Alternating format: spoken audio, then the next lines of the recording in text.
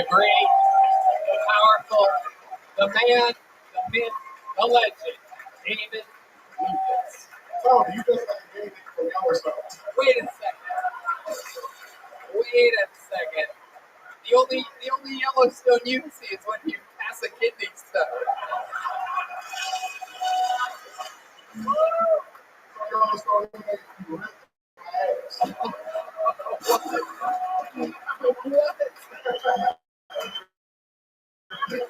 If you were at the Yellowstone, your name would be Rick Pants. You don't think it's like a fucking horse with no pants on. Well, that part's actually true. I do, when I get home after a long show like this, I do like to ride my horse with no pants on. Is that what you said? What kind of horse did you say? A bucking horse. A bucking horse, yes. I take off my pants and I have a special saddle that I use. It has a dildo on it sticking out, and I sit on it and I try to stay on the horse, and I have it go really fast. You take the horseshoe off with 2 booty cheeks.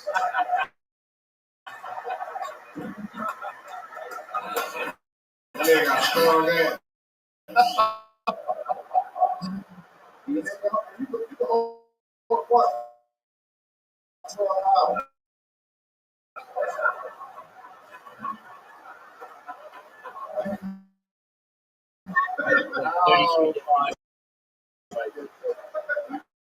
You are a wild man.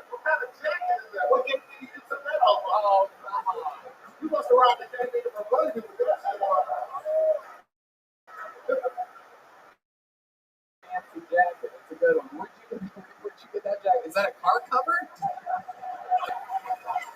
I got a denim van cover. That shit's Vans. It's a Vans jacket. Oh my goodness. Incredible. Out here on the streets, yeah, I love that material. Incredible stuff. What else is going on? What else is shaking? We have an esteemed panel here. Yeah, oh yeah, everybody. That's everybody. You sure? What? Everybody else. This is the part where he's nice unless they say something to him. Little fun fact is David tends to not attack unless anybody says anything whatsoever. And I'm looking at 4 microphones sitting on the table, thinking about it. Ian has it slightly elevated. I know he got something. No, man, you don't know.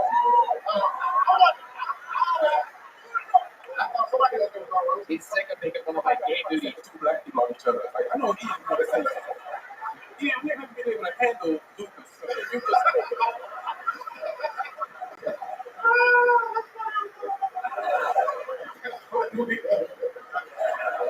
We've been having a lot of fun here in Austin, Texas. David lives here full time. You have a cool place. We were just there for Christmas, and so we've been chilling, having a lot of fun. You went back to LA. What you do out there? Anything fun? Nice. Legend of the game, Luna Lucas. A lot of people have her as perhaps guest of the year with the Montgomerys. It's incredible. 2 years old, and fucking came on the show and smashed. We love her. Her name's Luna. Yeah, Luna. That's beautiful. Did you name her after your body shape? Yeah, she's from the Real Housewives of Panama City. Get your dumb ass. You're from the Real Husbands of Under Tony Hinchcliffe.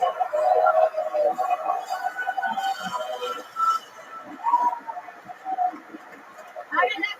Yeah, you look like a tan parrot. Get your ass. Hey, that's good. I didn't know you could write. Somebody got nothing to pick off. 2 nose ass, nigga. Get your Fruit Loop advertising ass on here. Hey, no matter what kind of pants you wear, we can see your fat.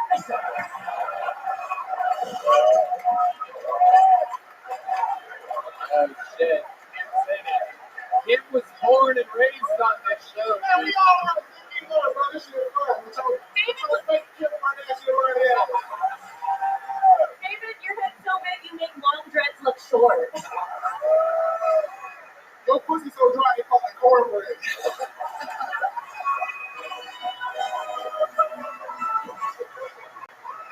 You made it that dry.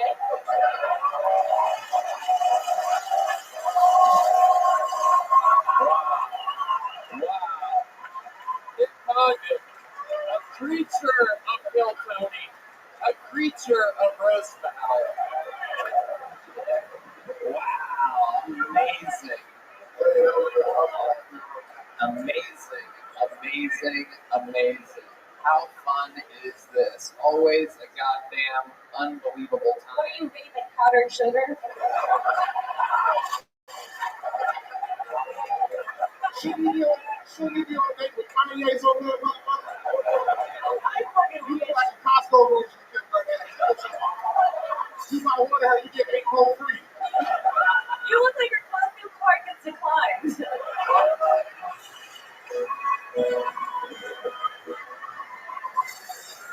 Oh my god.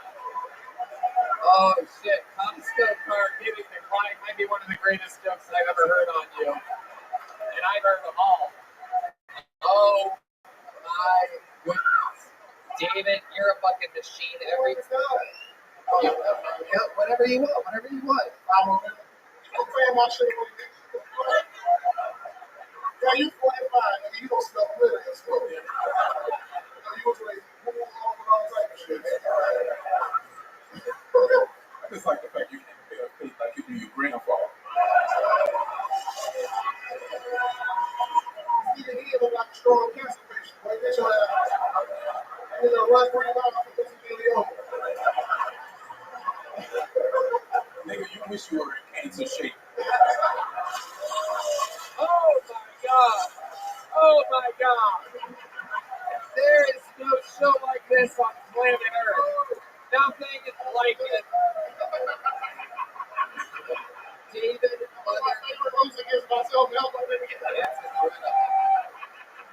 these are the I fucking. don't believe that. Looking like a Ninja Turtle.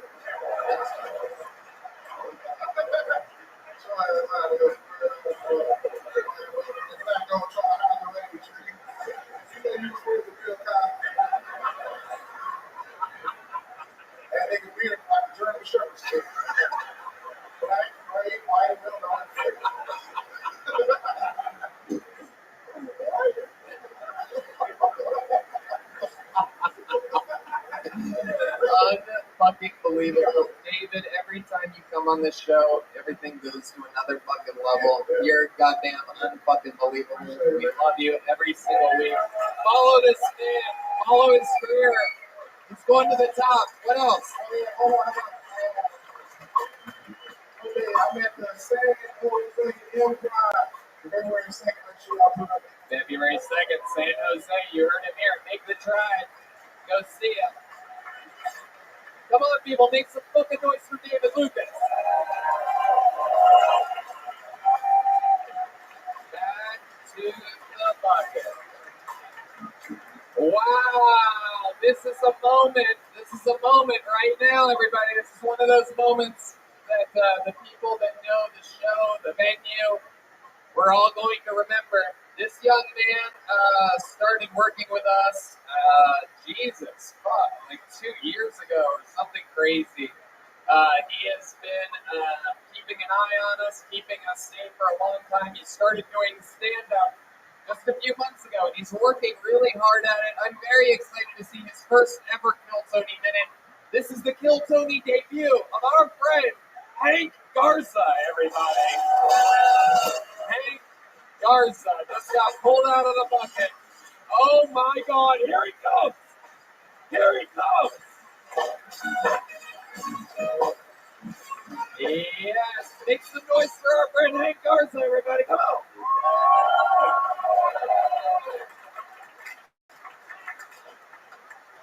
When it don't think such you did, you're not getting that. Get wisdom. Why won't trans kids shoot up school Texas? They're not allowed in.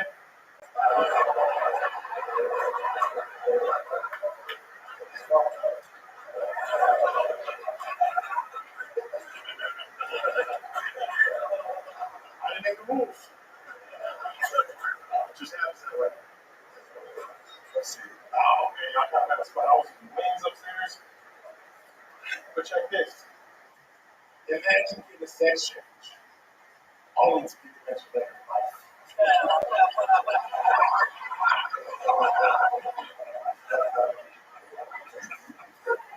That's my time. Thank you so much.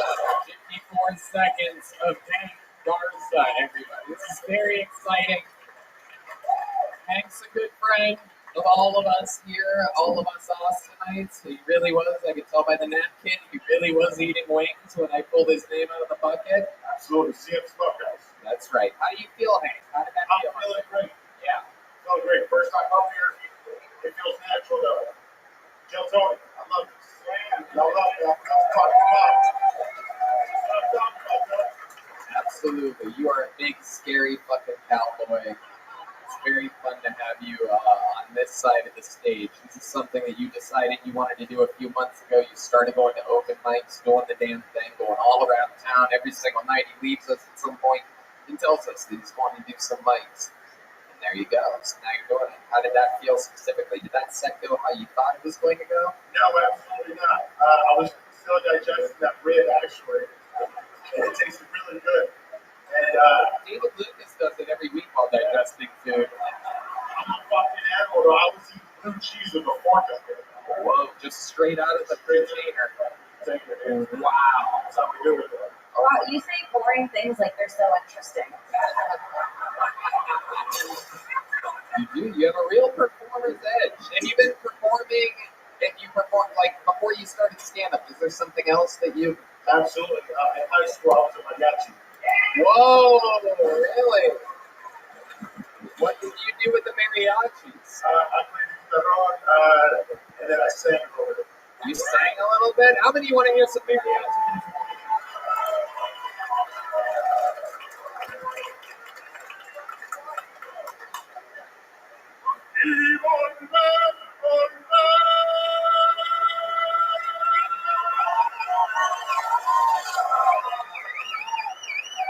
Holy shit. Oh my god. Yes.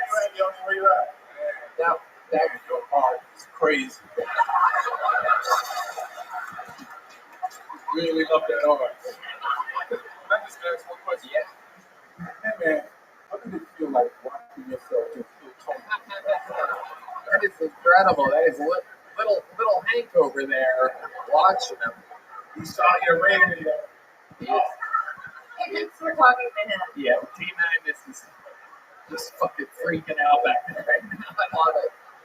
Hey, Ian Edwards, real shit, bro. I'm actually Native American and I dress like this. You know what my tribal name is? It's Uncle Tomahawk. Wait, what? I didn't know that. You knew, man. You knew. Take a shot. Hank, what's something that you've seen the show quite a bit? You've been here for almost all the Austin episodes. What is something that you think would be interesting to bring up during this interview part of the show from your own life? What do you think is something interesting about you that makes you different than all the other people pulled out of this bucket? I've seen how the sausage is made. That was so gay. It is. It is. You have no idea. It is. It is gay. Now you're talking about comedy? You've seen how the sausage is made? Yeah, no, I just let it all over the process. Everybody has something different, but we all just want to work Right. out there, whether it's up the laser going crazy, hot skin, right. Yeah. Really, comedy, I just love it. Yeah. It's like you saw the sausage get made and then you made mud pies. You know, Tony, we all know, I know one thing that's interesting about him that I think is unique is that he has a bunch of parrots. He has a bunch of birds that are really cool. I love parrots. Now, what do you think it is about parrots? You're like a Mexican Mike Tyson or something. What do you think it is about the parrots that you love so much?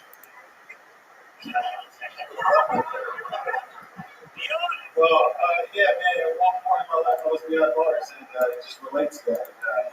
You just gotta be, Wait. Holy shit. You were behind bars and you relate to the birds in a bird cage? Because you were in jail? I gotta let them home in that commissary. Doesn't that mean you should just let them go? Some of these buddies ain't from the military. They don't know how to act like next fast. No. You just gotta take care of them. Somehow that's so racist. I don't even know why. It's like, no, some of them you have to keep inside. They're too dark for the outside. Can't let them run them up, start stealing stuff. You know what's up. Incredible. Incredible, man. Fun times. We got you up. This has been, how long have you been signing up for it? A few months now. 4 months. I've been doing this 6 months. Okay, 4 months, and there you go, your first minute. Got it out of your system, shaking it off. You have one of these? You already have a bone zone? I would love one. Here he is, right here, getting his first notebook. Big Hank, everybody, there he goes. Hell yeah. I'm going to hand to the amazing staff here at Vulcan, working, getting it done. Yeah. All right, this looks like a good name. I know a good name. I've been hosting the show long enough to know a good name when we get one. Make some noise for Timothy Coltman Cormier, everybody. Timothy Coltman Cormier. Right out of the bucket. Anything can happen. Here he is. Timothy Coltman Cormier. Guys, you gotta, these people wait all night. They think about it for months. Everybody deserves the same starting round of applause. Make some noise for Timothy Coltman.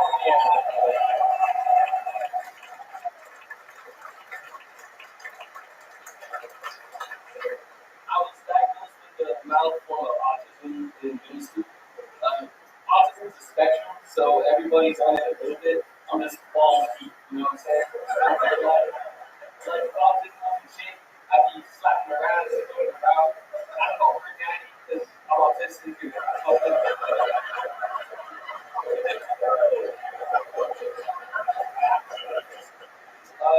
the autism spectrum, oh fuck.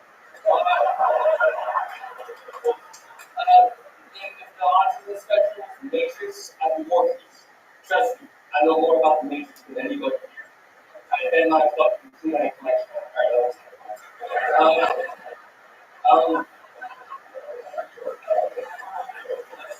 I started telling people that I was diagnosed and no one brought up in a while, so I think it went away.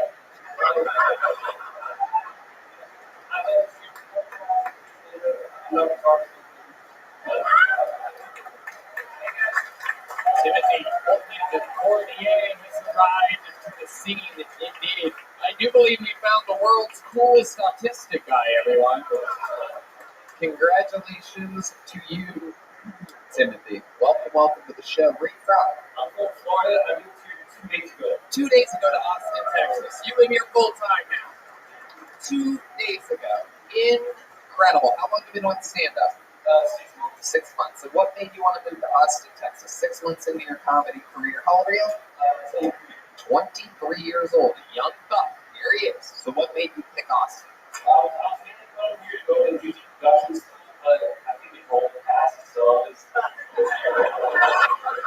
You think enrollment passed? I think that's one of the most important parts of the entire course is knowing when to enroll.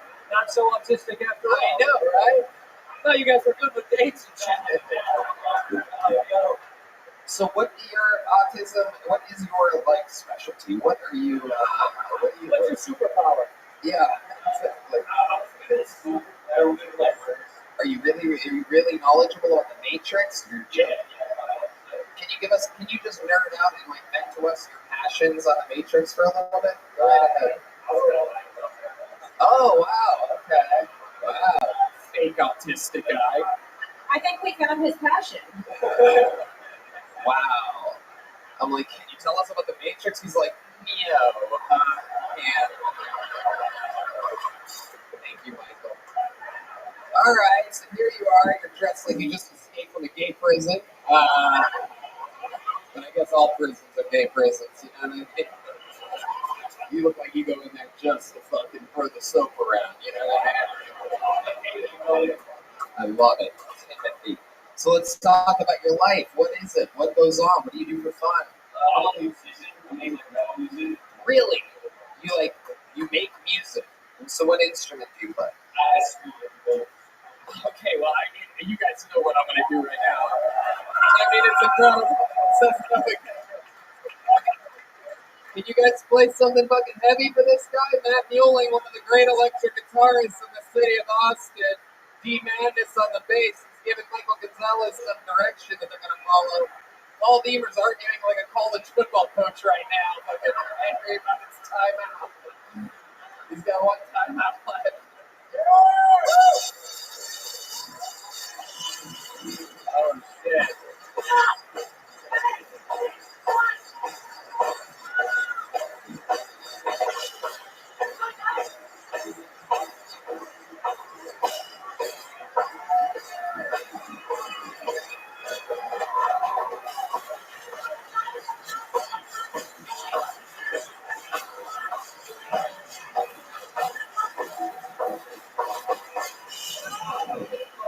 A little bit slower. You got a little bit slow. How slow? Like Jared Nathan slow, or like?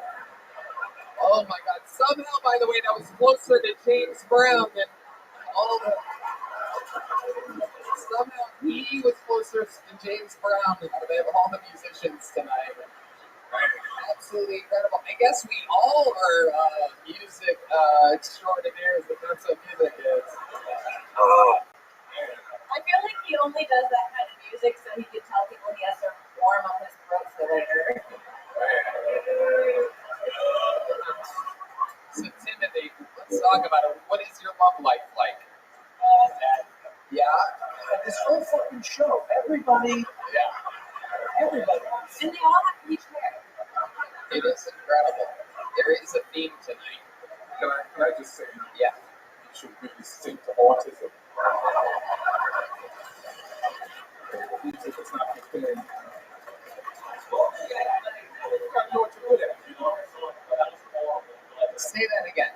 I normally do slower songs. That's more like how I'm going before. Okay, how slow? What would the drum beat have to be? Okay, give him that. Give him that. I want to see what this guy fucking does. Slow. There you go. He's getting instructions from tourists right now.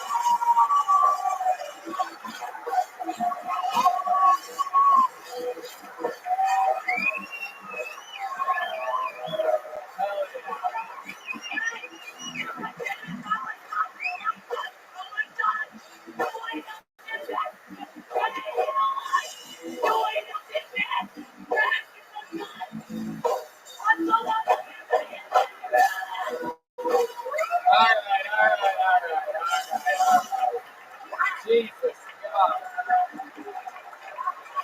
Oh my God. That was better. That was better. No doubt about it. The musicians are loving it right now. I don't know. Maybe they can hear something we can't hear exactly. I don't know. Incredible. Wow. Wow. I don't even know where to begin with you, Timothy Cormier. When I grabbed him, I felt the autism and he fired. Oh, he switched over. We saw it. He got scared as fuck. Leave it on your neck. Oh my goodness. Timothy Coleman Cormier. I love it. Thank you. Very good. Nice thing to say a few minutes into the interview. So Timothy Coleman Cormier, you moved here 2 days ago from Florida. What's your current living situation? Okay. You have roommates? You live solo? Ooh, you got a cat with you. That poor cat just fucking hiding under beds when he's up and screaming and shit. Right. Oh shit! Wow! Oh my god! Incredible. So you have a cat. What else? What's the rest of your setup?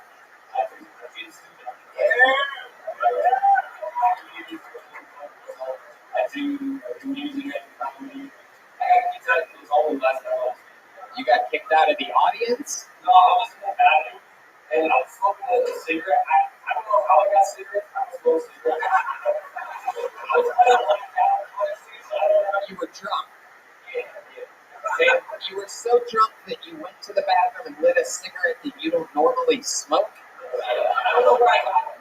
Holy shit. So when the came up to do red glasses, shout out to Mountain, they were great. Yeah, they're all over it. Yeah. They're like, there's some lesbian in the men's room smoking a cigarette.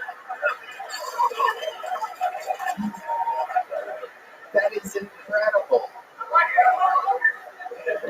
So you were smoking a cigarette, you got kicked out. Yeah, because he told me to put it out, and I think because I was kind of blacked out, I was just kind of bad dog a little bit without realizing. So he told me to put it out, and I looked at him, and I put it out with my key, but he didn't take it. No. No, you didn't. Are you fucking serious? Which door guy was it? Describe it.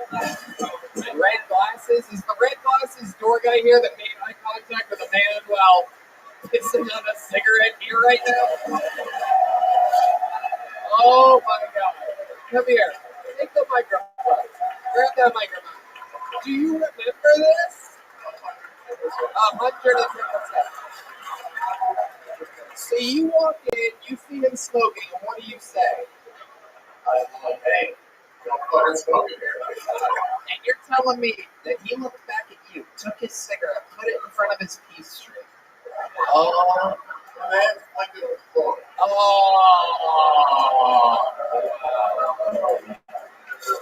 He was blacked out, folks. He was blacked. It's the bathroom signal. I think we found the cure for autism. It's black out, baby. You cool as shit when you black out.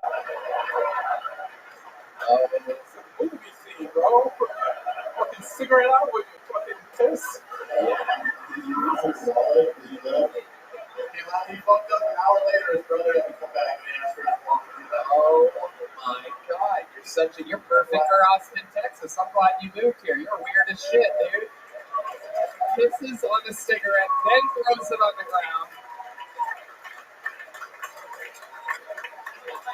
Your set was, better than okay, I would say, but because of an amazing interview, I'm going to give you one of these big bone-sized joke books. There he goes. Austin's newest resident.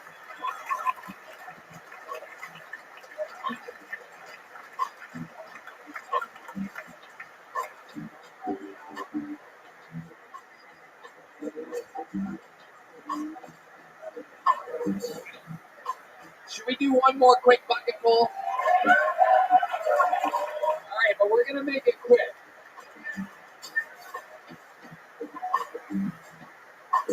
Oh, that's a good point. We haven't had a girl. Have we? Have we had a girl? Should we pull till we get a girl up here, huh? Any sniper shot a girl? Here's one. Make some noise for Amanda Nelson, everybody. Wow, big clap for the crowd. Amanda Nelson. I bought a new building sauce and has 4 bathrooms. 4 fucking bathrooms. So I sit down and take this one day. And you're back there. Oh my god. Okay. Yeah, so I turned around and take a picture of the toilet seat and I posted on Instagram stories. As one does, everybody's responding, they're like, it's European, Amanda. The toilet seat's European. I'm like, okay, shit. Because I'm the only uncultured swine in here. I didn't fucking know what that was. So I got into my husband, I was like, hey, toilet seat for European. He said, what? Okay. You don't fucking care. And you don't fucking listen. I was like, well, I know he doesn't listen because a few hours later, listen to my sex stripper. We've been married for 10 years. We got a nice shit up, okay? We're gonna keep it interesting. So we get some new toys. We'll come back to the house. And we'll go on at it. We'll keep it. Okay, we're having a good time. But then I feel something over here back there on the boat. Yeah, so I turn to him and I say, is this your key? And he's like, what? And that's how I know he was listening. If he was listening, he would have thought that shit was funny. Thank you. Wow. There you go. Proof that women are something. I am going to check in with, I'm going to let Kim and Sarah take over for a second here. Let you guys try to rationalize what the fuck just happened up there. A bunch of jokes about toilets. Meanwhile, she's taking a shit on stage. I don't know. You know what? I don't appreciate the women slander. The other day I went to the Red Rose and you were incredible.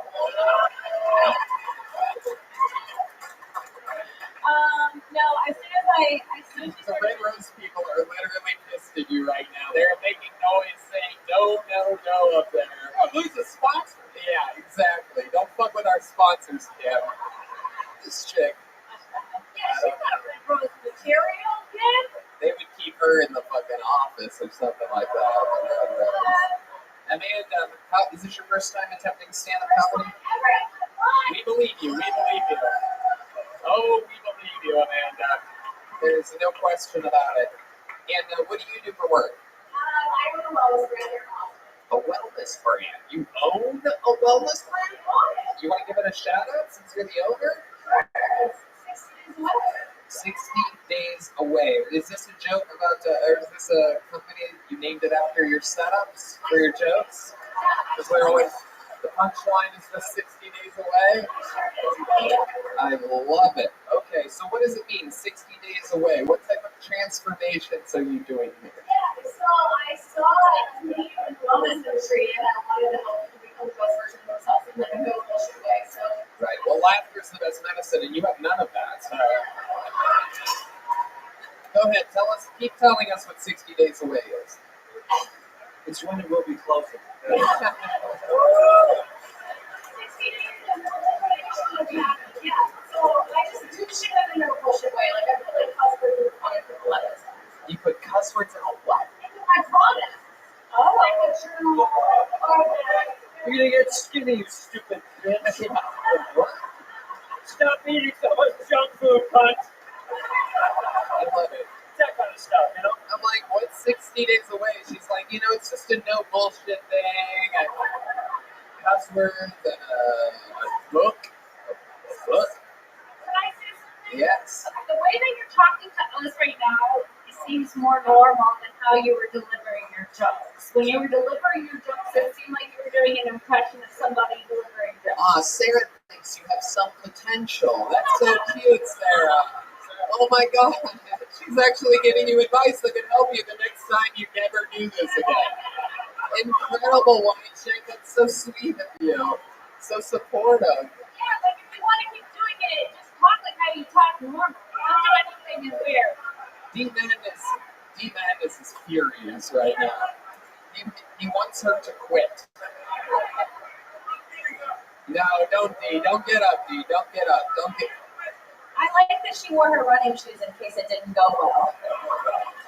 Okay. So Amanda, you're in the interview portion of the show. You've seen a lot of people answer the questions tonight. Do you have any special skills and talents? But do you? Do you actually sing? No. If you don't actually sing, then why would you do that? We already saw you tried out with stand-up comedy. But is there anything else? Are you like in good physical shape or something or anything at all? What you do for fun or for life? Or... Yeah, I mean, okay, because I live on the east side, I feel like I try a lot of like east side Austin restaurants. Okay. You try a lot of restaurants? A what question? Okay. What's something that we would be surprised to know is in your refrigerator? I got a box sushi and they're little libido shots. It's like D-Madness is a nuisance. Robbie, did you give D-Madness some cocaine before tonight's show? What the fuck is going on over here? D-Madness is the only Adderall connection in town one right now. Oh my gosh. You know how podcasts work. That's like your favorite thing, right? Listening. There you go. Redman getting a dig in right now. Making it very awkward. What was the thing that you said? What was the void in the business that made you start the business? What was that? Yeah. Because your business sounds like complete bullshit. I wanted to start the office industry because I was working with a lot of one-on-one clients and they all kept coming up with the same bullshit. So it's like, I can't do it at every many places I need to. I can, but I want to do it in a way that felt like normal to me, which is customers and authenticity. Like, I was on food stamp when I was 19 and on welfare, and I was like, cool. Now I'm living this big life. How can I like, Wait. Mute everybody's microphone. Hold on a second. You were on food stamps when you're 19, and now you're living this big life. How did you get the big life? I didn't know what my fucking ass off when I changed my life. Right, okay. Is one of the 60 days away, like, how did you make your real money? Tell us the truth here. This is a big part right here, because we all know how you made your money. We don't know you. And again, the Red Rose is looking down like it wasn't on us, motherfucker. It wasn't. But I'm guessing that one of your 60 days away workout regimen is digging for gold.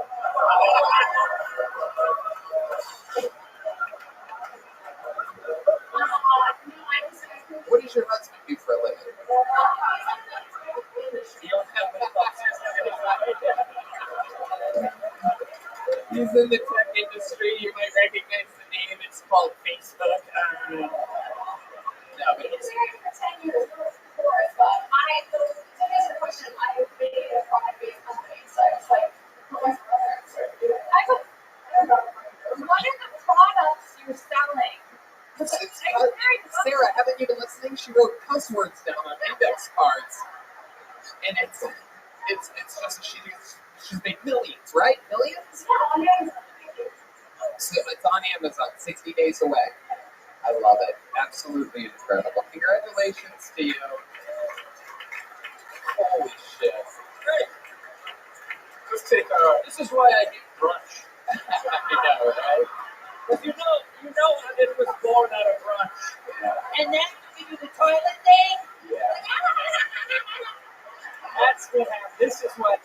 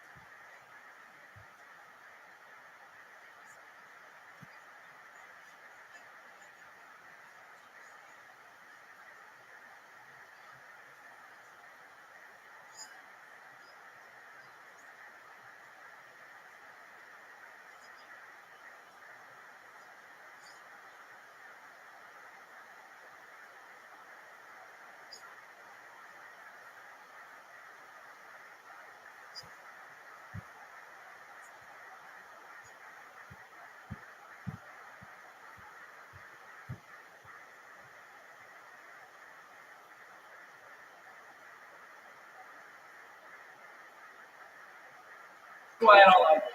Over mimosas, an alcoholic beverage with a lot of fructose in it, everybody. Amanda, can you catch?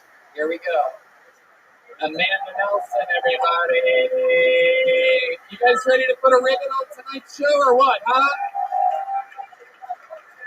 Ladies and gentlemen, I present to you, literally, all time, the most utilized member of the Kill Tony fucking regular ship. More new minutes than anybody else.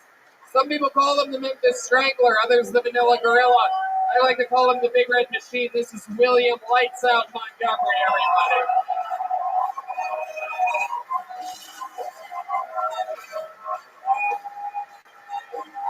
Here he is.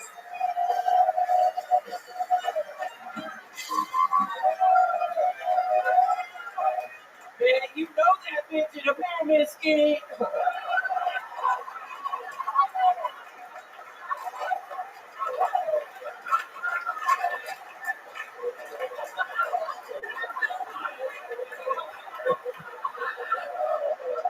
I just watched the new Whitney Houston movie, and all I can say about it is, I want to talk with somebody. The movie stunk. Almost as bad as the hotel room they found in a rotting body in the Beverly Hills.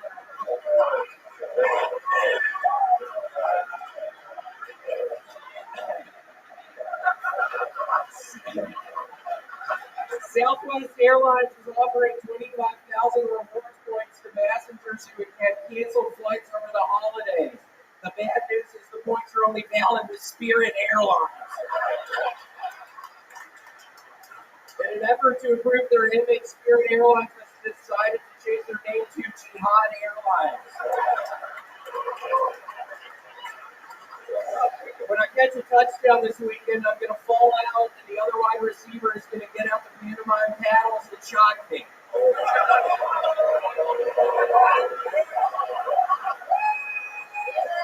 My girlfriend likes it when I choke her in bed. Just don't tell Chris Beard. There are no Texas fans as a Texas basketball coach. Just choke their fucking wife. Okay, that's right. William Montgomery. Well. Nobody does it quite like that. The old bundle energy coming up. Pyramid scheme. Rode the wave all the way through. How do you feel, William? I feel pretty good. I actually started doing something new this past week. A new year, new me. I started, my girlfriend actually does people's hair. I'm starting to take over her clients. I'm starting to cut hair. It's actually, I cut my finger the other day. That's why I have this Band-Aid on. Yeah, I started cutting hair. I actually cut Salah's hair. She just had the haircut. I've Christy's hair. What size extensions are those? 16-inch extensions? Bitch, what the fuck? Are you fucking, don't try to come at me right now, bitch. I'm excited about my new path I'm thinking I'm gonna take, bitch. He is aggressively calling Holy Condon a shit. bitch right now. He has an anti-missile defense system that he's utilizing right here. Holy shit, you got her to put the mic down and everything. Oh my goodness, with just pure anger and the energy of a serial killer. But seriously, what are those 16-inch extensions? What do you have? They're 3 inches like your dick. Oh!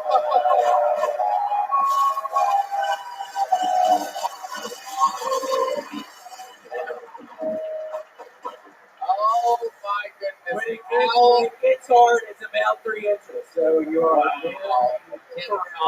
going for where it hurts, the old little red machine down there. Oh my gosh, and I really love your balayage you have going. I get you a much better balayage on you. Balayage? Yeah, it's a hair, it does color in hair. I'm just saying I can probably do a much better balayage. You need to let you do your hair. I've started doing it. Oh, what are you doing? Shitting in the bathroom? What the fuck? I had to pee, first of all. Okay. Second of all, I would never trust you with my balayage. What is that? Yeah. This is the best shape I've ever seen you in. You still look like Andrew Santino all the time. And to answer you, I think I want to dye your hair brown. There can only be one redheaded comedian up here doing this, so maybe a nice brown coat. It's like my way after photo. It's like two brothers that chose different lives. Yeah. I don't really get that one, bitch. What the fuck does that mean? Seriously, what the fuck does that mean? All the other ones have been funny, but I don't really get that one. What the fuck does that mean? I'm trying to have fun tonight. Oh shit, he's trying to have fun tonight. My finger hurts right now. No, it's really hurting. I think I'm a switch. What type of haircut were you giving the person when you cut your finger? Just a quick fade is what people are calling it. I cannot believe that you know the terminology like this, William. This is a brand new thing. I've hung out with you all the week, and you didn't mention this to me once, that you've been cutting hair. And you come in here with balayage and all of this stuff. My mind is completely blown. You have a wound on your finger. Oh, I'm really hurting. Seriously. That's a legit Band-Aid. What kind of Band-Aid is that? This is a Bucky's brand. Whoa! Actually saw him on Christmas morning. He was in one of the Bucky's. Dressed up as Santa Claus. He's a really nice guy. He's yeah, Bucky's actually really nice. Okay, William. Very I good. feel like Bucky's his dad. All right. Oh shit.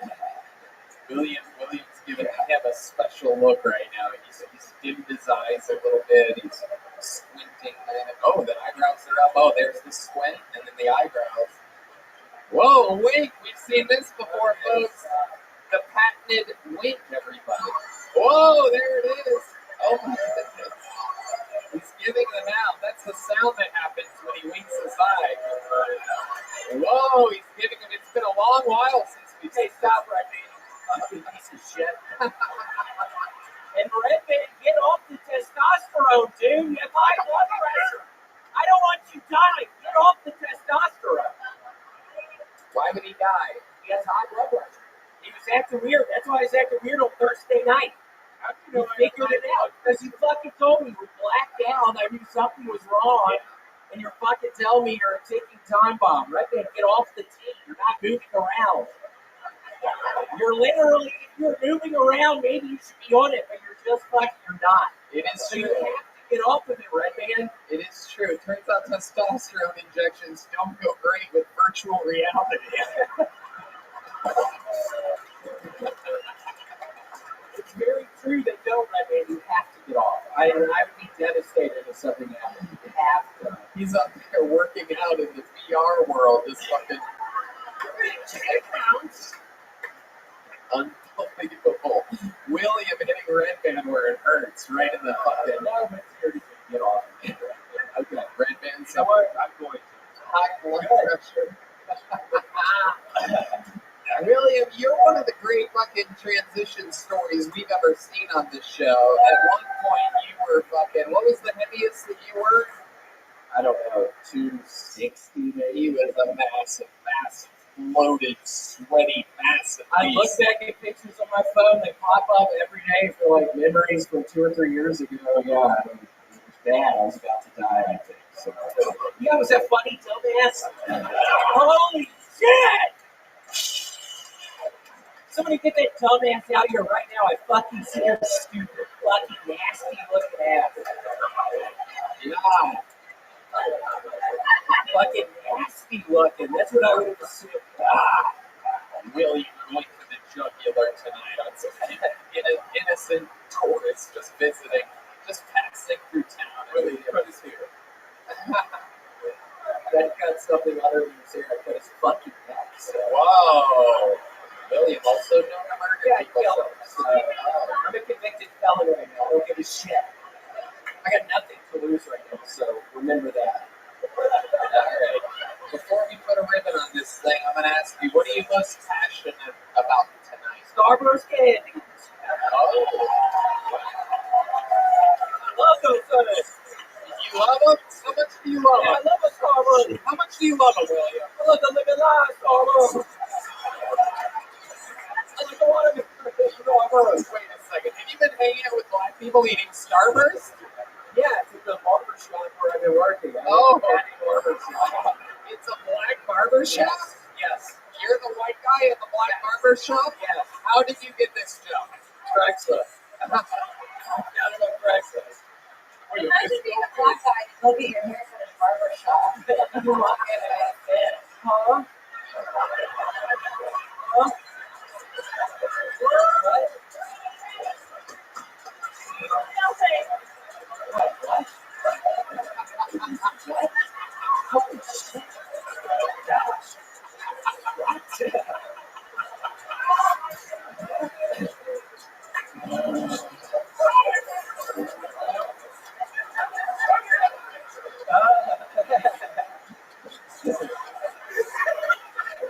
So I asked you what you're passionate about. You said Starburst. How much Starburst have you been eating?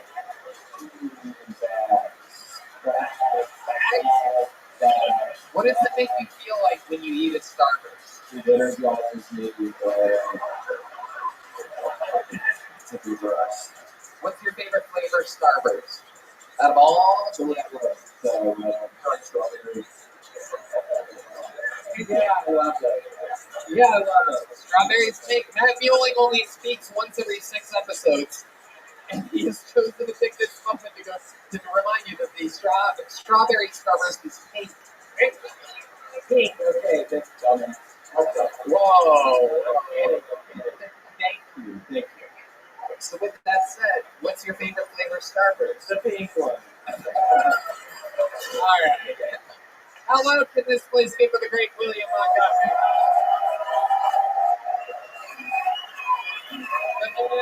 The myth, the legend. All right, turn that shit down.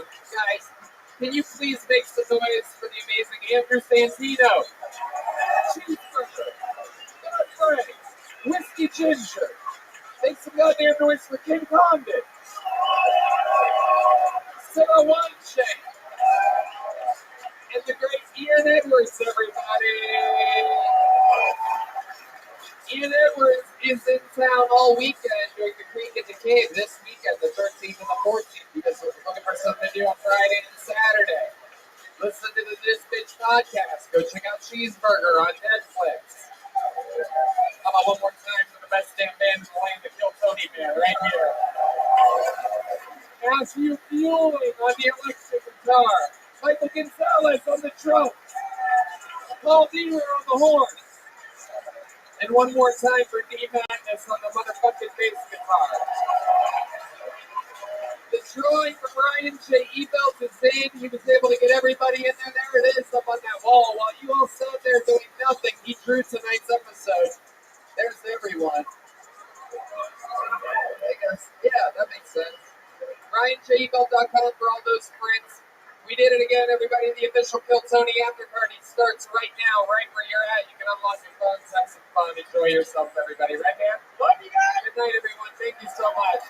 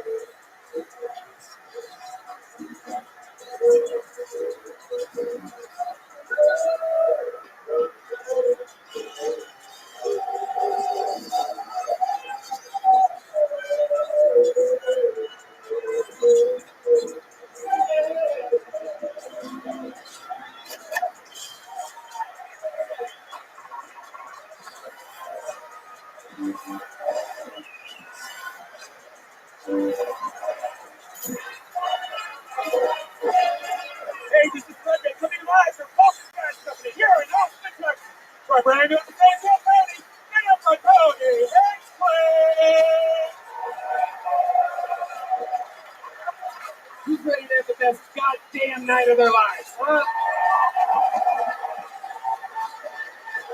Yeah, hello everybody. Hands for Brian Redman, everyone. Woo! Bill Tony brought to you by the Red Rose, the Yellow Rose, Betty Vodka, Gel Blaster, all Austin local companies, and now providing security for Kill Tony, Austin Security Guard Service. That's fucking Dwayne over there. Look at that guy. Look at that guy. Daddy's got stalkers, folks. And how about a hand for the best band in the goddamn land, the Kill Tony Band, right there, right down the barrel. Screwball Peanut Butter Whiskey presents the Kill Tony Band. That's the great Michael Gonzalez on the drums right there. John Dees on the keys. This is Paul Beamer on the horns all the way to the right. Matt Mueling on the electric guitar next to him.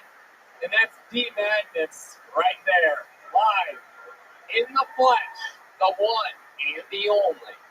Before we start tonight's show, here's a little bit more from the amazing sponsors that made tonight's episode available for you here right now. Hey y'all, breaking news, Manscaped now sells beard products. That's right, they are once again revolutionizing men's grooming with a brand new Beard Hedger Pro Kit. From a beard trim to a fresh shave, the technology behind the Beard Hedger Pro Kit allows you to shape your signature beard look. Now, you can finally use Manscaped products to make your drapes match your carpet by going to manscaped.com and using the code KILLTONY for 20% off and free shipping. It's time to tame your mane. No one likes a weird beard, so say goodbye to all your stubble trouble with Manscaped's Pro Beard Kit. I wish I could grow a beard, so for this, I go to my chief beard consultant, Redman. I just got it today and I used it today. It's about time. I think a lot of us always use the Manscaped thing where it's supposed to be used down there, up there. And you know, now you have the Beard Hedger. This thing is a juggernaut of fixing faces. First off, it's a cordless trimmer, has a rotary wheel that gives you 20 hair cutting lengths, all with one guard. So no more messy drawers filled of extra, different things you put on for shorter or smaller beards, all those dumb things. That's right. Face grooming doesn't need to be hard. Get 20 different beard lengths in just one guard. Plus, it's waterproof, so you can do it in the shower. It's a titanium-coated T-blade, so it's tough on the hair but smooth on your face, leading to single-stroke efficiency that brings satisfaction one stroke at a time. Beard shampoo and conditioner, beard oil, beard balm, they got it all. It also comes with 3 free gifts, a beard brush, a comb, and scissors to ensure your beard is ready to impress. So get 20% off and free shipping with the code KILLTONY at manscaped.com. That's 20% off with free shipping at manscaped.com and use the code KILLTONY. Manscaped Beard Hedger. One stroke, one guard, 20 lengths. Hey y'all, one of our most awesome days of the month is when our box of awesome from Bespoke Posts arrives. So we're just going to go ahead and unbox this thing right now and tell you guys what we got. And I absolutely love this stuff. My most recent Bespoke Post was a delicious box of hot sauces, which they're all small brands. A bunch of hot sauces, which are all small brands from all over the country, with some from Texas, Nevada, California, and more. It's called Scorch. Redman, you had some of these. Yes, I got the Carnivore the other day. It's an American barbecue rub in the Carnivore box. It's made by the Great American Spice Company in Rockford, Michigan. And one of the coolest things about Bespoke is every unique item is hand-curated from a small business that you probably would never have heard of otherwise. From cozy essentials to travel must-haves and cocktail kits, Box of Awesome has everything you need this month.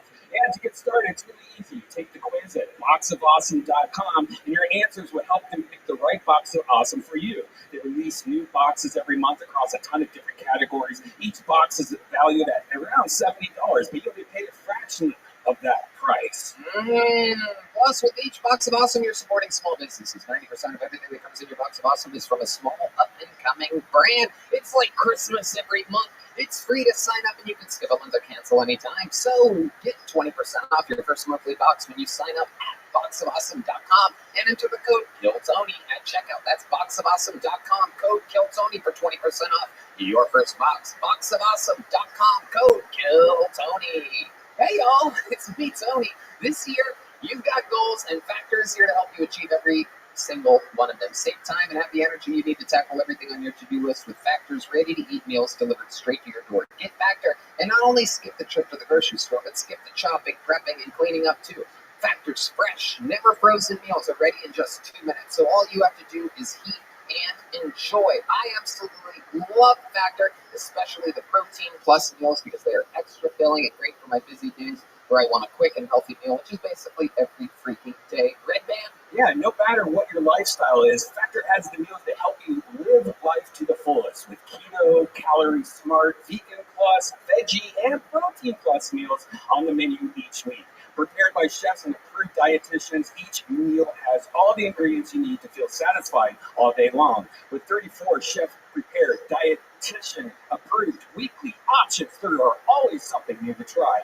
Plus, you can round out your meal and replenish your snack supply with an assortment of 36 plus quick bites, smoothies, juices, and more satisfying add-ons. Look to cut back on the takeout? Get Factor instead. Not only is Factor cheaper than takeout, but meals are ready quicker than restaurant delivery. In just 2 minutes, eating vegan or veggie is a snack with Factor because each meal is prepared by chefs and approved by dietitians, so you know that your Factor meal has all the ingredients you want and nothing you don't. And if you're looking to mix it up, you can add protein to a select vegan and veggie meal each week.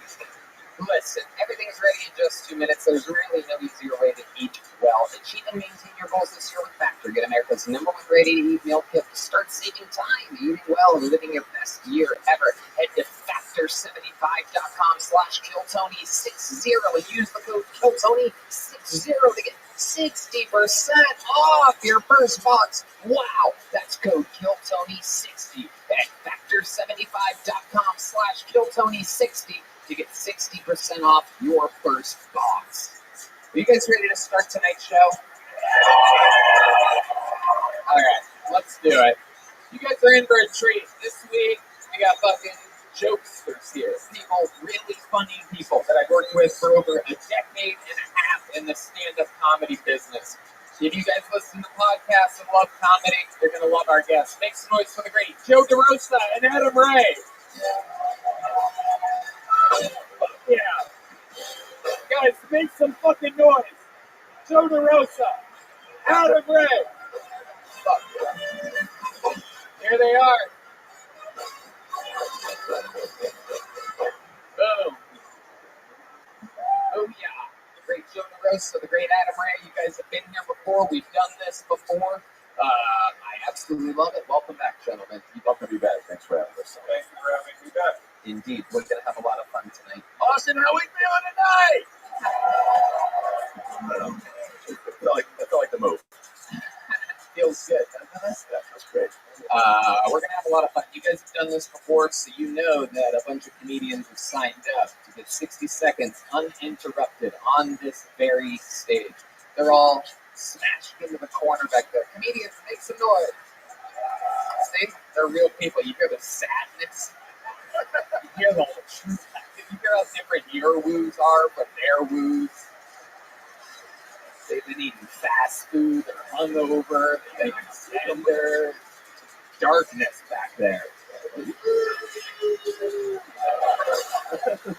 literally looks like there's nobody expecting. I know. It's scary. It's somehow darker than dark. It's blacker than black. It's D-Madness vision right there. But you guys know how it works. They put one of these names out, they get 60 seconds uninterrupted. You know, their time is up and you hear the sound of a kitten. That means we have to wrap it up then or else we bring out the angry West Hollywood Bear. There you go. The noise that cuts everything off. And then I interview them. We find out more about them. We all meet them together at the same time. Anything can happen. Everything is improvised. You guys ready to start this shit or what? Your first comedian getting an uninterrupted 60 seconds tonight is one of our 3 esteemed regulars that have the unbelievably tough position of writing and performing a brand new minute every single week to the internet. This guy is rich now, and he wasn't always that way. Ladies and gentlemen, make some noise. Say it if you know it. This is Hans Kim. This is Hans Kim. This is Hans Kim. This is Hans Kim. This is Hans Kim. Hey, it's good to be here in Texas, because I can say retard here. Just can't afford one.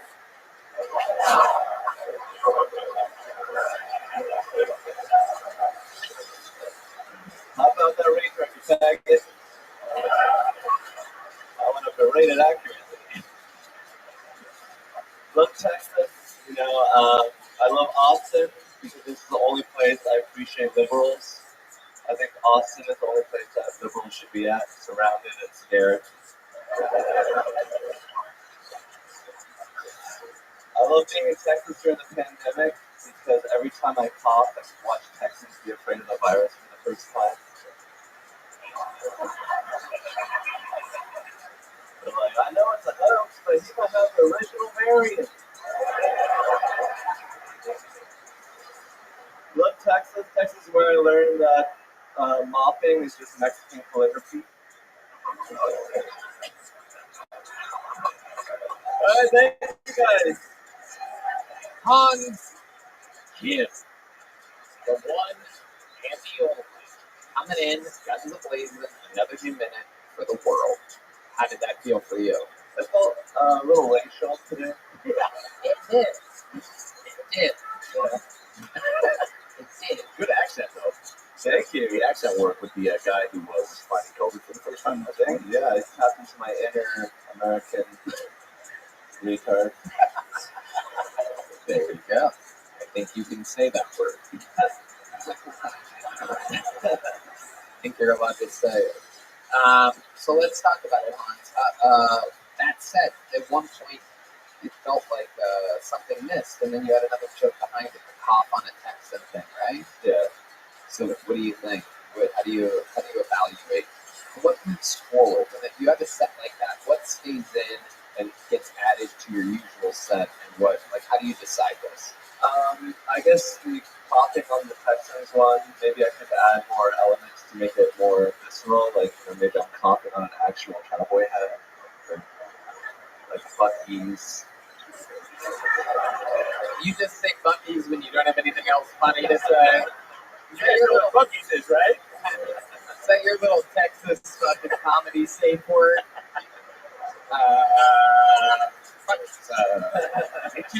So much to do there. So much you can buy.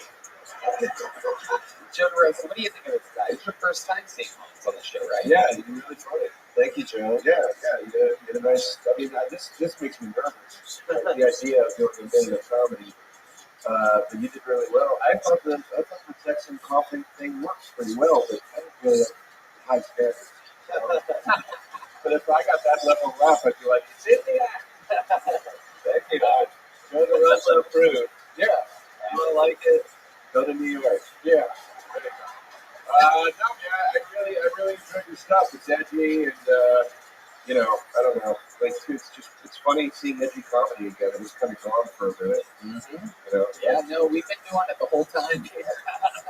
I know New York's got a little soft, a lot of masks and whatnot up there, but down here, you know what I mean? We've been spitting in each other's mouths and shit. Man, you really steered into that Texas curve. Goddamn right. Hell yeah. Close. I've seen Hans many times. First time in Seattle, we were both from that part of the woods. And your pace and your timing and your writing only gets better. And I want to compliment your wardrobe too. You dress like a school shooter that wants to coach softball, and I'm a big fan. I'm a big fan. Yeah. But you look comfy, and I love it. Thank you, Anna. I do love it. That is accurate. You're so funny. What is that you're wearing? This is a new thing. Yeah. This is another collection from Amazon's Cool Clothes. Oh, Is that a real category? Yeah, just Google Cool Clothes. and then that's what popped up. Huh? That looks like Tony Hawk. Like that's. Yeah. You got the Jordan tone, right? Those are classic. Yes. Yeah. David Lucas helped me out with that. What did he do exactly? He's like, damn, you ugly. Right. Do these impressions. Yeah, the accents are just amazing. You're like, I have to go home and Google cool clothes. You know what I like about him, Hans? I like that you're like sort of monotone and without inflection, but it's not like a character you're doing. A lot of comics. I mean, that's the problem. A lot of comics will do that, like on stage. So like, yeah, man, so we went to the game, and then they go on stage like, I was at the card show the other day. location fast enough. The large numbers really came up on that. Anyway, but my point is like you're really who you are. Like I think it's actually refreshing, and you're very funny, and you're Asian. If it wasn't for the type of material you do, you'd have a big shot in this business. No, it's fine. Netflix is going to start letting people do retard faggot jokes any second now. Just around the corner, dude. 2025. That's your year. A lot of execs are looking for these, the RFs, we call them. Can you find me a good Asian RF? There's got to be one network or streaming service though that's willing to just, that needs a boost that would roll the dice and be like, Hans, we saw that. One of them's going to break streaming though. Yeah. Rumble. Hans, we love you. You got the show started. You do it every week. You're unbelievable. A great weekend to work on the road in Dallas. One of the most dangerous opener features in the world right now. It's a cold-blooded murder. Here we go, into the bucket. You guys ready for this shit? I swear it begins to sometimes get a little odd. Anything could happen. It could be the next great talent in the world. Could be an insane person. Anything can happen. 60 seconds uninterrupted. Johnny Stat Show is first tonight. Johnny Stat Show. Seems like a new name. Should be fun. So fresh and so clean. Clean. I feel so fresh and clean. Where the fuck is Johnny Stat Show? Here he comes, everybody. Make some noise for Johnny Stat Show, everyone.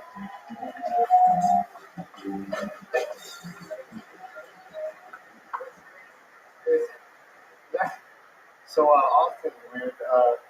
I had this homeless guy come up to me the other day, and he asked me for a toothbrush. Yeah, he really rubbed me the wrong way. Yeah. I'm really lately I've been really into this new online video game, Pornhub.com. The goal of it is to get to the end of the homepage without clicking on the video. Talk about win-win. Yeah, I have fun playing that game. You know you're on thin ice at your company when they ask you to fire the transgender person? Yeah, that's like telling a midget at a restaurant that's not qualified to work that busser position. Yeah, that's a joke where we imagine a busser that's a midget. I guess one thing I'll say is like we're all not built to work certain professions. For example, I'm not built to work sober. Yeah, All right, sweet. Maybe for you, Johnny Stat Show. Not so sweet for us. If there's a Johnny Stat Show plush doll with a full string, all right, sweet. It's definitely the only catchphrase. I'm closing every one of my sets with all right, sweet. It's not bad. A good old hour-long set. You don't even need to say, I think I'm done here. That's my time. Just, all right, sweet. All right, sweet. I don't even think you need the wave. I think the wave that you just did might be too much. Yeah, it's too much. It might be too goodbye. It might be too professional. I'm just like, all right, sweet. Just leave the mic in the mic stand and walk away. Just goes. Can you do it again? I never ask anybody to do anything again. Can you just do your famous line? all right, sweet. Yeah, pretty consistent. Yeah. It was the best part of your set. The closing line was the best part of your set. Were you, Adam was asking you before, is that your real name or station? It's just It's a my state. Instagram name.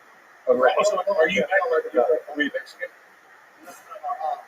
Jesus, Joe, you can't say that.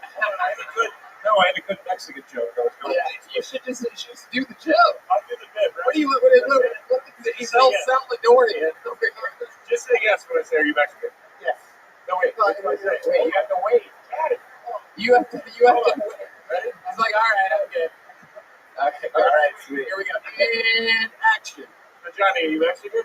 See. In true Mexican fashion. Oh, that's good. This is the worst gay porn ever. That's a good audition right there. That's going to go. Wait. I want to do it right. I want you to say yes. Take it from the top and action. Johnny, were you Mexican? See. No, Johnny, take fucking direction. You Damn say it, dude. yes. You say yes. You have one job, one word. There is so much pressure on my job right now. I know. I can't believe it. I can't wait. I can't believe it. You're gonna do it. That's why this is gonna be great no matter what. This is what we call the old win-win right here. All right, here we go. No way you can fuck it up this time. And action. Johnny, you Mexican? See, Johnny, what the fuck is wrong with you? Your line is yes, not yes in Mexican, or Spanish, or whatever the fuck you guys call it. Are we on Johnny's hidden camera show right now? Now say the word yes. Here we go. Last chance, Johnny. And action. Johnny, what do you feel, Mexican? See? I respect this. Stupid. Okay, do your joke even though Johnny, you're taking comedy out of other people now. You're so unfunny that you literally can't do what's simply fucking told to you. Not only did you suck during your minute, you're blowing the impossible. What I thought was a win-win is turning into a lose. This is like watching the Bills versus the Bengals. You're like, somebody's got to win. Oh, one guy's having a fucking heart attack right now. Nobody's going to win this game. We never got to finish the game because we never got to play the fucking game because Johnny's stat show said steak. Doesn't Johnny's dad sound like the guy who went by Pornhub in like 15 years? Yeah. See.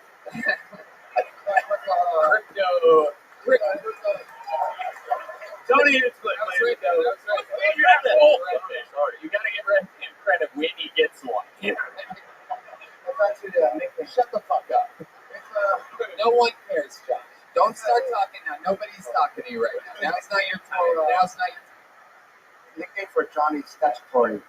Oh no. Go for it. Wait, is that the system now? Oh, that sucks. You guys suck at your jobs. Okay. Johnny's just got a live fucking mic. I love it. Good stuff, guys. Way to have control of the show. I love it. Do you want to hear the joke? Only if he says yes. Johnny, what do we got to do to get you to say, you know what? Yes. You know what? You put the mic in the mic stand real quick. Is there a Mexican out there? Come on out here. Slay Johnny. Yeah, we're going to play Johnny. I'm looking to book a role for a Mexican in the comedy business. Tonight's performance of Hell yeah. Johnny, stay up here. You have to listen to whatever I tell you to do now. tonight's performance of Joe DeRosa's show will be played by another Mexican dude. What's your name, my friend? Joey, I love it. Joey and Johnny's Stat Show. Joey Stat Show, everybody. This is you can't script this. All right. No Mexican has ever worn a Smashing Pumpkins. Unless it was part of you sneaking in. Right. Yeah. You want to blend in out there. Yeah. Put on a Smashing Pumpkin shirt. Usually they're planting pumpkins. Okay. Yeah. No, I like that. This was the joke. Because they kept calling Johnny and we no one knew where he was. So I guess it was so long ago now, you got to reset it up. It's perfect. Johnny, what are you, Mexican? Yeah, man. I like how in true Mexican fashion you were late even to your set.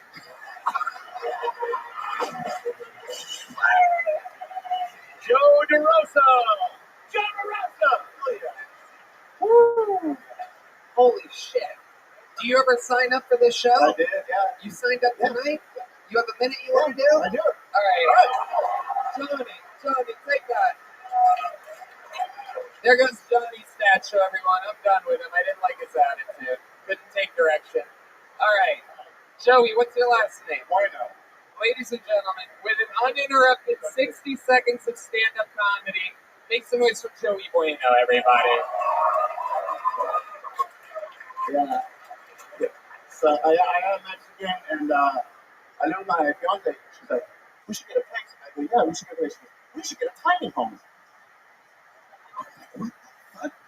She goes, "A tiny home." I'm like, "Bitch, I'm Mexican. You know my whole family's gonna move in.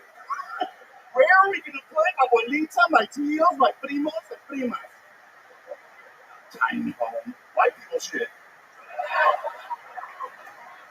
My mom's really into Ace the Base. They just got into Mexico like last year. She's always singing that song. All that she wants is 5 other babies. I saw the thing. Hey! See? Yeah. And just so y'all know, my pronouns are they and them. That weigh as much as 2 people. Thank you. I think that's it. Joey Bueno with exactly a minute. That's how you do it. A great kill, Tony said. Yeah. He was so perfect. He was so perfect that he should have been. He started with "So I'm Mexican," which would have just set my joke up, right? But also, Joey, given your girth, you can tell your wife any home is a tiny home with you. You know, folks.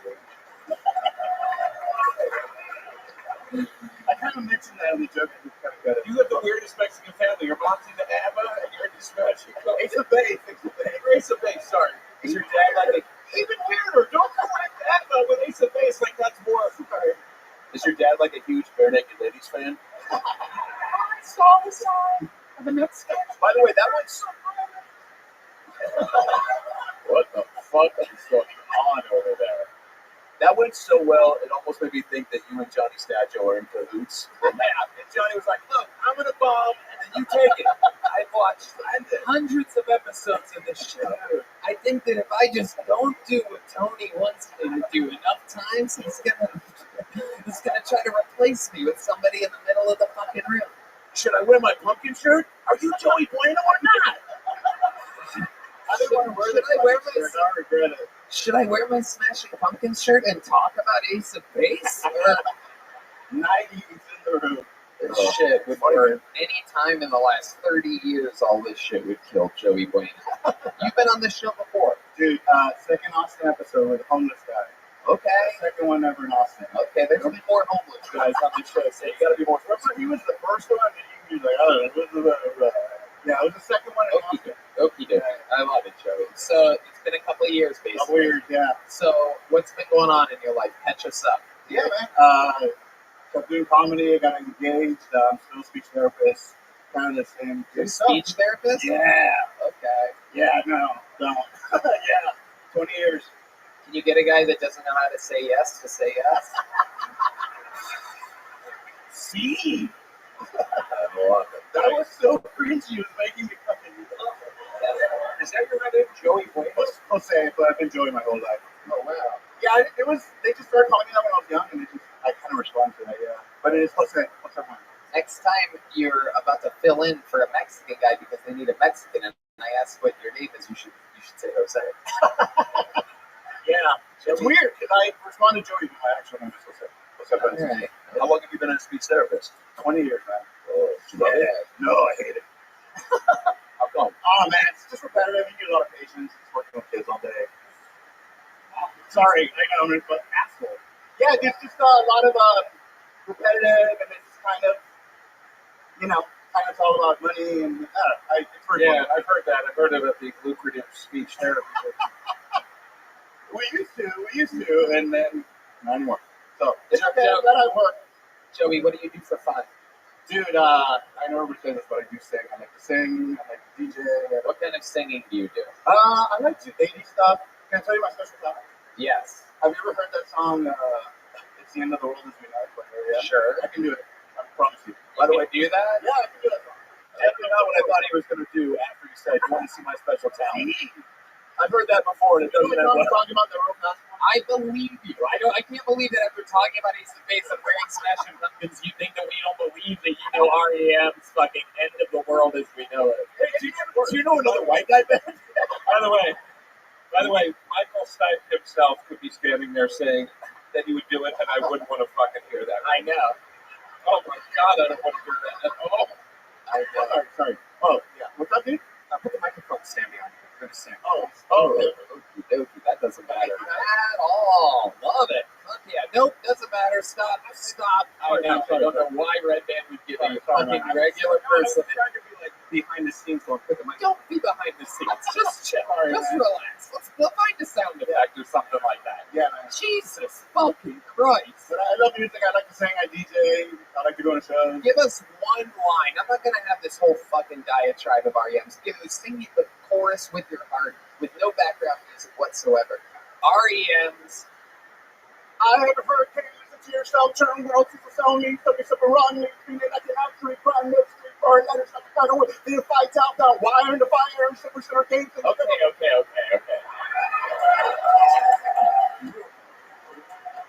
I just want to say, thank God the mic stand was behind you during that, because it would have been totally different if it was anywhere else. It's so weird when there's some music and it just sounds odd.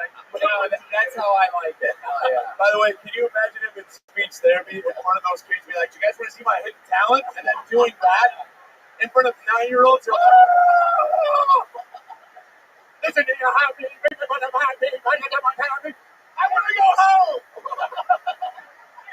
It's the end of the world as we know it. Just sing the chorus, Joseph. Honey, Timmy hasn't spoken since he started taking speech therapy class. This is my class. I'll sing if I want to. One at a time on your own time. Timmy hasn't spoken.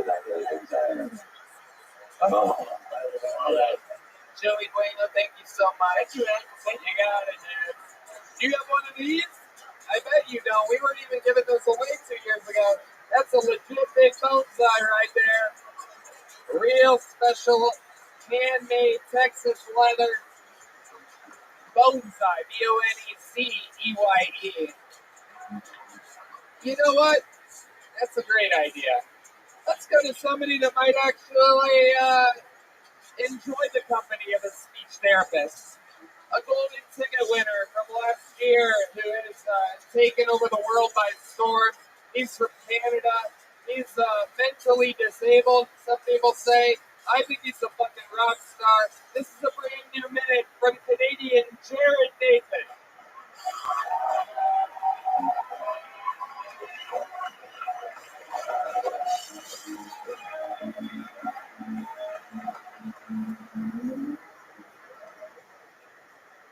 Artificial intelligence really scared me. I set robot.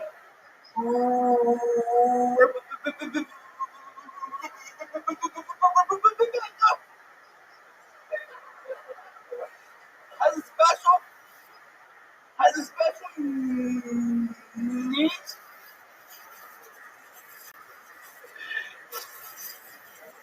Feature like hits him one of the body. Kids, fuck me, Jared. Fuck me, Jared. Fuck me, There you go. The one, the only. Nothing else like him on planet Earth, I promise. That's Jared Nathan right there, everybody. One more time for Jared, everyone. This guy loves Austin, Texas, comes here all the time, lives for this type of rock and roll fucking comedy. I have no idea what you said tonight. And meanwhile, I loved every goddamn second of it. I don't know how you do it. It's incredible. Is he talking about? Are you talking about Jared from Subway? I don't know. Were you talking about Jared from Subway? Nope. Okie dokie. Fuck that guy. Yeah, he's one of the bad guys. He crushed. Goddamn right. Absolutely. So, Jared, fun times. How do you feel like that went? Okie dokie. Okay. What's It's okay. Went okay. Okay. All right. Okay. What did you guys think of Jared Nathan? This is your first time seeing him, Joe DeRosa, so it's a little bit of a tough position for you. You know, I'm not kidding. I saw you. I didn't realize it. I saw you yesterday at the Creek in the Cave. Didn't I? Were you on stage? Was he in an actual creek in a cave, or talking about the club? The club over there. Yeah, I saw you on stage. You were doing well, and your punchline hit really hard today. And I think it's great. Thank you. Yeah. Over there? Good. Wait, where? Wait, Creek in the cave. Yeah, Creek in the cave. Okay. Yeah. Sorry, I got your name. Okay? No. Are you okay? Are you okay?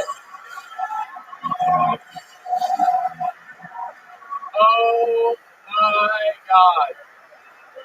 Oh my God. Yo. That is the hardest burn I've ever seen somehow. Just a fucking. Jared, you might have Down syndrome, but you got an upbeat attitude, man. That was unbelievable. That was really funny, man. Yes, that was excellent. That was excellent. Yep. Jared showed the roadster right in the eyes and goes, "Are you retarded?" What the fuck is wrong with you? He's like, "What the fuck is wrong with you?" Jared, how's life been going? Fun stuff. What's been going on in your world? Tell us about it. You love Austin, I Texas. love fucking off. What have you been up to here? Update us. What does a guy like Jared Nathan do for fun in Austin, Texas? Today, I was at Haunted Place. At Hans's place? Yeah, I went to Haunted Place. Okay. All right.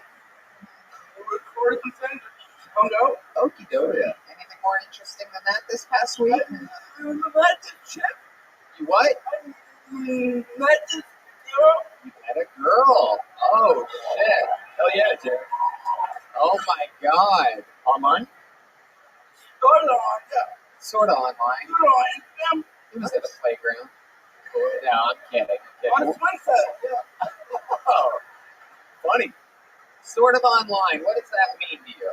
She hit me up on Instagram and we started talking and we met up a few She times. slid into your DMs. Yeah. I think you're great, dude. Yeah, I think you're unbelievable. great. And I think, honestly, I think with a little bit of assistance, you got a big future in this. But I know a guy that teaches speech therapy. You know what? I was just about to get to that. I'm gonna hand. Let's bring Joey Bueno back up here right now. Yeah, we have some Mexican music for Joey. Great idea.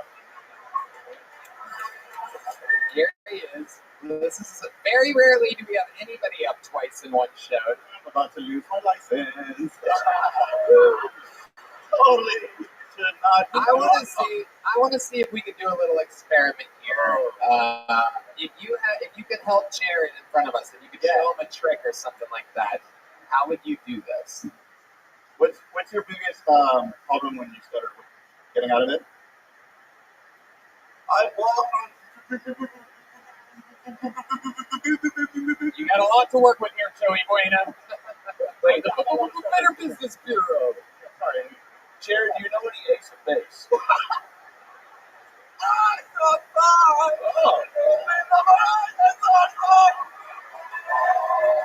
I think he's missed.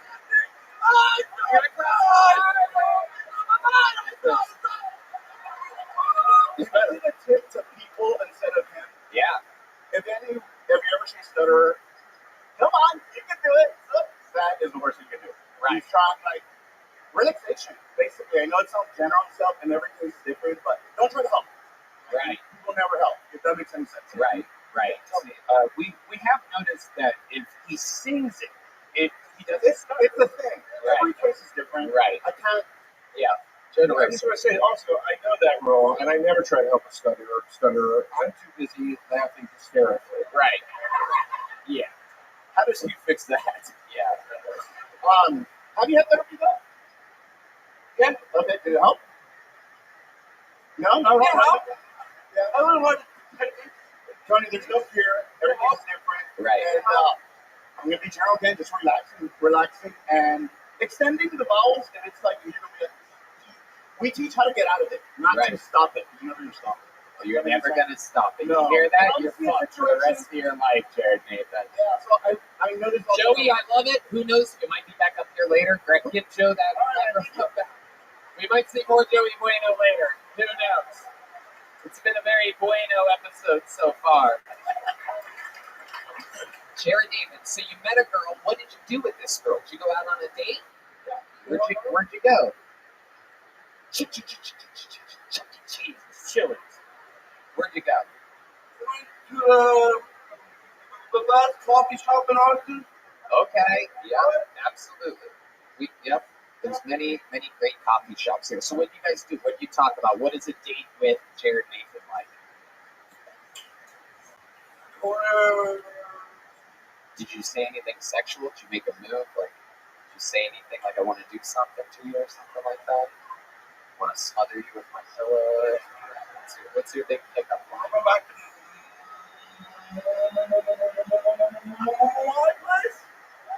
Damn. If you said it like that, I would go with you. Damn.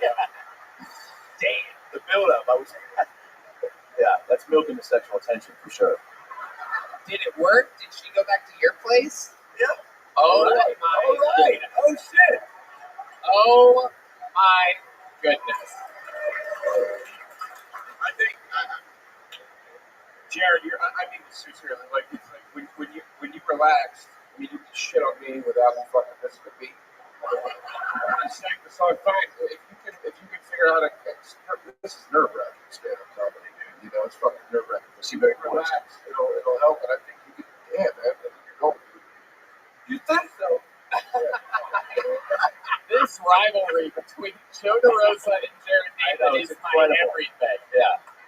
I want you two to start a fucking podcast together. That's what I want. Or he just abuses me the whole time. Yes. It's beautiful.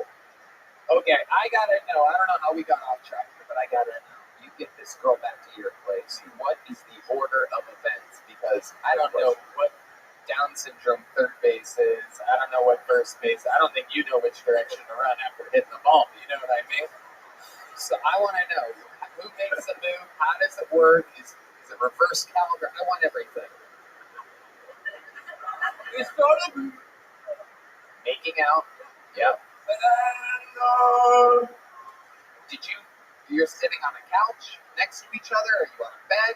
Where'd you start making out? At the kitchen? bathtub.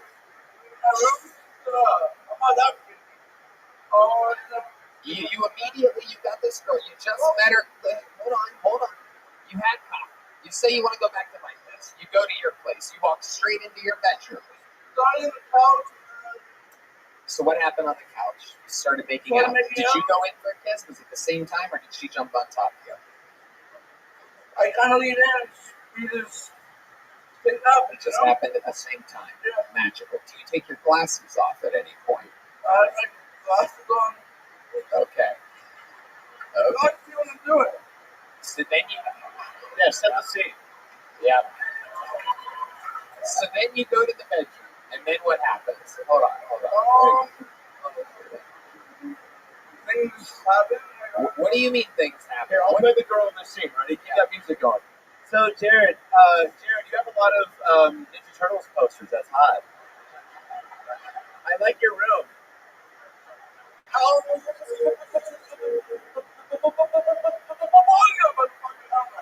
No, yeah. That was. I thought you were gonna say that at some point. Did you have sexual intercourse with the girl? Did you put your wiener in her vagina? Do the little click the line and not have that point to do it. Good. I didn't get a blowjob. Oh!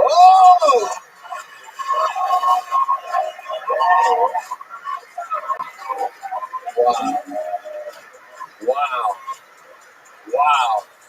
All right, sweet. All right, sweet. All right. Now, final question.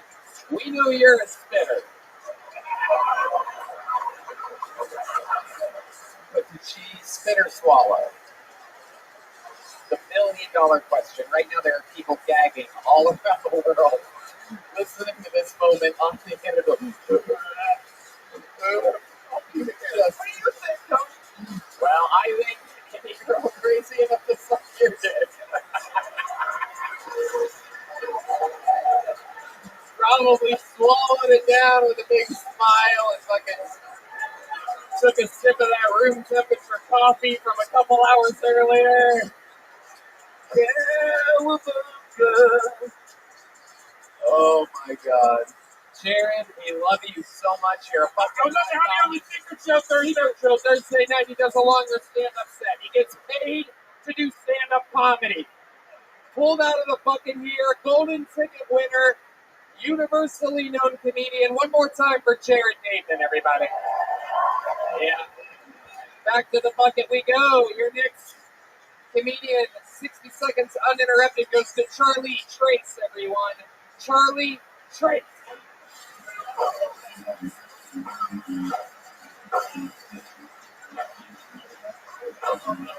Charlie Trace, Charlie Trace. Here comes Charlie. Where do I get this guy?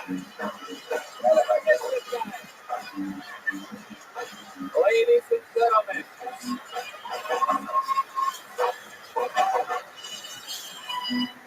One more time for Charlie Trace, everybody.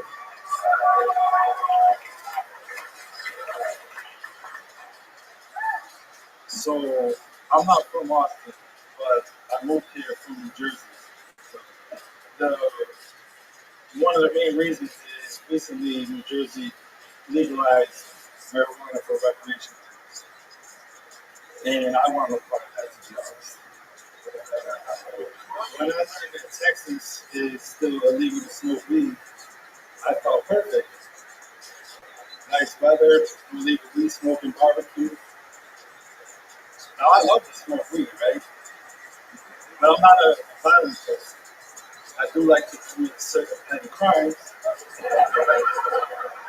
I'm from New York, and we like to smoke weed outside everywhere we go. The anxiety I get on 6th Street to take a hit of the joint and look at the cops as they walk past me is incredible. I love that feeling.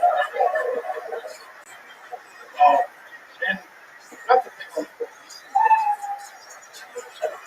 Anybody heard of this group NWA? We know that, right? This song, fucking police coming straight from the underground. I think if NWA was from Austin, they would remake the song and say, fuck the police and the horses that they riding on. Oh yeah. Took us a long time to get there, but we got there. Charlie Trace. I had to hold the bear back. Come on, yeah, I think you were. Oh, bareback. Wow. Charlie Trace, you've been on this show before. I remember you. Welcome. How are you? How do you feel? Winded, but great. Remind us all, how long have you been doing stand-up comedy? My first time was here on the show. I was here on Labor Day. Labor Day, okay. September. Right. I did about 15 mics since then, like in September, October. How are those going? What do you feel? What are your, if you had to explain to these people what going to 15 open mics is like, how would you describe it? It was fun. It was real fun. I did it here in Austin. Right. You know, I live here now, so it was fun. It was fun. Okay. It was fun. It was fun and fun. I have written down, it was fun, it was fun, it was fun, it was fun, it was fun. There you go. I love it. Somehow you repeat shit more than Jared Nathan does. It's incredible. Don't make me bring up Joey Bueno. Okay, all right? Oh boy. You look like the kid who sold Jared Nathan his Ninja Turtles poster. That's a good thing. Yeah, I like that. I was going to ask, did you also dress like an asshole in New Jersey? Try it. That's right. Okay. Hell yeah. I'm glad you laughed at that, because you do have a real great look in your eye. Oh, yeah. I did if I make fun of it. I love Joey, so good. No, we know you. Joe DeRosa, fellow New Yorker. That's a real New Yorker right there. That, he's got a fucking sandwich shop in the Lower East Side. You know that? You know about that? You ever had a sandwich from there? I had the pleasure to go there, but I do know about this thing about it. What I've heard about it. Joey Rosie's on the Lower East Side. Let me take up some of your time. I ain't on a bar. Yeah. Joey Rose, Lower East Side. What's it for, Ricky? Open 7 days a week, 11:30 a.m. every day. Wow. Full bar and sandwich. There was a lot of people wondering. At 11:35, they could get a good thing. Why that you were so specific. What do you do for work, Charlie Trace? Well, Tony, when I was here the last time you asked me, and I said that nobody's paying me to do anything. At that time, that's still the same. Oh, wow. I'm actually surprised. There's a booming Texas economy here, and meanwhile, there you are unemployed. How do you have money to spend? Do you have 2 phones? Yeah. There's 2 locked up phones. Oh, okay. Your girlfriend's here. Is she a comedian as well? So I met her doing comedy at the open mics. Actually, Labor Day night after the show, I'm not sure. Look at that. Look at that. You didn't She sign. also does comedy. She does. Did she sign up tonight? What's her name? Mia Chen. Mia Chen? Chen. Chan? Ooh. You guys think we should see a minute from Mia Chan?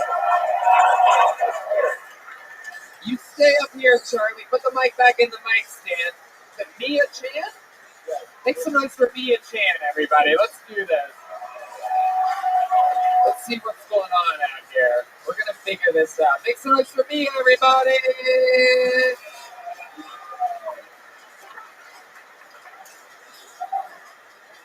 Start now.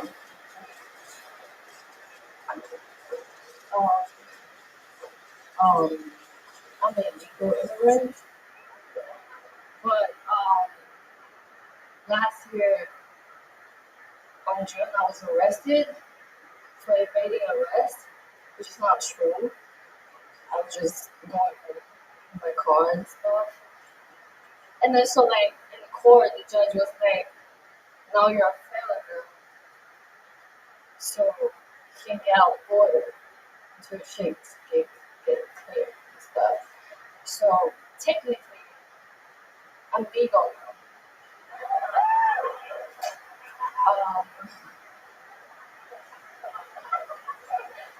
Yeah. I did it. Okay, 48 seconds. What? I said on time? Yeah, 12 Oh, okay. seconds. Oh, I go.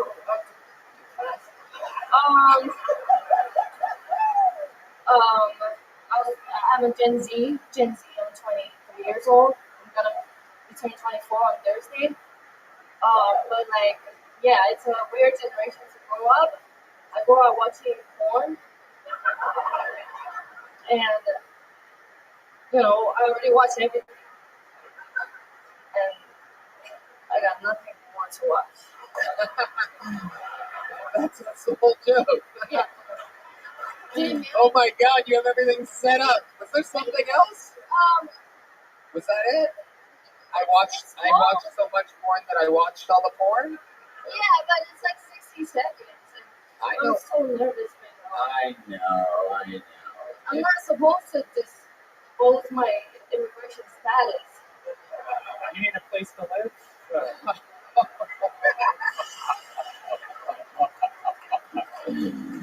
Wow, not only do you have a place to live, you have a spot on the Secret Show Thursday night. And $100,000 of Red Man's money. All you have to do is laundry every day for the rest of your life. All right, let's talk about it, Mia Chan. So, how long have you been doing stand-up comedy? So, since I was 17, but until now, so 7 years, I don't know about math. Holy shit. But the first 6.5 months, I'm learning English. Oh, shit. Were those your favorite jokes that you did? Like, if you had to, was that, you got called spontaneously, obviously, so you had to quickly decide what you want to say. Were those kind of in the bag of your faves? Charlie, when you were 10, Your best joke. best joke. Best joke? Was that your best joke? The one that you did? I'm an illegal immigrant. That's Because I got caught tomorrow. Like, for real. At what time? Wait a minute, hold on a second. I don't think she's an immigrant. I just don't think she speaks well. Yeah, I think that too. This is Joey way to get there. Amen. Hey, who is teaching you how to speak English? A Latino man? Or like There's some of that good red man mugging dips right there. clip it? Have you learned from a I can do Latino? one real quick. What time do you have court tomorrow? 1:30 p.m. Junction. So let's talk about this. You got arrested for, what was the original offense? What did they say that he was originally pulling you over for before you evaded arrest? I have written down here, on June, I was arrested. I wrote down exactly what you said. On June, I was arrested. She was talking about a roast beef sandwich that she had. And she said, oh, gee. Oh, on June, I was arrested. It's sweet side sauce. What kind of Asian are you, I should ask? Taiwanese? I'm Taiwanese. Okay. That's a good answer. Good answer. So, we stopped eating dogs. Right. Since then, though. Prove it. That's a bit. Huh? That That's a bit. That's like a bit. There's a bit there. Yeah. There's a bit there. So, There's a lot. Joe, are you retarded? There's gonna be. I don't know how it's happening. Joe's killing. Joe, you couldn't be killing any harder. You're doing a great fucking job. Yeah. Dream guest. Perfect. Everything is perfect. But somehow there's going to be a highlight reel of you getting slammed by newbies.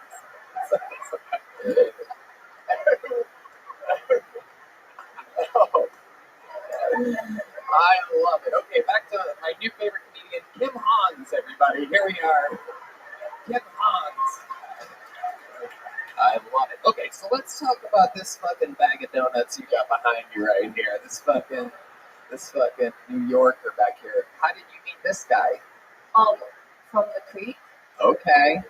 All right. Met him at the creek and he went right into your cage. Look at that. You know that? Yeah. Thank you. Thank you. Anyway. Okay, so did you go up to him or did he come up to you? How did this start? So I was doing that's my first open mic too. Wow. Look at Yeah. you two. And Incredible. then What are the odds? I did it. I thought I killed it, but I wasn't very confident and stuff. And then so he was like, start telling nice things. Does that music always play behind everything that you say?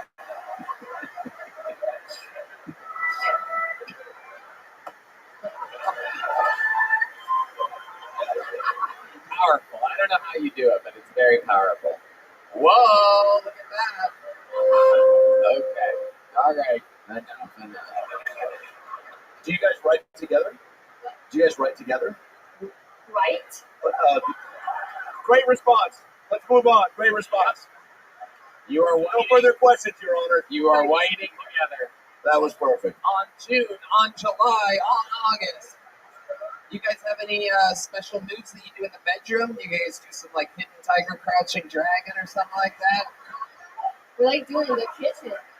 Oh, you do it in the kitchen. Cool. Oh my goodness. Very incredible. When you guys come together, what happens? Is it like a Philly roll comes out or something like that? That's a good one. Well, I like food too. I was telling you earlier, I love food. So food jokes. We might have to my ask alley. food runners. He has Joe DeRosa has an unbelievable podcast, Taste Buds, with a great Sal Volcano, another friend of the Kill Tony universe. So good. Many-time guest and wrote and hilarious comedian.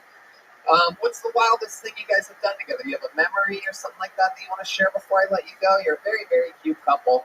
I like how this comes together. Yep. So as I said, we met Labor Day, and we did like 15 mics together, and then we road tripped around the country ever since then. This is our first night back out since. What the? That's insane. You just got back from a road trip. Where'd you guys go? Hopefully you did most of the driving. Yikes. I would not. I did every bit of the driving. The whole time. You've been doing the driving. Very good. You never let her drive at all? No. Not for a We drove a second. lot, like really far. Have you ever seen her drive? Yeah. So once or twice I was in her car while she drove. Where'd you guys go to? So we flew to LA where her car was, and then we road trip from LA back here, went to like Grand Canyon and whatnot, like Vegas. But where specifically were you when she drove the car? In Vegas, or excuse me, LA. In LA. Okay. And where did she drive to and from? Like, was it like a mountain? Was it Santa Monica to Venice? What was it Like LAX to the crib, stuff like that. Oh, okay. So then there was an airplane and a. We tried to stop it. It's too late now. We've been trying to set up this perfect little. I was hoping you were going to say, go back to your soundboard for a second. When I was asking you where she was driving, I hope you were going to say something like, I don't know, past the firehouse or something, and then it was going to be like that. And then that. You see? Or maybe it was LA, maybe there was a car alarm going off. Or a train perhaps. There you go. See, and then we put a little ribbon on it again. All right, there's some police again. I am not resisting. I am not evading you. I'm just trying to go home. That must have been a mess. What do you think's going to happen in court tomorrow?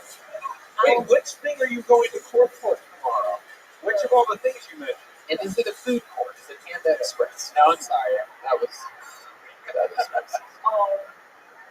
So is it? Am I gonna be fine talking about this? Yes, you're fine. Yeah. I don't know. It's been scary.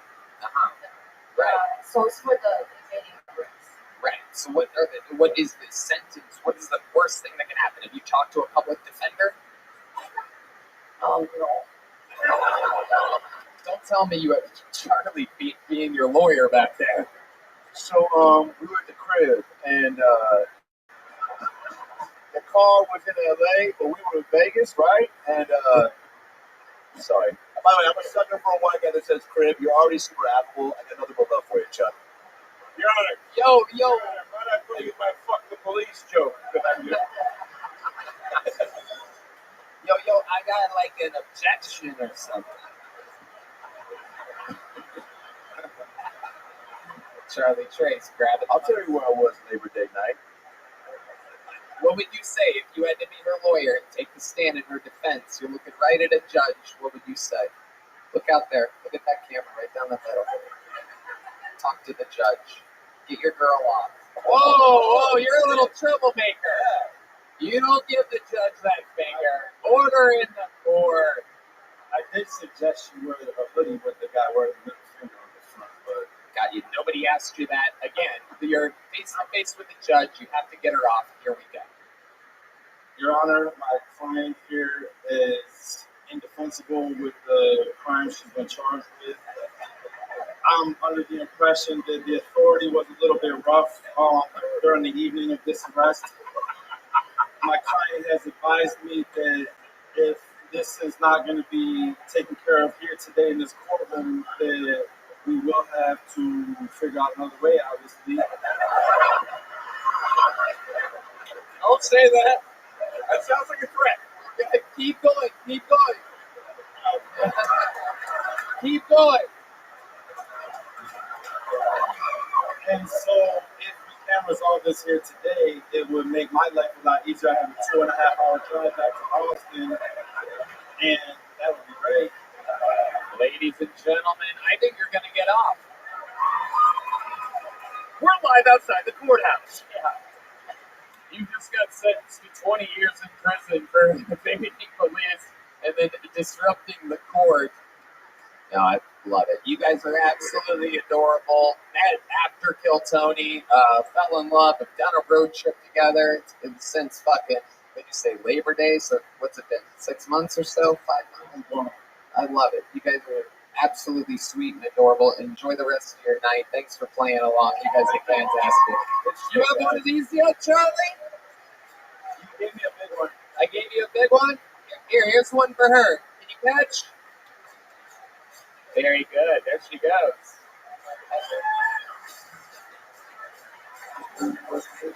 All right. This place is wild.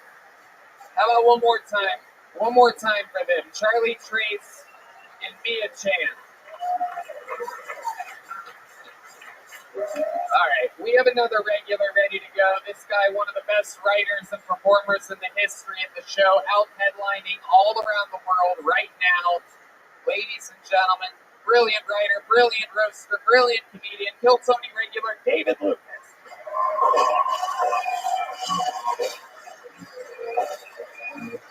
Yeah.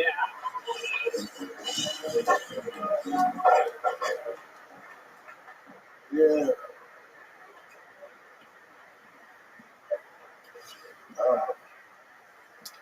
Every time I met a white girl, I get slave singing.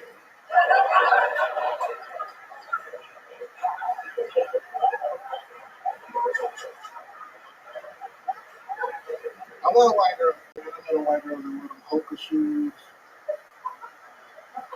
big ass boots, and Lululemon. I love Lululemon, boy. But that Lululemon is witchcraft.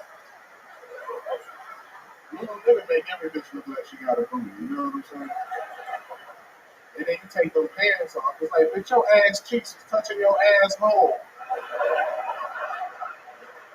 What the fuck did you have in them pants? Hopes and dreams, bitch? What the fuck?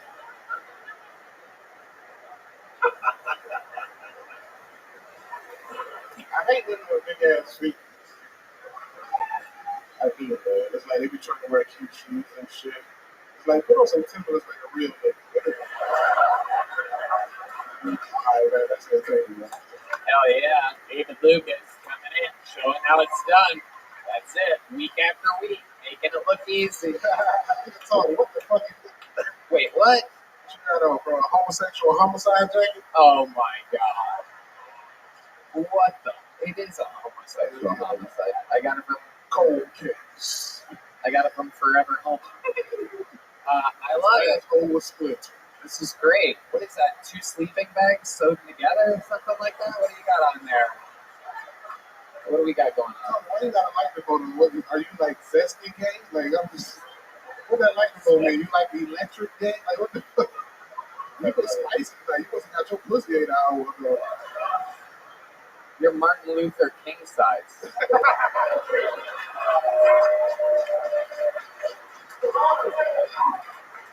Out here fighting for extra large over here.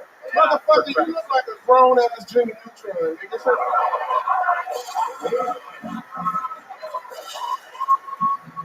That nigga look like he'll be on the reboot of Full House. Get your Bob Saget head out. Calm down. Ain't nobody thought about your retarded Aaron Rodgers looking ass nigga. Hey, easy, Michael Clark Dunkin' Donuts. That's not fair. That's not fair. Oh, That's shit. not fair. Look at that. Michael Clark Dunkin' Donuts. And like that, all of a sudden, beads of sweat appear on David's forehead. Oh, shit. By the way, a happy belated Martin Luther Burger King Jr. And I want to say, David, out of anyone fights for equal bites, and I appreciate that. That is. Man, shut your cool daddy looking ass up. Yeah. Let's get him, Rex. Tackle him, Rex. Get your ass up. What's your extra large hand ass want to say? Shut the fuck up! I'm not saying You it. look like you put. You had your stop it. You had your microphone pressed in your mouth. I'm gonna say. You Shut can your stop eating. You put your head in magic condoms for fun, nigga. Look at this nigga head, boy. Yeah, that nigga look like a nigga off of Ghostbusters, boy. Egon. Get your hairy and hippie looking ass up out of here, boy. And fuck on this nigga, dog. Lay off my friend, Odell Beckham Carlos Jr. Oh my god. Fucking Huey Fake Newtons over here.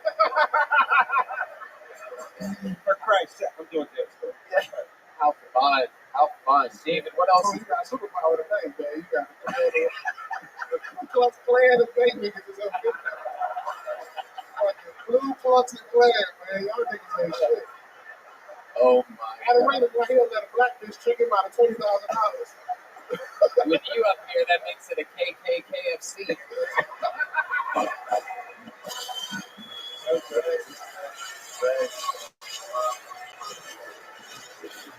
Guys, Chris, It's Tony, you like DIC, nigga. you think that's how you spell dick? I was gonna throw the K in there somewhere. I was just trying to figure it out. David, you look like a Street Fighter character that gave up.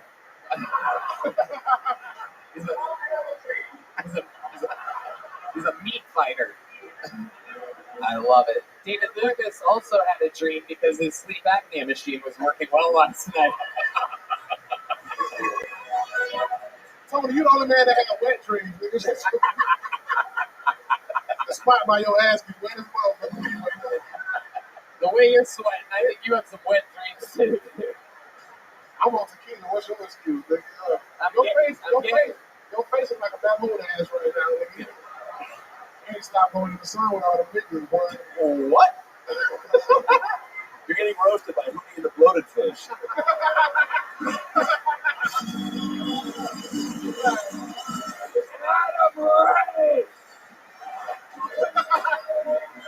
Oh my god. Random Yeah, tidbit. damn, Adam Ray, you can't compare, nigga. Where your motherfucker? That nigga can't compare this time. He's like, I got that fat nigga this time. He's like, I do it. You roasted the last time. go toe to toe. Your face is like a starfish ass, nigga. Thank you. Thank you. Thank you. Boy, you look rough as a motherfucker. You look like a transgender caveman, nigga. He is right. I have thought that about you for a long Thank time. You do look like And that. you built like you. Hold on, I was fucking backing you up. Fuck that shit, boy. Your ass teach pottery at Yale, nigga. That's the farthest you've reached since there was a hot dog in front of you. Your face is like a reverse Jay Leno face, nigga. The top of the chin at the top of your head, nigga. You need a late night TV show, nigga. Chin, and forehead. Nigga, Adam Ray, boy, dressed like he owned 3 In-N-Out burgers, nigga. Yeah, you're just like the co-founder of Black Lives Matter, so either way. Oh, either way. My God. Either way, I mean, so we're both doing shit. Oh, my. We both got our shit going on. Adam Ray, you look like the cop that watched that nigga kneel on Forest Floyd, nigga. Oh. All right, chill. Jesus. Your wife left you for a 21-year-old, nigga. We already know. Yeah. Oh my goodness gracious. So funny. David Lucas comes in, Right. he gives it, he The best. takes it. You take it, nigga. I don't take it. Oh, you son of a bitch. You son. Are you? You know you take it, Tony. Arsenio dining hall guy. Whoa. If you don't shut your retired assistant principal looking ass up, nigga, the front row with you, boy, you look like a master bowler, nigga. Your ass. You can bowl a straight 20 times in a row, nigga. Your ass out here. Get this nigga. What a That fucking. nigga look like he invested in Prius 20 years ago, boy. What you talking about, boy? Yeah, send that shit, nigga. That nigga put on the jean jacket and all, it's gonna take 10 years off that forehead, nigga. Oh my God. That forehead, oh, nigga. That forehead look like Easter Island, bitch. Your ass. Oh That motherfucker face look like Kevin Durant foot, nigga. Oh shit. It's just going. He's still going. And this is all going to be on that reel that I mentioned of people just bouncing. Every comic is shit on me so far. Yeah, boy. Everyone. Boy, get your Yeezy boot face ass up out of here. Go on. David Lucas, you are an absolute fucking monster. You're a beast. Monster. So good. A king of your own art form. And goddamn it, we don't take a fucking single night of it for granted. You're out here, you're killing, you're making a bunch of fucking money, doing shows, getting better, working at it, and you're fucking living the goddamn dream. Make some goddamn noise for David Lucas. David Lucas, money for tickets, follow him on everything. The respect from his peers. This is the real deal. You're in the fucking eye of the storm right now. Woo, a one-word name. I love one-word names. Great handwriting. Make some noise for Mickey, everybody.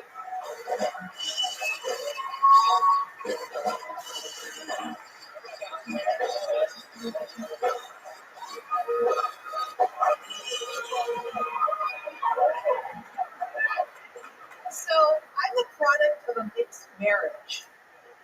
Yep, my dad was a Southern Baptist from Tennessee, and my mom, well, she was that hussy from Connecticut, that Catholic girl.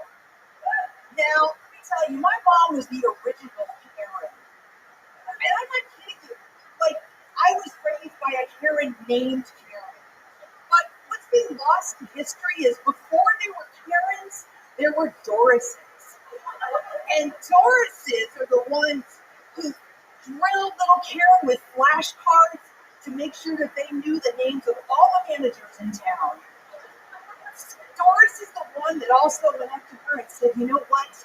When that hostess tries to seat you next to the kitchen, you are going to be personally pissed because that's an affront to us.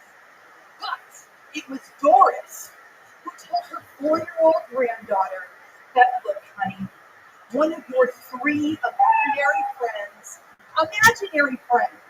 wasn't allowed in her house because he was black.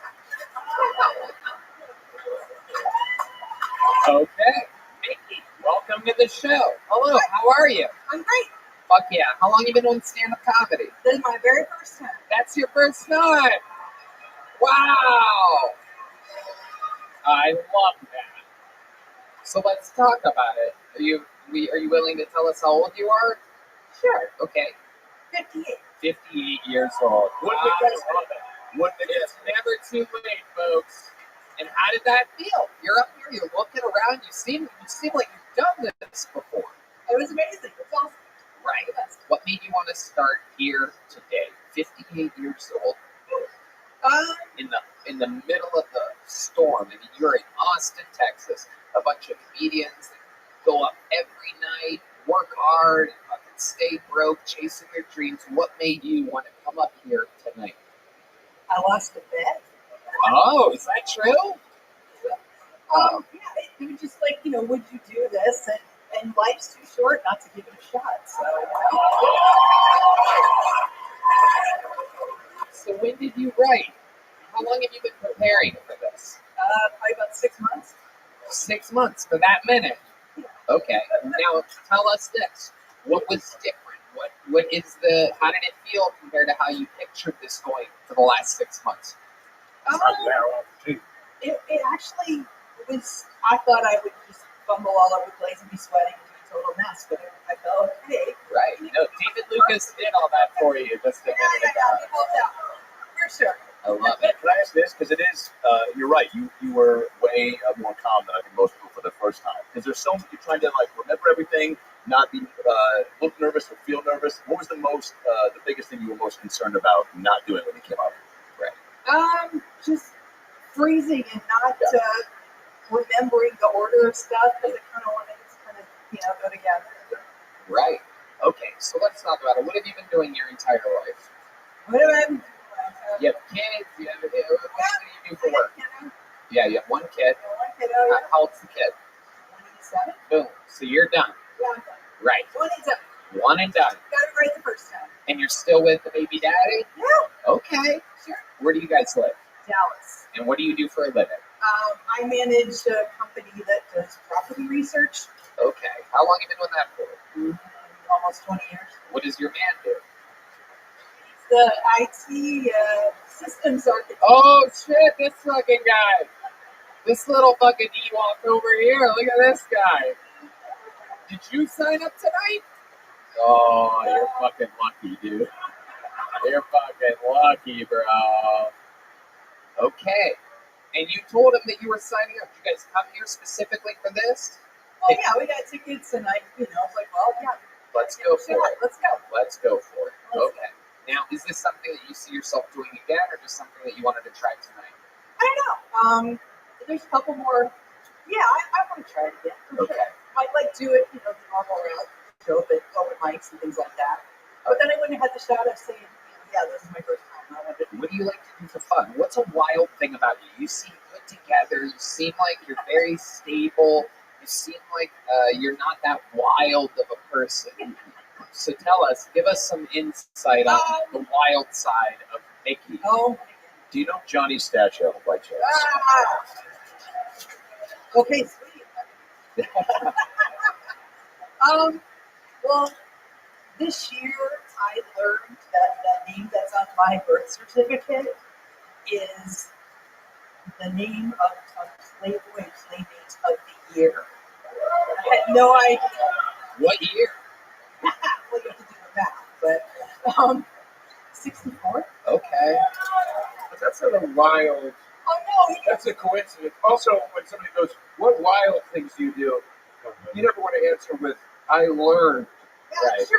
You know what I mean? True. Like, Give us an example of something that you've done over that you do for fun, or that you've done over the years. I do adoption locates and I do genealogy research. I'm adopted. Really? Yeah. Cool. Would help me find. I would love to do that. Yeah. Hold on, let's do this again. Let's take this one from the top. Go, oh, you work in adoption? I was adopted. Will you help me find? And then you go, no, faggot. And then we're going to add it to the reel. All right, let's Okay, here we go. Oh, you do adoption? Yeah. Oh wow, that's amazing. I'm adopted. Would you like to help me possibly find my biological parents? No, faggot.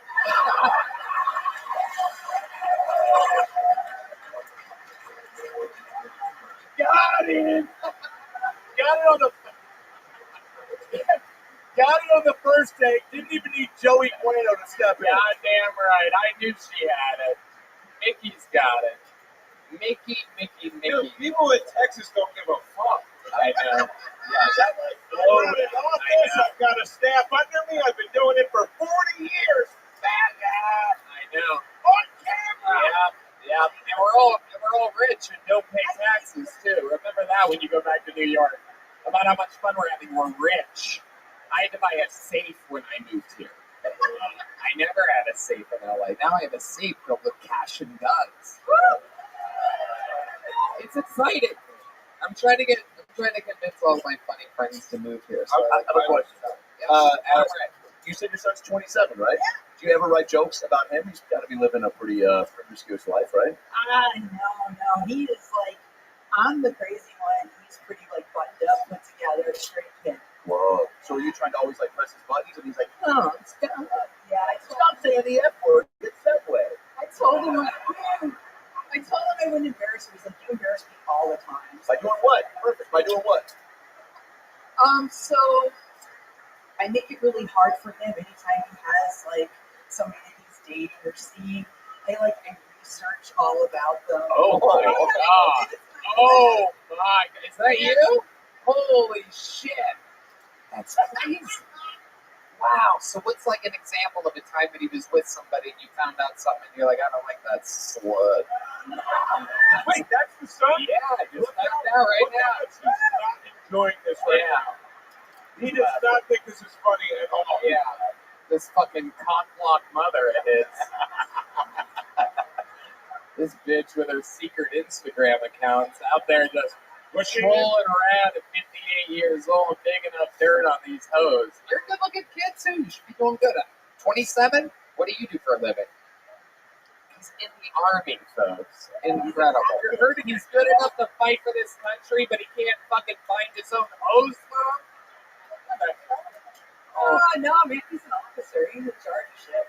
Oh, shit. I don't even know what's going on anymore. Mickey, very, very fun. I love that on this show we have different shapes and sizes and ages and veterans and newbies and everything. I love that you had the courage to sign up tonight. I loved your interview. A lot of confidence. We're going to keep it moving along. There goes Mickey, everybody. I know you can catch. There she goes. Mickey, everyone. Back to this bucket we go. Chamisha Albo. Chamisha. Woo. That's a cool.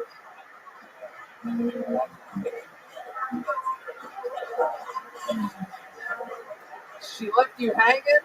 Oh my God. Joe tried to go in for a high five. Added to the reel. Ladies and gentlemen, make some noise for Chamisha Albo, everybody. My name is Jamisha. I was adopted when I was 6 years old. Fun fact about me, I'm actually the only Black person in my family. So growing up, I thought segregation was a good idea. I could have used my own bathroom growing up in that fucking household. That didn't sound too shabby. But because I didn't grow up with Black people, I use words like shabby.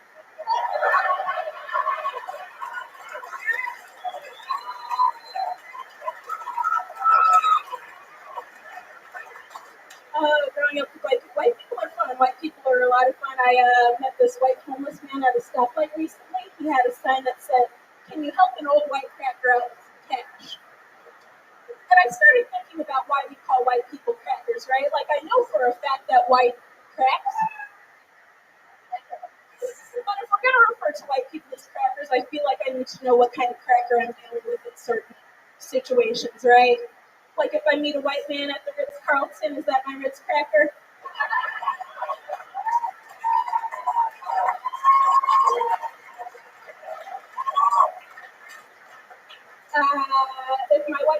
jeweler sells me weed.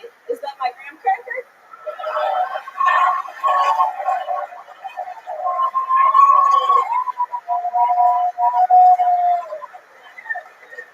And if I let a white man come in my pussy, is that my nutcracker?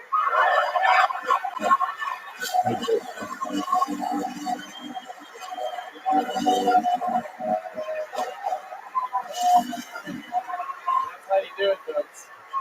A star is born. This is one of those moments that fans of this show will remember forever.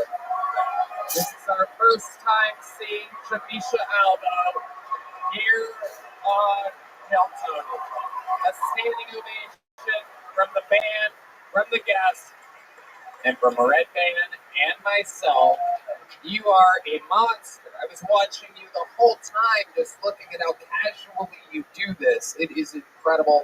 I want to know everything about you. Let's start with how long have you been doing stand-up comedy? I celebrated 1 year last Saturday. Amazing. Amazing. All of it here in Austin, Texas? All of it here in Austin, Texas. I moved here from Maryland to pursue stand-up comedy. Incredible. Incredible. I appreciate that. And you have an all-white family. So my mother, so it's a combination of a few different things, white, Mexican, and Italian. Okay. Yeah. I love it. What a little party. You're right. Thank you so much. I appreciate it. You're so nice. Oh, Have you always just been like this sweet and like? there's a lot of deeper fingers. Yeah, for sure. Oh, yeah. Oh, yeah. Yeah. We don't do this Pushing it down. right? Yeah, Like, for sure. Yeah. That's where the funny comes from. for sure, yeah. I love it. So what do you do for work to survive? So I just left Facebook in December, so I'm unemployed right now. You left them. Yeah, I left them. Okay. So you worked, how long did you work at Facebook? Not more than 5 months. Whoa, what happened? Downwards five. Right. Whatever. Suck out of it. They're gonna come from you. We can talk after the show. Oh shit. Okay. Okay. All right. Really, the people that have jobs were saying all kinds of crazy shit on camera. You're unemployed. You gotta talk off stage. Yeah. So funny. She must know something we don't know about Facebook. Yeah. I love it. What do you like to do for fun? For fun, so I really like cooking. Love cooking. It's one of my favorite things to do. I was actually on the culinary team at Facebook when I was. Wow. Incredible. So you cook at home and Yep, I cook at home. Sometimes I host writing sessions with a few other comedians, and I'll cook for them. look at you. Awesome. Relax. What an all-star. This is incredible. Thank you. My goodness. I love that we are finding out about this. Now, what's like a dream job for you? What would be cool for you? Be a stand-up comedian. That's all I want to do. You're doing it. Yeah. Thank you. Thank you. Who's the guy in the orange? What are you about right now? Oh, shit. She's fucking picking up. I gotta let her pick somebody out of the crowd. I don't know what's going on. What's happening? She's asking questions Are you and security. Oh, shit. Janisha doing callbacks up here. I don't know what the fuck's going on. This is incredible. Pleasure to meet all of you, by the way. Thank you so much for the opportunity. Oh yeah. You seized it. Yeah. Have you been signing up for a while? How long have you been trying to get on this show? So I've only signed up a few times, maybe 3 times prior to this. Okay. Yeah. Unbelievable. How many nights a week are you doing stand up? Probably 3 or 4 right now. That's great. That's the way to do it. Yeah. Yeah. What's the longest set that you've ever done in the year that you've done stand-up comedy? So the longest set I did was on the anniversary of my 1 year. I opened for Genevieve at the Belvedere Room across the street. And how long was that set? 15 minutes. 15-minute long set. Right there? I'd love to have you on the Secret Show. Yeah. Wow. Wow. Wow.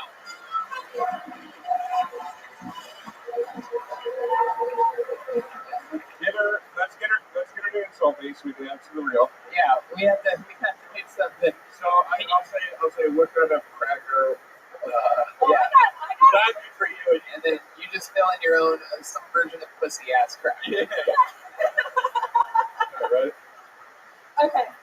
So I have to ask, what kind of cracker would I be for you? What kind of cracker would you be? What's in the drink? Whiskey. Firecracker. Oh, damn, that's a compliment. She's just still killing. That's a compliment. She's still killing. So likable. It's too nice. Oh, shit on me. Say what Lucas said. I got a fucking Egon head or whatever the fuck he was talking about. I couldn't follow it.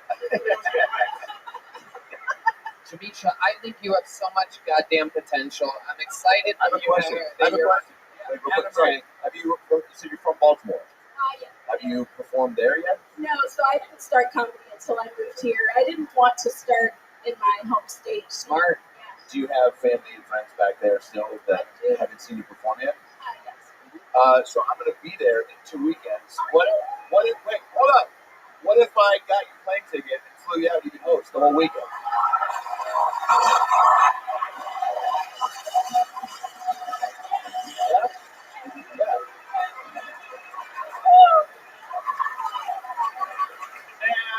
Add up. No, for real. You have a place to stay, or I can get you a hotel too. But it would be great if you could stay somewhere. No, whatever. If you don't, I'll take care of it. If you got no, hey, we'll work it out. If you got nowhere to stay, I'll take care of that too. Yeah. A hotel would be fine, love my mother. We're going to hotel, baby. Fuck your mom.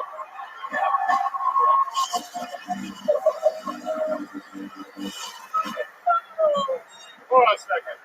Again. Hold on a second. Every fucking comic comes out here and shits all over me tonight, and then you get to swoop in. Oh, I hope your dreams come true. Oh, fuck yourself. Fuck him. Oh, fuck him. Sorry, man. I wasn't adopted. So you're on this secret show. You're headed back home. You're getting flown and paid and taken care of to go back to your hometown of Baltimore, Maryland, to perform in front of your family. Holy shit. And we're going to throw one more cherry on top. In 2 weeks, there's a door guy showcase to work at Joe Rogan's new super comedy club here at Malkin. I don't even know if they're hiring girls for that specific job, but no matter what, we are going to shoehorn you into that showcase as well. Why not? When it rains, it pours. Ladies and gentlemen, make some noise. The Kiltony debut of Jamisha Albo. This guy gets it. That's respect. That guy gets it. Jamisha motherfucking Albo.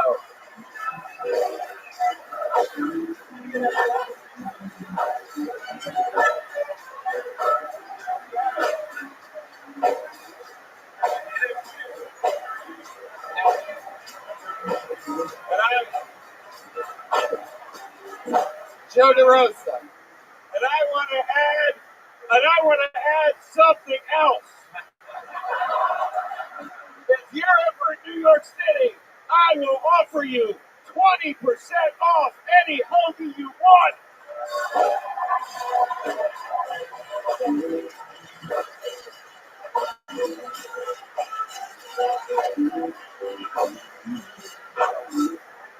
Oh my God. That might be the best part of the deal. The sad part of this, from my perspective, is that we are at the exact length of the show in which if we do one more bucketful and it sucks, all the energy's going to crash. Wow. You guys think we should go to this bucket one more time? There is no following that. An appearance on the show hasn't happened out of the bucket like that in months. Tens of episodes. You guys are sure we should pull one more out of here?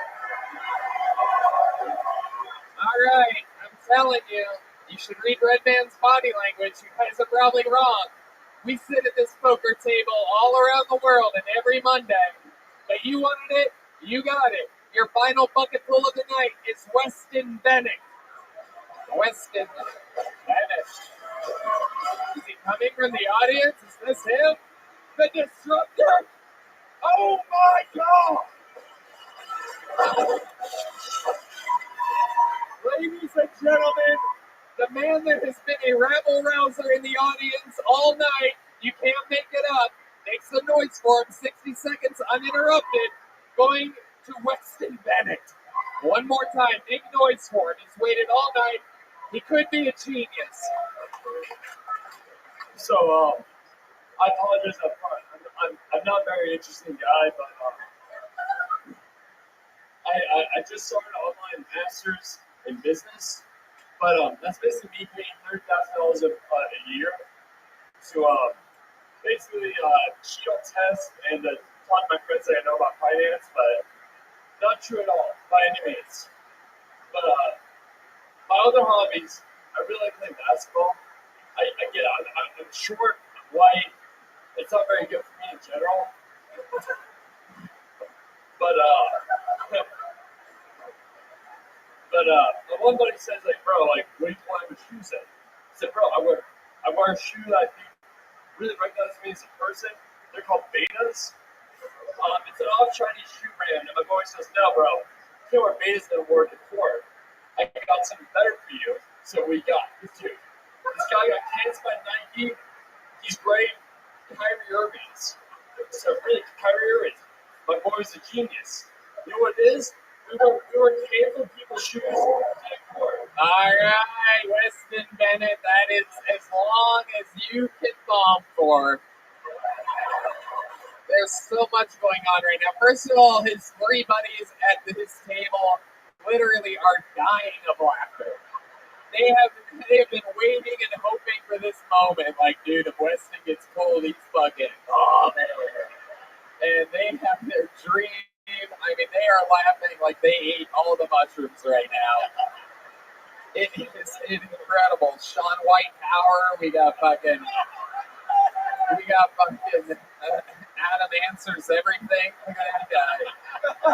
And we have Hans Kim's better looking brother here. It's incredible.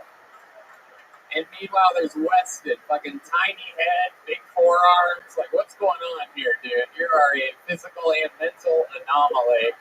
You look like if Macaulay Culkin never found his parents after they left him home alone. You just stayed home alone forever, raised yourself, ate the mac and cheese every night, robbed from other people's houses to survive. You look like both Macaulay and the bad guys somehow. You sticky, sticky bandit. Weston Bennett, that was as bad as it gets. You've been kind of disrupted the entire night. Security had to tell you to shut up 10 minutes ago. And meanwhile, here we are. You got pulled out of the bucket. The odds are absolutely fucking insane. I'm looking at tons of pieces of paper. Meanwhile, the guy, not only security had to tell to shut up, but also, fun fact, you are the one that Jamisha Albo asked what kind of cracker you would be from the audience. I got the answer. An unfunny cracker. That's 20% off at Joe's restaurant in New York City. Matt Mueller, who only speaks once every 7 episodes, just said he's not a joke cracker. Very good, Matt Mueller. Very good. Oh, shit. Very good. That was good. Everybody's smashing tonight. I love it. So, Weston, what made you sign up for tonight's show? What time did you start drinking today? Early. Very early. Very early.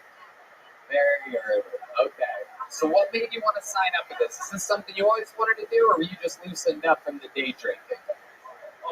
All three of my friends at the table, they told me to sign up. They all put my names to hat. Right. And you celebrated Martin Luther King Day like so many Americans do by putting on a surf club t-shirt. Shit fixed. Incredible. Where are you and your 3 buddies visiting from? I live here now, but all three of us are from Huntington Beach, California. Oh, I can see that. That's fucking lit, dude. No, I fucking dig it, dude, because when you first came up here, I was like, fuck yeah, dude, you know? But now Cut my life in 2 pieces, and then my life is over. No bleeding, don't give a fuck, and I'm gonna go bleeding.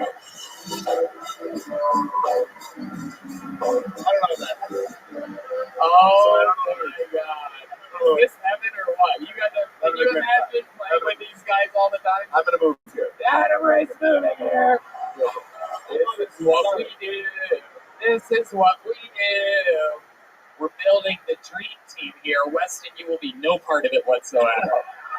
Not only will you not get on the door guide showcase, we're going to have your picture to not let you into the club.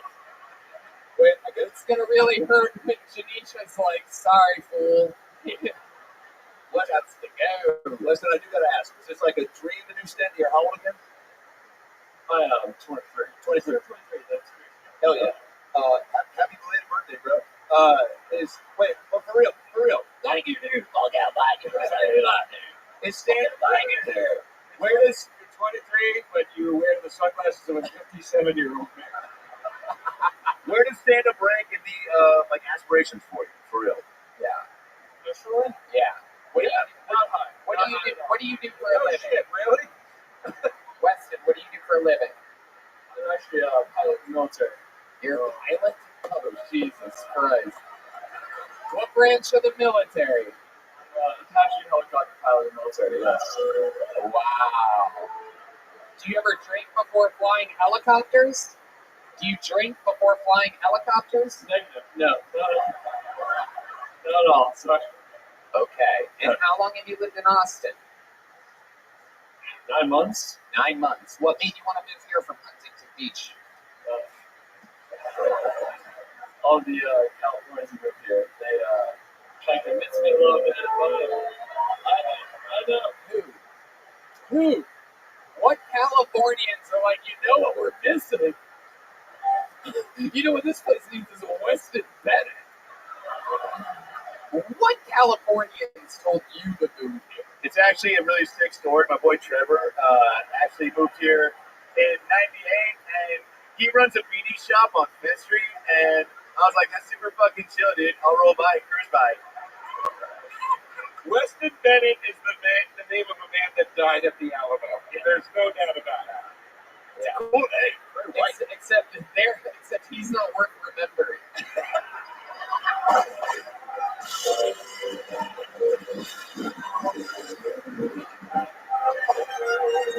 Weston, we got to keep it moving. You were the last fucking pull of the night. Congratulations for being so lucky. Here's a little joke book for you. This is going to be... Now, I'm going to throw it to you because you're so drunk. Put the mic in the mic stand. You're so drunk, I want to see if you catch this fucking thing.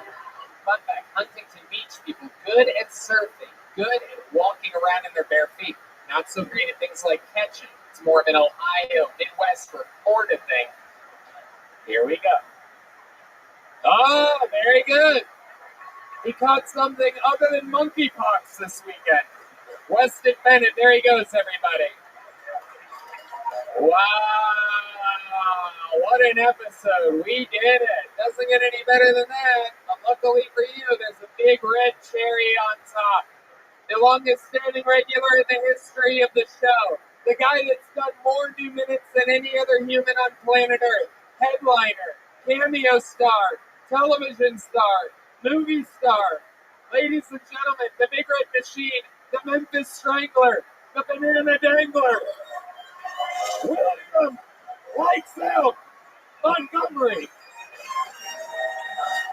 Welcome, Mr. Bridge. How are you?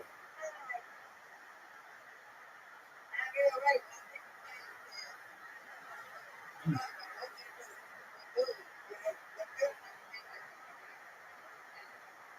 sorry to hear that. Did everything go okay?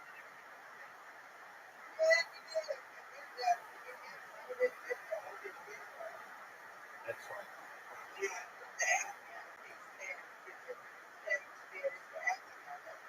Absolutely.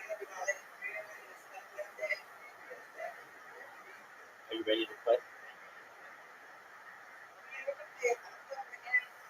Excellent. Excellent. Just one moment. Let me get my phone.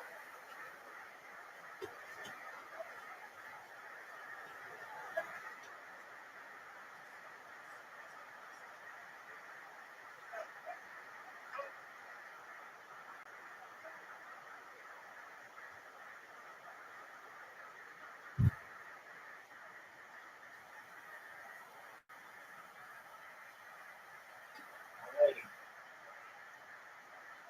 Don't beat me too bad. That's a true thing. So I have 99 pins.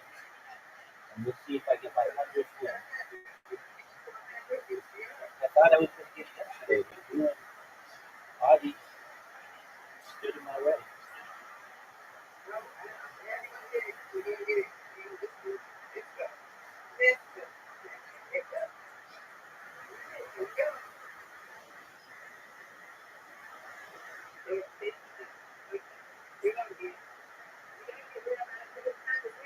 That's right.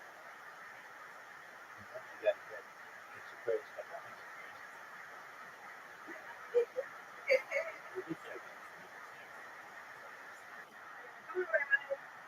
Right down.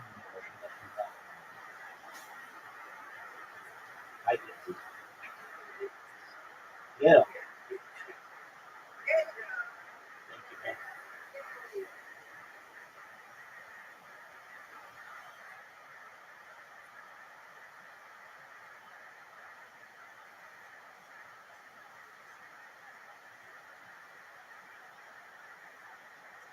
All right, let's get this straight. Boom, boom, boom.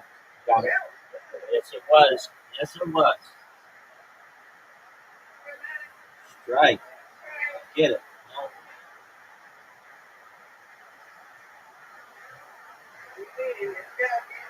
I'll get these. Oh, no. Just when I thought I had them.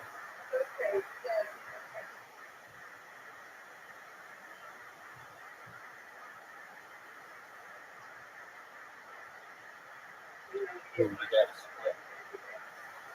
If anybody can get it, it's you. There you go. There you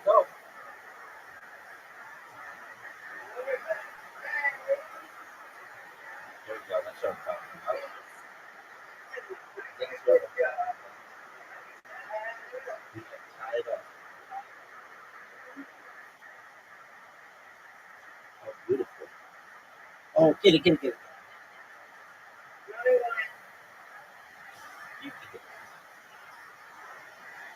Perfect.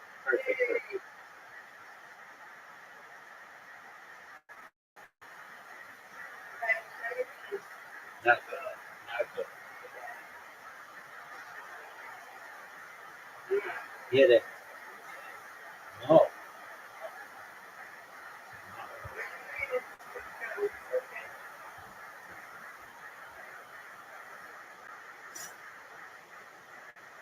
right, number 2.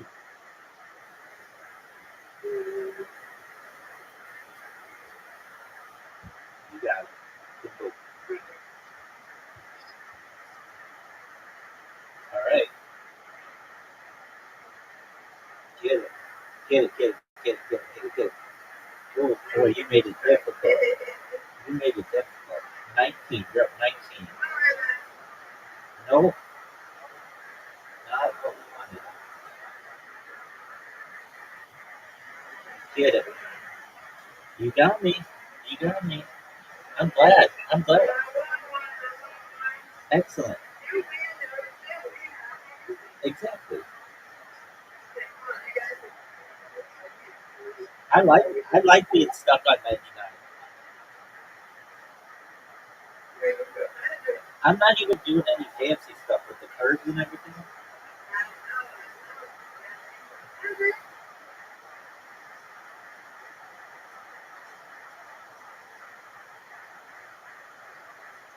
Nice fair. Very nice fair. There we go. Nope.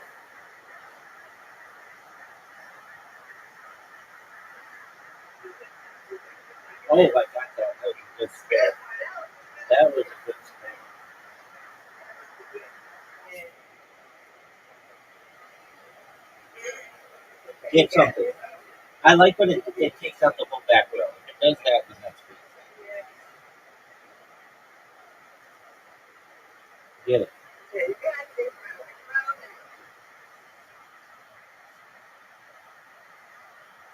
There we go. Whoa. I can get these 2 though. And I'm going to do it. Perfect.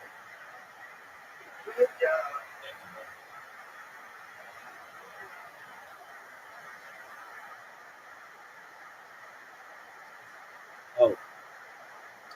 Almost.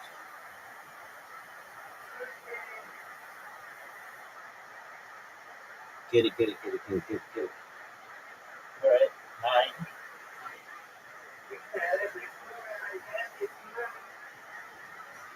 Get it, get that one.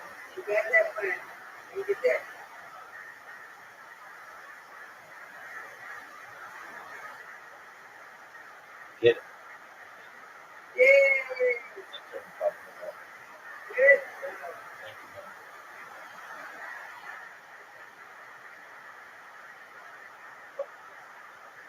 Nice try.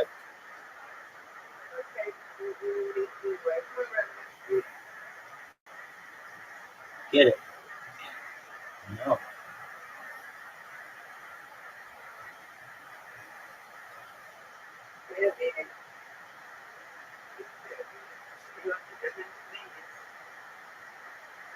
Hey, come on. Get another strike here. Get it, girl. That's going to give you a lot of points. This is a tough shot. Oh, you still pick up so many strikes. All right, this is number 100. And I get a strike. That's a nice way to do it. Let's get another one. 2 in a row. I don't understand that. Get it. All right, that's number 100, Miss Aquarius. Ooh, ooh, ooh, ooh. All righty, man. I hope you. You'll get the 40.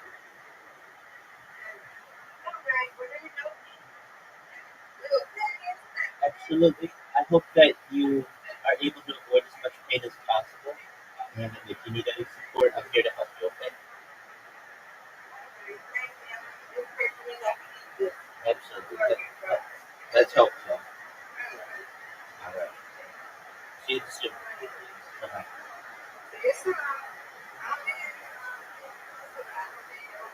Okay, please. Please do. Please do. Absolutely. Take care. Thank you.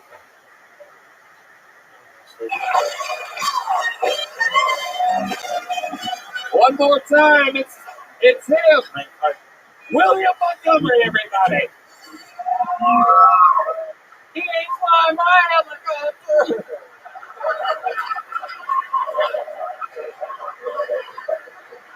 This is one of those good news, bad news situations. A few days ago, a Yeti Airlines jet crashed in the mall. The bad news is when the first responders got to the crash site a couple days later, they found everyone dead. The good news, the beer was still ice cold.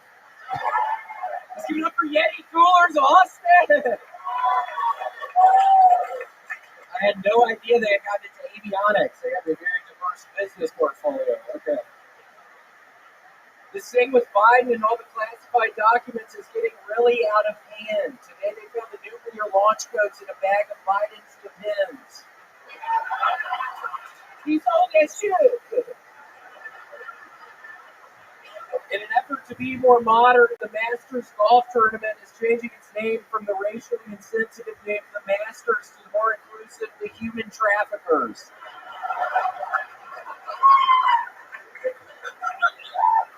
Houston's We Have a Problem. There's a fat guy finding out his credit card just got declined at a Houston's restaurant. Okay, that's all I got. Unbelievable. This guy has done that more than anybody. Always different, always a new minute. Unbelievable that you still have it in you. You are truly the Big Red Machine. How do you feel tonight? I feel good. My leg is really itching. Tony, I got tatted up on Thursday. Whoa. I actually know about this. Yeah, I got a baby Tasmanian devil wearing a cowboy hat. He's trying to keep it real Texas. Why don't you show us? Let's see it. Show everybody the tattoo. And it's in a real gay position, I think. I'm starting to regret wearing it. A lot of people are. It's itchy as a motherfucker right now. How itchy is it, William? Explain to us how itchy. Itchy as fuck. How many tattoos do you have? I have many. Oh. I thought maybe you didn't have any or No, something. I have a bunch. Oh, cool. Yeah. So here's a trick. When it itches, you slap it. You can't scratch it, so you slap it 3 times and make the itch go away. Okay, cool. Yeah, that's what I actually do directly. Never get a Tasmanian. What? That's actually what I do with Red Band's mom when her pussy's itching. I'll just kind of slap it with my hand. And that stinky ass thing be itching. I gotta slap that thing. I'm sorry I hate to talk over a Red Band's mom's pussy joke. I'm sorry that I talked over that. No, yeah. What were you saying? What were you saying? It doesn't matter. It's like the fucking Mexican joke at the top of the show. It's not going to be funny. Red Band, I'm sorry. I said I would never mention your mom again, but I fucking had to. Why did you get that tattoo of all the tattoos? No one cares about these other tattoo I options. think, why did you choose that tattoo?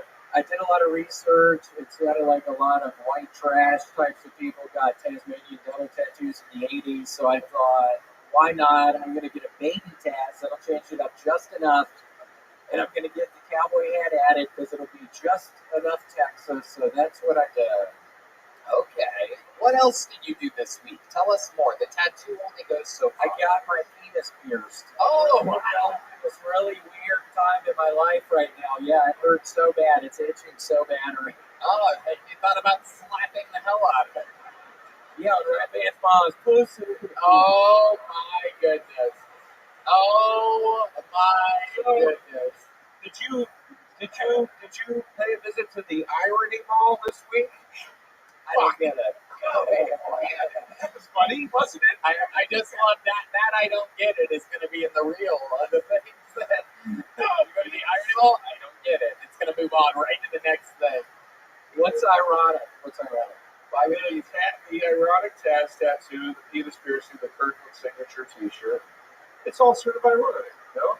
I don't really get what you're getting at. Seriously, is that some sort of fucking attack on my fucking ass right now, dude? Wait, how long does a penis piercing take? It was like 2 hours. The guy couldn't find the hole. I have a really small hole there. Yeah, I don't want to admit that, but yeah, maybe you read me and edit that out. But yeah, my thing hole's real small, so it took a while to find it. Oh my Stick it out. A big red machine. Yeah. Now, the Sounds like you went to the Irony Mall. God, shut the fuck up, dude. Shut the fuck up. I've been listening to your bullshit all fucking night, Joe. So you're not gonna come at me with this shit. I have a fucking tattoo now, dude. I literally have 3 fucking guns in my trunk right now. I'm a felon, dude. I have nothing to lose. That's evident. All right, sweet. unbelievable energies from the man playing on his home court, home field advantage, William Montgomery. This is what he does. Now, the Kirkland signature, it's been a while since we've seen this. Are you back being sponsored by them again? Yeah, it's a multi-year, it's a 7-year, $500,000 contract. It's incredible. I know, I bought a house yesterday with the money. Did they already pay you? Yeah, in one lump sum. I took it to, what is his name? Western he has the commercials. Yeah, he has the commercials on TV. Thomas J.G. Woodward. Yeah, I went to the Dallas couple. It's Mickey. Mickey figured it out. Hard to do when she's looking up girls that are following her son on Instagram. And she did it. Incredible stuff. So $500,000. Where's the house? What suburb is your $500,000 house in? It's in Plano. Okay. Yeah, it took me like 5 hours to fucking get it. It's a really bad idea. The realtor didn't tell me where Plano was. I assumed it was really close to him. Yeah, it's like this nightmarish commute. Holy shit. It sounds close. Even without traffic, it's like 4 hours or something. It's like, I don't know what I was thinking. Oh my God. Yeah, it's really bad.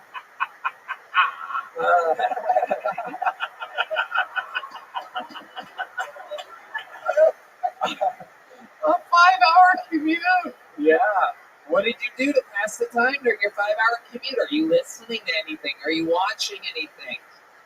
I've started doing this thing where I can sort of trick my body into falling asleep while I'm driving, but I'm actually So I'll trick myself into falling asleep for like 30 minutes at a time. So I'm actually getting these really long naps. And I tricked my body. And do you know how to do that, Red Dan? You're sleeping all the time. Are you tricking your body?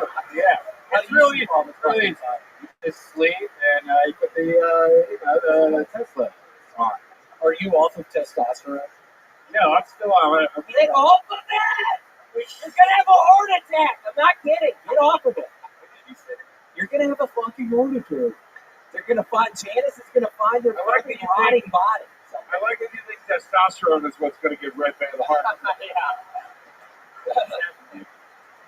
His body's like, get my testosterone. Yeah. Yeah, get behind me, 2 vaccinations. I actually got the Kirkland brand vaccine. It's good.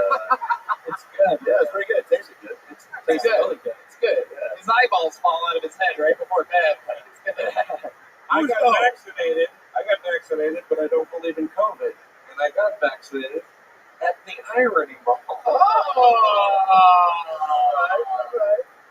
Somebody get him out of this place! We're all gonna get out of here, my friend William Montgomery. You are the god of Bill Tony. We absolutely adore you. Unbelievable performance. Unbelievable episode. This shit's all improvised. We got through it together. Did you guys have fun? Make some fucking noise for Adam Ray, everybody. Watch The Young Rock on NBC. Listen to his podcast about last night and buy tickets. He's on tour for the rest of the year. AdamRayComedy.com. I love this guy. I've been working with him for a decade and a half. One more time for Adam, everybody. Joe DeRosa. Come on, people. Make some fucking noise for Joe DeRosa. Joey Rose's Sandwich Shop on the Lower East Side. He's going to be in Vancouver in February. He's got the hit podcast Taste Buds with Sal Volcano.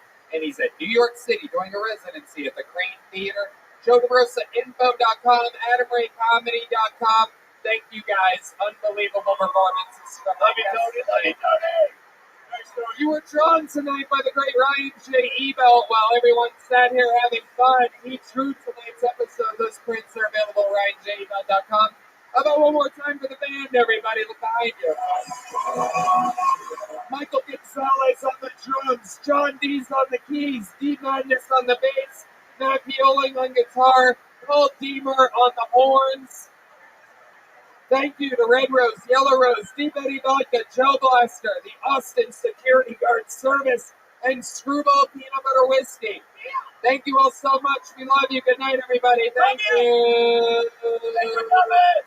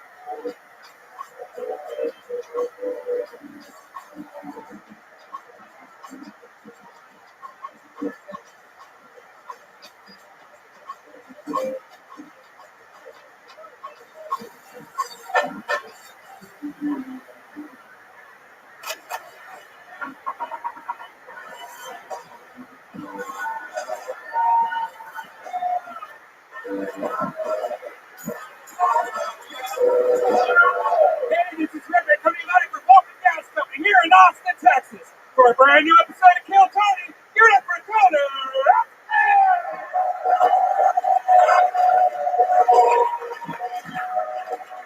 What's up, Austin, Texas? You ready to do this shit or what? Yippee! Make some noise for Brian Redman, everybody. Hey, Little Tony Wine. Brought to you by the Red Rose, the Yellow Rose, Deep Eddy Vodka, Gel Blaster, and the best security guard service in all of Austin. They're called the Austin Security Guard Service, believe it or not. How about a hand for the goddamn band? Brought to you by Screwball Peanut Butter Whiskey, the great Michael Gonzalez on the drums, John Dees on the keys, Deep Madness on the bass guitar, Matt Fueling on the electric, and Paul Deaver on the horns, everybody. Oh, another fun episode coming at you at 1,000 miles an hour. But before we do, here's a little bit more from the amazing sponsors that made tonight's episode available for you here right now. Hey, y'all. Today's episode is brought to you by sheathunderwear.com. And I love this sponsor. Look, let me be honest here. We say that about all the ads that we read. We say that we love it. We say this and that. These things, these sheath underwear, have literally been connected to my butt, Red Band's butt, our genitals, everybody who we work with closely's genitals and butts.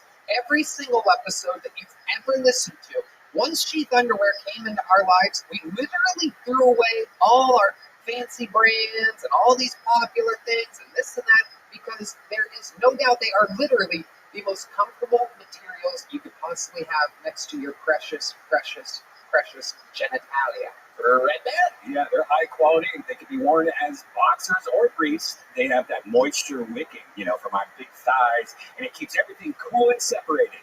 Fly a lot, hate nuts stuck to your legs? I do. Well, they're great for working out also, and it's comfortable. So for 2023, step up your underwear game. Graduate from holes, loose fabrics, cheap cotton, or overpriced designer brands, and buy the greatest underwear that's ever graced the halls of men.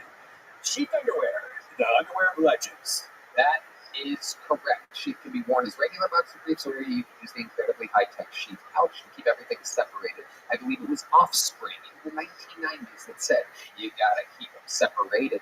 Personally, I don't keep them separated. There's just an extra pouch in front of my Italian stallion that just acts as an extra guard, an extra layer of comfort. I swear to you, you have not seen me or heard me not wear these underwear for years. I wear them every day, and I swear to you, they are the most comfortable pair of briefs I've ever worn. So go to sheathunderwear.com and use the promo code Tony. You're going to get 20% off your next order. Once more, sheathunderwear.com, promo code Tony for 20% off. Let me be next to your stuff. You guys ready to start tonight's show or what? You're going to have to do better than that. You guys ready to start this Mamma Jamma? We are the #1 live podcast on planet fucking Earth. Every single week, we have one or two of the greatest comedians on planet Earth. There's only enough room for one tonight, with one of the most brand spanking new Netflix specials out now called One a Day. Makes the noise. The return of one of our favorites, the great Tom Papa. Yeah. Tom Papa. One of the best in the world. He's speaking before, folks. We're going to do the goddamn dance again. Tom Papa, fresh off of Netflix's What a Day. What a Day. Still out there on the front page of your Netflix. And here he is joining us. Beautiful. Good to see you, good folks. Nice to be back. Tom made me a loaf of bread. Just as I was talking about how hard it is to not be fat in this town, he literally, at that moment, walked in with a 8-pound single loaf of bread for me. So, It's good. My bread won't make you fat. is that true? It's true. How do you do that?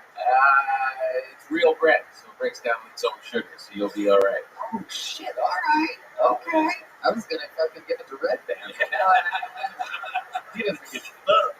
One more loaf of bread ain't gonna leave a dent in this fucking Rolls Royce. Tom, you've been on this show before. You know how it works. I actually want to announce we have a record. You guys are here on a record-setting night. 159 human beings signed up for the opportunity to get pulled out of this bucket. That is the most ever in Austin, Texas. Wow. We've been here for over 2 years, so that's pretty fucking crazy. It's getting bigger. There's literally not enough room sidewalk right now, hoping that their name gets called. If it does, they get 60 seconds uninterrupted. You know their time is up, and you hear the sound of a kitten. That means they have to wrap it up then, or else they bring out the Angry West Hollywood Bear, which is a loud noise which just interrupts their set and gives me a chance to take over after their minute. After that, I interview them. We find out more about them, what's special about them, and it's all improvised. There is nothing fucking written down anywhere. Look, it's all blank. It says William, David, Hans, Jared, Tom Papa, Red Rose, Yellow Rose, D. Betty, Gel Blaster, Austin Security Guard Service, Screwball Peanut Butter Whiskey. It starts blank. You guys ready to get through tonight's episode? Here we go. There's only one way to start it, ladies and gentlemen. The same guy every week. We have 3 regulars on the show that write and perform a brand new minute every single week. A ridiculously hard job. This is a brand new minute from Hans Kim.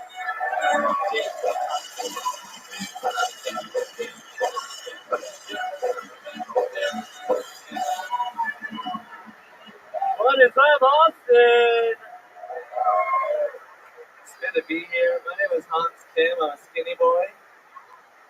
Skinny boys unite and huddle together for warmth. I'm so skinny that when I'm spooning a black chick, I can only cover one cheek at a time. I love dating black women because I know there's at least one black man in her life that doesn't want to be any part of her life. But yeah, love how liberals are so dumb nowadays. What a bunch of idiots they are. I love how liberals would be like, I'm not homophobic. I don't even care what goes on in the privacy of your own home. Why is that a requirement to not be homophobic? I can't be curious. Like, does the bottom wear a condom just in case he doesn't want to get the sheets dirty?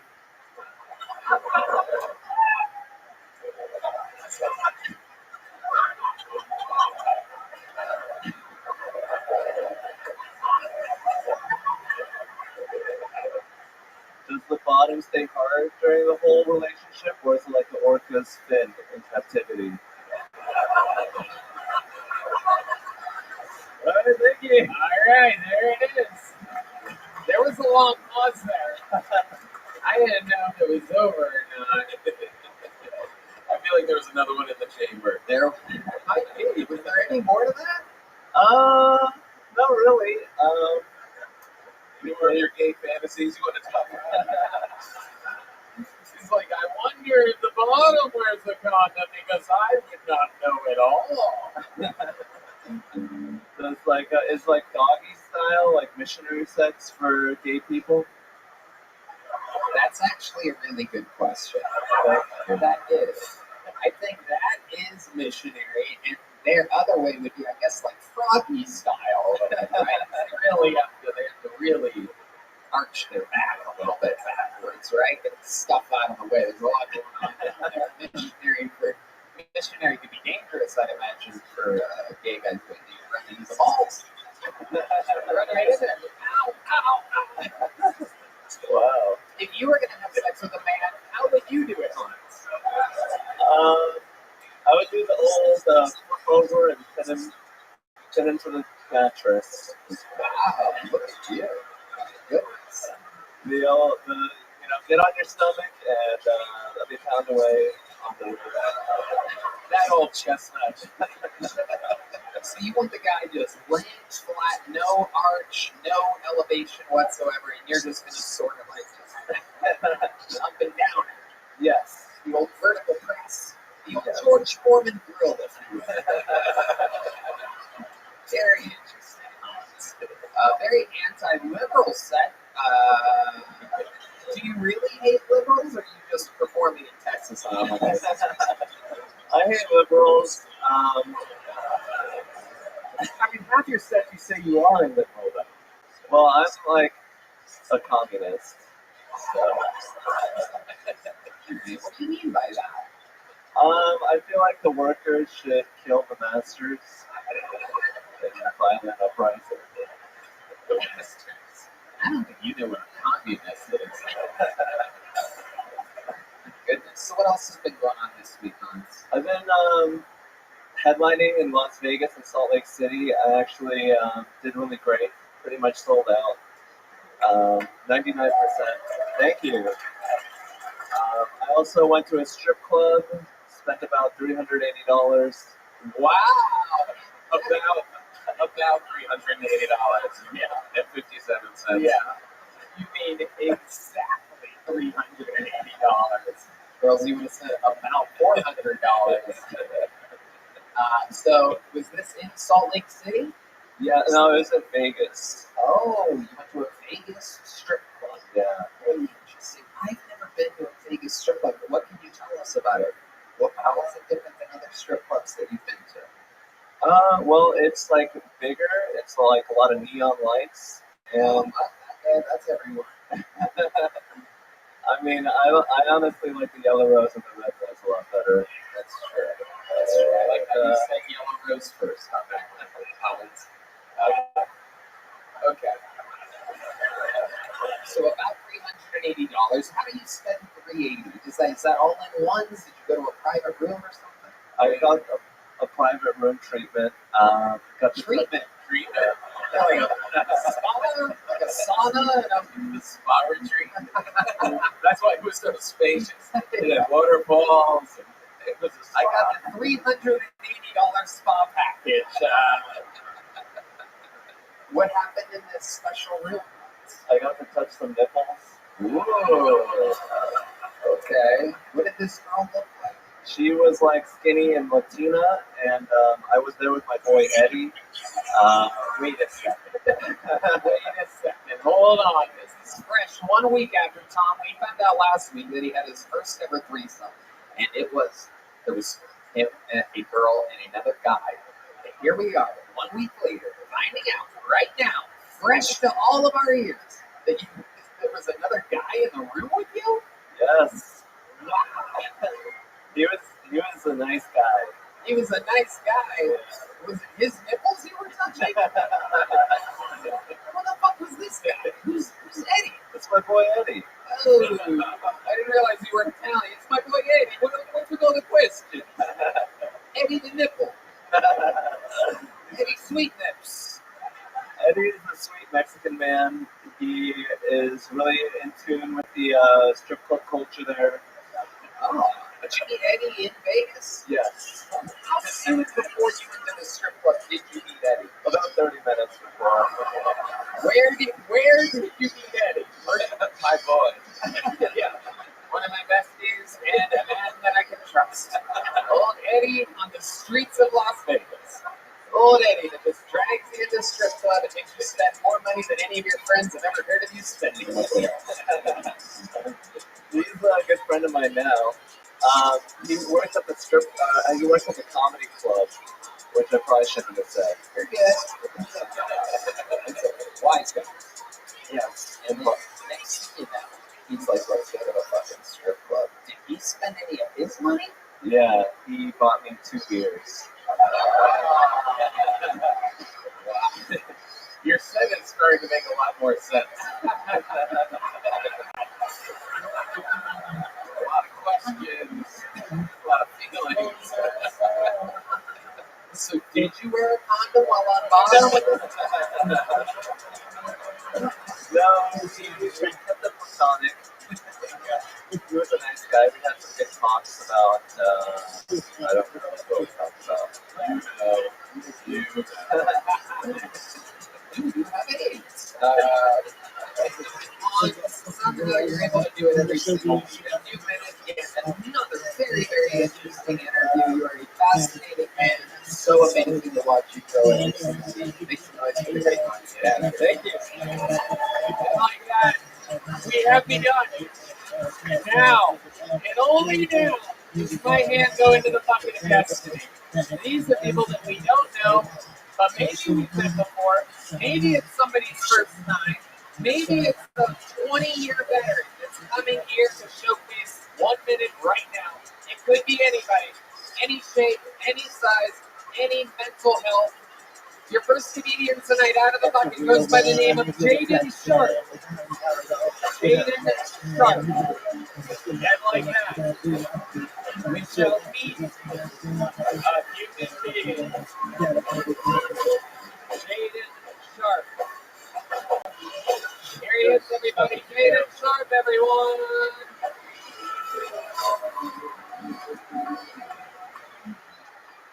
Growing up, I think my pastor was a racist because he liked to listen to white kids. You guys ever get high and then have like those, like the really good high thoughts? Like, what if dudes synced up like women did on their periods? But like instead of bleeding, we got boners. Like if one dude got hard, we all got hard. There's no way in clubs that can work with kids. That's not happening. Combat sports, that's a good name for my guys. There would be not a justice point at that point. Or sorry, we're thinking out. Other high thought I had. Why is it that when you say don't be there, that makes sense, but do not be there? Zero. Right? Right? That's going to float with you for a good week now. Like, I have yet to figure out what it is for this nothing like that thing. There you go. Cheating shot. Sir. All right. Well, have you been on the show before, correct? I have. You want to hear it? Yes. I do. Right. Are you working tonight? I'm working right now. What exactly do you do, sir? I bartend. Okay. Yep, I bartend. Thursday to Sunday. All right. And so you're up on the second floor. Yes, sir. Okay. How do you like that job? Not the same as anyone else likes a job, I guess. Next. Okay. I'm going to cut you off there. We've never actually watched somebody get fired before, so I'm going to stop you there. The economy's tough. So I'm going to save you. I shouldn't have asked you that in the first place. I took a chance with my back. All right, Jaden. Tell us something interesting about your life that we don't know. Recently I started playing bass. Yeah, I get bored as hell, get tired of shit wondering about people and boners and whatnot, so I figured, why not do something else? But I'm thinking about people's boners for myself. What? You think about what? You're talking about that. Oh, yeah. Boners, yeah, gotcha. A little bit of a callback there. Very good. So how long have you been playing bass for altogether? Probably about 6 months now. 6 months. How long do you practice? Like 2 to 3 hours a day. Wow, 2 to 3 hours a day. You're like Steve Matthews.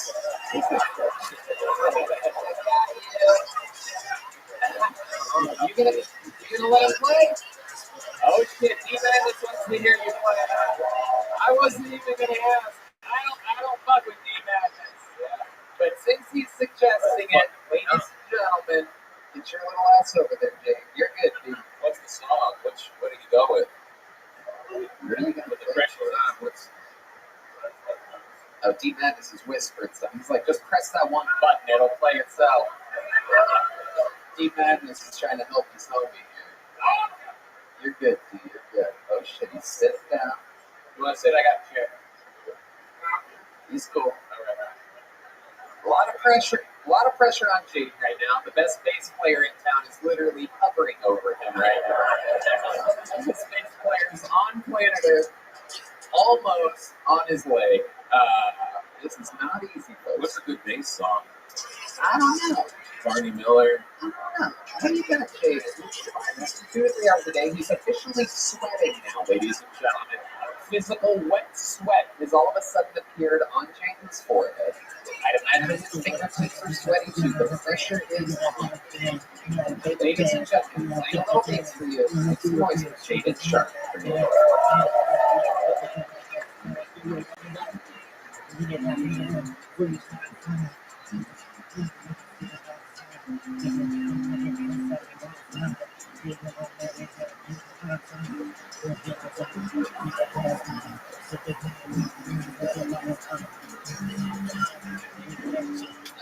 Maybe I should suggest 4 to 5 hours a day of practice. Jaden, But he's a really good bartender. yeah. He does about it. He likes playing base about as much as anybody else likes playing base, I guess.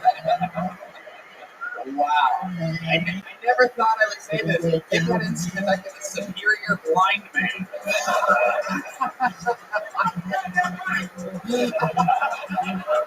Close your goddamn eyes, motherfucker.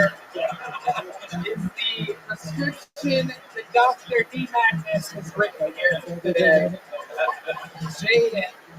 Jaden did just okay in 2 art forms in 5 minutes. Paying attention. This is incredible. Jaden, what else have you been doing other than kind of playing bass? So I just recently started working on a comic series with one of my friends. Comic book series. Yeah, we're basically off of like the events that happen like off of 6th Street.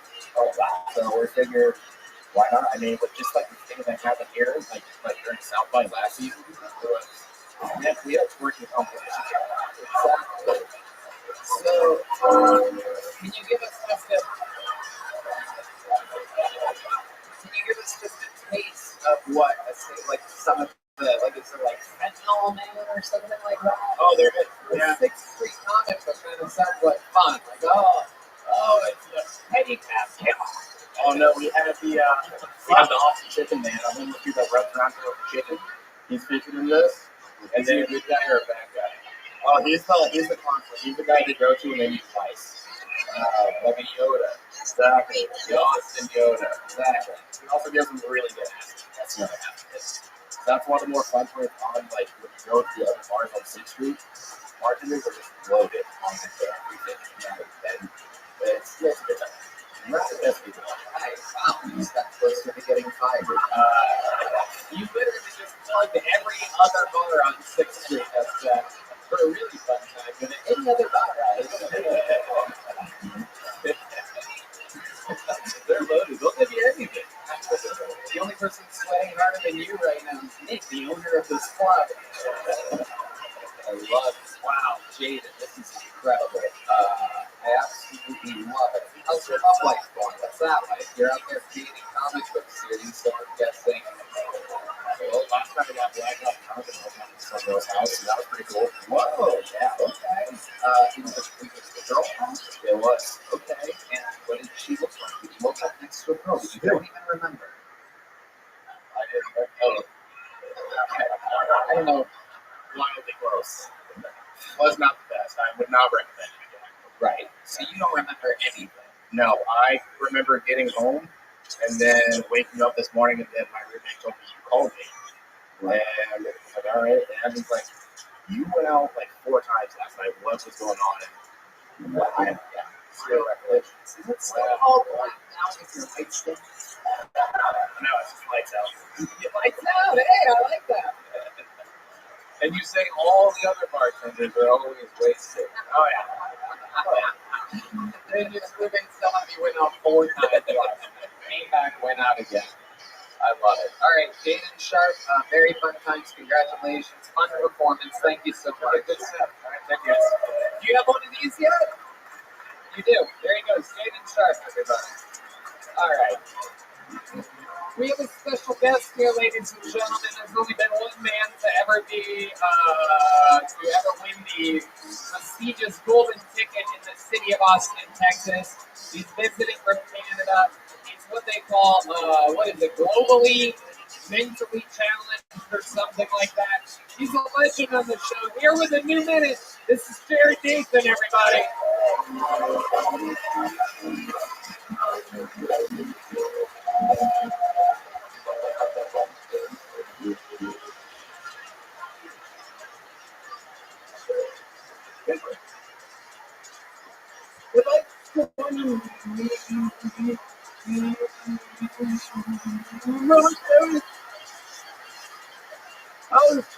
Automatically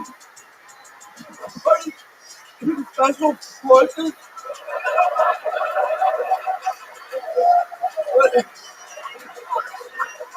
I only be kind of super soaker. I already have a automatic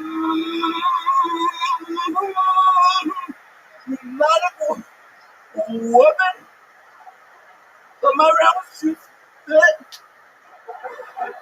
I read an article that there was an organization and now recruiting people with special needs or terrorist attacks. We call it Boom Day.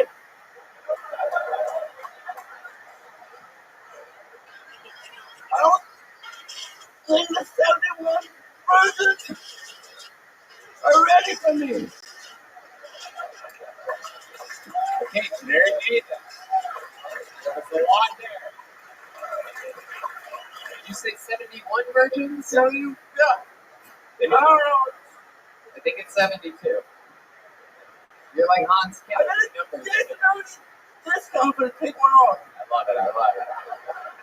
Absolutely. There's got to be one virgin that's like, I ain't fucking that guy.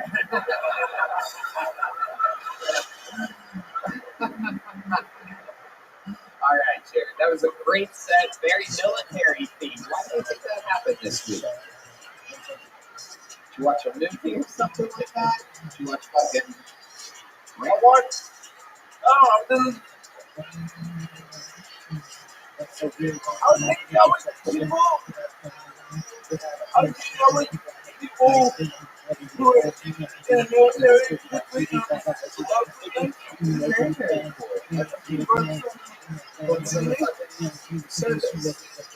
Entertaining. You know, everything is good. Okay, very good. You guys have a push-up competition? Because I got all my money on you. Very, very strong.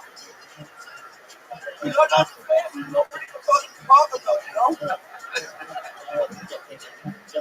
Jared, what else happened? I lost today. This week? This week? No. Okay. I had some bad luck, Tony. You had some bad luck. Yeah. Okay. Tell us about it. I got kicked out of a restaurant for being intoxicated. You got kicked out of a restaurant for being intoxicated? Yeah.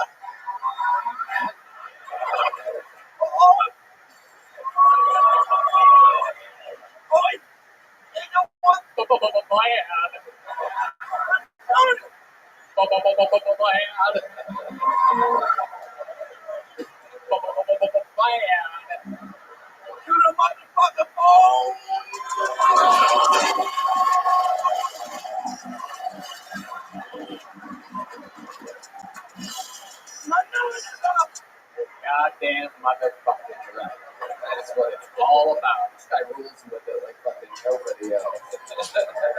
I love it. So bad luck, you got intoxicated and kicked out of No, I was ordering some waffle wings.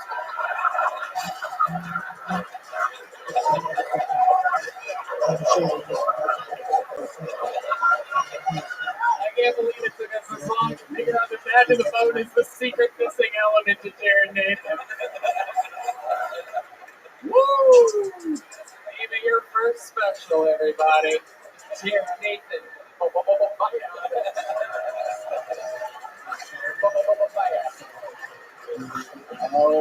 my God. I could do this all night. To the other 158 comedians that signed up, I apologize. We're just going to talk to Jared and play back to the phone for the next 2 hours. What? No. Is that what you're doing? No.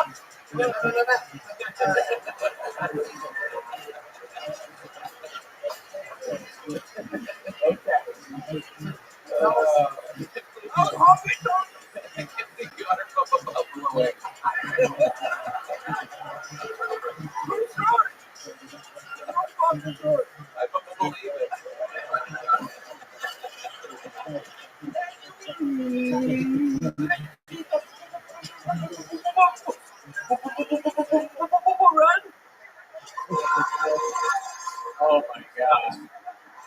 Holy shit. Alright, maybe it's an even and it's special that I was pitching. Maybe it's not an hour. So you ordered chicken wings. Buffalo wings. Total different thing. The wings of a buffalo, Red Man. They're not chicken. We know this, right, Jared? Blue cheese, motherfucker. That's right. Blue. Bone in. Absolutely. So you order buffalo wings, you get your blue cheese, then what happens? I tried to order buffalo wings, but I started like a motherfucker, and the person behind the counter couldn't understand me, so I did my robot voice. Hi, I would like some buffalo wings, please. And they're like, holy shit, this guy is fucked up. Oh my god, we've never had a guy this drunk. What time of the day was this?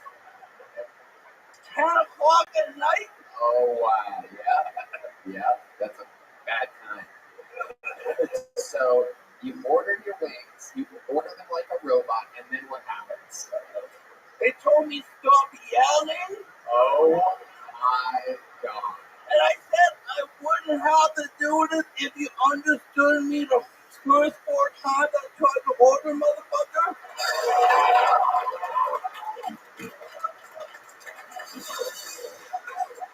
Good point. Very interesting.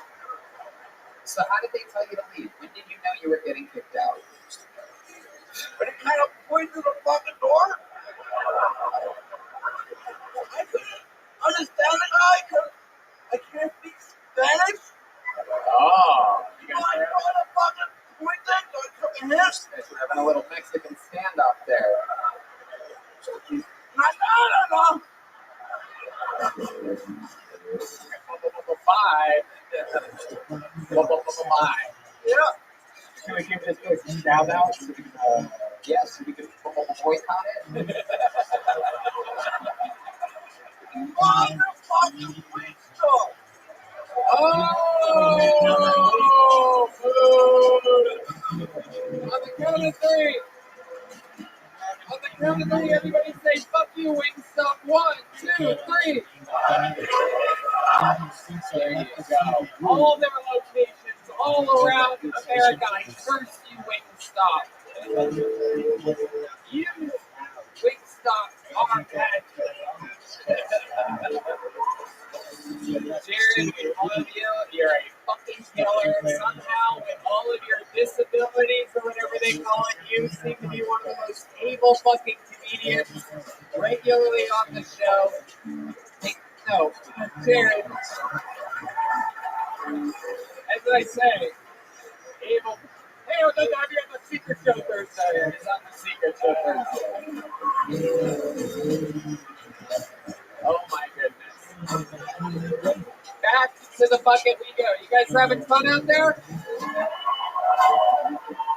Your next comedian goes by the name of Jovan Absali. Jovan Absali. Jovan. Here they go. Here's Jovan. One more time for Jovan, everybody.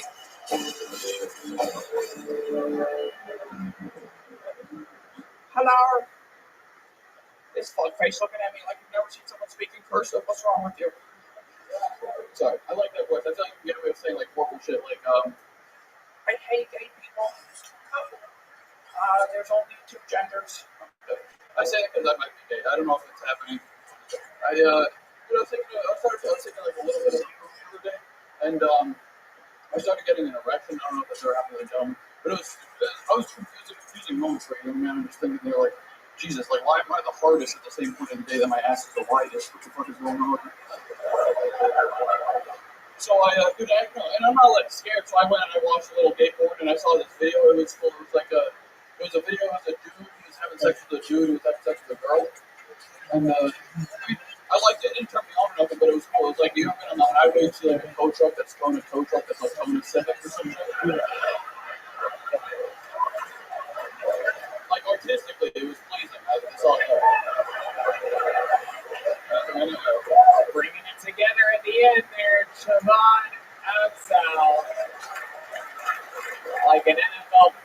game. We thought that was over halfway through, and then all of a sudden, a big comeback for you, Jovan. You saved all your punchlines for the 57th and the 59th second. Oh, and then you step on jokes. Very good. Great talent. He's going to be here with the grandson of Professor Snake. Awesome. It's awesome to be here with fucking Edward Normal Hands. I like your style, Jovan. Let's talk about it. How old are you? I'm 21. 21 years old. Are you really 21, or did you just say? No, I'm 21. Okay. What do you do? What's up with your life? I don't know. Lately, I've just been living in a bus, and I was trying to find some girls to, have in there, but not a lot of girls like that stuff. I don't know why. But doing that, and I sell popsicles in the black market, and besides that, I just kind of live it up. Okay, that was another attempt at a joke. Oh, it wasn't a joke. I sell popsicles with 30 jokes in the stick. You might see me around it. It's not warm enough yet, but you really do that? Yeah. I went to a big festival. It was $400 for 4 ounces. It was crazy. Some dude with Molly came and touched my ass, gave me $20. He didn't even buy a popsicle, but it was nice. Alright, that's pretty cool. Do you make these popsicles? Yeah, I make the popsicles. I used to try to get up fancy with recipes and make these Indian creamy popsicles, but no one gives a fuck what they taste like. So I just write the jokes. I write the jokes where I'll if someone doesn't know my line, I'll be yo, I'll give you $5 to use it, and I'll put your Instagram tag on the stick. How big are your popsicle sticks? Big enough to make $400 at a gay festival. Yeah. Wow, I love it. Jovan, 21, slinging popsicles. What's this bus that you say you're living in? It's like it's like a school bus. I don't know how you guys know it. So you live in it? Yeah, you own it. Yeah. All by yourself. Yeah, just me and myself. No, there's no victims in there. That's what you want. I was kind of asking about. Although I did do some stupid shit because I was London. That's what you call roommates. What are you gonna say there? Because I was living in Denver before I came to Austin for a little bit, and I had a bunch of chicken in there, and it stays fresh, and then I forgot that it's warmer down here, so it got moldy. It wasn't wings. It smelled like no, just regular thighs. Yeah. Regular chicken. All right. Jovan, you're 21 years old. How long have you been doing stand-up comedy? 2 years. 2 years. All of it here in Austin, or were you doing it? I lived in Albany, New York for a little bit, and then I moved to Denver. And I don't know what it was about that place. Maybe I just didn't fit in or whatever. Too much weed, not enough oxygen. I didn't really like that place, so I moved down here. Right. What do you do for fun in Austin, Texas? I just got here on Thursday. I've been trying to find something. Is there a place to play chess around here? I like chess. I don't know. I'm not good at really having fun, honestly. So, did you have the bus in Albany? No, I lived there. I was building it in Albany. So. And when did you get the bus? I think I got it, I don't know, probably a year ago. And then built it for a while, and then I left in November. And is it nice? No, it's good. It was fucked. Yeah. But it runs. It runs, yeah. It runs. I actually broke down once in Terre Haute, Indiana, and Jesus Christ, I didn't think I knew about meth heads. And I went there, and some dude with no legs, he asked me if I could hang out with him for a day. And honestly, I did because there was just no one to really. This homeless dude, Penny, I related to him. Did you play chess? No, he didn't play chess. I did ask him to play checkers. Sometimes I like to. I don't know. Sometimes I play checkers for classical music and think I'm fancy, but besides that, no. Okay. All right. Let me ask you this: where do you have this bus parked in beautiful Austin, Texas? Right now it's where did I put it? It's on 7th Street by some taco trucks. I don't know. Okay. But where do you normally park it? Wherever the homeless people are. Just anywhere that looks safe. I don't know. It's kind of easy to find places around here. As long as I'll pay $12 for a parking sometimes. My friend has an apartment. I'll park in his complex. I try to move around so I don't seem sketchy. Okay. All right. Is there a kitchen in it? There's an Instapot, but how do you make the popsicles? Oh, I have this big ass popsicle machine. It can make probably 80 popsicles in an hour, which is way too much volume for me. But 80 popsicles in an hour. Yeah. Red Band is hard as a rock. So you're making popsicles in this fucking what you describe as a get-up bus. Yeah, dog. Yeah. especially from the inside. It's a lot that get up from the outside, but you get in there, you're like, wow, holy shit. Are these all dirty jokes that you write that are on the sticks? I already fucking told you this, dude. It's like, dude, some of them are right. Some of them are This right. guy is so used to talking to legless homeless people that he fucking comes into the king's court. Oh, my bad. I didn't even realize you had legs. My bad. Yeah, sorry. They are. Oh, God. I'm opening like fucking random box. I can't contain it, baby. Calvin Johnson double guard me. How fucking funny you still? I can Jerry Rice in this motherfucker. Catching bricks, like catching balls like bricks, baby. What ethnicity are you? That's an interesting. I'm halfway, half Afghani. Don't worry, we didn't do it. I'm not sure. All right. Half white, half Afghani. So your dad's Afghani, mom's white? Yeah. Okay. Where did they meet? They were like neighbors for a while. I think they met in at Rainbow Gathering. Yeah. Right. I was probably conceived in a 10, honestly. But whatever. So the work is. Right. So the bus is an upgrade. Not for like, dude, for like the first 6 years of my life, I lived in a bus because they did the same shit. Yeah, fucking. I know all about a fucking little shower, McDonald's, or. I just did a little bit of math here, Javon, Yeah. and I realized that your white mother hooked up with your Afghani father about a year after 9/11. Yeah. So let me ask you, do you think your mom hates America? I think she probably hated her parents more, but yeah. But yeah, no, I was born 10 days after 9/11. I have this joke on it, okay, myself, but I was born like, 9/11 was like my gender reveal party. Oh, look, it's twins. I like that. Yep. You have some great jokes for a 21-year-old. I love finding new talent out of this fucking bucket. You want a joke book? I love one, dude. There you go. You got one of those. Javon, absolutely. On to the next one we go. Another bucket full coming at you. Oh, and the Gel Blaster. Look at that from the lovely people over at Gel Blaster. Javon's gonna fucking. It's gonna be a school bus shooting happening. How old do you feel though? 2 days after 9/11 was born. My goodness. All right, your next comedian goes by the name of Danny Guerrero, everybody. Danny Guerrero is next on Bill Tony. Here he comes. Ladies and gentlemen, make some noise for him. It's Danny Guerrero, everybody. Hey, I'm fucking crazy, bro. You getting a fight with me, man. You'll fuck around with 12 hickeys on your neck. Yeah, you may have whooped my ass, but I've grown you there for 10 years. Try explaining that to your girl when you get home. I don't know, babe. I started swinging. This guy just latched onto my neck. I'm fucking lonely, guys. Earlier today, bro, I picked up a scam likely call. But hey, man, I'll give you the last word of my soul. So ask me how my day. Can you carry a little bit? You can have it on. I've been doing a bunch of gay shit, bro. A lot of gay shit. I started wearing my seatbelt last week. I just want to be held, please. Somebody. Alright, guys.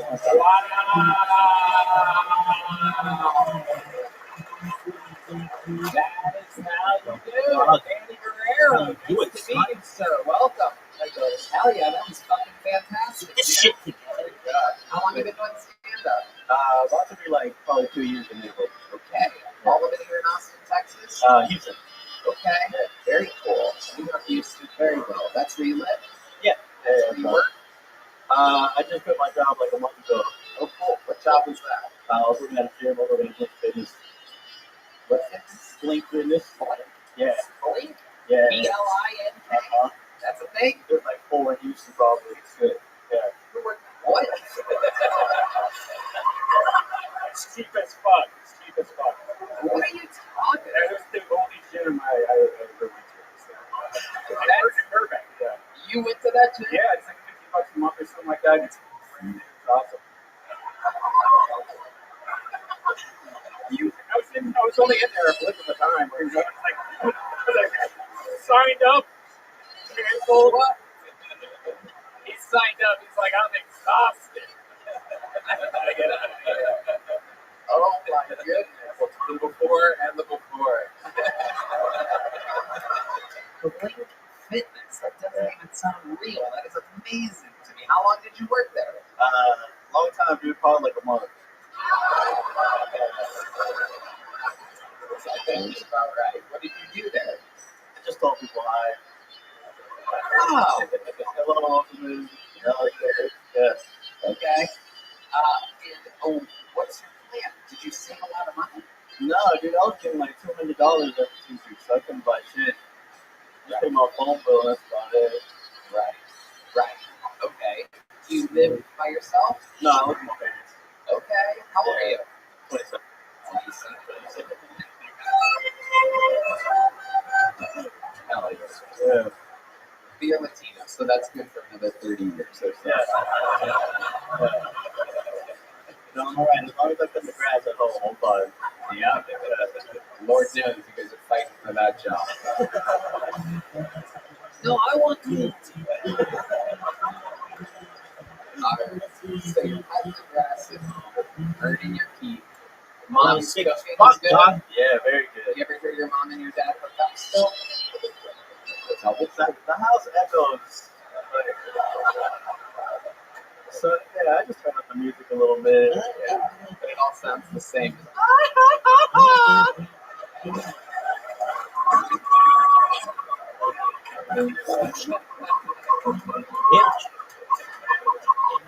I know it's a good Mexican joke. Michael Gonzalez is live at it.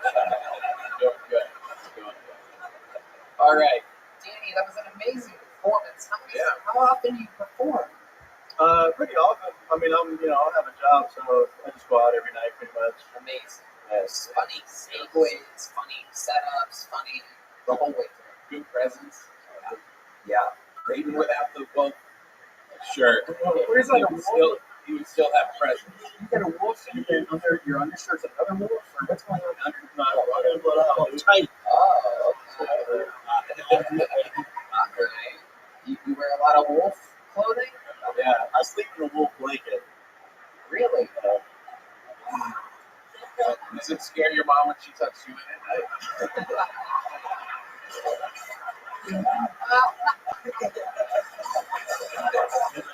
Baby. That's my favorite part of the day, honestly. I get it. Oh my goodness, Danny Guerrero. What's something that we would be surprised to know about you? Any special skills or talents other than being a very funny comedian? Man, I just do jiu-jitsu. That's about it. Oh shit. Damn. What are you, a brown belt? Purple. Purple? Oh my goodness, that's good, right? We have just a few levels left, right? Yeah, but I haven't been going that much, so it might take a while. Okay. Why have you been going? Probably just staying out and like drinking at shows and stuff. So how often do you do jiu-jitsu? Probably like twice a week, maybe. Okay. Let me ask you a question. It's the beginning of the episode. Does the guy on the bottom wear a condom?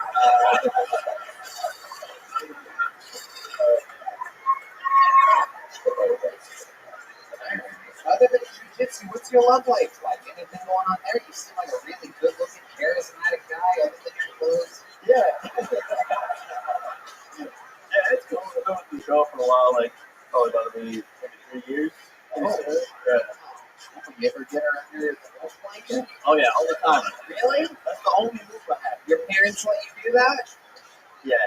When they're gone, They just turn up the music. Yeah. Hell yeah. That's it. This guy just cuts grass and eats ass.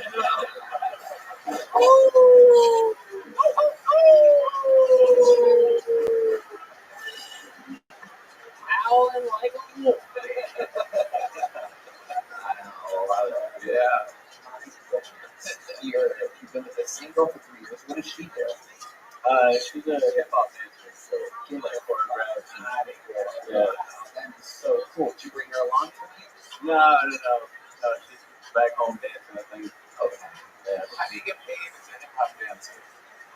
I don't know. I don't really ask how her day usually goes. Oh, we all just found out that she's a stripper. Danny is the last person to find out that his girl's a stripper. I I don't know, Tom. She just comes back with fucking $381 bills. Half of them are roses. Invite this young man to the Thursday show, will you? Yeah, I would love to have you open up the secret show if you're in Wow. town. If you're here, you gonna be here Thursday? Take one of those. Danny Guerrero, welcome. Come back. That's the Kill Tony debut of Danny Guerrero. And now, ladies and gentlemen, we have another special treat for you. Another one of the elite regulars of Kill Tony. This guy has been smashing on this show for years. He gets a little bit fucking better, a little bit stronger every week. A monster. Ladies and gentlemen, roast genius, comedy lord, David Lucas.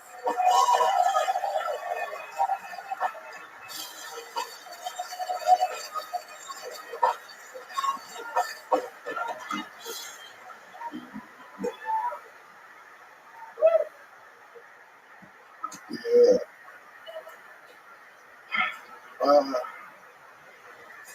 White women think it's fun now, man. That shit crazy. They got ass and titties. I'm glad y'all would feel like that in the 50s. Or that would have been way more immaterials.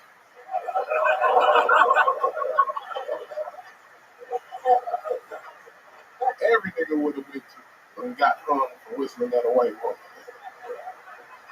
Look at all that ass on that bitch.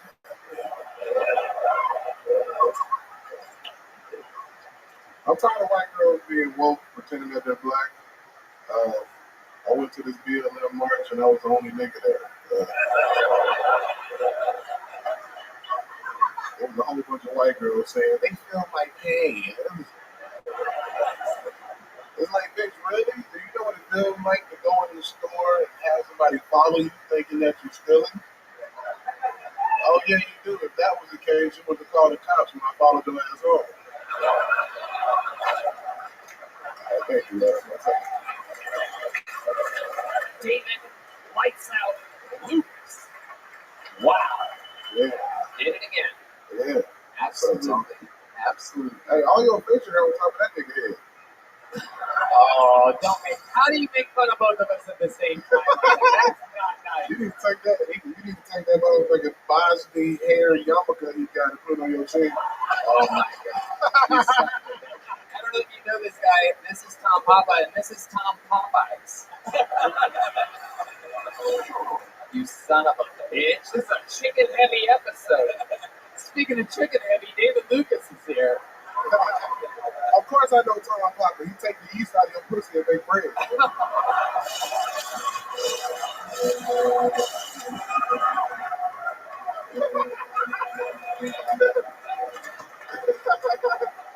You haven't lived until you tried our pussy hole. That would hurt because it was the first one I understood what he was saying. Man, if you don't shut your Quentin Tarantino head ass up, that nigga got nigga in his head 75 times right now. David Lucas coming in, rocking the camo. You look like the woods right now. I saw Danny Guerrero try to find his lawnmower back there a second ago when he saw you. Tommy, you look like a gay ninja. Shut the fuck up, boy. You'll catch a ninja star with your booty cheeks, nigga. That motherfucker ass like a pin cushion, nigga. You just...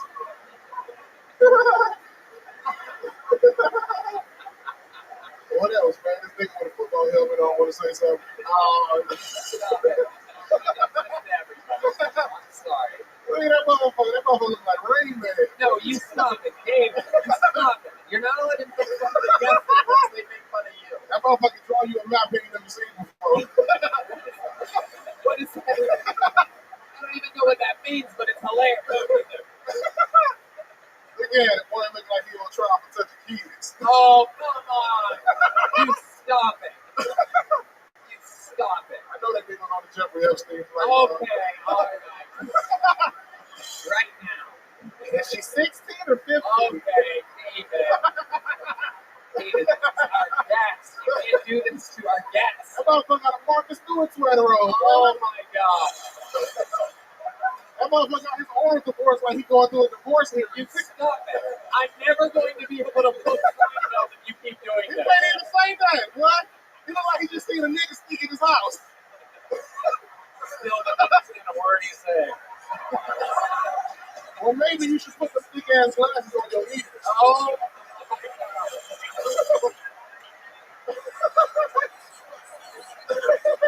Oh, you better stop. Hey, put them glasses to the right. Let me see you burn a hole through that face. Oh,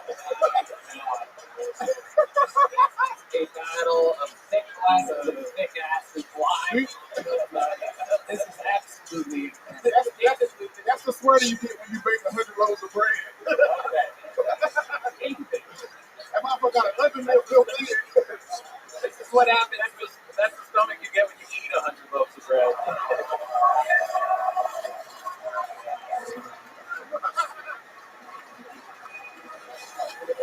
You have that. If you don't get your Quasimodo looking ass, All right, this motherfucker, boy, you look like you collect David. Jesus, will you stop? What is wrong with you? You got a garage full. Jesus, what the fuck is wrong with you? I feel like I'm at the zoo being attacked by a giant sea lion.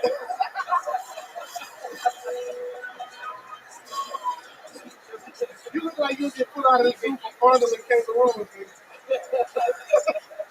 Is this a male or a female? Hold on, I'll tell you. He's a sea lion, all right. You can see him lying every time you need a doctor's appointment. Oh yeah, I don't eat before bed anymore. We know you lie because you check mail on the application, nigga, when you go to the doctor. Sir, you have a pussy. How are you a man? You are on fire. What do you think is going on with you? You eat a specific. What happened? Guns ablazing. I ain't gonna tell you because all you gonna do is make a joke. Well, you're goddamn right. I went to the gym before.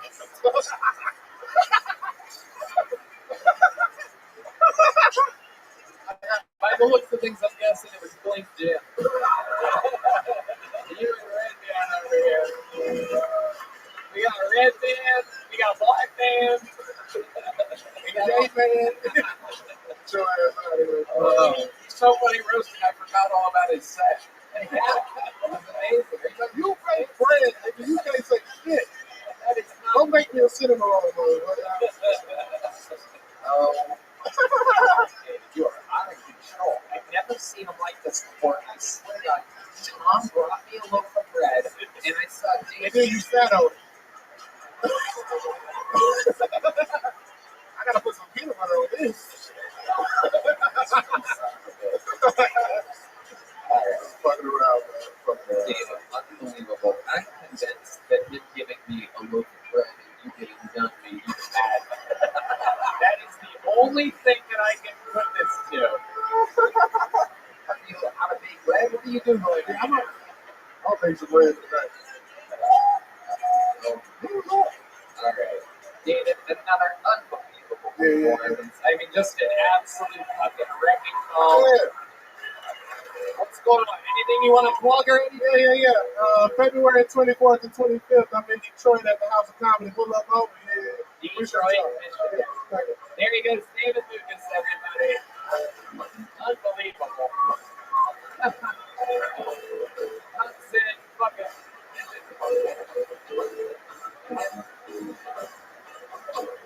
That was great. One more time for David Lucas. He was here. Okay. This looks like a very interesting name. Make some noise for Beaster McGillicuddy. Alright. Wow, here she is, everybody. Beaster McGillicuddy. Try saying that name with that, huh? Anyways, nothing gives you a boner like having the name of a small orphan boy, right? Recently, every guy on a dating app tells me that it was like a crystal girl. They never really specify what type of crystal. We're talking rose quartz or straight rock, dude. There's only a small difference, you know. The men I date are usually really disappointed when they find out that I do you have a relationship with my father? You're like, damn, this bitch just doesn't fuck. Right. My friends keep telling me that I'm starting to sound like an ableist. Not really sure how I can sound like an ableist if I don't even know what the fuck that means. Fucking retards. It's been hard doing stand-up comedian as a woman. You hand a white lady a microphone and people flee like cockroaches when you turn the lights on. I swear I'm not here to explain the proper use of pronoun. Ma'am, sir, fuck out of here. Beaster McGillicuddy. Welcome, Beaster. Thank you. Thank you. How's it going? It's good. How long have you been doing stand-up for? Loosely 2 years or so. Alright, enough about your pussy. 2 That's a years. wizard sleep, you know? There you go. Yeah. So 2 years? Yeah. Where at? Phoenix. Phoenix, Yeah, Arizona. I just moved here about 4 months ago. Okay, what made you move to Austin, Texas? Just wanted to change. Yeah. Get out of Phoenix. So what made you pick Austin and not LA or New York or something like that? I wanted to do a little more edgy comedy. Right. Yeah. That makes a lot of sense. So how's that been going for you? It's been going okay. I just only recently got a morning job, so I've been able to do more comedy. What's the morning job? I'm a barista. Ooh, okay. You the crowd. Fucking up Americanos. All right. Okay. Yep. And you like it? Yeah, it's Is that what okay. you were doing in Phoenix? No, I was bartending. Okay. Yeah. A little bit of a downgrade. Yeah. But at least you have nights free. Yes. Okay. So you've been doing a lot of nights and things like that? Yeah. How's that going for you? It's going good, yeah. You get hit on by a lot of comedians? I can't make any friends with no comedians. They all want to fuck me. That's right. That's right. You are an open mic geek. Yep. Yeah. Nothing but trouble. It doesn't get much higher than an 8 at an open mic, by the way. So she's basically an open mic 10. On the streets, she's a 6, but at the open mic, no, I'm kidding, Easter. Can I call you? Is that your real name, Easter? That's my childhood name. I've been called that my entire life. Okay. Yeah. Everybody calls you Easter. Yeah. How did that start? I come from a family of Canadians, and my dad just picked the most ridiculous name in the world. And it's kind of stuck. I'm not sure. Is he a real name? He owned a comedy club, so I want to be good. What comedy club? It was called Anderson's Fifth Estate. It ended up getting bought out by the Laugh Factory. Okay, and that's in Phoenix? It was in Scottsdale. He doesn't own it anymore. Very cool. How long have you owned it for? 30 years. Wow, that's incredible. So Yeah. your family really is a bunch of comedians. Yeah. Did other people in your family do it? Yeah, all my brothers. Wow. Yep. Are they all still doing it? No, they're regular clubs. The old curse of the beginning. Yep. Yeah. Incredible. It ain't easy out here on these streets. It takes a special kind of fucked up person. So here you are, trying it, and your brother's older than you? Yeah. How long did they do it for each, if you had to guess? Ballpark. Probably 2-3 years So or you're so. right on schedule then. Ready to quit. Ready to go back to school. Okay. What have you been doing for fun here in Austin, Texas? Going out, getting hammered, going to the park and hiking. And, The park, hiking? yeah, I don't know. I don't really know a lot of people, so Right. yeah. Okay. Very fun. So you go out by yourself a lot? To Mike's, yes. Right. How about the other things? To the bars, I go out with my one friend. You have one friend? Yeah. Okay. And you knew this person, you met him here? Mm-hmm. Okay. We matched with the same guy on Tinder. Oh. Yeah, he's a dude. He's a dude. Yeah. The friend is a dude. The friend is a dude. Bisexual dude. He's a gay man. He's completely gay. Yeah. Gotcha. Doesn't make any That's what sense. he's telling you. That's what he's gay. Yeah. You think he's gay? I do think he's gay. Positive? Yes. Okay. The old Keister McGillicuddy. Yeah. All right. Easter, what do you think is the most interesting thing about you? If you could span your entire life, perhaps a special skill or talent or something like that, other than stand-up comedy? Is there something else that you're really good at? Maybe you once got a trophy or some hobby that you do or something like that? Not necessarily known for anything super specific. I can do voices. Oh, what kind of voices can you do? Some Family Guy voices. All right, let's hear some Yeah. Family Guy voices. Yeah, so everyone on TikTok tells me that I look like Lois Griffin. So You do, I can see that. Yeah. You do. You have the cheeks. The I high do, the cheeks. cheeks and the massive nose. So, Okay. yeah, so I wasn't going to say that part. You say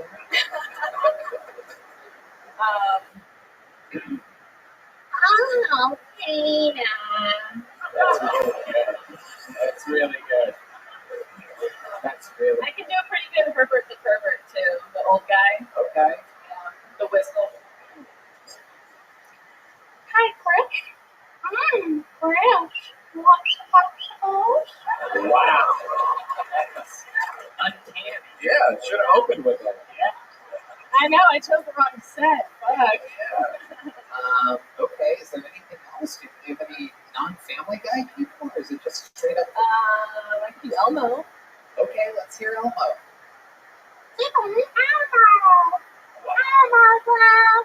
Wow, that is incredible. You have a real gift. Thank you. All right, Beaster. Well, anything else for Beaster, Tom? What do you think about this? First female comedian of the night. She gave it a shot. 2 years in the game. Yeah.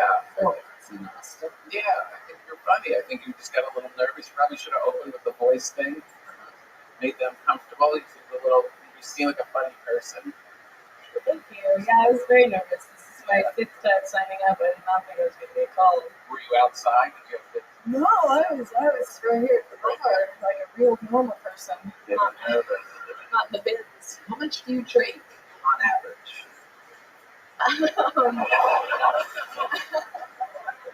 Like the day or Any of it? Are you drunk right now? no, I had one drink tonight. What was the drink? Jameson and ginger ale. There it is, Jameson. Ouch. With the last name like McGillicuddy, there really isn't. There aren't many options. Right. I don't know, maybe 2-3 nights a week. How's that? Oh, okay, that's not bad. Yeah, I'm not an alcoholic, darling. Okay. Any cool comedy stories from any comedians that with your dad's club that you there's something that sticks out? Yeah, so David Spade actually started at my dad's club when he was in college at Scottsdale Community College. That's that place. Yeah. I read about that because I was always wondering where the fuck David Spade did stand up. Exactly. I'm not even kidding. I'm dead serious. Like, I literally read about your dad's place. Yeah. I'm like, what the fuck is that place? Exactly. I'm like, I know every comedy club in Arizona, and I've never heard of this place. Yeah, my dad said that he gave him time because every time he came in, he brought about 10 or so women. And That sounds about right. not in the kitchen. He's David Spade, but he ain't neutered, if you know what I mean. All right. Beast of McGillicuddy, fun times. Here's a little joke book. Get the party started for you. Beast of McGillicuddy, your Kill Tony debut.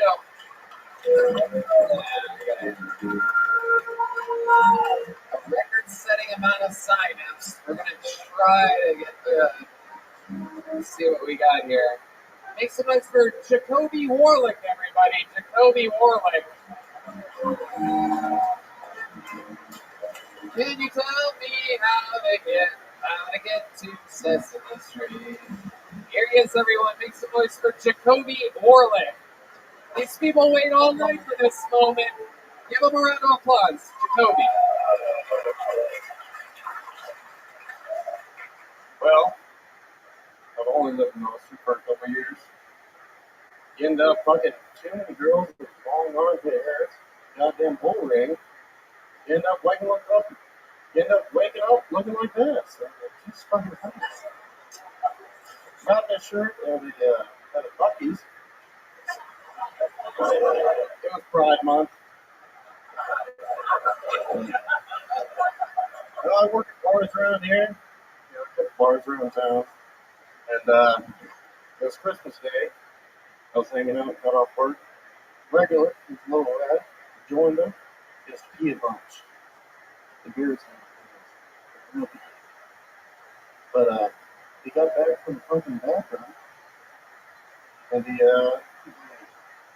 came back and sat back down, And the girl next to us said, "Oh, were you busy during the Christmas season?" I was like, Jesus Christ. He said, yeah.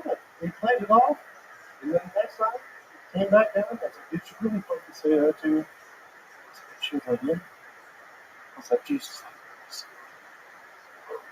I was like, that's fucking fire.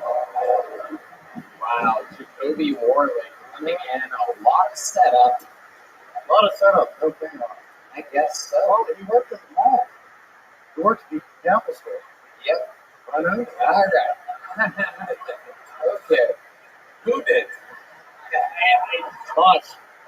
I guess the guy in the joke or something like that. I'm not exactly sure. Oh, boy, you have a very calming voice. You're like Hank Hillbilly. You look like a guy that would rape Jeffrey Dahmer. Hey, come on, get in my car. I mean truck. I'm sorry, it's a truck. I love it. Jacoby, you seem like a true Texan. Where are you from? Arkansas, actually. Where? Arkansas. Arkansas. Hell yeah, that's one of my favorite parts of Texas. Very good. It's East Texas. I love it. I love it. And you live here now? Yeah, I do. How long have you lived here? Well, just a couple years. I mean, making my way down from Seattle. You sound like a country singer in between songs. Well, you know, there's something else coming up with this one.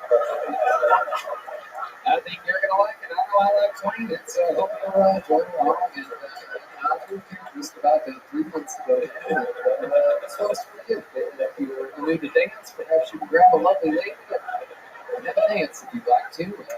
But I mean, at this point, we just have a few songs left in the set, so I hope you enjoy it. I've been playing with these boys for a long time now. I figure we'll do the dance and well, you know what I mean? Oh, Come on, let's do it. Let's do it.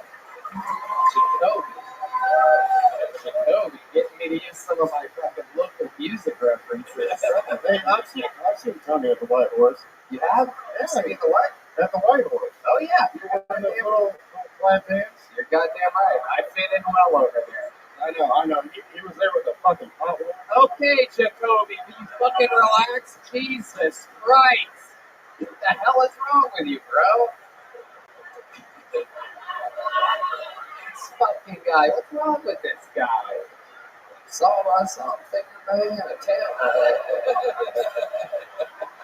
Here's another one right down the barrel. We wrote this one last week.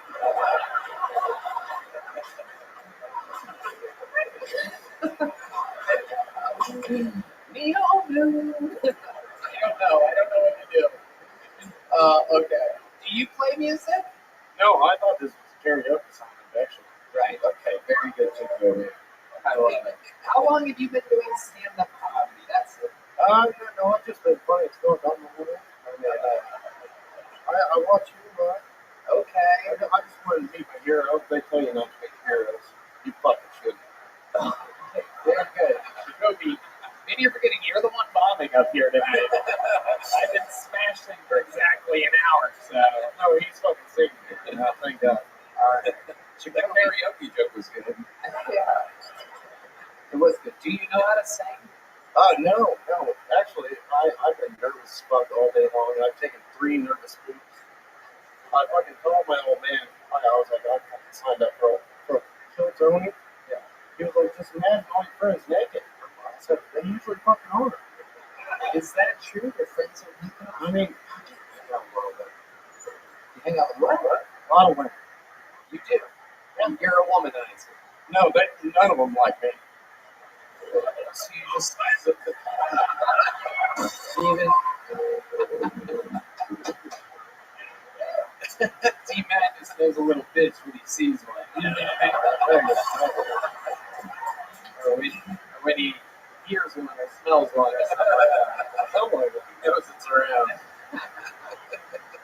All right. So, Jacoby, give us one little fun fact about your life that we find interesting. You know this show. You listened to it. You heard interviews. You've said to yourself, God damn, I would do better than that. We found out so far you haven't.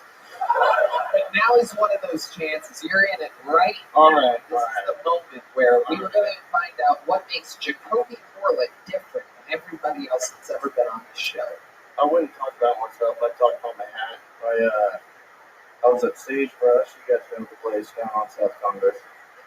Okay. I was out there seeing some music, and some girl was selling fucking clothes and hats and stuff, and she's selling this Garthbrooks hat, and I was like, I have to have this fucking hat. She sold it to me, and then my mom actually sent me this fucking article about this woman that got arrested for stabbing her boyfriend 36 times, blaming it on a big black man. And that was the fucking woman that sold me the hat at Sagebrush. The woman that sold it. I feel like I'm listening to a sleep app. It's unbelievable.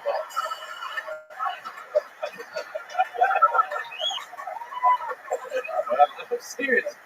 You can make a lot of money.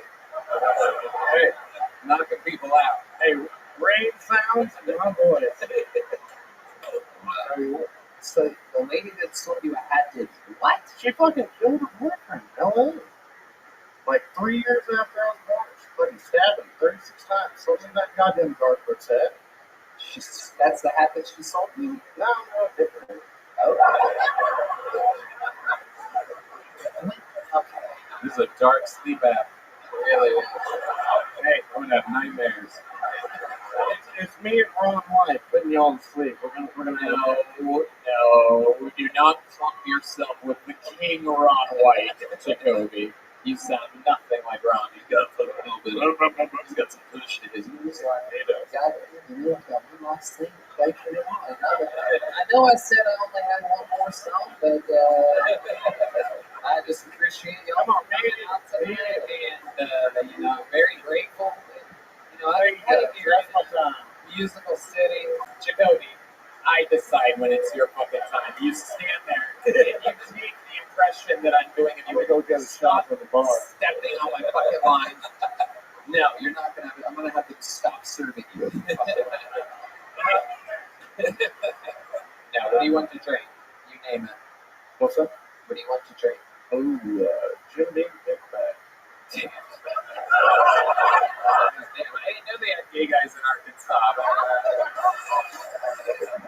I do believe you like a pickle on your backside. So there he goes. I got this man a fucking whiskey pickleback, whatever he wants. Get him out of here. Jacoby Warlick, everybody. There you go. Now you can leave. Now you can go. There he goes. Jacoby Warlick. You guys think we should do one more bucket full, huh? A record-setting amount of people. Let's see what we got here. You want to pick one, Tom? Let's see what happens. My pleasure. Let's see if Tom has better luck. Kurt Wills or Willie? Kurt Willie. Kurt Willie. Oh my goodness. That looks like a new name to me. Kurt Willie, the comic. Free Willie Power. They all have bad handwriting. It's new comedian. You can tell the ones that started after phones were invented because their handwriting is dog shit. How about here's the local artist Chris Rogers drawing Michael Lair over there. The late, great Michael Lair, who we lost this week. How loud can this place get for Michael Lair? He's listening. He's listening. There you go. For Michael fucking Lair.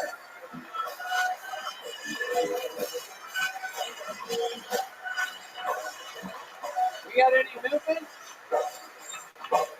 Wow. Still not enough time for Fat Willie to get to the stage. It appears as though, much like Michael Lair, Kurt Willie is no longer with us. I'm pulling another name out of the bucket. We're going to get someone else up here. Make some noise for Danny Martinello, everybody. Danny Martinello.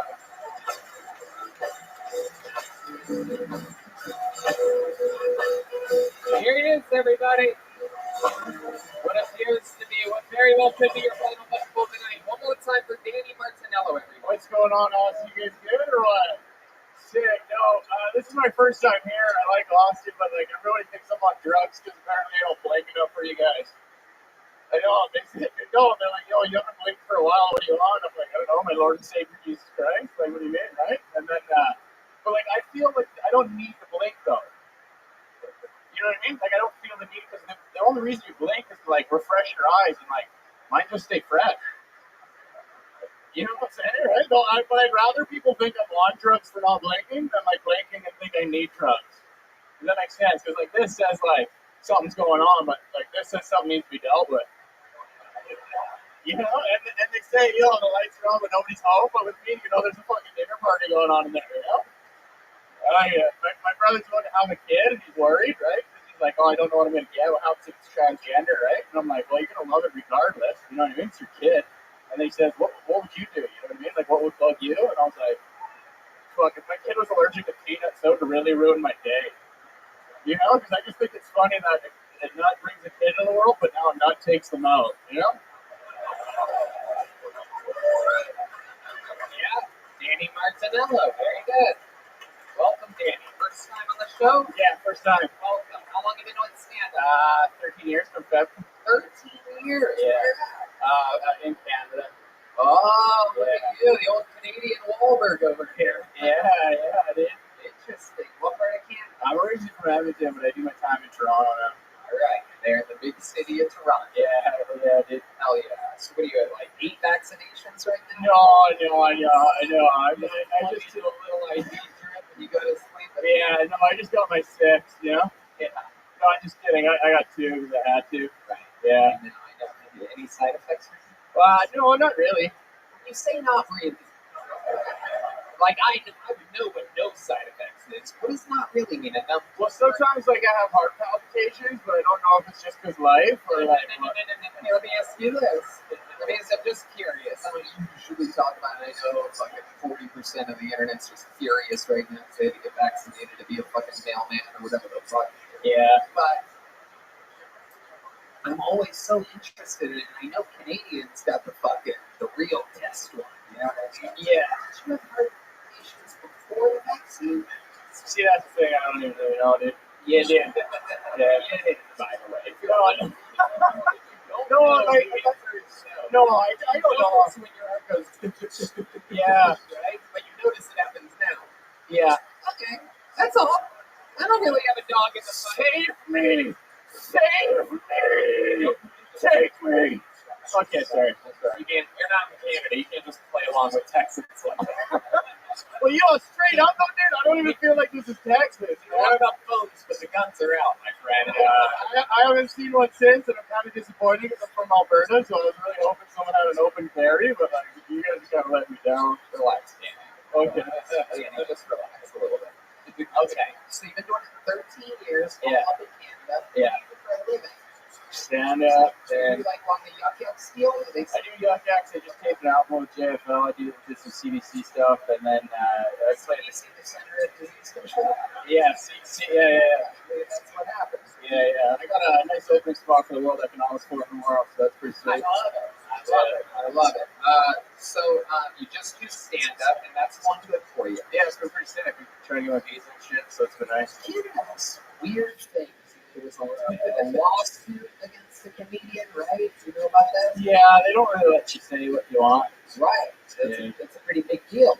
An entire country that doesn't let you say what you want. Now you're here in Texas, which literally completely invites crazy shit. Yeah.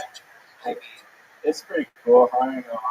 Yeah. You want to move to the States? Eventually, I don't know. I'd like to work here. I just love my country, you know what I mean? Like, I like having, like, healthcare and shit and enjoy life and, like, yeah. So you should come to America, get a job, and you can pay for healthcare. Yeah. Instead of waiting in line for 8 hours like a fun dog, dudes. No, it's okay. I actually went to go apply for my social security number and shit, so I got, like, a visa, so it's going. It's a slow process, but shit, we're doing it, you know? I love it. Let me ask you this. Yeah, what's up? Can you give us an example of a joke that you wrote in Canada that you couldn't do in Canada? Can you sort of like give us an example? 13 years of the game, I imagine there's one that you had to change a little bit, right? Tweak a little bit, but you wanted to say it a different way. Yeah, like I got kind of in trouble because like there's I don't know, like we got like this huge like it was kind of a battle for like gender neutral bathrooms and shit. And then, but I did this one joke where I saw this guy that was really upset for being like in the lineup and like having girls go to the washroom, and like I kind of asked him what's up, and then he was like, "Oh, I don't like girls using the washroom than we are." I'm like, "Well, it's the same thing, you know what I mean? Like we're just going piss." And he said, "Yeah, well, what happens if you got to piss and someone shows you up?" And I was like, "It's a completely separate sport, though." You know what I mean? Like they're sitting down, we're standing up and shit. But then I laughed because the mental image of a woman showing me up in a washroom unit. And like the only way you girls could show me up is if I'm cute in line going to the urinal, but then all of a sudden you came in, checked me all the way, grabbed me by the back of the collar, threw me out of the way of the urinal, walked up, hiked your skirt to the side, threw a thumb over it like a garden hose, and just fucking hit the back of the porcelain. Like a good power piss, pass raise, boots engaged, shooting a golden arch, right? Just feed me that quarter pounder Brittany, no cheese, you know? Oh, well, she's finishing a tall boy though, right? So she's guzzling it, crushes it on her forehead, aces into the bin, looks at me and goes, "Yeah, fuck," and then walks out.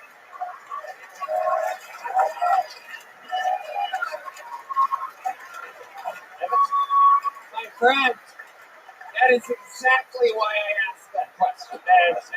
I was really open. I'm like, 13 years. I bet this guy's got something in the fucking chamber right now. Yeah, we got a couple calls on, you know what I'm saying? Okay, Danny. All right. I worked with you actually right down at the Corner Comedy Club, and I worked with you at Ripley. You came down for the show, right? Yeah, man. I hosted your week. How long are you guys in town? Joe, I don't know, Joe. When do we? I don't know when the fuck I want to leave, but like, I'm supposed to. Yeah, I could be. Yeah, I'm in town there. Could be. You're gonna change up flight from Canada? Yeah, whatever. In that case, I would love to have you on the secret. Wow. Yeah, look at that.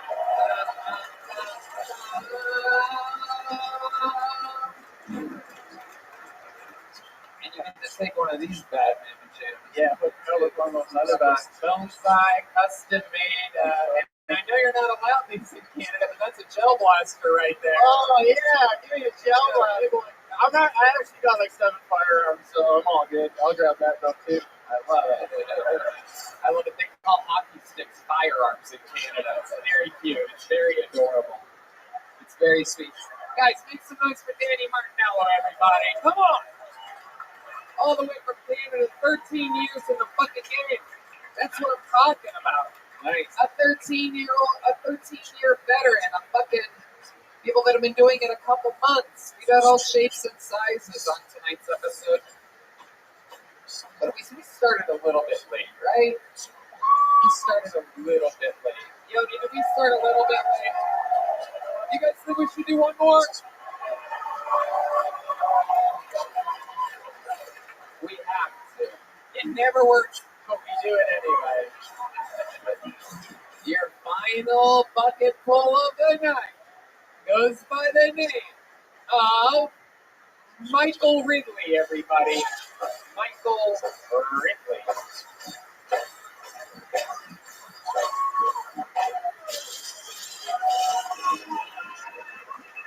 What's good, dude? Papa Oldies, baby.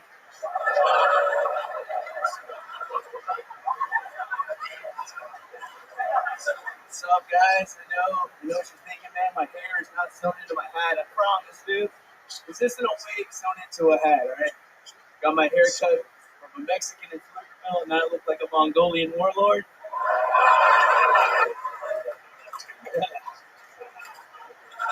My name is Michael Ridley, and I'm a comedian. It only makes sense because my parents are comedians. My dad is Theo Vaughn, and my mom is Bobby Lee.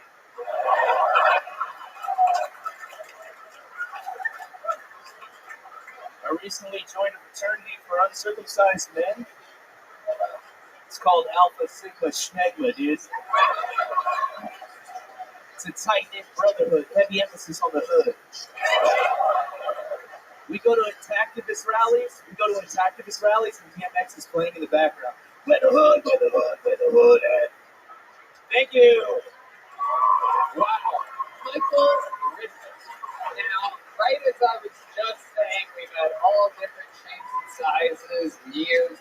This is my favorite type of thing that happens on the show, where someone who's done okay before or kind of good before, all of a sudden really does good. We get to see their growth. You've been on the show 2 or 3 times before, right? Twice.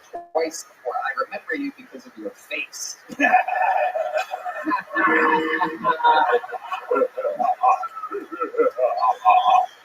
So, Michael Ridley, a fucking fantastic set. Tell us about it. How hard have you been working? What's been going on? What's your regimen been? Because that's much better than we've ever seen before. You would agree, right? Yes. Yeah.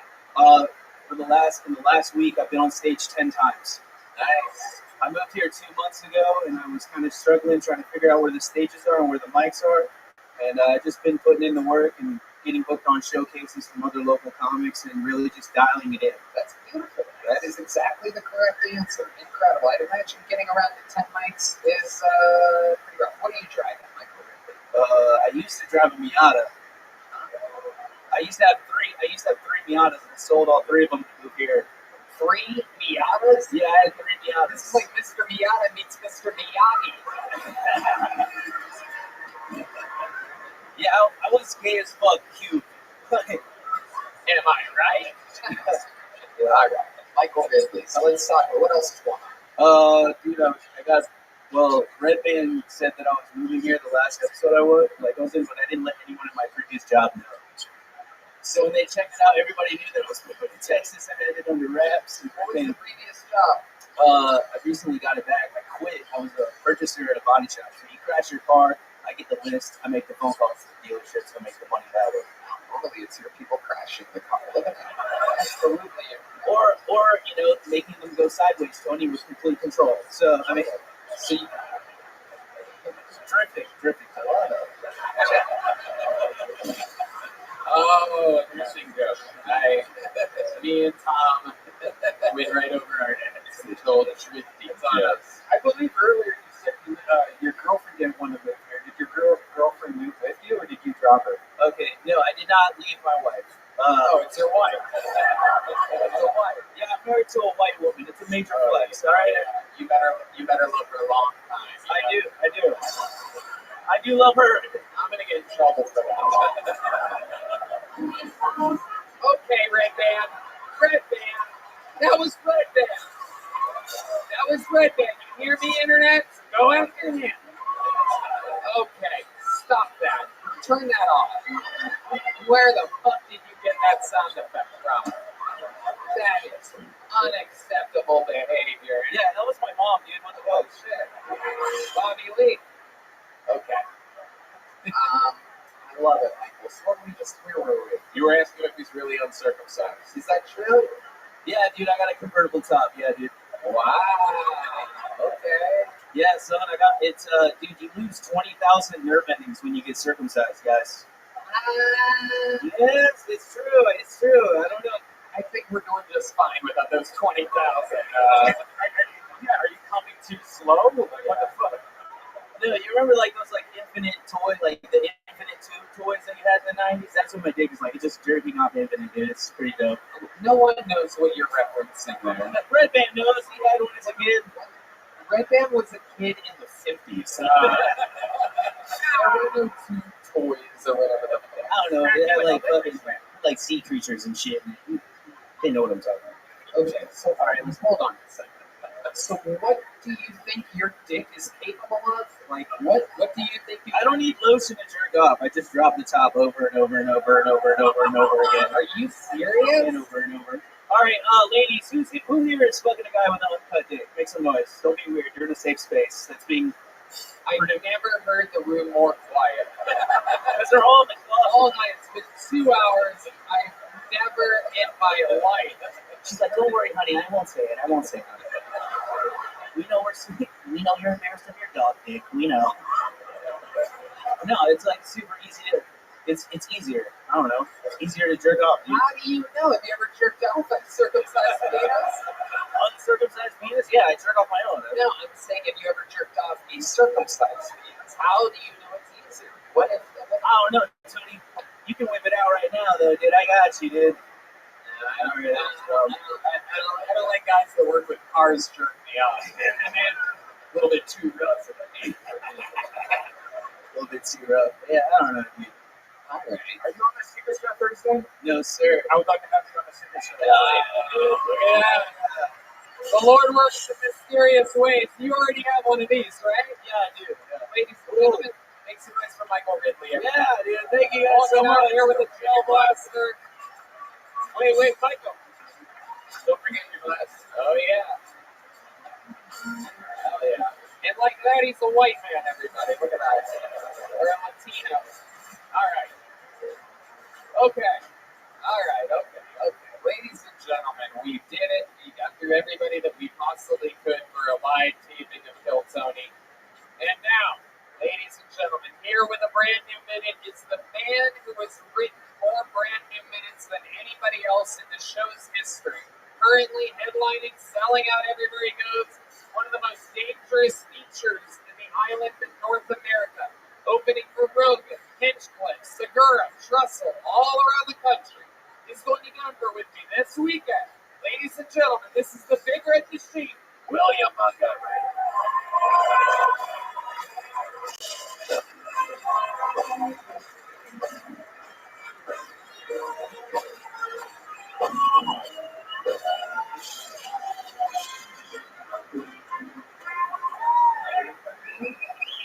In Prince Harry's new book, he described Elvis Presley's home Graceland as a dump.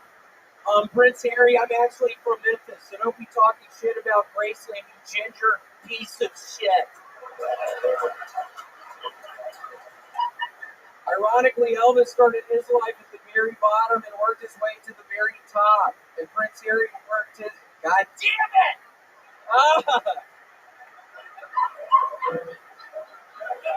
This mic can put stuff like shit. I don't know, just about.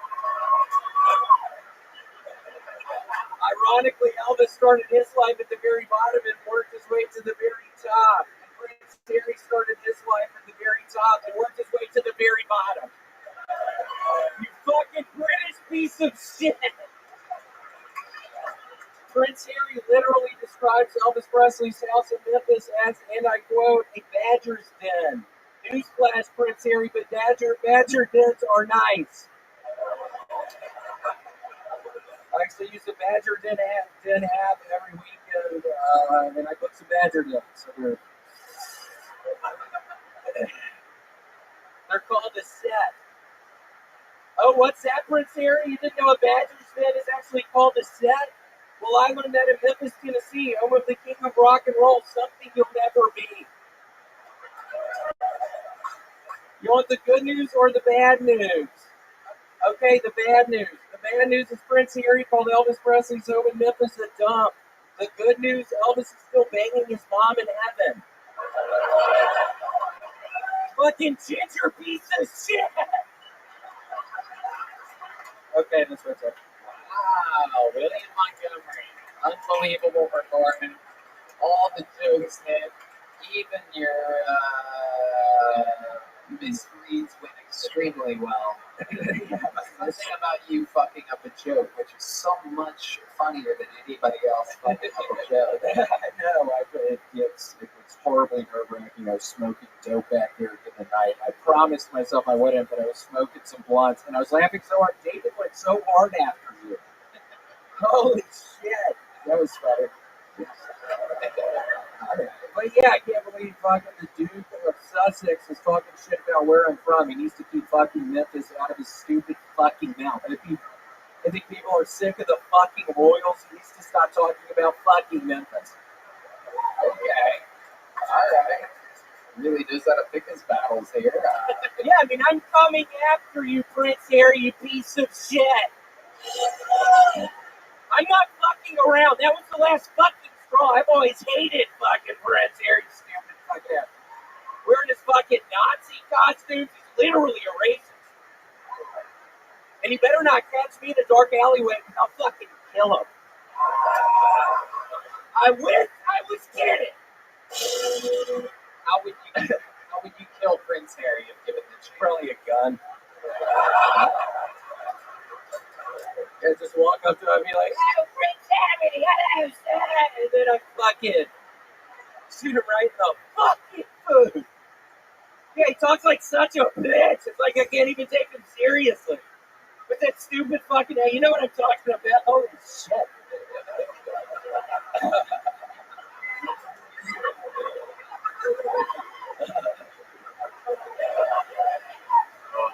goodness, you are something else. What a riot. What is it about Prince Harry that makes you so mad? It was literally when I had so many trials and tribulations back in Memphis. When he fucking brought that up, I literally had so much rage just boil up inside of me. And the fucking Duke of fucking Essex is talking. Duke of Sussex, I think he's from. All right, William, what else has been going on in your world? Any new hobbies or anything? You're always up to something. We've seen you eat soup. We've seen you get sponsorships. We've seen you eat raisin bread. There's so many different things, and it's always going on in your personal life. I'm excited to find out what's happening this week. It is my birthday this week. Oh. So I've already been at the TCBY treats. I've already been fucking designing an ice cream cake for my birthday. So really excited about that. I was at TCBY 3 hours earlier. But yeah, excited about designing the cake. I'm really excited. We'll be in Denver together. I'm really excited about whatever present you're going to get me. I've been dreaming about it. I'm just wondering what Tony's going to get me for my birthday when we're in Denver. Have you ever had 80 popsicles at once? I actually have not. I know a guy. And if you like dirty jokes, you're in for a treat. I love it. What else? There must be some. Yeah, that guy's kind of strange. You're still cutting hair? Nice. Are you still cutting hair? We found out. Yes, I actually booked 15 clients last week. My place is literally filled with fucking hair. It looks like I have a carpet. I normally have hardwood floors, but there's hair everywhere. I don't really know what to do with it. I don't have a brain. So my fucking, it was like a carpet. Oh my goodness. It's literally like a carpet in there. But yeah, I have a bunch of clients. I'm getting new ones. So yeah, if you need a haircut, just let me know, and I'll be able to help you out. D Magnus will not let you cut his hair. If you were going to cut D Magnus's hair, which literally is a work of art. I mean, it is beautiful. This guy somehow, some way, has the best style and swag out of anybody every night. There's no way I would ever cut the hair of a fucking blind person. Holy shit. Wait, what? Why do you say it? Because he might complain afterwards, but I would know in my heart that he really doesn't know what it looks like because he's blind. But I have a horrible just thought. He would bitch about it, and it would end up turning into a big fucking thing. And I just started coming over to his house with my gun in my hand, just standing in front of the kitchen, fucking. He's standing up, just in his kitchen. He doesn't know I'm there. Huh? Yeah, D Magnus.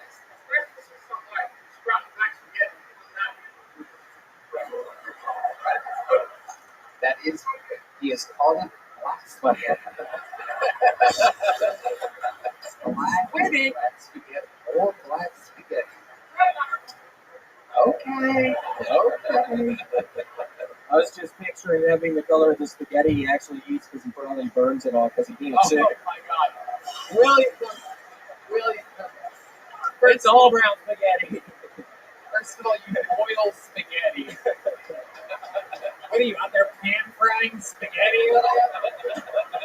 Yeah, it's been a new thing I've been doing. Literally, I'm gonna make you sick. You guys fucking, you and D Magnus are fucking.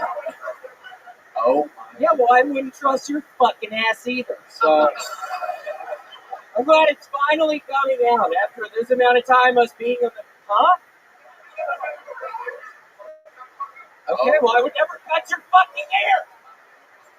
Don't worry, I would never cut your fucking hair. Oh my God. This is one of the wildest fake arguments I've ever seen in my entire life. They should go for spaghetti together and make up. What?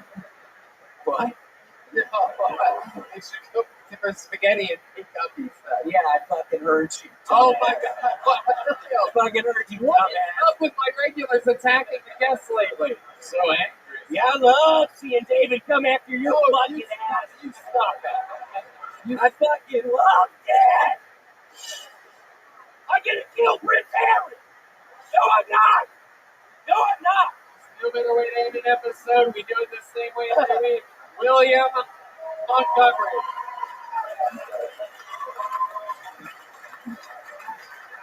Oh so much together in just a couple hours. How low can this place get for one of the greats? Tom Papa, everybody! Watch his new special, What a Day, on Netflix, streaming now. The drawing is in from the great Ryan J. Ebelt. Let's get a glance at that right there. He drew tonight's episode while we all sat here laughing around. He's out in LA. And let's check out Chris Rogers' homage to the late great Michael Lair, everybody. There it is.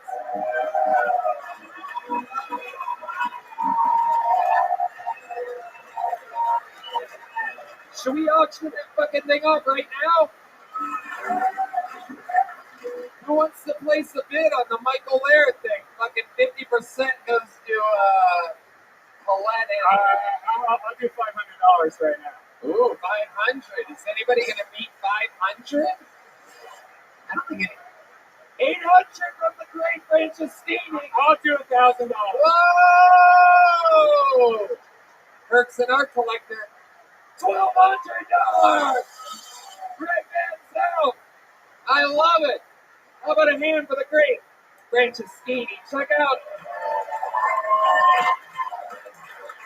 We love him. He's the man. And like that, Chris Rogers makes some money.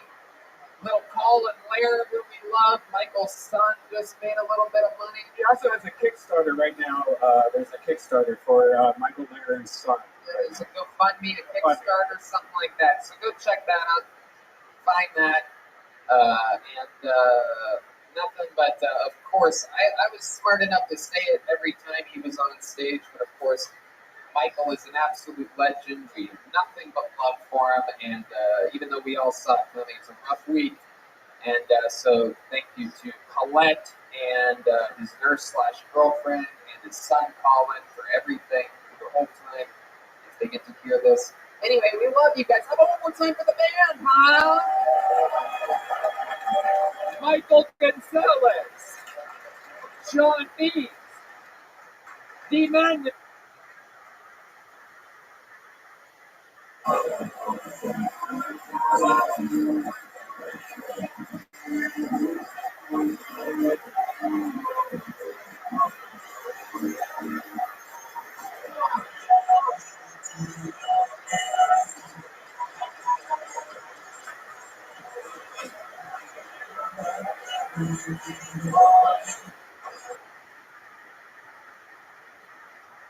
Brand clothing. That is John Deese's company. On top of being one of the best musicians in the world, that is John.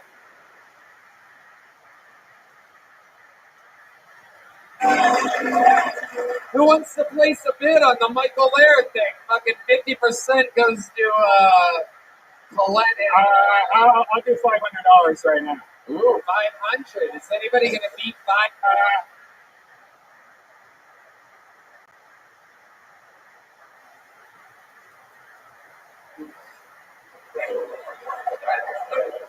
That is, he has called it black spaghetti.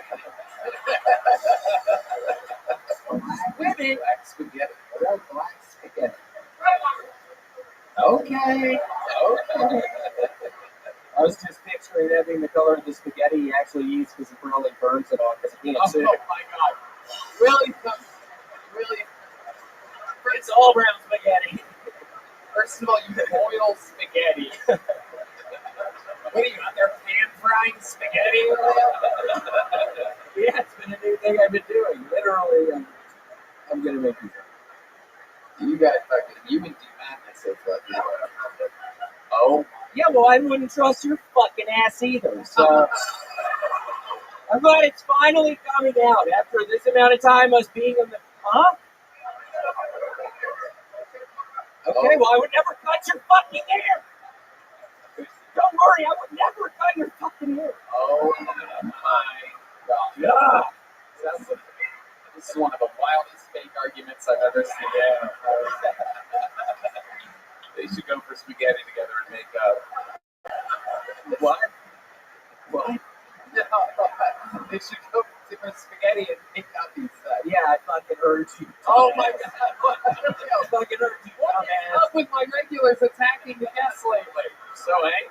Yeah, I love seeing David come after your fucking ass. You stop that. I fucking love that. I'm gonna kill Prince Harry. No, I'm not. No, I'm not. No better way to end an episode. We do it the same way every week. William Montgomery.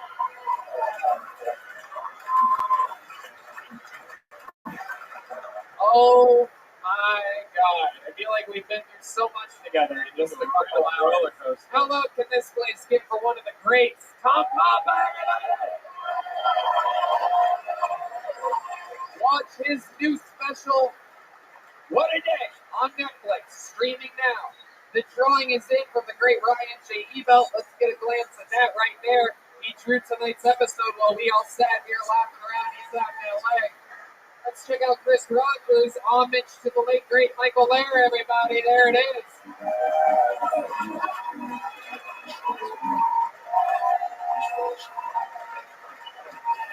Should we auction that fucking thing off right now? Who wants to place a bid on the Michael Lair thing? Fucking 50% goes to Colette. I'll give $500 right now. Ooh, 500. Is anybody gonna beat 500? I don't think it. 800 from the great Franciscini. I'll do $1,000. Whoa! Kirk's an art collector. $1,200. Red Man South. I love it. How about a hand for the great Franciscini? Check out. We love him. He's the man. And like that, Chris Rogers makes some money. Little Colin Lair, who we love. Michael's son just made a little bit of money. He also has a Kickstarter right now. There's a Kickstarter for Michael Lair's son. There's a GoFundMe, a Kickstarter, something like that. So go check that out. Find that. Nothing but, of course, I was smart enough to say it every time he was on stage, but of course, Michael is an absolute legend. We have nothing but love for him, and even though we all saw it coming, it was a rough week. And so thank you to Colette and his nurse/girlfriend and his son Colin for everything through the whole time as they get to hear this. Anyway, we love you guys. How about one more time for the band, huh? Michael Gonzalez, Sean Dees, D. Madness, Matt Mueling, Paul Deemer. D. Madness has this new line of clothing available online for sale and here at Vulcan. You guys need an extra shirt or a hoodie on your way out, but the official Kill Tony after party starts now. Check out Tour Life brand clothing. That is John Dees' company, on top of being one of the best musicians in the world and the leader of the band here. A lot of you might not know John Dees, who came on first onto the band, has hand-selected every single band member. I completely trust him with it, and he's brought us nothing but greatness. How about one more extra hand for John Dees this week? All right, we did it. Love you guys. Let's all party together.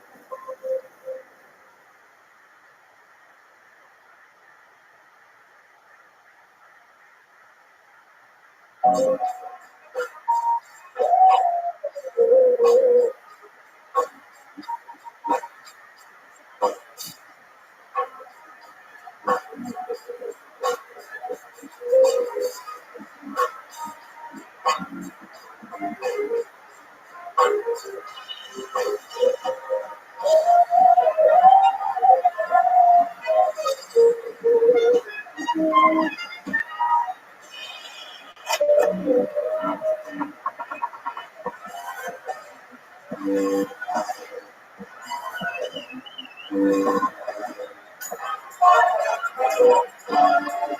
this is Rabbi coming live from Walker Gas Company here at Austin, Texas, for a brand new episode of Kill Tony. Here's Tony.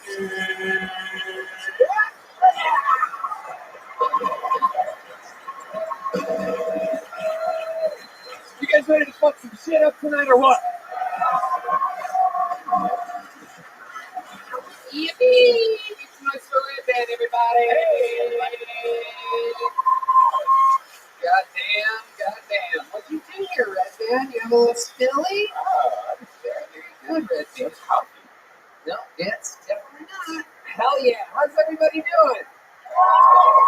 Welcome to the #1 live podcast in the world. Kill Tony, brought to you by the Red Rose and the Yellow Rose, Deep Eddy Vodka, Gel Blaster, the Austin Security Guard Service, and that's Dwayne and somebody else over there. How about a hand for the Austin Security Guard Service keeping us safe? I'm sorry, my handwriting was a little fucked up. And how about a hand for the band, everybody? It's a Super Peanut Butter Whiskey Kill Tony band. God damn it, that is the one and only Michael Gonzalez on the drums. That's Paul Deemer on the horns all the way over here. That's D Madness on the bass guitar, everybody. And the man that put it all together, the great Don Dees, right down the barrel there. Tour Life hoodies available. He has his own fucking clothing company. It's unbelievable. That's the Screwball Peanut Butter Whiskey Band, brought to you by Screwball Peanut Butter Whiskey, the best goddamn peanut butter whiskey on planet Earth. Here's a little bit more from the amazing sponsors that made tonight's episode available for you here right now. Hey y'all, does it make sense that the same company who controls half of online retail also passively eavesdrops on your private conversations at home? What about the idea that a single company controls 90% of internet searches, runs your email service, and gets back to track everything you do on your smartphone? Big tech is more powerful than most countries are, and they profit by exploiting your personal data. It's time to put a layer of protection between your online activity and these tech juggernauts. That's why we use ExpressVPN. I use it for absolutely everything. I never browse the internet without it. I love ExpressVPN. It makes me feel like there's an extra layer of security in this dangerous, wild, nosy world we live in. Red Band. Yeah, not only do I have it at home on all my computers, but I have it on my phone. Think about how much of your life is on the internet. Sadly, every site you visit, video you watch, or message you send gets tracked and data mined. But when you run ExpressVPN on your device, the software hides your IP address, something big tech can use to personally identify you. So ExpressVPN makes your activity harder to trace and to sell to advertisers. ExpressVPN also encrypts 100% of your internet data to keep you safe from hackers and eavesdroppers on your network. That's why ExpressVPN is rated #1 by CNET, Wired, Tech, Radar, and countless others. What I like most about ExpressVPN is how easy it is to use. You just download the app on your phone or your computer, tap one button, and you're protected. So stop handing over your personal data to the big tech monopoly that mines your activity and sells your information. Protect yourself with the VPN that we trust to keep us safe online. Visit expressvpn.com/killtony. That's expressvpn.com/KILLTONY to get 3 extra months free. Go to expressvpn.com/killtony right now to learn more. Hey y'all, contrary to current headlines, several industries are heading for a hiring boom this spring, including e-commerce, healthcare, and not surprisingly, hospitality. It's one of the areas with the most growth. Not only does this industry need to hire for service positions, but also managerial positions and back office operations positions. If you need to hire qualified candidates ASAP for any of these industries or any other industry, you need ZipRecruiter. And right now, you can try it for free at ZipRecruiter.com/killtony. How can ZipRecruiter help you grow your team? Well, ZipRecruiter uses its powerful matching technology to find the qualified candidates for a wide range of roles. See a candidate who's perfect for your job? Well, ZipRecruiter makes it easy to send them a private, personal invite so they are more likely to apply. ZipRecruiter also offers attention-grabbing labels that speak to job flexibility, like urgent, training provided remote, and more. Let ZipRecruiter keep your team growing strong no matter what the industry. 4 out of 5 employees who post on ZipRecruiter get a quality candidate within the first day. They have been loyal to us. We are loyal to them. What a great company. What a great podcast you're listening to. See for yourself. Go to this exclusive web address to try ZipRecruiter for free. ZipRecruiter.com/KillTony. Again, that's ZipRecruiter.com/KILLTONY. ZipRecruiter, the smartest way to hire. Redman has a new soundboard we're going to test out tonight. That should be very exciting with sound. There you go. Very good. Very good. Thank you, Redman. It's already super annoying. So that's it. You guys ready to start tonight's episode or what? How many of you have been fans of the show for a long time? Well, then you're in for a special treat. This young lady was a regular on the show at 19 years old, 8 years ago. Since then, she flourishes. She sells out all around the world. Ladies and gentlemen, former Kill Tony regular, legend of the game, the great Ali Makovsky, everybody. Wow. Wow. Ali Makovsky. Ali Makovsky's on tour, AliMakovsky.com for tickets. She's going everywhere. Raleigh, Atlanta, San Diego, Vancouver, Sacramento, and Dania Beach. Welcome back, Ali. Thanks for having me. Hell yeah. You've been on the show for a long time. Yeah. A veteran of the game. And how long have you been doing stand-up? I think 8 years now. 8 years. And you started like a whip Kill Tony around. Pretty much. I think I started like a year before Kill Tony's, and that really popped things off for me. We made you a regular immediately, all the way back to episode 100. Yeah, it's fun. The great Roseanne Barr was supposed to be here without me tonight. Just to let you guys know, this is another night that Roseanne wasn't able to make it from the frozen hill country that she lives in. She is the newest resident of Texas. Oh, that's your advanced new soundboard.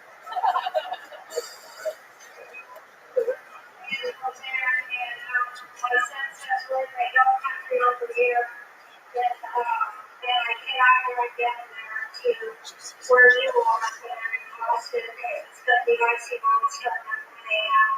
and I'll be shameless.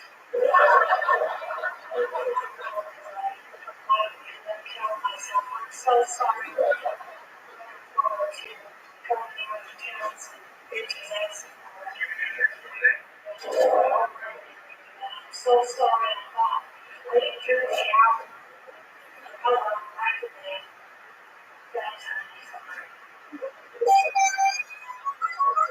Just a little proof that Roseanne was almost here tonight. No big deal. Only the greatest stand-up comedian in the world. But she got frozen out. So we're I'm not bummed about it at all. Ali extended your trip for this. Or else you guys, yeah. So, we're going to have a blast. Trust me. It's unbelievable. We're going to have so much fucking fun. You guys ready to start tonight's show? You're going to have to do better than that, people. I know you're pumped about Roseanne, but you guys ready to start tonight's show or what? All right.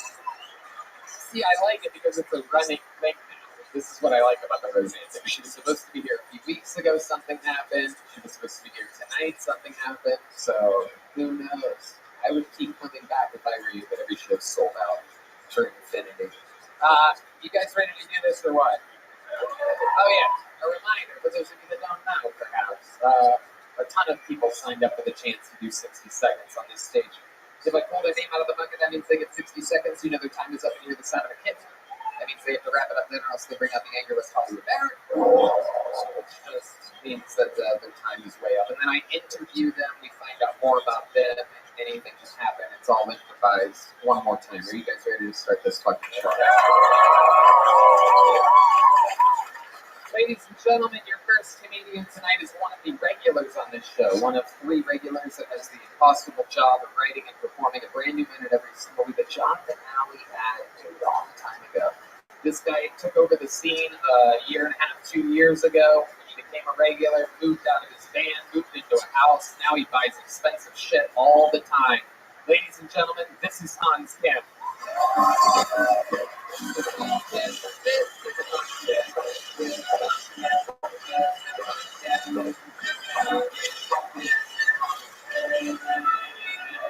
What's up? I was afraid to nut in this bitch once because she told me she was pro-life, but then I found out she was on birth control, so I got really mad at her after I nutted in her. I was like, bitch, you're not pro-life, you're just microdosing abortions. Millennials. I hate how all millennials nowadays are consultants. There's no way that's a real job. There's no way there's a CEO out there that's like, man, I'm having real problems with my supply chain. Let's get a 23-year-old in here with good vibes. Make sure they're bad at math. But yeah, I think that's just welfare for middle-class people. But yeah, good to be here in Texas. I love Texas. It's amazing how much fun we have here. Yeah, it's amazing how much fun we can have here when we're not concerned about equal rights. All right, thank you. Whoa! Somebody's been partying all week. Holy shit! Did you think at all that maybe the I Love to Be Here in Texas should be the opener instead of the closer and perhaps move nut in this bitch to the end? Did you think about the fundamental formation of your 60-second set tonight, Hans? I don't want to do that again because I already talked about Texas last week, so I was like, oh, God forbid you talk about where you are to open your set. Because, yeah, you did it last week. So, okay. How do you feel about that, Hans? I mean, I like the words that I said. Did you say butt birth control at one point? I said butt birth control. I stuttered a little bit. So you did say butt birth control. Confused the shit out of me. I thought someone was on butt birth control. So where if you come in a butt, doesn't get pregnant. I was super confused. And I think, how many of you heard butt birth control? You know, you don't raise your hands, you make noise on this show. Oh, geez, you people really are visiting from faraway lands tonight. Jesus Christ. I did something. For those of you listening to the podcast, everyone just raised their hands for some reason. So butt birth control, you didn't mean the word butt to be there at all. I didn't, no. You found out she was on birth control, and so she just microdosed abortion. I thought it kind of worked though with the butt birth control. Because then when you were saying that she was microdosing abortion, I was like, oh, because you're doing anal sex. So she's not getting pregnant. So it kind of worked. But then it was amazing that your stutter led you to an entire different orifice. Orifice? Wait, what? I think I just had a little stroke right there. Okay, Hans. So you look to be here in Texas, equal rights. What do you mean by that? I mean, like, if you're worried about, oh, am I hurting this, Mexican's feelings, then you might not take as many tequila shots off their body.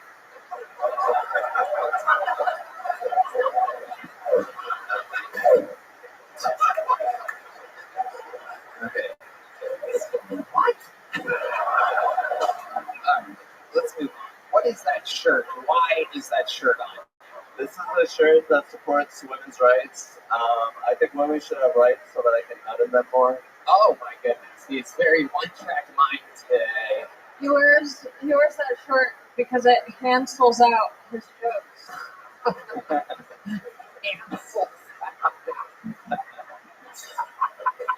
You guys don't like wordplay? No? His name is Hans. And Hans sells out.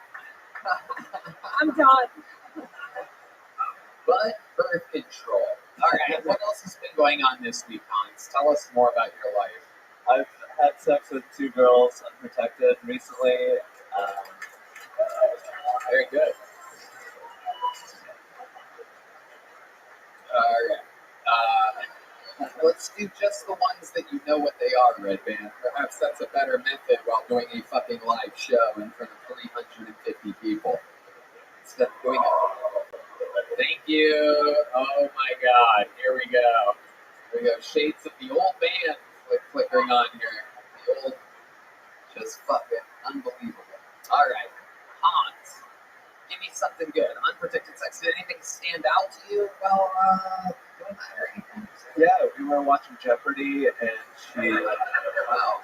Was one of your answers, what is butt birth control? Red band. Red band. Red band.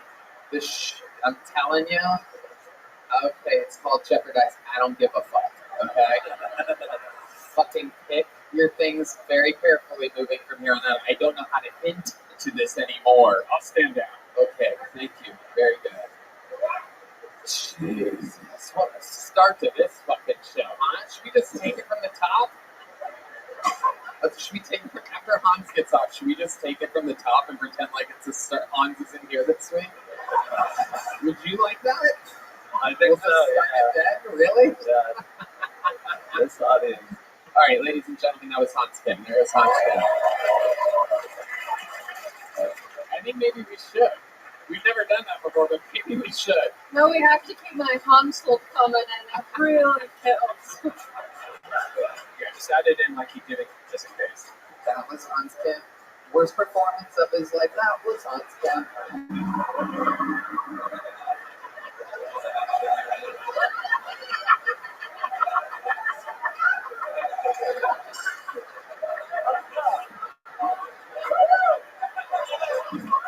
A little fun fact is that it's more annoying to the podcast listeners than it even is to us.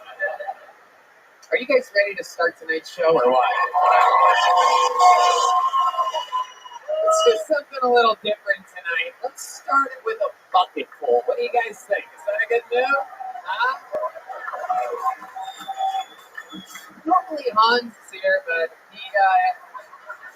normally Hans gets it started, but he came down with a little. Ladies and gentlemen, your first comedian out of the bucket. This is a brand new person, I can tell you already. So anything can happen for those of you that don't know the show. This is 60 seconds of stand-up comedy uninterrupted, going to Phil Bill 2.0. Ooh, a big roar from the back corner. Here he comes. Phil Bill 2.0. Getting the night started for us here.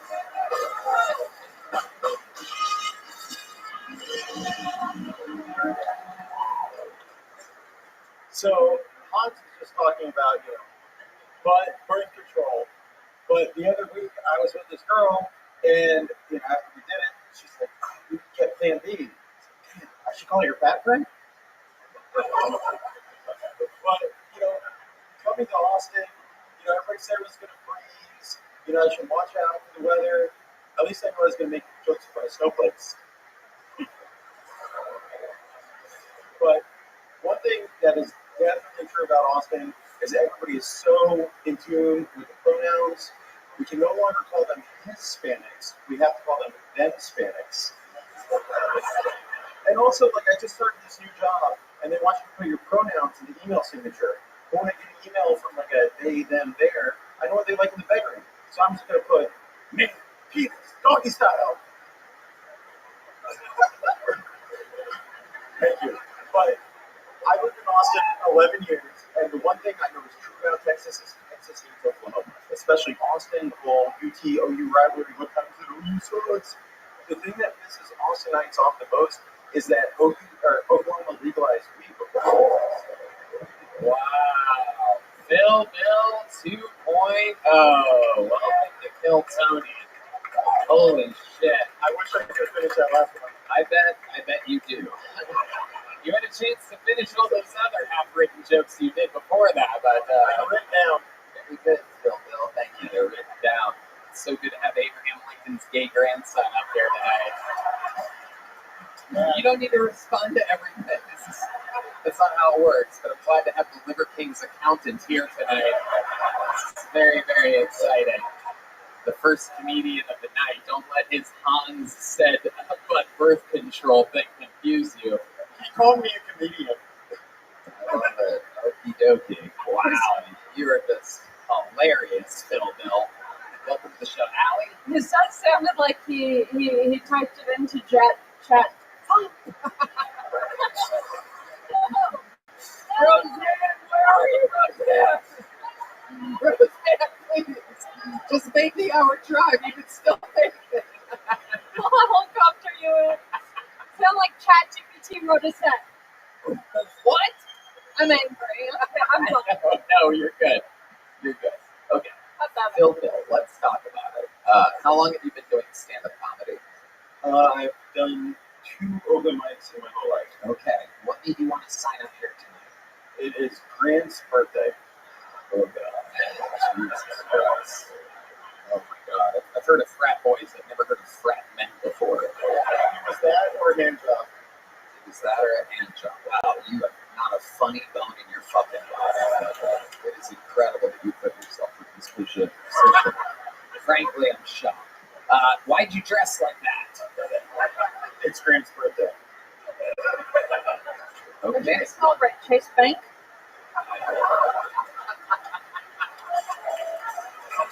Thank you. Thank you. Oh, boy. We're just getting started here. Again, this is the first comedian of the night. It's going to get better. You called me a comedian today. Oh, I hate you. I'm starting to hate you. It's starting to turn into hate, my friend. He called me my friend. Whoa. Fucking loser. Phil, what do you do for work? I'm unemployed. That's about right. Unemployable indeed. What did you used to do, Phil Bill? The last job I had, I managed an independent rap tour. Rap tour? Rap tour. Rap tour. Okay. Whose tour was it? This guy that I know who asked me to manage his tour, and now he owes me a lot of money. Ah, yes, indeed. Absolutely. You seem like a real pushover. I can see why that would be. What made you get into the rap game? My friend asked me to manage his tour, and now he owes me a lot of money. God, you are the worst, Phil Bill. Oh my God, you're the fucking worst. There's only 2 answers that you have. It's either my friend's Grant's birthday, Or that I'm a comedian. okay. There he goes, Phil Bill, everybody. There he goes, Phil Bill. Phil Bill, Phil Bill, Phil Bill, Phil Bill, Phil Bill. Go that way, by the way, Phil. Go that way, go that way. Yep. Take the long walk of shame. Jesus fucking Christ, man. You guys ready for your first comedian of the night? Huh? Who's ready? We're gonna go to the bucket for this one. I knew. We're leaving this all in, by the way, just to let you know. Your first comedian of the night goes by the name of Juan Torres, everybody. Juan Torres. Welcome to Kill Tony, formerly the #1 live podcast in the world. At one point, we were the best. Oh, here he is, everybody. Juan Torres. Make some noise for Juan, everybody. Come on. So, how's it going today? Like this? Or like this? Like this. Okay, thank you. Well, today I am very happy. I just finished with my taco time. So I came over here to hang out with all my friends today. It's a very nice evening one. Also, I took the chance of starting doing Uber and Lyft. And with Uber and Lyft, they have a video I must watch to help me start driving Uber and Lyft. The video goes like this. If people are trying to have the sex in the seat, you must do these things. First, you must ask them, hey, what type of music do you like? And obviously, when people are in the middle of having sex, they want to know what type of music you want to hear. So Uber and Lyft recommend that you ask them this question, everybody says they're going to stop having sex because they want to know. Very good, Juan Torres. Oh my God, what is happening tonight? This is unbelievable. Juan, welcome to the show. I've never seen a Mexican guy with an Arab accent before. This is incredible. Why do you really sound like that? No, not at all. Right. Right. You think it's funny? You think that was funny? I swear to you, I tried to go Hispanic and I fucked it up. You tried to do what? Red band? Don't touch the fucking soundboard until we build momentum in this show. It is a comedy show. It's not a fucking sound effect show. What the fuck is wrong with you? Build momentum, okay? You make sure the room is laughing and then touch your fucking toy. Jesus fucking Christ. Oh my God. Roseanne! Oh, Roseanne. Oh, today my whole thought about was Roseanne. Oh, no, stop it. I can't hear the harmonica. All right. Juan Torres, what do you do for work? I'm Uber and Lyft driver. Oh my God, I can't deal with this. There goes Juan Torres, everybody. I'm pulling another name out of the bucket. That way. I'm pulling another name out of the bucket. For those of you that like bucket pulls, we're getting through them tonight. We're going to set a record. Let's see what happens here. 60 seconds uninterrupted goes to John Henry, everybody. John Henry. Oh my God. Your first comedian of the night, John Henry, everyone. Oh, hell yeah. Oh, I have a good feeling about this. 60 notes for John Henry. I, like most mostly straight men, am afraid of my eventual prostate exam. And then I found out the female G-spot is sometimes called the female prostate. Oh my God, am I gonna like it? I couldn't wait, but I didn't have the ball to go to a sex shop and buy a dildo. But I did have a plunger, and one end's already covered with shit, so why not let's continue with this experiment? You know, so I try to shove it up my butt. But I find out like those sex activities, you really do get loose. So, you know, I'm trying to get a visual of it. And I just hope it feels better than it looks. I proceed to rub one out. And I have the most mind-shattering orgasm of my life.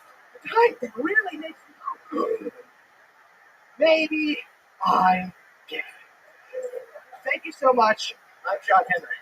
Oh my God. Oh my God. Oh my God. Oh, I know Texas is frozen, but is hell frozen over as well? First of all, how long have you been doing comedy? A year and a half. How long have you been doing it wearing that? Not very long. This is why I stopped taking jujitsu.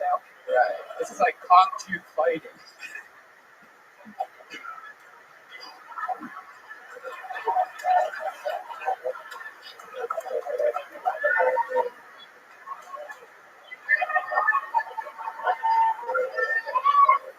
What the fuck did you just say? No, don't save it with the Seinfeld theme. John Henry, tell us something interesting about you. You're in the interview portion of Kill Tony, the first ever episode where I might have to reimburse everybody's tickets. It's a very, very exciting episode. We've done, what, 600 some? It's almost 700 some episodes. So you guys might be the first people to all get $40 each on your way out tonight. How many of you want your money back, huh?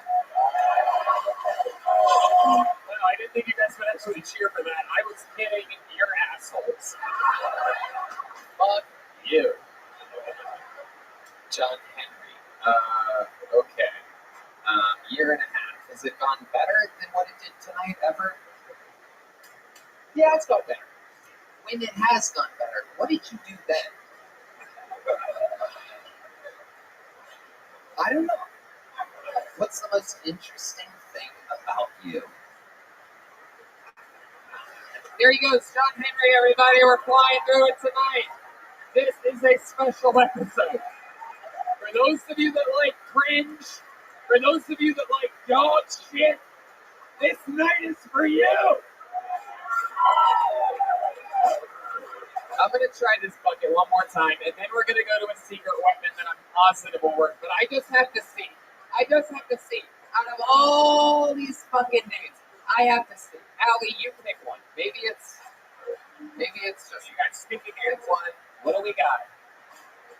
Ladies and gentlemen, Matt Henry, everybody. Matt Henry. Personally, I love it. The last 2 episodes have been the best 2 episodes we've ever done. Why not have our worst episode ever tonight? Ladies and gentlemen, one more time for John Henry. Come on, make some noise. Or Matt Henry, I'm sorry. Well, that's so weird. 2 comedians in the room with the last name Henry. I'm sorry, Matt, one more time for Matt Henry, everybody. I'm sorry, I fucked that up. One more time for your first comedian of the night, Matt Henry, everybody. Thank you. No relation. I've been looking for an Asian woman to love me. Can't seem to find one. I guess you could say I've been looking for love in all the wrong places. I was talking to my family recently, and they keep trying to shoehorn in political things for some reason. Whenever I'm talking to my mom, she always hates Biden. She's always trying to bring up Joe Biden for some reason. And I'm personally a fan because the guy speaks nonsense, and I like that. It's funny. But she was talking to me the other day. She brings it up, and I don't think Joe Biden's ever going to get assassinated, but I do think he will be the first president we have to put down. Like a dog with leukemia, just put him on the blanket, take him out of there. We'll figure it out. I like to do Facebook quizzes whenever I can. I'm the only one doing them at this point. So the other day, what SpongeBob character are you? I was like, I gotta know.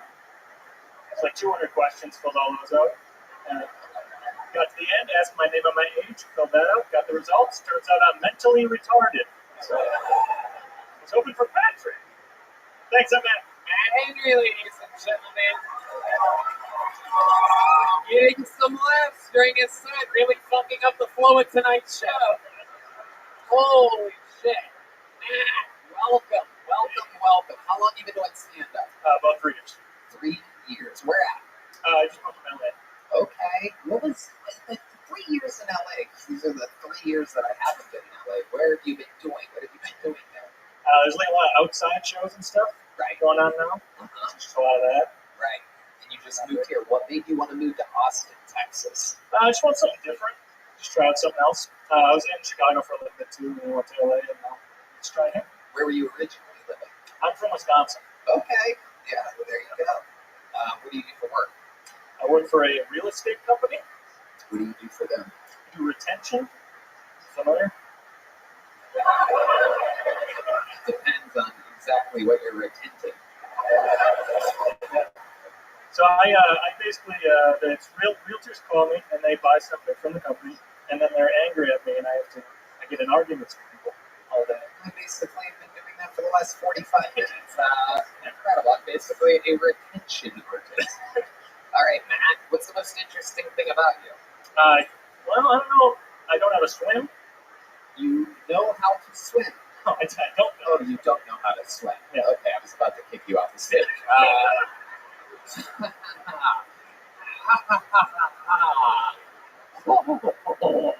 I'm having so much fun. Oh my God. You don't. How is it possible that you don't know how to swim? People say that a lot because they think I'm tall. I should just know how to swim, but I just did not learn. No, it's because you're white that you should know how to swim. D. Madness not knowing how to swim makes sense. I think D left, by the way. I'm pretty sure D is like, I cannot stand the sight of this show. Do you ever practice swimming in the bathtub or anything? Or are you someday? Someday I'll learn. I've been need to take lessons. That's something I do this year. That's a New Year's resolution. What sport are you really good at? What sport am I good at? Yeah. Basketball. Oh, wow. Maybe that's why you can't swim. Have we done the math on this yet? Are white guys that are good at basketball like black guys and then they can't swim, perhaps? This is something Pfizer should test for. Okay. All right, man. Well, Very good. What's your love life like? You seem like a good-looking undercover cop type or something. I am divorced. How old are you? I'm 28. 20, already divorced. That was a Wisconsin marriage. You got married at what, 23? 20. 20. Got it done early. How the fuck did that happen? Same town, grew up together. Right. And how long were you together for? 4 years. 4 years. Through high school. Yeah. At 20, you got hitched. How old were you when you got divorced? 24. So we were together longer before that, but married 4 years. Right. Gotcha. Okay. Why did it end up failing, you think?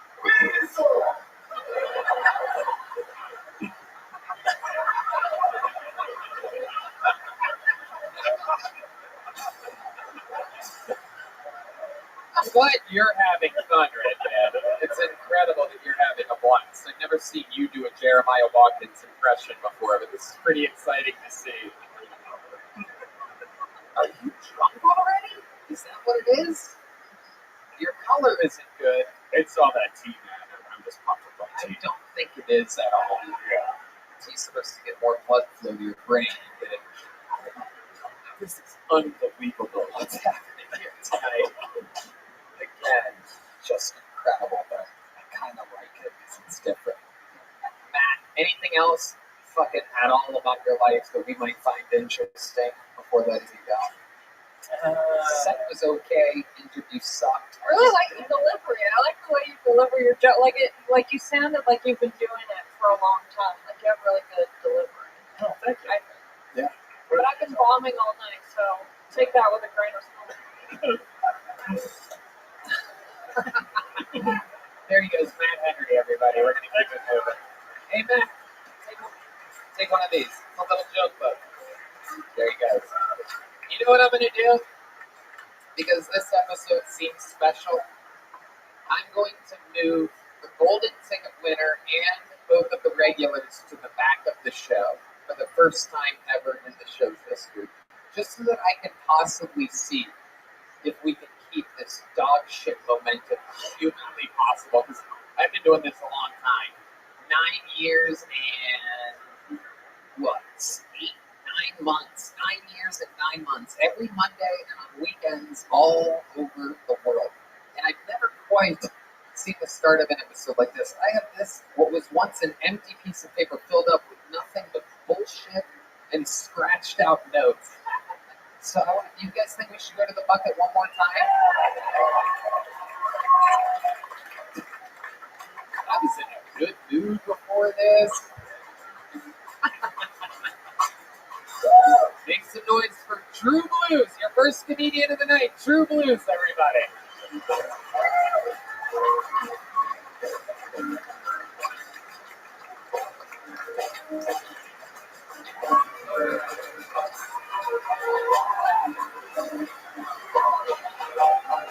One more time for True Blues, everybody.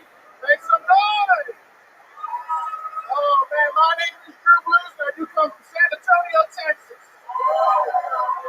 Where the yeehaw meets the ala chica. So glad I got dressed up for y'all tonight. I know I probably look like the first guy that dies in a Western movie.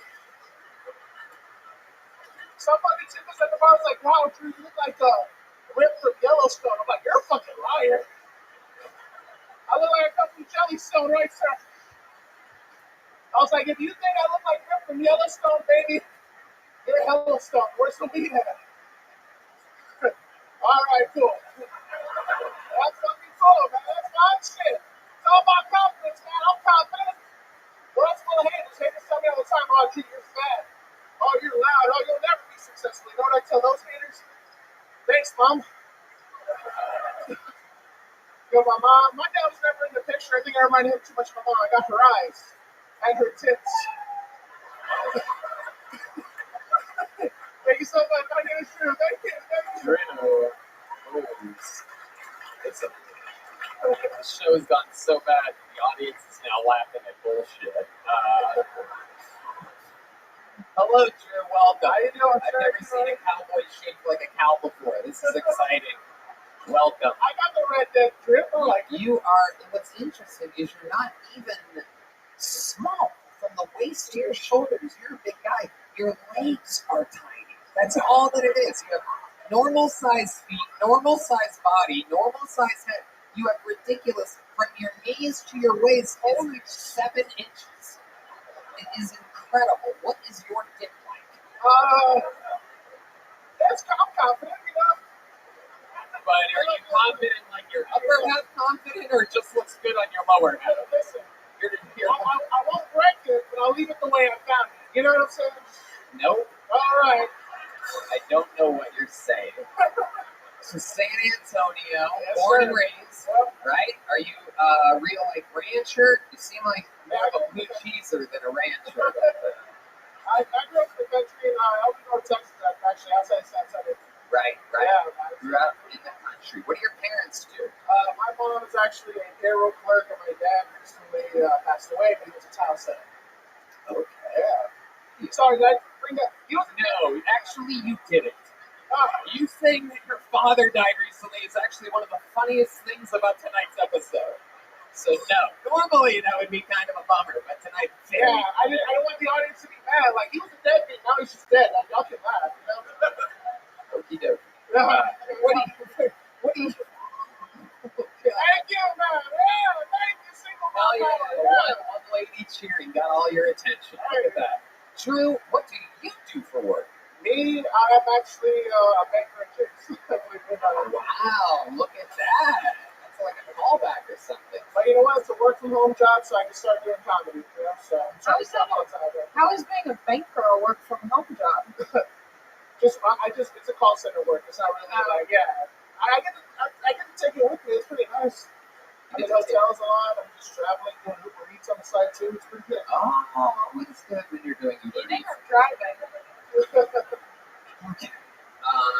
Drew. I wanted to be a little bit interesting. My bad. The interesting thing about me. Oh, go ahead. No one asked, but go ahead.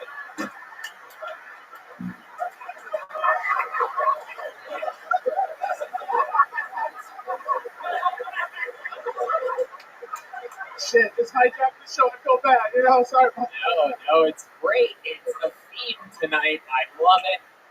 Drew, tell us, what is the most interesting thing about you? Get your fucking hand away from the soundboard.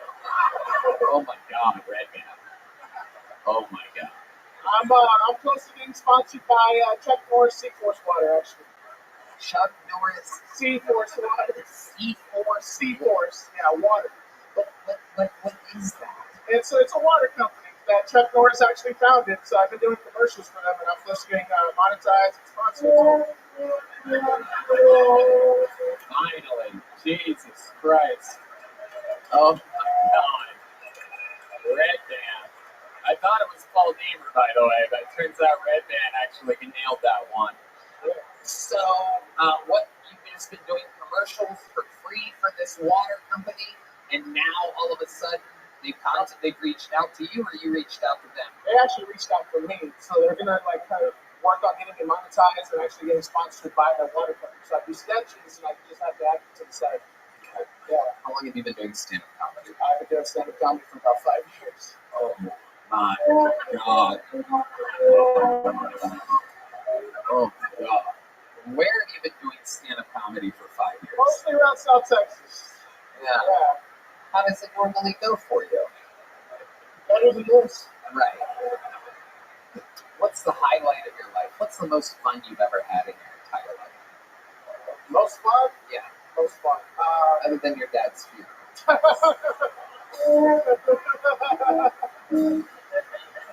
Thank you, guys. Okay, actually fun. I actually performed at a resort, South Padre. That was fun. Yeah. Okay. I swear I'm funny. Not right now, but I swear I'm funny. I get it. Thanks, Allie. That's the theme of the night tonight. Welcome to another episode of I Swear I'm Funny. Incredible. All right, Drew. I'm going to keep this thing moving along. We're doing something different here tonight, so thank you, Drew. There's a joke bug. Get out of here, Drew. Please. We're just going to back end this thing. I'm serious about everybody. David, William, everybody. Going up at the end. I want to see what happens here. Let's do one more bucket full, and if this doesn't work, then I'll do something that I'm positive will work. But again, I just have to see. Make some noise for RJ Marchand, everybody. We're going long tonight, by the way. You need to mentally prepare yourself for going long. You do. This might be a 2.5-hour long episode tonight. Here comes RJ Marchand, everyone. On this. Kill Tony. One more time for your first comedian of the night, RJ Marchand, everyone. Hell yeah, dude, I'm a country boy. I don't do that shit y'all heard earlier. I do country boy jokes. Y'all want to hear how country I am? I ain't good though. Y'all want to hear how country I am? I ain't gay, that's how country I am. There's a bunch of reasons why I ain't gay. Get ready. I'll look at my best friend in the eyes, tell him I love him, I ain't gay. I like the way Levi's 5'11 jeans shakes a dude's ass, I ain't gay. I'll get a joint checking account with my boyfriend, move across the country, support him while he gets his master's degree, learn about financial responsibility through partnership. I ain't gay.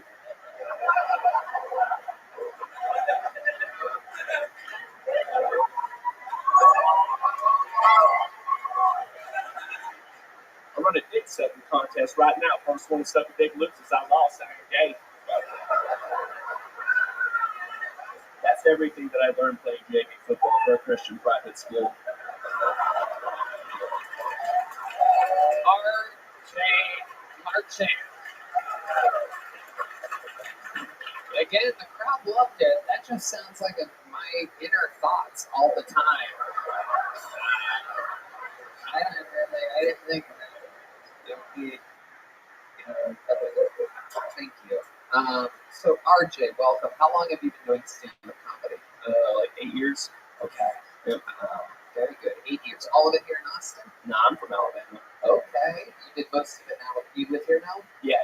How long did you live here? September. Yeah. Very cool. What do you do for work?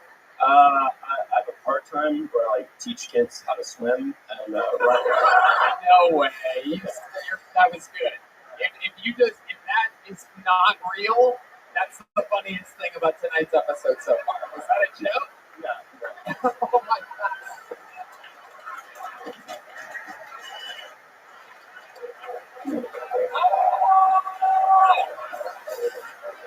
You really teach people how to swim? Yeah.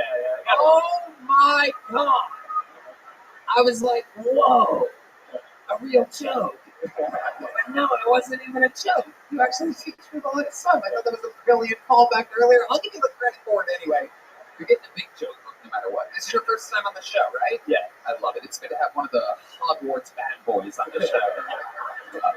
What's the momentum? Look out. This is the part of Guitar Hero where you're almost rocking, but we're not quite there yet. But we're almost there. Don't fucking touch anything. Don't you fucking touch anything. Go to the old soundboard, for Christ's sakes. This thing is confusing you. RJ, welcome. I asked you what you do for work. I teach people how to swim. That's right. What's your love life like? It's not right now. Really? That surprises me. You seem like a good-looking guy. What's the problem? I'm not really trying. I'm just doing open mics all the time. All the time. I'm surprised we're getting laid today. Yeah. I'm not really trying. Yeah. Just kidding. So it never happens? When's the last time you got laid? Well, you're an Alabama boy. What are you waiting for marriage or something? I'm afraid that my parents would at this point. No, I mean, like December, I guess, like December. How old are you? I'm 31. 31?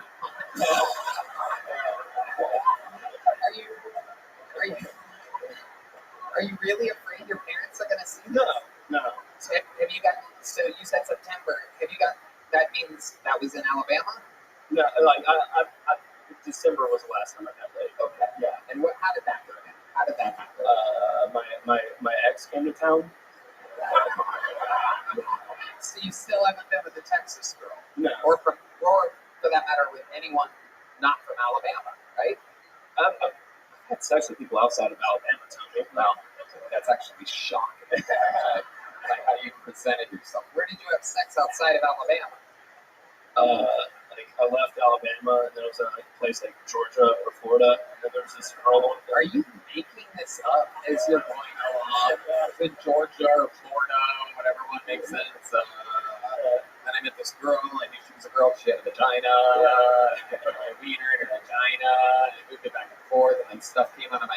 Yeah. It was different. It was weird. It was scary. It was fun. Yeah. Okay. Do you have any special moves that you do in the bedroom to a woman on the old long tie or something like that? Or? I don't know. It's like I like to say thank you afterwards. Okay.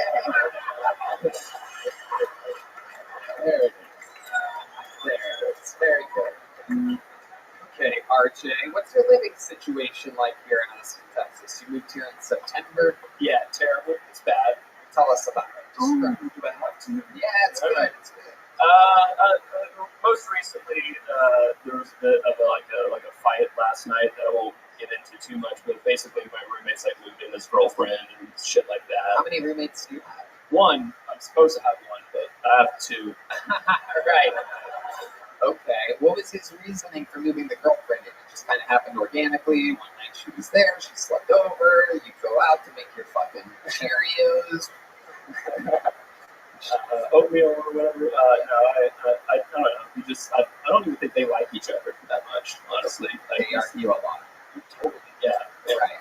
Have you talked with them about this? I tried last night and it didn't work at all. How did it go? Fuck, Tony. Don't lose it now, RJ. Okay, don't lose it now. Just answer the question. It's not funny. Basically, I bet it will be. I'll bet you $100 cash that it will be. I will bet you $100 fucking that I will make it funny. Answer the fucking question. They came rolling in at like 3:30 a.m. like drunk and fucked up, and I was like, hey, I gotta start a new job tomorrow, so could y'all not do that? And and it started off from there, and basically they got in an argument because I guess he felt emasculated by it because of her, so like stormed into my room, like grabbed me by my neck, so I like push him off and stuff, and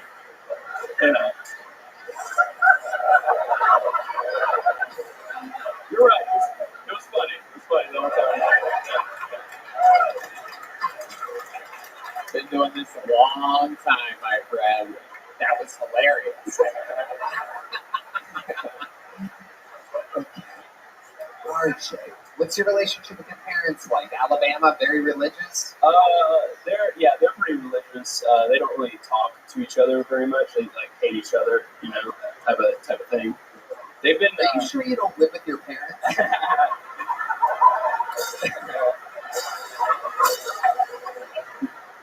Now even funny things don't get a real laugh. Everybody's like, it's like performing at a rape victim convention right now. This is very exciting. How exciting. We might go 3 hours tonight, by the way, for the first time ever. Okay. RJ, I'm going to give you a big joke, but we're going to get you out of here. Sign up again, will you?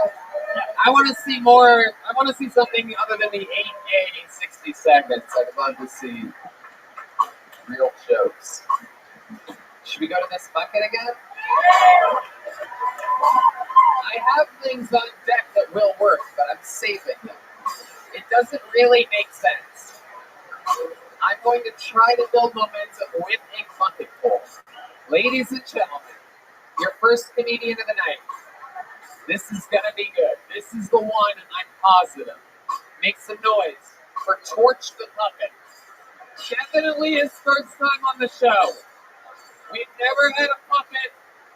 We've never had anybody named Torch. We sure as hell have never had a Torch the Puppet. Oh, yes. There's no way this is going to fail. His Still Tony debut. Ladies and gentlemen, make some noise for Torch the Puppet.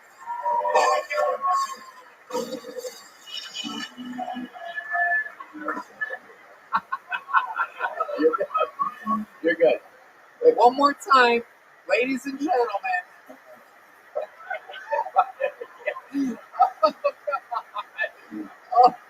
Oh my God. Okay. Oh, this is part of the thing. Oh my God, of course it is. Ladies and gentlemen, one more time for Torch the Puppet, everybody.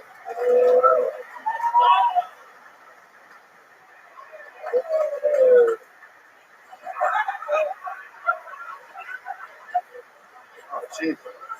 There's a body on here. Okay. All right, what's going on? Okay, so as you said, yeah, my name is Torch the Puppet. I wish there was a place for my cup to hide behind, but it's gonna have to sit here. So I see a lot of surprise faces here. Just so you know, yeah, a lot of you guys tickled me over and used to fuck in your childhoods back to with a vengeance.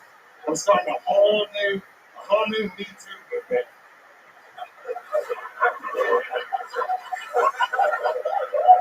It's gonna be a brand new Me Too. I'm about to shut this whole motherfucker down. So, yeah, okay, so Nancy Pelosi, she's got a husband that I need to find out. Okay, so Nancy Pelosi, I'm sure you'll see her. Oh my God, ladies and gentlemen, Torch the Puppet. Yes, Torch, stay where you are. I have to interview you now. Hey, is it okay if I hide over there behind you? No, it's okay. You're okay. You're doing good. Okay. This is perfect. Okay. As long as you like it, Tony, I'll do whatever you want. Tony, did we die in a car accident? I think so. I think I picked you up in my Corvette and I sped down the icy roads and perhaps went on one of the icy bridges. And this is all a dream. Because there's no way.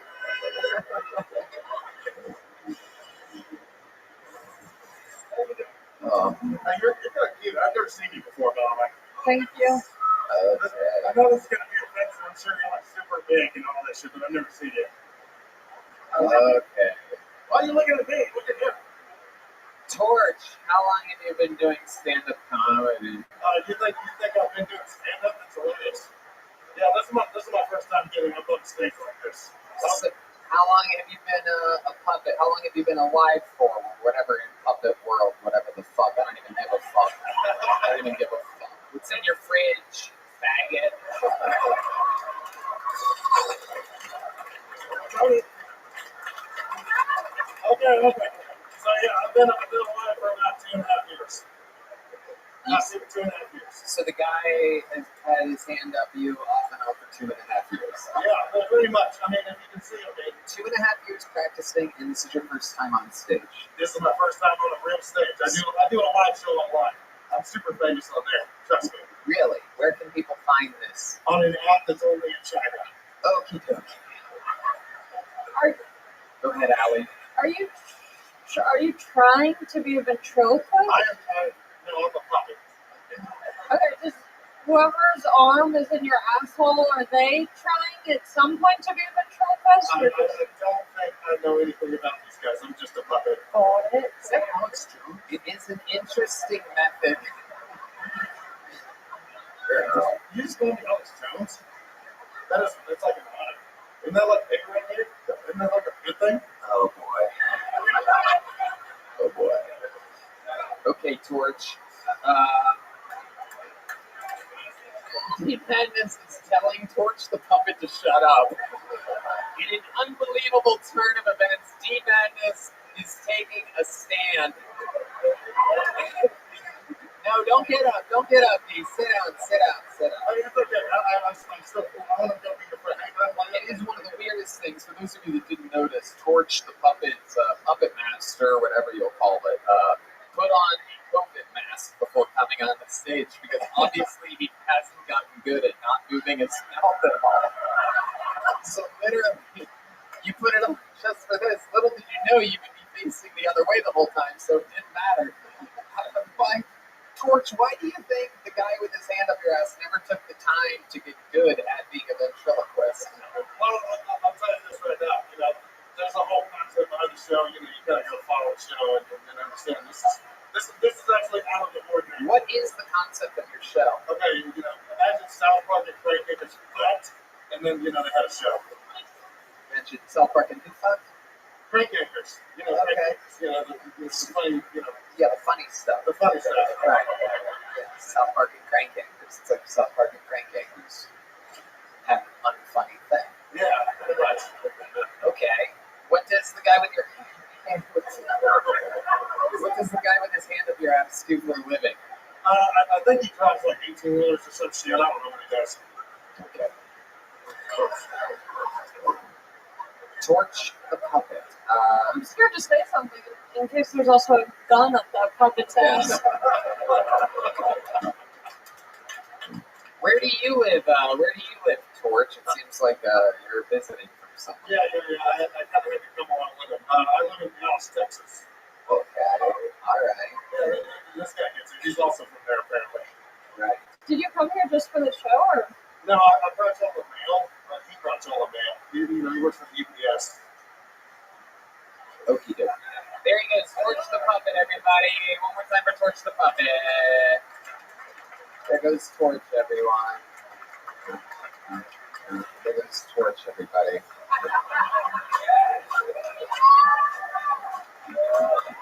Ladies and gentlemen, normally we start the show with ROTHSCHILD.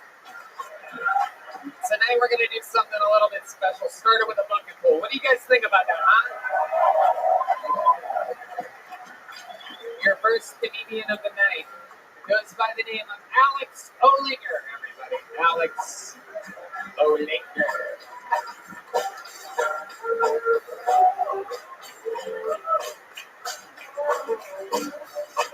Here he comes, everybody. Make some noise for Alex Olinger, everyone.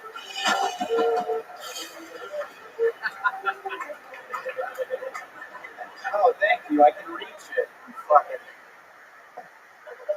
Oh boy. All right. Let's follow and touch the puppet. Let's fucking do it. No, set me up good. Fucking puppet. I got this. Get in your comedy zone. It's just a fucking puppet, dude. Do not let it thwart you. You are a comedy god. It is just a man with his hand up the ass of a puppet.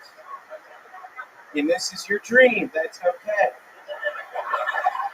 This is just your dream, man.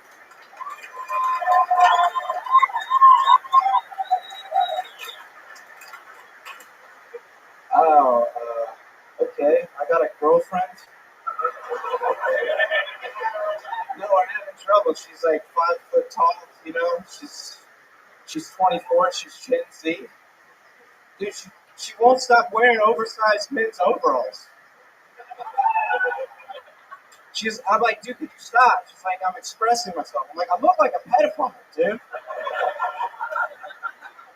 All right, well, let's call it before we get buzzed. No. Keep going. You did. I liked your first 40 seconds where you talked about the puppet. Let's hear it for it.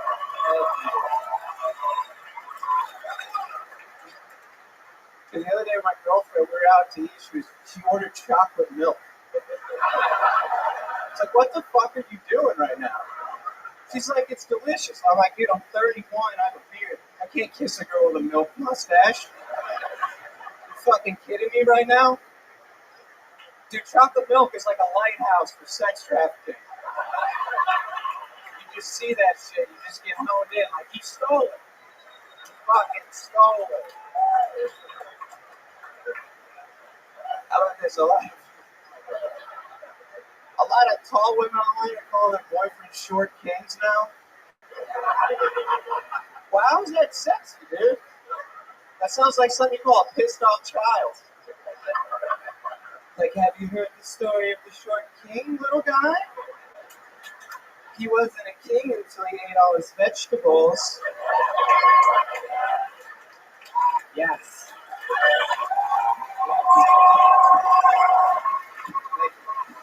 Alex Olinger. You've been on the show before? Yeah, like 7 months ago. Okay, very good. This was a great performance, Alex. I can't tell. Maybe it wasn't, but I think it was. I think it was. That's fantastic. How long have you been on stand-up? About 5 or 6 years. You from the Northeast? North Carolina. North Carolina. Very good. And what do you do for work? I'm a welder. Wow. Yeah. Okay. Well, not for long. I got hammered the other day and quit my job. So. Whoa. Yeah. Wow. What kind of hammered? Like drunk or like Paul Pelosi? You see what I mean? Like that joke normally would have. Oh, there you go. Thanks. Sure. Yeah. Thanks a lot.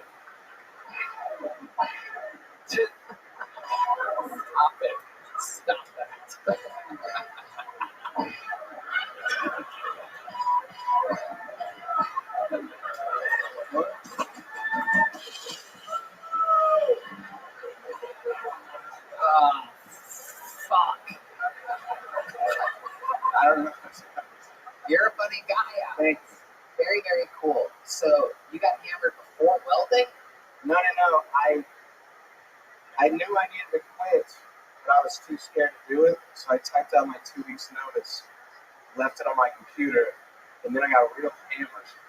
And I got home at 2 a.m. I was like, yeah, fuck this, dude. I sent the email. And then I forgot about it and came into work hammered or hung up. Wow. Yeah.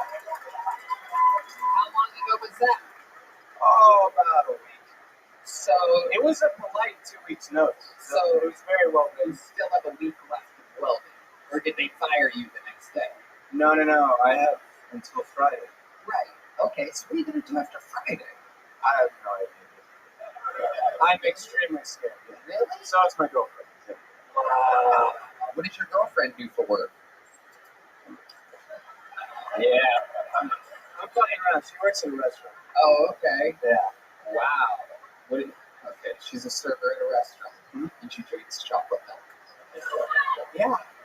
Okay. How long have you been with this girl? About a year and a half. All right. What do you love about her? She's probably the sweetest, kindest, most loyal person I know. Oh my God. No, I'm serious. What? Fuck you guys, dude. That's bullshit. Can we have a moment? Can you give us an example of a time that she was so sweet and so loyal and so kind? Can you give us something like that? I stopped taking my antidepressants, and then I went to an open mic and bombed for 5 minutes talking about punching ET in the face. And then I came home and cried in her lap. And then she was like, all right, that's fine. But she didn't leave.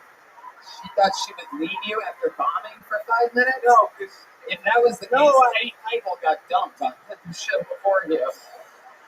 Just kidding. How did you guys meet? Do you know Sam Cricket? Yeah. It's his girlfriend's little sister. Oh, How old is she? She's 24. okay. She loves chocolate milk. She just wears my clothes. I don't know. You guys the same size? She's about yay big. Right. Short queen. Okay. Alex, give us the most interesting thing about your life. Something, perhaps a skill or a talent or something. Oh, I was thinking about this in the back. When I was a baby, when I was being born, I wouldn't come out of my mom. So they had to suck me out by my head with a vacuum. And then when I was born, I had a coon head for a little bit. Yeah, that's up there on my list of stories to tell. Do you still have a comb head and that's why you wear the beanie? Yeah. You covered up your little pony? Yeah, you should see me in my ghost outfit on Halloween. It's terrible. Right. That fucking coon head, dude. Right. Real offensive to the neighbors. I tried to explain it. Sucked out with that. This is not racist. I was a vacuum baby.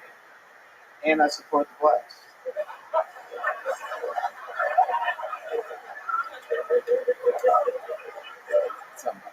What happened? Nothing. He's hitting a button called vacuum that isn't funny at all. It's nothing. It's my problem, not yours. I promise you. This is who I've decided to hunker down and work with every week. It's so cool. I would love to have you on the Secret Show Thursday. Wow, look at that. Do you have one of these? You already have one? You do have one already? I gave you a little one. Last time you gave me a little one because I'm so short. That's right. You know what? You're grown up. There you go. Thank you. Alex over here, fix the mic stand. I couldn't let torch the puppet do it. Oh my God. He's gonna have to weld it. You're joking, right? You know what? Forget about the Thursday. Fix the mic stand.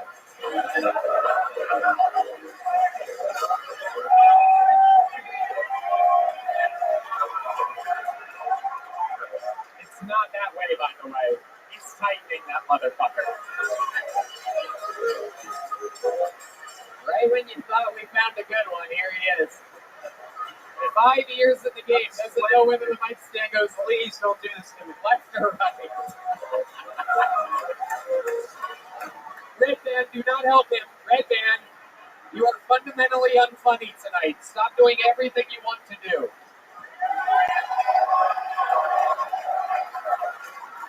Oh my God. Oh my God. Alex O'Linger. Hey, he's walking away with a gel blaster. Look at that.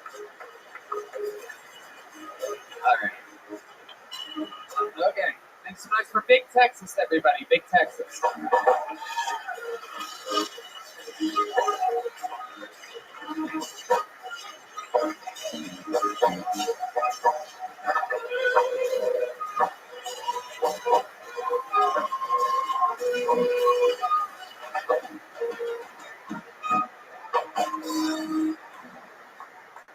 Has anyone else out there trying to work on their posture? That guy just stood up straight. I cracked the code. You don't even have to try. All you gotta do is just put on a tight shirt, especially around the belly, and then you just go sit somewhere outside in public, and you're just gonna relax. Like, it could be 4 hours, any amount, or it could be a graduation. You're just sitting there, that belly shake. That belly shame runs deep with all of us. So I was raised Christian. And so it was really hard to jack off. Mainly because there was one computer in the house, and it was in a very central location. And I don't know if you know this, but old people have no rules. So my grandma lived with us, and if she wanted a chocolate cherry at 3 a.m., she's going to go get one. So I had to print out my porn to read it. So I'm reading Literotica as I grew up, and it sucked in high school, but then when I went to college, everything. There you go. Big Texas, everybody. Hello, Big Texas. Hey, what's up? How are you? I am amazed that I got called up. I'm very blessed to be here. Thank you, universe. Thank you, everybody. Absolutely, absolutely, absolutely, absolutely. I threw my jacket off the floor. Yeah. Fuck this thing. Yeah. You show that jacket. Yeah. You're a big guy with a small head. You know that? No, I've never heard Nobody's ever told you that before. There's a lot of misshapen people on tonight's show. Big Texas. How long have you been doing stand-up? My real name's Nathan Garner. Okay, what a little trick you pulled on me. Look at that. Yeah. Leave. A year and a half of performing, but I've been writing longer than that because I wanted to make sure I could make a joke first. So I tried writing, and then I tried performing the jokes that I wrote. So you've been That's how you become. Okay, you've been performing for a year and a half. Yes, sir. Okay, where at? Just local open mics, Elbow Room, LOL. Yeah, what do you do for work? I'm a paramedic firefighter. You're a firefighter? Oh, shit. Look at you. Getting cats out of trees without the ladder. That's the only thing we do. I get paid so much money for that. Stepped on the punchline. Very good. Awesome. There was a punchline there. But we were so excited to say that you indeed get cats out of it. I'm an eager beaver, dude, for sure. Indeed, absolutely. You're like if there was a Round Rock leprechaun or something like that. Allie, what do you think about this guy? I just want to hear a sermon, I want to hear the word of God. You know how to do that? Can you give us a little sermon? A little hell and brimstone? Yes. Yeah, okay. If you're not constantly talking about Jesus and you are trying to stick shit in your butt, then you're gonna fucking burn. You will burn if you like to know there's someone in the butt. Okay, there he goes. Big Texas, everybody. On to the next one we go. We might get through everybody in the bucket tonight. Big Texas, take a little joke book.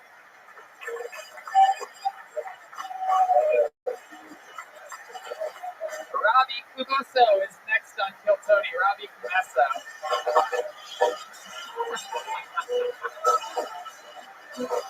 Rabbi Kumaso. Here he is. Make some noise for Rabbi, everybody.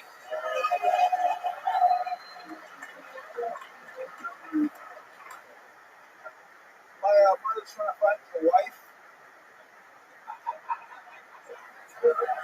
I might look young to you all, but I'm 41 years old in African years. So I'm getting up there, you know. I don't mind getting married. It's just the sort of women she's trying to set me up with. Because we'll call police. She'll call me out of nowhere like, Rabbi, there's a cute police girl at church, and I think you guys would get along. You should talk to her. I just want to tell her, look, Mom, your son's a freak. Look, I want to go to suck my toes, you know. They step on my nuts. You know, it's like, and you're not gonna find those girls that come with this church. I'll tell you that.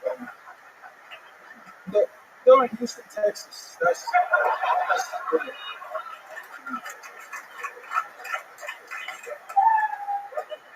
Fuck yes. Fuck yes. Robbie Camessa. Welcome to the show, Robbie. This is your first time here? Yeah. I love it. Where are you from? Como? Really? Indeed. Indeed. We went from a short king to a lion king, everybody. Incredible. I love it. What do you do for a living? Just Uber and just Hell yeah, absolutely. How long have you been in America? 13 years. 13 years. Love it. And you came straight to Texas? No, I went to Jefferson City, Missouri. It's weird.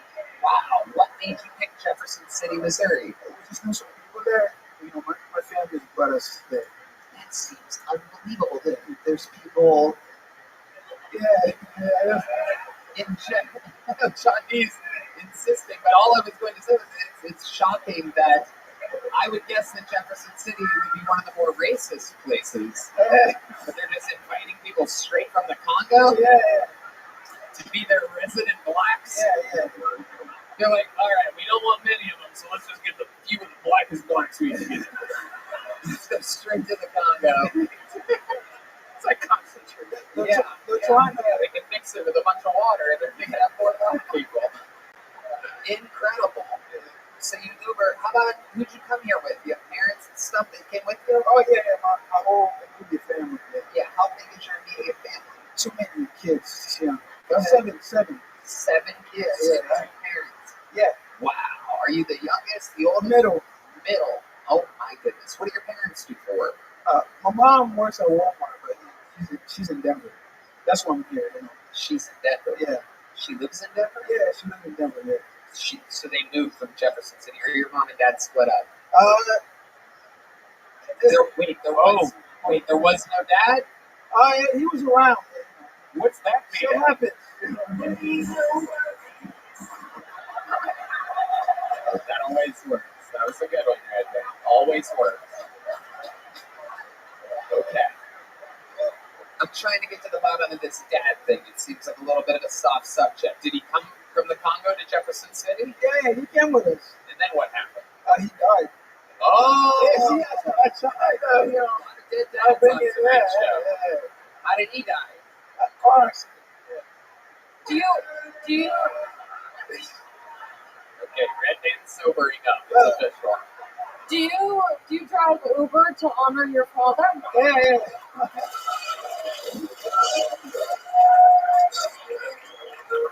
Do you drive Uber X or Uber Blackest? Worst experience being an Uber driver. What was that? No, I'm a deliverer. I only like go around, you know, Austin and deliver people's food. You know. Oh, okay. Yeah. What do you love about Austin? How long have you been here? I've been here 2 months. What made you want to move here to Austin? I was in Denver, so you know, I just moved here. The comedy here is nice. Right. Yeah. Did you ever perform at the Comedy Works in Denver? Yeah. Great place. Yeah. It's one of the best places on the planet. But you're like, you wanted to be around more people. Yeah, there are some more opportunities. Right. Okay. What's the most fun thing that you've done in Austin? What do you love about Austin? Right now, I'm trying to look for a moped. That's really good. Moped? Moped, you know, like the little scooter. A moped. Yeah. All right. Very confusing. It sounded like you said Mopac, which is a freeway.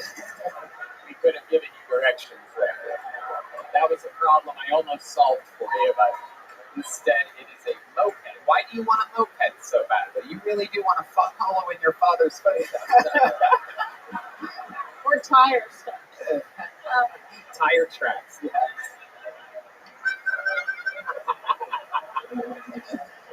Why do you want a moped so badly?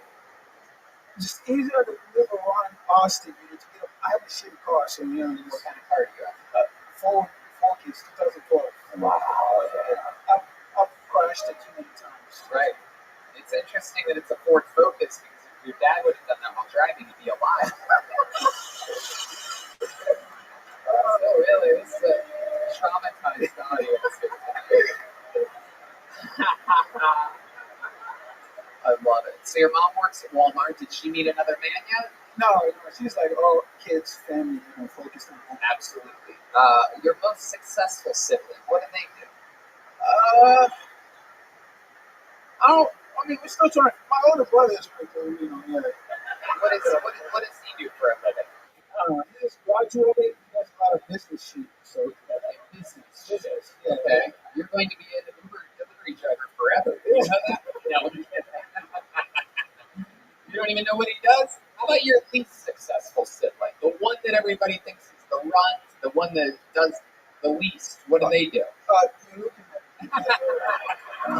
Boom. Boom. Give you a little beach ball and you pop it right back at me. I love it. Robbie, you are a very, very, very funny, very, very likable man. I hope that you come back again, sign up again. I like your style. I just want to let you know, I think you were much funnier than the guy that Redman invited to do the secret show on Thursday. But Redman's racist, so best of luck.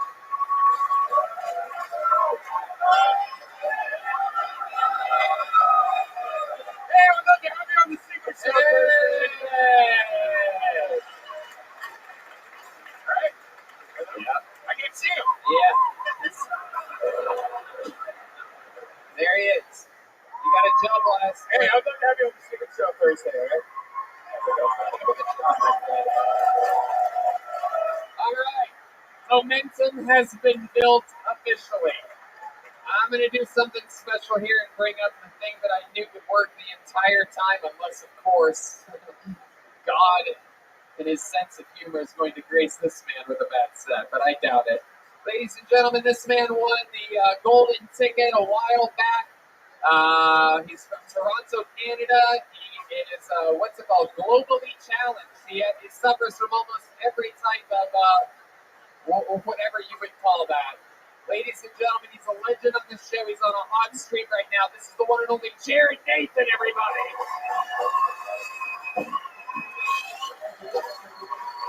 Happy birthday to Graham, by the way.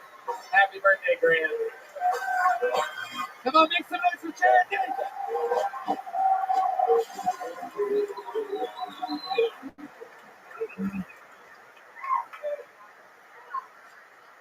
I'm so happy, my mom never named me.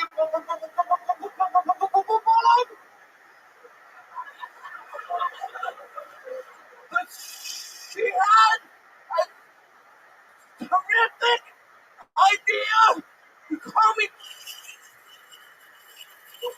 Jared with 7 motherfucking J's.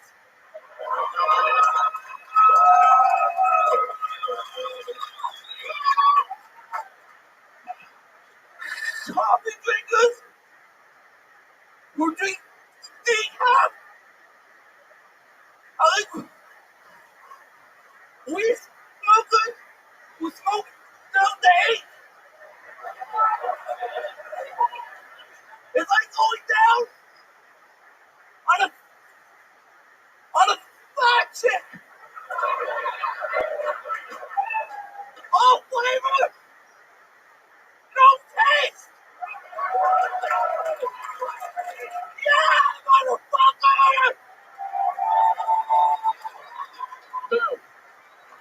Ladies and gentlemen, let's let the record show. 1, 2, 3, 4, 5, 6, 7, 8, 9, 10, plus 11. And the retard has done better than everybody else tonight. It's unbelievable. He does it every time with a new minute. He makes it look easy. And you're, what do you call it? Globally what? I'm globally delayed, motherfucker! Globally delayed. Which means, if you're wondering, if you don't know, which a lot of people don't, it means he's affected by almost everything. A little bit downsy, a little bit autistic, a little bit pausing, a little pausing. Stutter. That's right. Like a motherfucker. Yeah. Machine gun. Absolutely.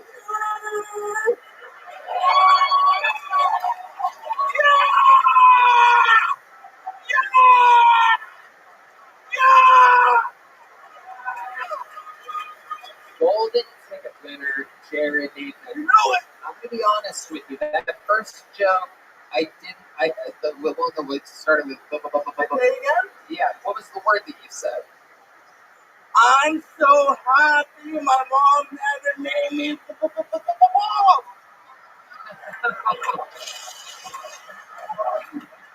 Bob.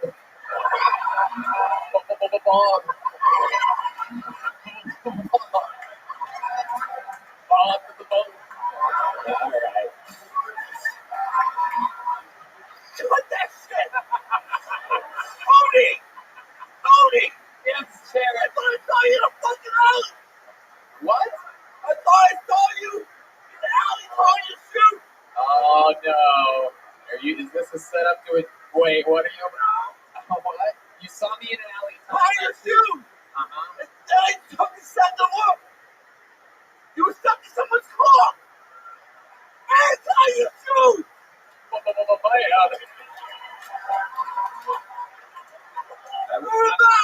It's back at the bell. Nerd. Jared Nathan, what's been going on with you this week? Tell us about it. I had a fantastic fucking weekend, Tony. Right. Fantastic fucking weekend. You're living your best life. Tell us about it. I went to San Antonio. San Antonio? Yeah. What'd you do there? I went to a fucking Royal Rumble. A Royal Rumble.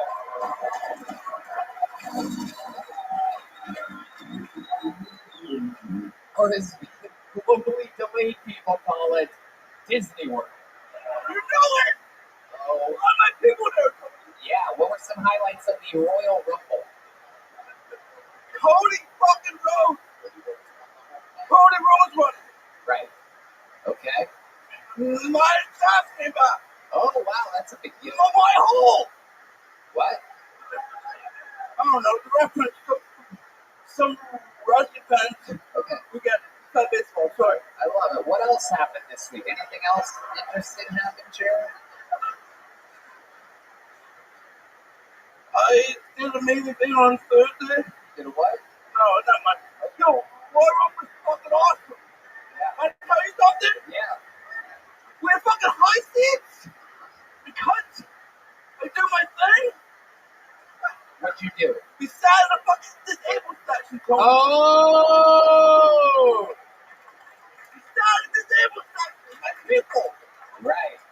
Do you try and like ham it up if you're doing the disabled, or do you just do you? Right. You're like, can you help me? My seats are.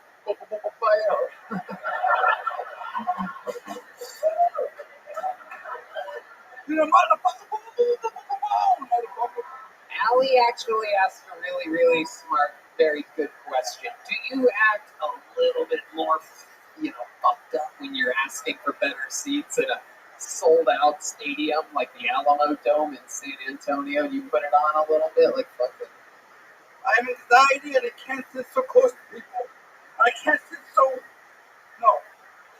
Come on, pretend like I'm the security guy at the Alamo Dome, right? And you walk up to me. Okay, I'm just doing my job. Okay. Excuse me. Oh, okay. Security guard. Yeah. Hello. How can I help you, sir? The elevation is not too high for me. And my neck is getting strained. I look like neck problems. My surgery. See? Yeah, I do see your scar. No face. Right. I have anxiety. Okay. too many people so close to me. Any camp? Okay. I might throw something. You might because of that. Oh, yeah. So can you please help me to I can enjoy my time at the Royal Rumble, please? Well,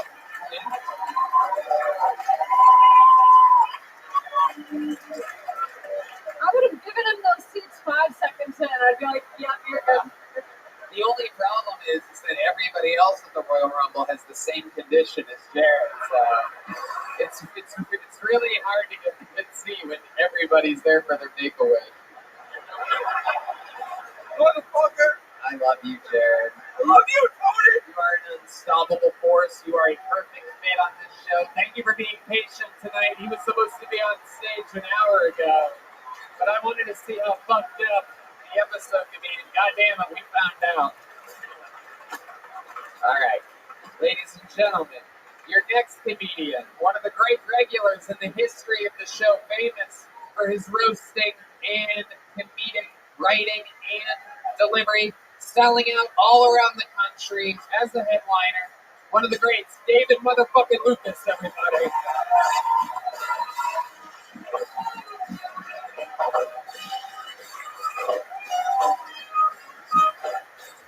Make some fucking noise for David Lucas, everyone.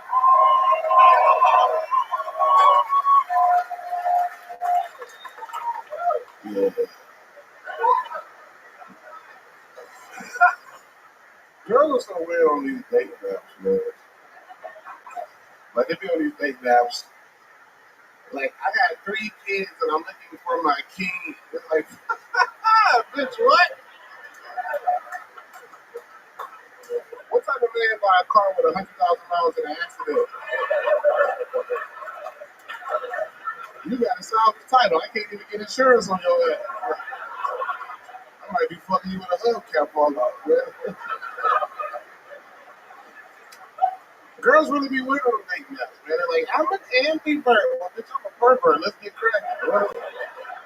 What are you talking about? Girls are weird, man. Some women are weird, man. Like, the girls that want you to fuck them in their ass, they weird. It's like, bitch, you barely take care of your pussy. But I look like fucking on your ass.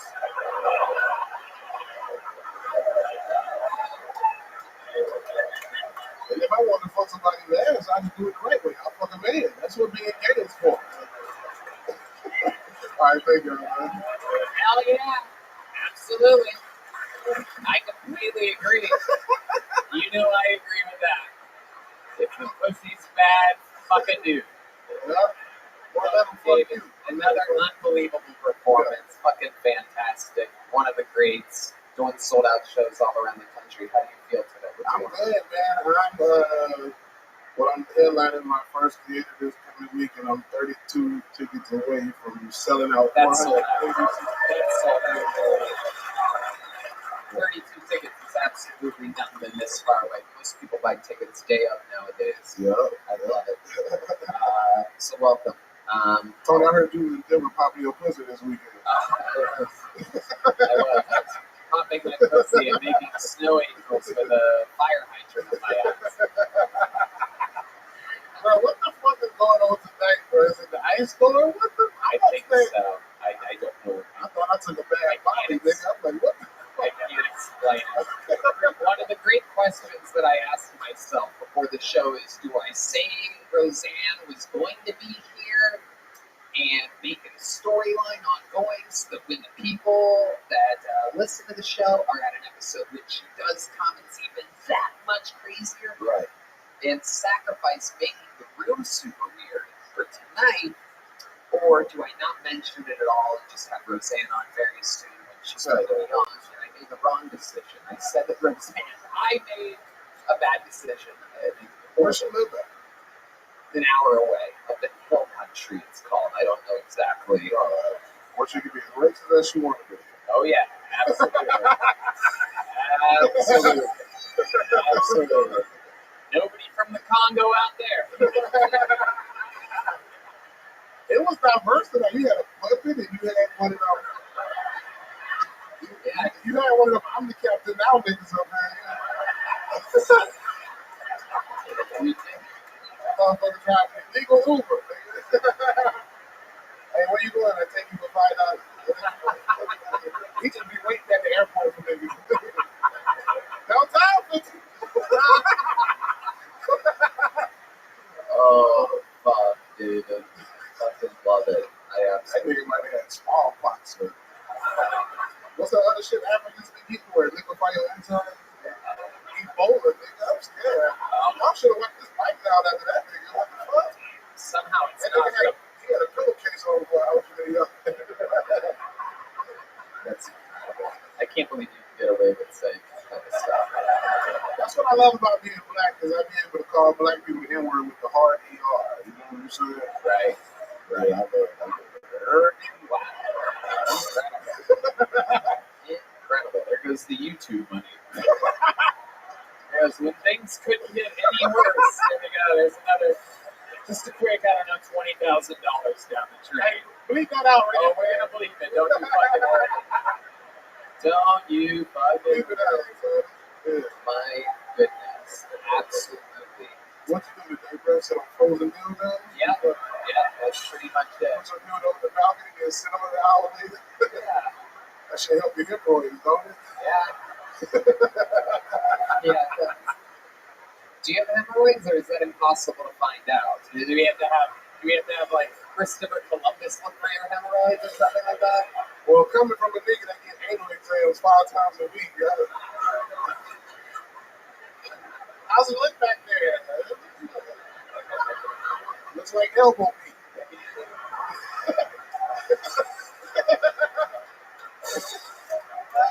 Because you know the elbow and the booty hole got the same kind of meat. It's the same. Yeah. But you're the meat specialist of the show, so I love it. He does meat and greets and candy greets and dessert and greets. And you do booty meats. David. And you do a meat and greet where you sniff niggas' ass and tell their ethnicity. I think they're from Southeast Asia. Yeah, get away from me. So. I love it, David. What else is going on in life? Anything else crazy going on? Shit, just doing this tour, man. You know what I'm saying? When did you come up with the name 2023 and me? That's what Tony named it. 2023 and me. You were in the names when that was nice shit. I'm in Detroit February 24th and 25th, so all you fucking carjacking niggas pull up. Right. Wow. You're in Detroit? Yeah, I might That's need a so security cool. guard. Because Detroit has the Lions and the Detroit Tigers, and now they're going to have the Detroit Black Bears, so that's good. Or you go to Green Bay for Green Bay games. The French Packers. The San Francisco fumble from behind.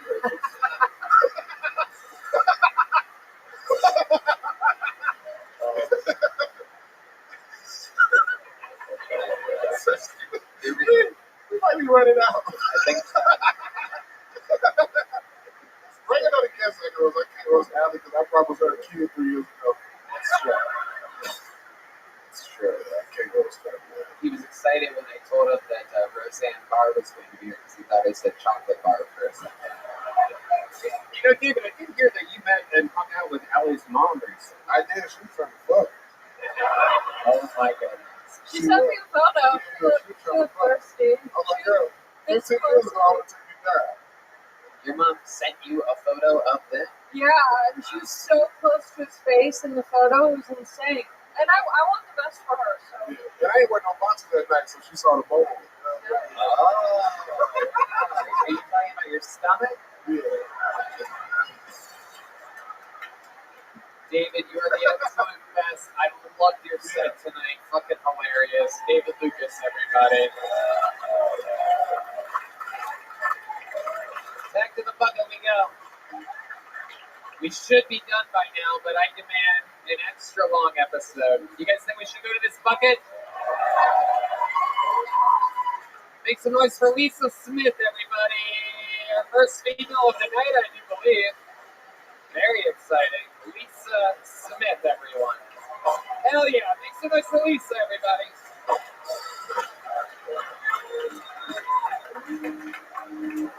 No one you hollered at in 2020 and 2021 counts. I'll tell you, I tried to fuck my ex, a guy with a newborn, and then a white rapper. Yeah, it was bad. He was all like lyrical, spiritual, my raps are a miracle. I was like, hey, shut that shit up. But also, what are you doing later? Guy with the kid was fine. But he would always want to be with the kid. I was like, wait, are you like raising him? He's like, Lisa, he's 7 months, he's learning how to walk. And I was like, that's great. I'm trying to unlearn how to walk. So, come over. I'm a way better hang than that kid, too. He can't even say daddy. But I can. Okay. Alright, I'm trash. Okay, thank you. Lisa Smith, everyone. Welcome, Lisa. This is your first time on the show, right? How long have you been doing stand-up? Like 6. 6 years. Where at? Mostly Atlanta. Mostly Atlanta. Is that where you live now? Or No, I moved here. how long ago did you move here? Like, July? Okay. What do you love about Austin, Texas? That's a good way to get the crowd on your side. So. Okay. I like that I make money here. I have a good job. That is one of the definite perks of this place. What's your good job? Well, it's okay. I do like graphic design and like update a website for a health company.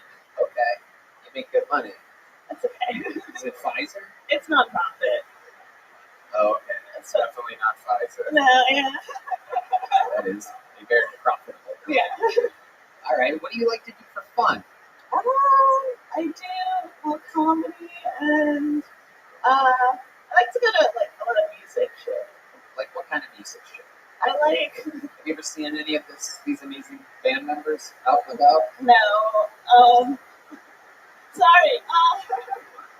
What? You're the most unlikable, likable person I've ever seen in my entire life. You should be crushing right now.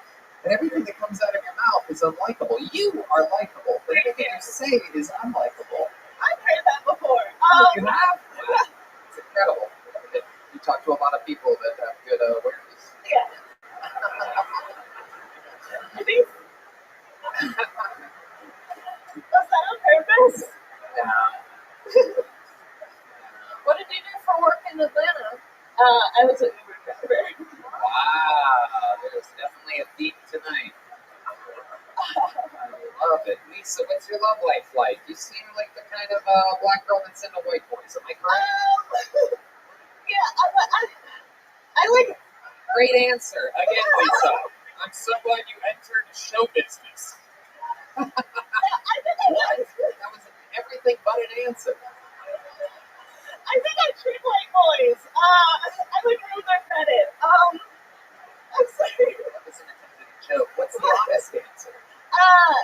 Well, I have a boyfriend now. Right. And he's half white. What's the other half? Mexican. Whoa, that is incredible. What is it what's this guy do for a living? He's a teacher assistant. Ooh, fancy. The breadwinner of the family. Where'd you meet him? Tinder. Okay. Where was your first date with this guy? A Mexican restaurant. Oh, wow. He had a shift. Yeah. He was the, Yeah. So you went to a Mexican restaurant, you had some margaritas or something like that. Yeah. Got liquored up. Did you guys hook up that first night? No, he didn't want to. Whoa, you wanted to and he didn't? That means Red Man thinks he's gay. Okay, so did you say, hey, you want to go back to my place or something like that? And he's like, no, thank you. Or, No, we went back to my place, and then he said no thank you. how did he say that? How does that go down? How he said no gracias. Yeah. Her best joke of the night, and she didn't say it into the microphone. I think they just like you. How did it go down? I think he just like he doesn't do like the first night things. So that was his excuse. So what happened the second night? He just starts eating your ass right from the get. So sorry, I know it's a weird policy, but it's just the first night. After that, crazy. I think like he did things for me, so I think after that he was like ready. Right. You know? Okay. Like we moved a couch, so then he was probably like, yeah, I need my payment for that. Well, I mean, you could have just given him $5. It's half Mexican, so. All right. Do you do cosplay? Good question. No.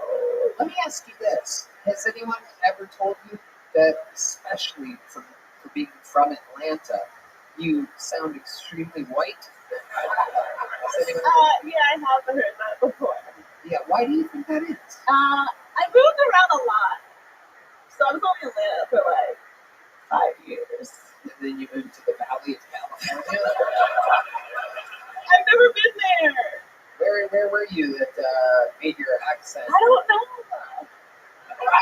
All right, we're right back to the bucket, I guess. There she goes, Lisa Smith, everybody. Lisa, take one of those. Very good. There she goes, Lisa Smith.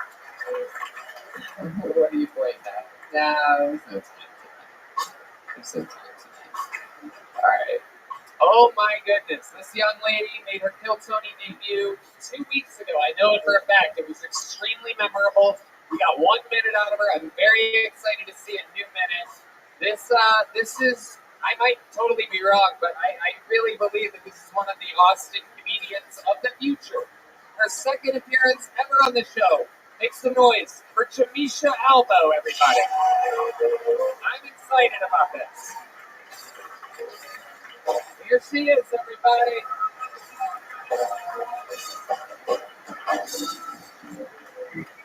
My name's Jamisha. I've lived in Austin for 1 year now, a few weeks ago. I've gained a lot of weight since I moved here. But what makes me feel better about gaining weight is those thick-ass mannequins at Target. Have you guys seen these bitches? These bitches got big.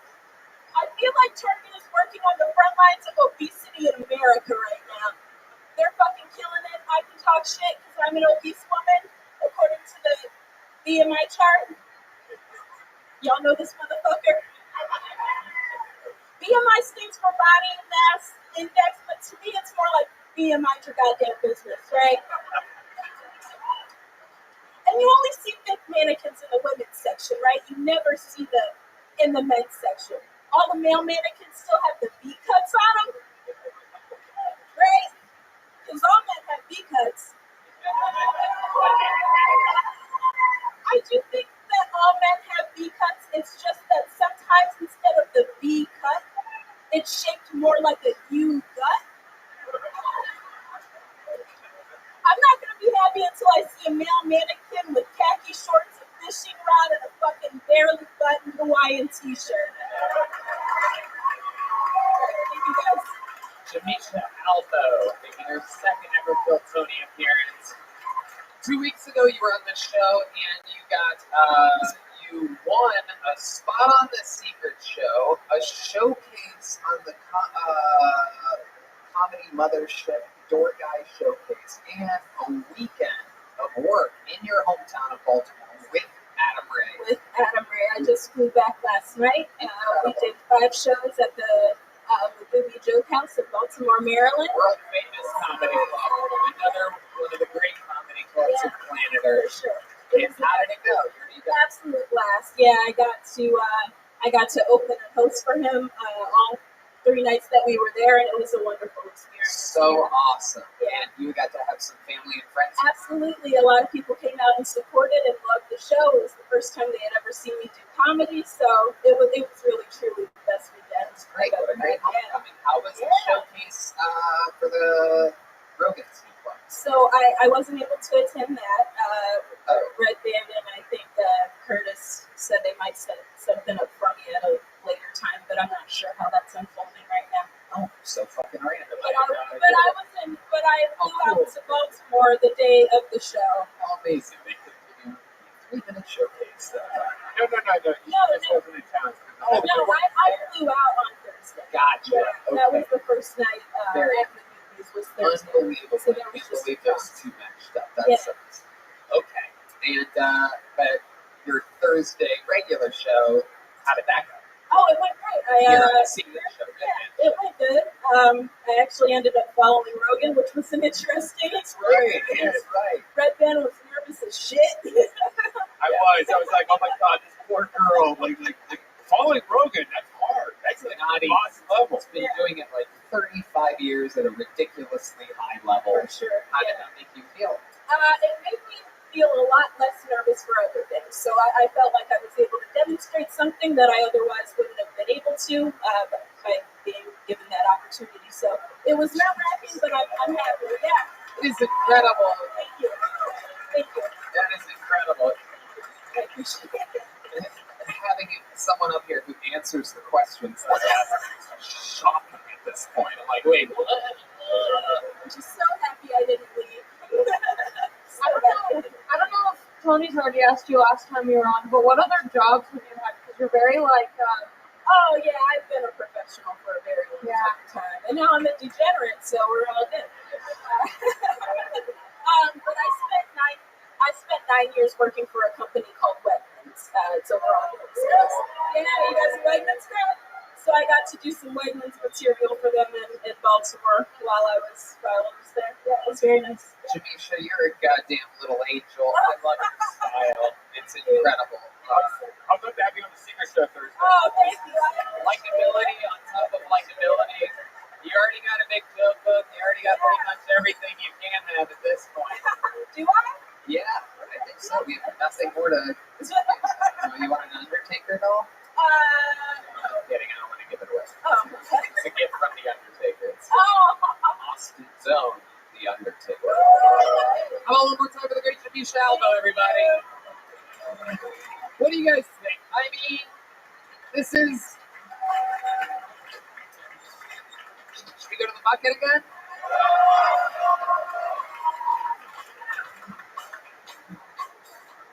All right.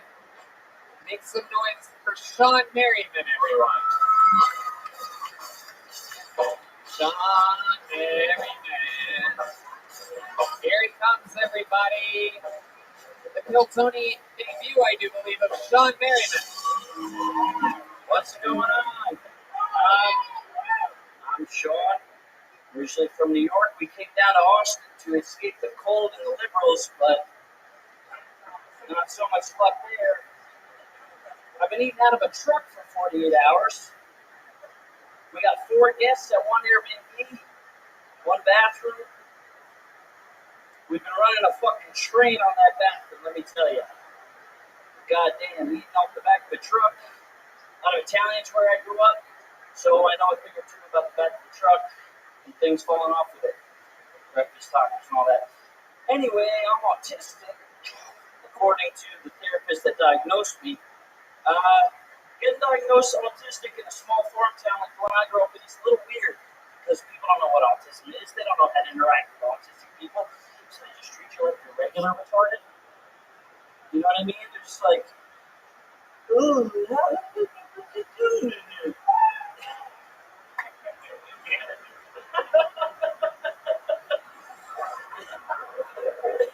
a good time to light the J. It's not a J, it's a blunt. The J is short for a joint. I figured, what do we have to lose, right? If the police come in here, it's going to be fucking hilarious. Sean Merriman, how long have you been doing stand-up? This is my first time. Oh, thank God. Holy shit. Wow. All the other first-timers up tonight have been doing it for like 5 years and shit. That's incredible. I think you're just the first one to be honest. Sean, welcome to the show. Your first time ever. How old are you? I'm 27. What made you want to start stand-up comedy here tonight? I'm just a huge fan of the show, and I got bigger balls than any of my friends here, so. You came with a big group of friends? Me, my girlfriend, my buddy, and his wife. Okay. So you have bigger balls than 2 girls? To be honest, they got bigger balls than the both of us, that's for sure. Right. Okay. What do you do for work? I run tree crews for an electric company. I'm an arborist. Okay. The most boring. I think you're barking up the wrong tree here today. Sean Merriman. You said you're here with your wife? No, my girl. How long have you been with her? So we were together for a year. We broke up, and now we've been together again for like 6 months. Okay, let's talk about this. I love that answer. Yeah. I love that answer. Yeah. Good. It's good. It's real. It's honest. Yeah. So, you were together for a year, then you broke up for a year, and now you've been back together. So we broke up like right before the pandemic. So we were broken up for like 2 and some change. Such a weird time to break up. Yeah, pretty bad time. It was really low in the pandemic. Why'd you guys break up the first time? Because be honest. I didn't know what the fuck I was doing, and I didn't realize with what?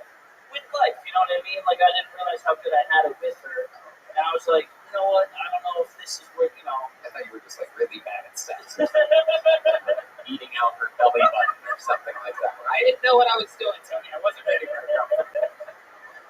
Okay, so you got your life figured out during the pandemic? No, but I dated around a lot, and I realized, man, it was so much easier with that person. I don't know what the fuck I was doing. And I moved around a lot. I finally moved back home to where she was, and we just fell back into each other. Wow. Did you? Do you think it's gonna last? I do, yeah. Really? Yeah, for sure. Okay. What happened the first time around? Like, what was the problem that you guys broke The up? answer was that he just didn't have his life. I really You did. laugh I like, still do. is that your real laugh? Yeah, you're not the first person to comment on it. I bet. Oh my goodness. Sean, do you have any special skills or talents? I can play music a lot. Do you really? Yeah. What do you do musically? I play piano, guitar, right? Really? Yeah. Really? Do you mind if I let this guy play your keyboard for a second?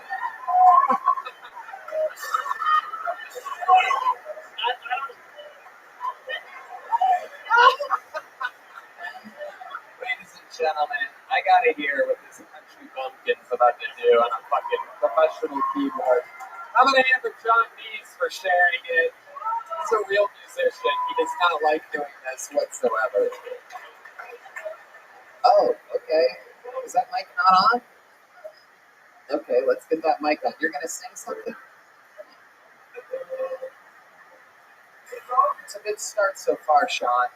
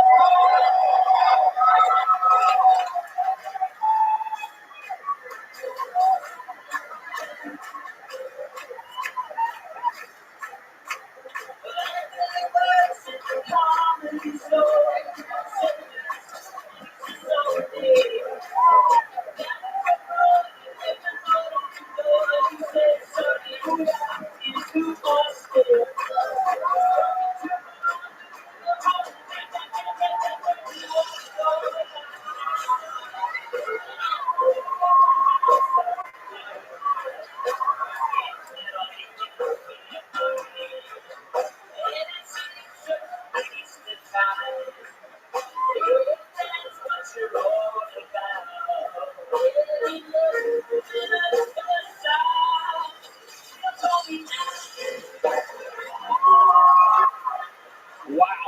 I mean, the guy actually wrote a fucking song. Someone that signed up for the show with musical talent actually mentally prepared for the moment. That is another first here tonight. Sean Merriman. Wow, you were really struggling up until then. Yeah, for sure. Wow. I can't believe it. That was absolutely incredible. The lyrics kind of made sense. It's Anthony's song by Billy Joel. I know. I customized it for your story. I literally heard it. It's unbelievable. It's unbelievable.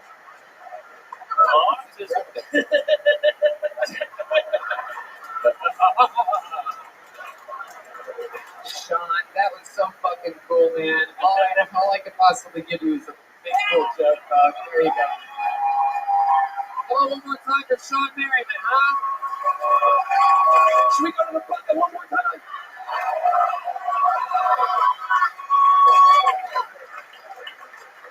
Ladies and gentlemen, make some noise for Aaron Belisle, everybody. Aaron Belial.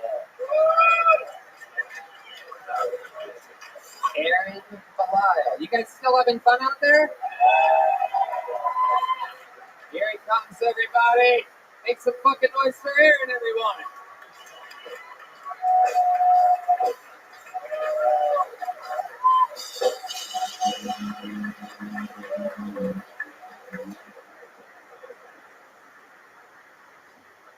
One more time for Aaron, everybody. Come on.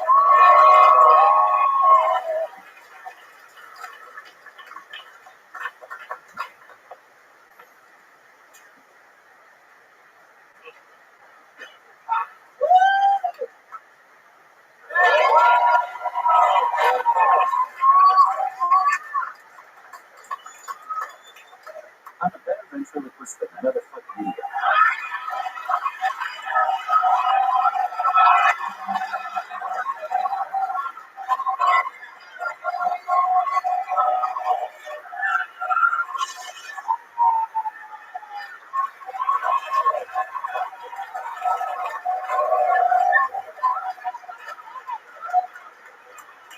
This doesn't count for my minute.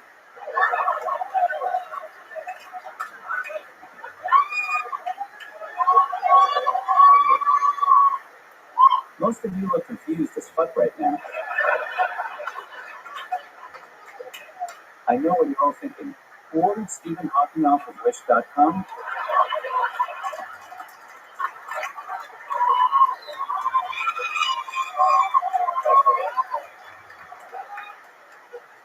We look similar, but the difference is Stephen Hawking is smart, and I tell good jokes. He might be smarter than me, but I would beat him in a race.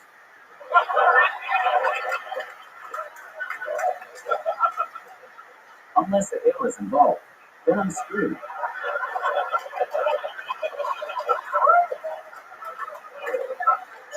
We also have different conditions. He had amyotrophic lateral sclerosis, and I am Canadian.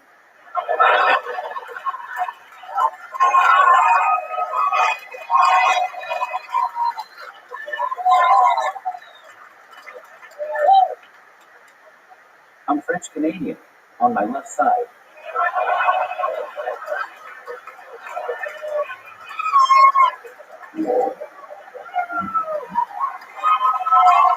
If there's more, everybody, hold on. If there's more that you want to do, you just go, and then whenever you want to be done, you be done. Here's Aaron Belial.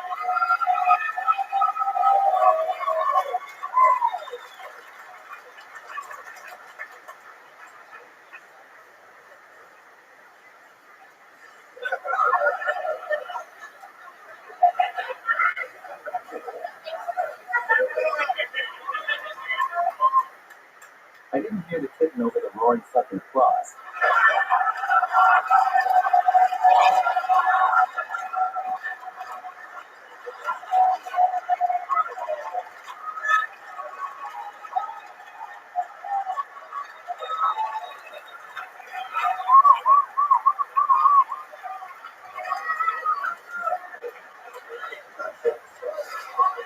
Holy shit, dude, that was amazing. I don't even know where to begin. What do you want? You can have whatever you want. What the fuck do you want? What do you want? You tell us what the fuck you want. What did you want?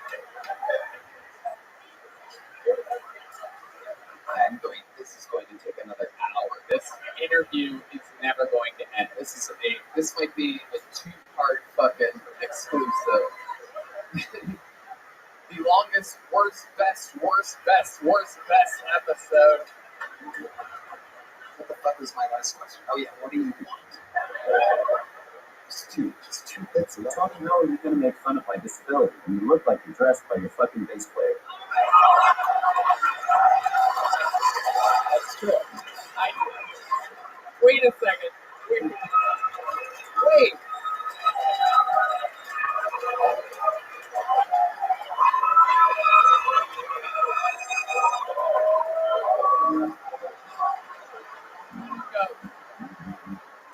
Does he cut your hair too?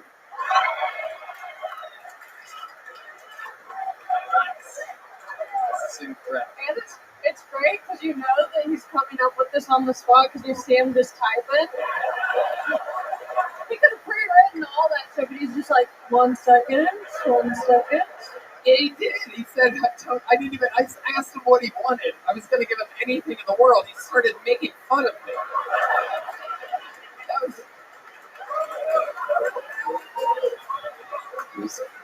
I can't speak, and I still can't say ChatGPT better than Allie. I'll beat your ass right now. I'll beat your ass. Tony, can I just say, I'm so glad that Michael Lara can't see this right now. Jesus Christ. I mean, honestly, I know the crowd's groaning, but I think that's the funniest thing I've ever heard you say. I found it to be hilarious. Ladies and gentlemen, Aaron Belial. Holy fucking shit. I cannot explain how much I love you. This is incredible. I love real ass shit. This is definitely that. Thank you so much. Absolutely. Okay, there you go. You're not just an asshole. You know, this fucking angry cripple almost had it all. I'm going to give you my Corvette. Just to see. I'm only half an asshole. That's true. So is that the side Canada made you get vaccinated on?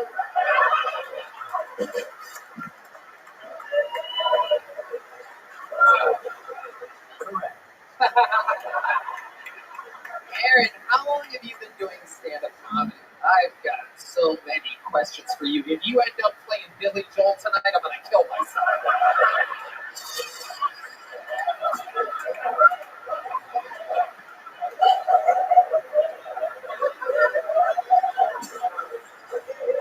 I did stand up for the first time in Portugal last winter, interestingly enough. I went to a show and the comics convinced me to try it.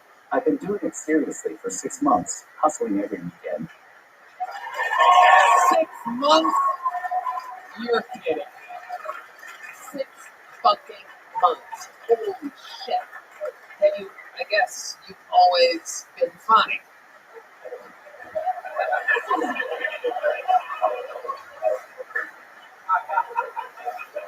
Well, this is a longer answer than I expected.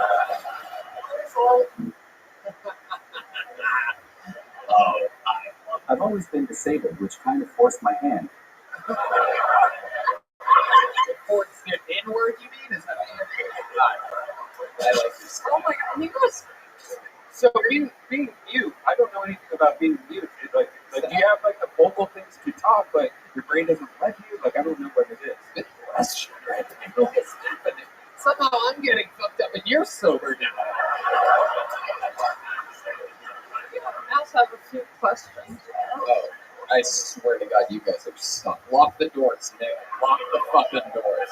This is like good. This is like a Bronx Tale. Now you can't. I don't want to get fingered by him. I want to get thumbed. You see what that's doing? It's power. Yeah. I'm gonna get the old.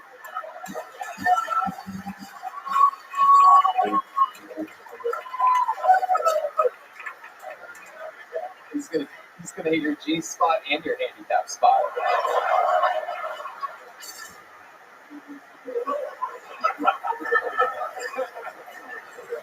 I cannot wait to hear this. Oh my God! Everybody else just answers right away with something shitty. This guy does the exact opposite. Takes his time and fucking executes. So, I've been asked about, He's already laughing at his own joke. I've been asked about the physical condition. What was the question? He's like, you're mute, so there's something connected to your brain? No, I don't know. Ladies and gentlemen, Aaron. A girl asked me to finger her once with my bad hand. She didn't fucking like it. She got mad. True story. She asked for that specifically? She asked for the old fucking Hogan ladder? The old fucking ball and chain? The old fucking... Look at that Rolex. Look at that fucking thing. Wow. That watch ain't going nowhere. Good luck to the 6th Street fucking thief that tries to grab that watch. He's got it. He's the only guy that's got the watch locked around his wrist, and he's holding it at the same time. It is incredible.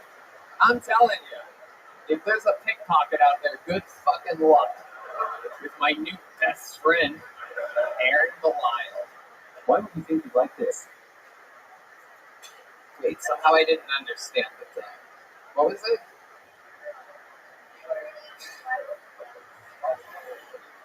Oh, right. She's a dirty cook. She worked out. Thank you for the help, miss. I love it. I've never had a translator for a translator before. It's very exciting. Aaron, you are the shit, man. So can you tell us something about your life from the previous up until 6 months ago? What were you up to? What were you doing? Why were you in Portugal? I'm going to stop asking questions.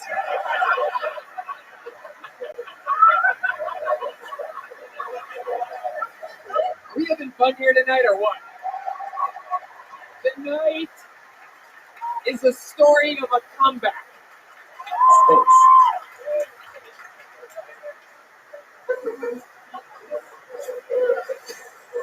Start with one, please. One question.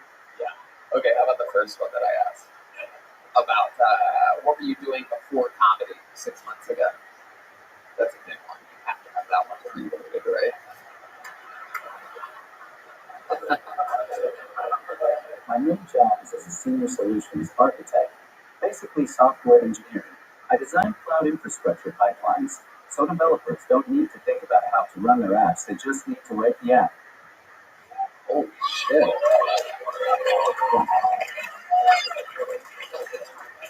All that was a fancy way of saying that I Google shit all day and tell dick jokes at night.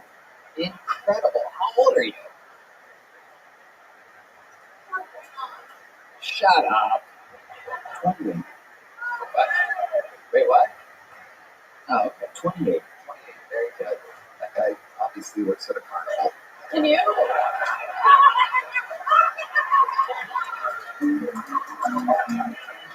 Can you? Perhaps you guys work at the carnival together. I don't know. Maybe this is an inside job. Can you change the voice settings, or is that the one that you feel fits you the best? Yeah, can you be a woman for us? Hold on. When she said, "Can you change?" I swear to God, I thought she was going to say a light bulb with that hand. Just to let you know. Here's Aaron a lot. Tony, you look like the Joker when you smile. If the Joker was a gay accountant. That's true. Again, and that is, I've always thought that about Watch out, David Solomon. Hey, you want to arm wrestle? I will use my bad arm so you aren't intimidated. I would rip that thing right from your fucking shoulder, by the way. Hey, are you in town Thursday? I would love to have you on the Singer Show if you're in town.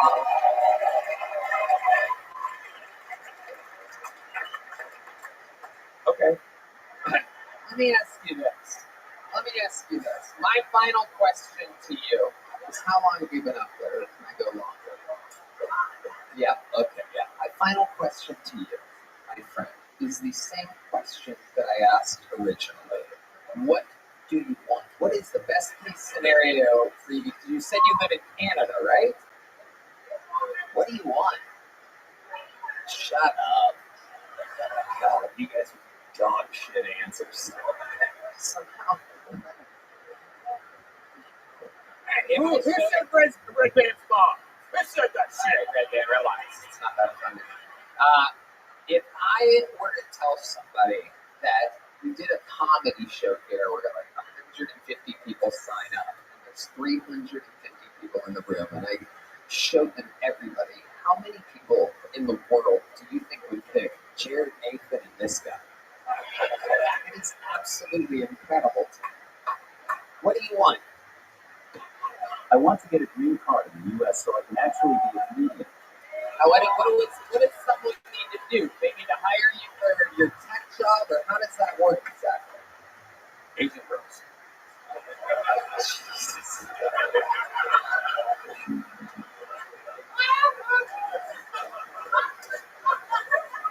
I need like $30,000 for lawyer fees. You're gonna take care of it? Ladies and gentlemen, our Iraqi friend. Literally? Are you serious? Guys, make some fucking noise for this guy.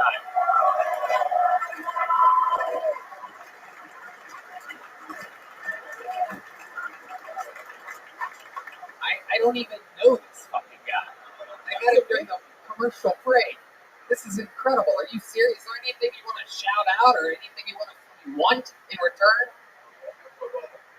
Yeah, I mean, just incredible. Oh my God, that's right. You're a fucking Harvard law guy.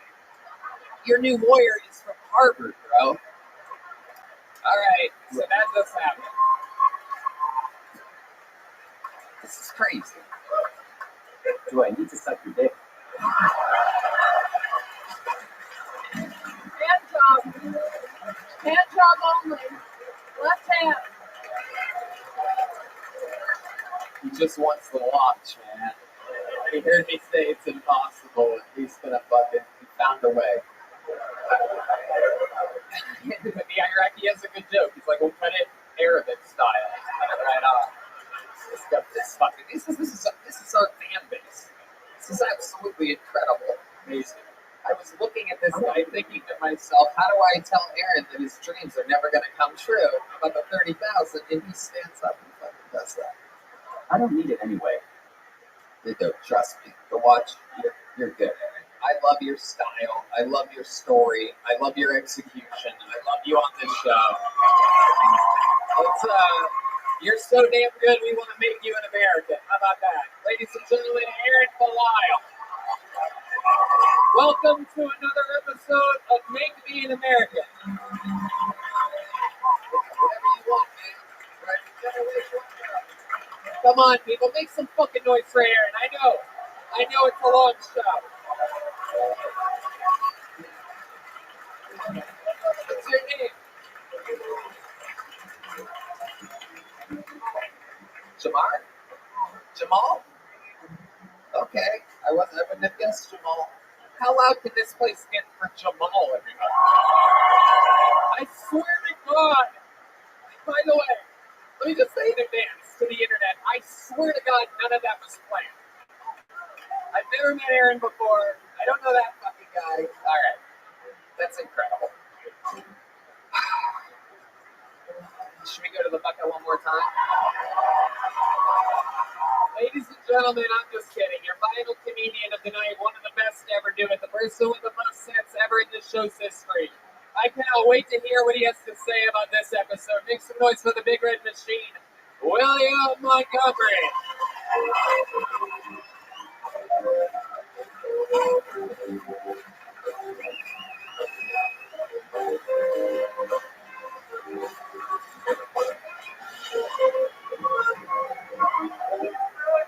This man's gonna do that pro bono. But Tony, I have to be very honest with you.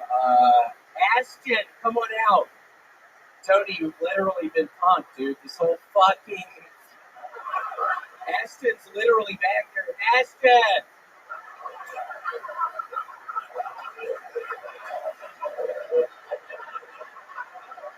God, how crazy were some of those meetings? Marilyn Manson has been sued again for the sexual assault of a minor. Hard to believe the guy responsible for every school shooting of my childhood can be capable of such a thing.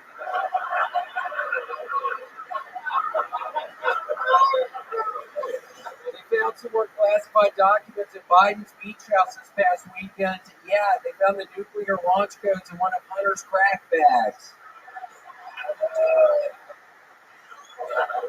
But seriously, this week Joe Biden claimed he forgot he had top secret files in his home, saying, and I quote, "You see, it's not just an old and senile, it shouldn't be president."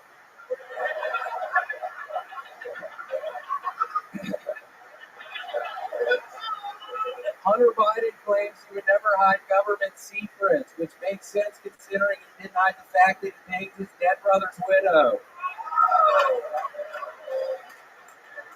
One part of the police video they didn't show was when a cop stone cold stunned Tyree Nichols and then another cop hit him with a steel chair.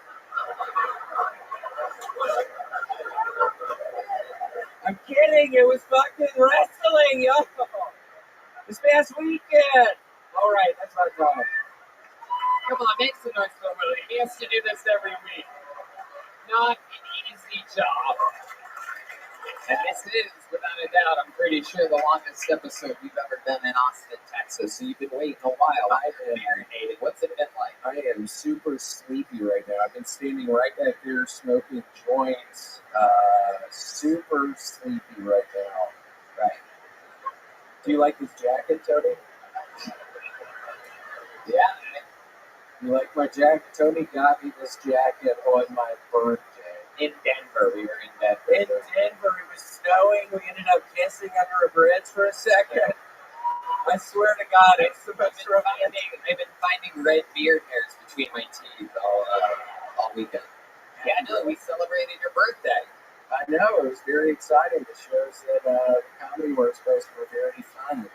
You lived in Denver, so it was extra special and fun. I did. It reminded me I worked as a dishwasher at a place called Middler Kitchen, and I had a wart on my right palm one time, and I was washing dishes, so it would get all wet inside of there, and it ended up being a colony of warts on my right hand. And then one night I got drunk as shit and just dug at the main wart with a knife. And I swear to God, the next day the warts were gone. How does that happen with all those warts? How do they all just leave if you kill the main one? I don't know. Wow. And I also had a horrible setup in Wyoming one time, and I went back to the restaurant, and I was doing cocaine. I was doing the keep up, and my penis was real small because I was on cocaine. And my penis went back into my pants, and I peed all over the front of my pants, and just proceeded with my fucking knife like nothing had happened. Fucking Laramie, Wyoming. I hate that fucking place. I will never go back. But yeah, it was so much fun. It really was very nice. But seriously, is Ashton still back there? Really, he's here. Ashton is here. Kutcher? Yeah. Kutcher. Allie, it's been a while since you've seen William, right? What's going on? God, I love this man. Yeah, nice to see you. You were very funny last night. Thank you. Lots of show. Pretty sure you two have the records of the most sets ever on the show. Just here you are, eye to eye right now.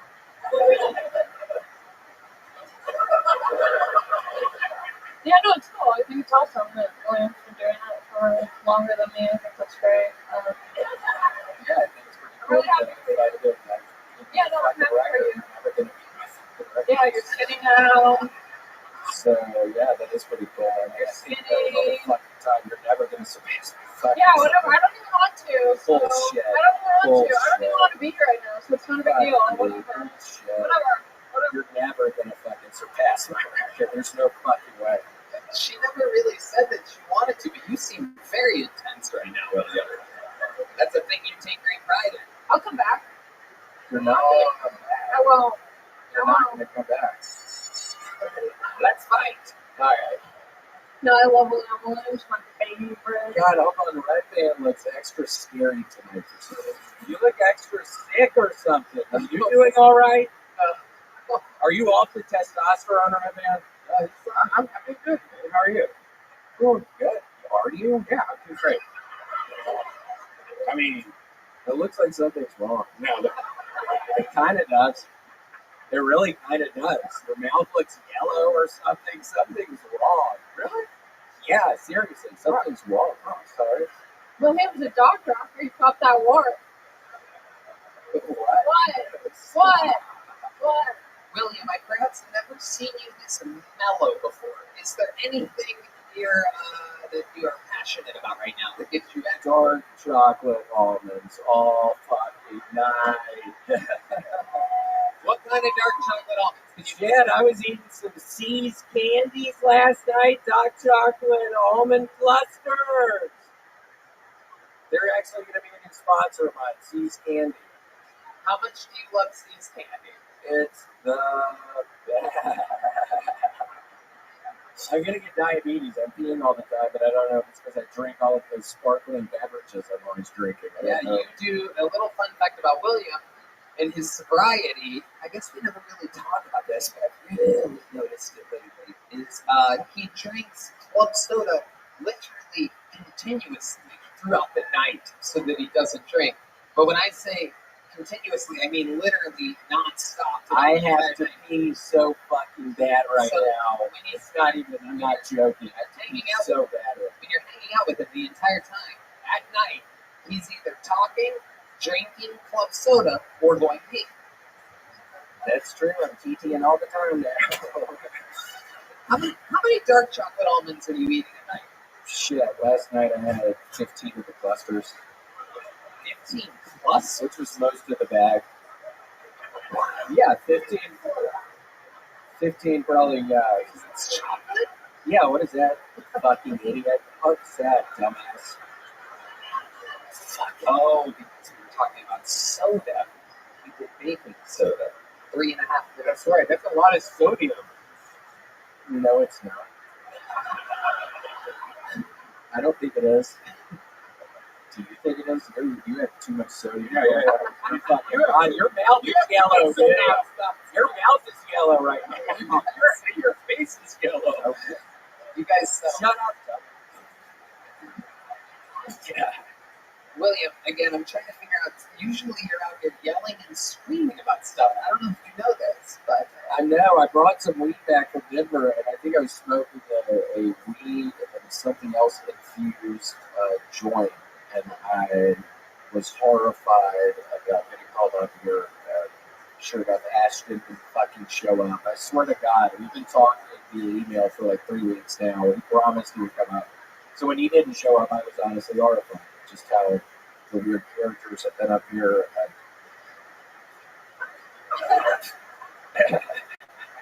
is there anything that you're passionate about right now other than dark chocolate almonds? Is there anything that like gets you fired up? What is that, fucking dumbass?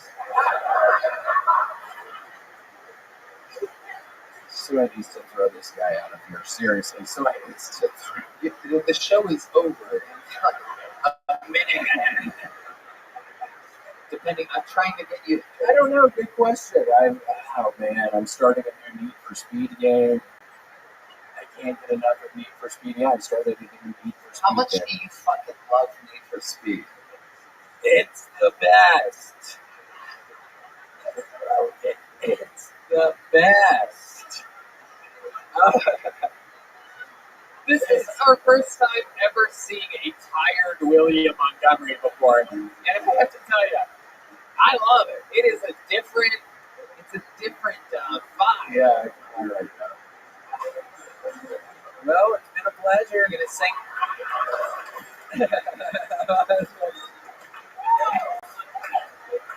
Ladies and gentlemen, make some noise for the Big Red Machine, William Montgomery.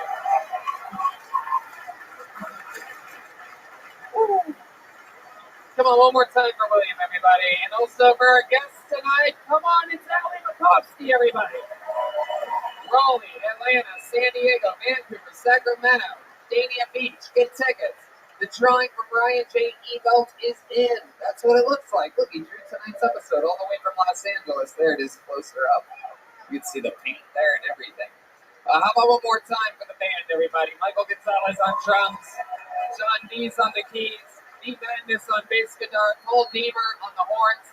Thank you to the Red Rose, Yellow Rose, Deep Eddie Vodka, Gel Blaster, and the Austin Security Guard Service. And of course, Screwball Peanut Butter Whiskey, Red Band. I love you guys. Thank you. Good night, everybody. Thank you so much. The official Kill Tony after party starts right now.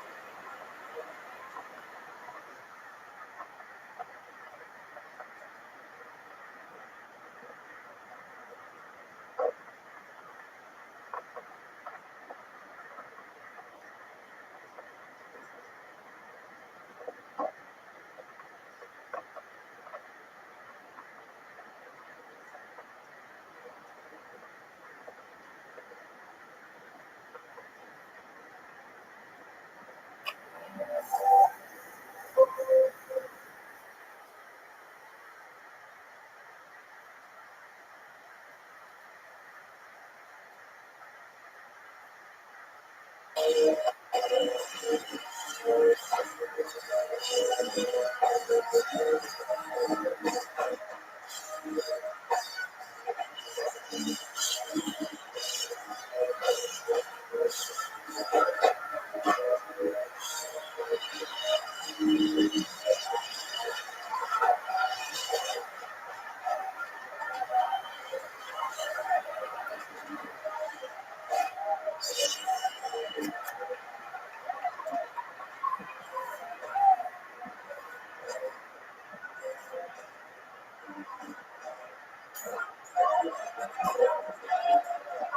this is Rabbi, coming to you live from Walking Gas Company here in Austin, Texas. For a brand new episode of Kill Tony, give it up for Tony!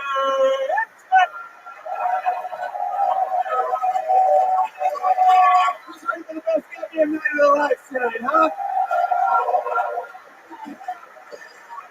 Yippee, everybody! Make some noise for Brian Redband, everyone. Hey, everybody! You're at Kill Tony, brought to you by the Red Rose, the Yellow Rose, Deep Eddy Vodka, Gel Blaster, Austin Security Guard Service, the best goddamn security guards in the world. Look at this guy over here. How about a hand for Dwayne, everybody? How about a hand for the best band in all the land, the Screwball Peanut Butter Whiskey Kill Tony Band, everybody. Are you guys with us tonight? We got a guy biting his nails out here, fucking tripping balls. That's the great Michael Gonzalez on the drums. John Dees on the keyboard. This is Matt Mueling on the electric guitar. And that beautiful man, that's the great Deep Madness on the bass tonight. We're going to have a lot of fun.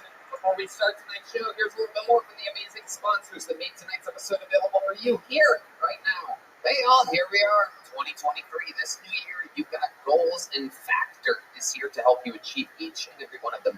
Fuel up fast with ready-to-eat, nutritious meals delivered straight to your door, leaving you time and energy to tackle everything on your to-do list. Achieve and maintain your 2023 goals with Factor. Get America's #1 ready-to-eat meal kit and start saving time, eating well, and living your best year yet. I absolutely love Factor because it's super easy, it tastes amazing, and it comes, straight to my door. It's fresh, never frozen. Meals are ready in just 2 minutes, so all I have to do is heat and enjoy. I'm a busy guy, so this stuff is priceless. No matter your lifestyle, Factor has delicious flavor-packed meals to help you live up to the fullest with keto, calorie-smart, vegan, veggie, and protein plus options on the menu each week. Prepared by chefs and approved by dietitians, each meal has all of the ingredients you need to feel satisfied all day long. Speaking of keto, calorie smart, my good friend Red Bands. Seriously, when I was on keto, that was one of the hardest things, trying to find keto food and constantly cooking keto food. You can have Factor do it for you. And they have 34 chef-prepared, dietitian-approved weekly options. There's always something new to try. Plus, you can round out your meal and replenish your snack supply with an assortment of 36 sweets, smoothies, juices, and more satisfying add-ons. Want to cut back on takeout? Get Factor instead. Not only is Factor cheaper than takeout, but meals are ready faster than restaurant delivery in just 2 minutes. Get Factor and enjoy clean eating without the hassle. Simply choose your meals and enjoy fresh, flavor-packed meals delivered to your door, ready in just 2 minutes. No prep, no mess. No prep, no mess. Head to factormeals.com/KillTony50 and use code KillTony50 to get, wait for it, 50% off your first box. That's code KillTony50 at factormeals.com/KillTony50 to get 50% off your first box of food. One last time, factormeals.com/KillTony50. Get healthier, be smart, and do it fast with Factor at factormeals.com/KillTony50. Code KillTony50. The biggest clouds, the coldest smoke, the smoothest experience. If you enjoy smoking the good stuff or CBD but hate the throat and lung burning, then you gotta check out today's sponsor, Freeze Pipe. Freeze Pipe makes a unique line of freezable pipes, bubblers, bongs, and more, engineered to cool smoke by over 300 degrees. Freeze Pipe is your answer for the smoothest way to light up. I gotta tell you, I've been doing a lot of yoga lately, a lot of cardio. I think I'm in the best shape of my damn life. And I have always been an extreme blunt smoker. I'm friends with Snoop Dogg and those types of people, the blunt smokers in the world, if you know what I'm talking about. However, lately I've been using this amazing freeze pipe to keep my lungs crystal clean and super clear and under control. And freeze pipe is the best way to do it. Red Man, you've been doing this yourself. Oh yeah, I love it. I've been using it every day. The secret is the freezable glycerin chambers that come on every piece. Pop one of these in the freezer for 1 hour, and as you smoke, it passes through this icy chamber. It instantly cools it down for dramatically smooth and chilly tokes. Glycerin is a non-toxic fatty gel commonly found in fruit and sweeteners. It freezes quicker than water and stays frozen longer. Putting ice in your bong is one thing, but chilling smoke through a frozen glycerin chamber will change how you light up forever. With a 4.4-star rating and thousands of reviews, check out Freeze Pipe's entire line of high-quality glass at thefreezepipe.com and use code TONY for 10% off your order. That's thefreezepipe.com and use code TONY for 10% off. Shop today. Your throat and lungs will thank you. Are you guys ready to start tonight's show or what? Man, oh man, this is just one of those weeks where I just can't believe it. 3 paid regulars, 3 unbelievably great comedians of our modern time, of all time, 3, all at the same goddamn time. Unbelievable how excited I am. 3 of my favorites. Make some noise for Punky Johnson, Jim Florentine, and Eddie Pepito. Wow. Saturday Night Live, Punky Johnson. The great Jim Florentine, Eddie Pepito. Punky motherfucking Johnson. Guys, make some noise for our guests.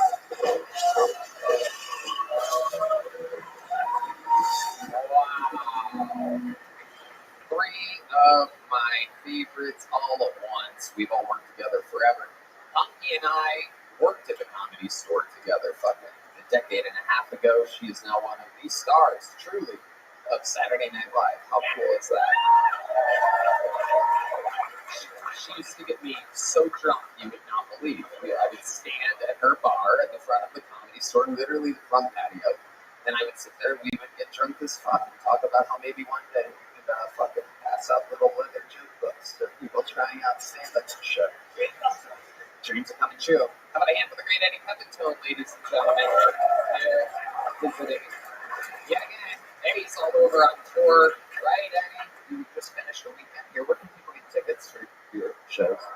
EddiePepito.com. Perfect. Well, I said it better myself. I wish I had something with you.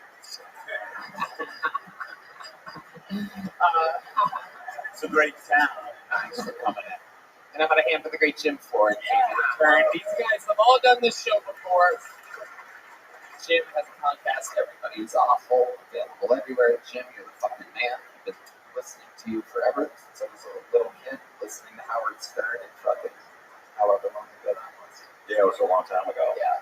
Thanks for fucking aging me. I appreciate it. But yeah, it was. I appreciate it. Oh, yeah. And this is my first time doing Kill Tony. Oh, Never it is? Shit, that is crazy. I feel like he's done it before. That's wild. Well, I feel like you've done it before. That's probably a really good sign. How many of you know what the fucking show you're at right now, you guys?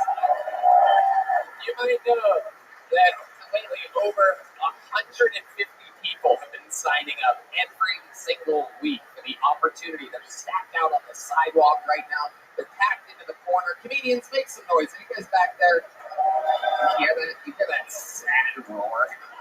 You ever just hear a bunch of wounded lions before? Anyway, if I pull their name out of the bucket, they get 60 seconds. You know the time is up and hear the sound of a kitten.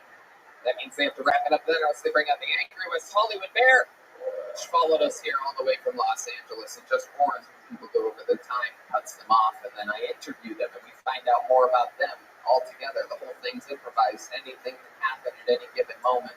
You guys ready to start this fucking show or what? Well, your first comedian going up tonight is not out of the bucket. In fact, it is one of our great regulars. He starts off every single show. We watch the boy go from sleeping in his van, eating fucking oatmeal cookies all day and all night. Now he's rich. He just sold out a whole weekend in fucking Hawaii. Ladies and gentlemen, this is Hans Kim. Hey,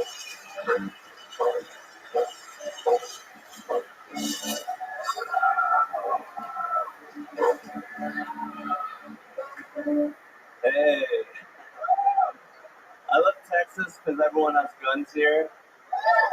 It even things out for skinny boys like me. What are you gonna do? Shoot me? I'll just turn sideways. I was just in Honolulu. I thought every public bathroom had a bidet in it, but turns out I was just sitting on a homeless guy peeing in my butthole.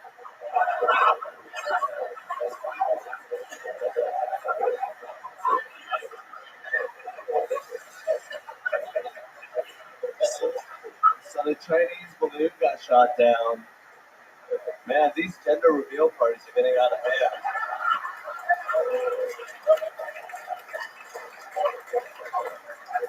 You know it was a girl because there was no confetti in it.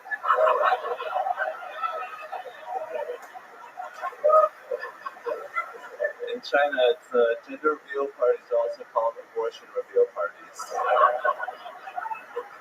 Boy, or try again. Thank you. Hans, motherfucking Kim. Coming in strong, fresh off of Hawaii. Hell yeah. You're living that life, Hans. Yeah, thank you, Tony. I love it. I wrote a note down here, homeless guy peeing in my butthole. It's a shame we don't give out, like, Academy Awards in this business, because that may be one of the best written anythings I've ever heard in my entire life. It worked. That's the crazy part, is that it worked. Hans, how do you feel? I feel amazing, as always. Another blessed day in the life under Tony Hinchcliffe's tutelage. I don't know if I can take all the credit, but thank you. I still like it every time you say it. You are doing really good. Anything crazy happen in Hawaii? I went to Pearl Harbor, the site of our biggest W.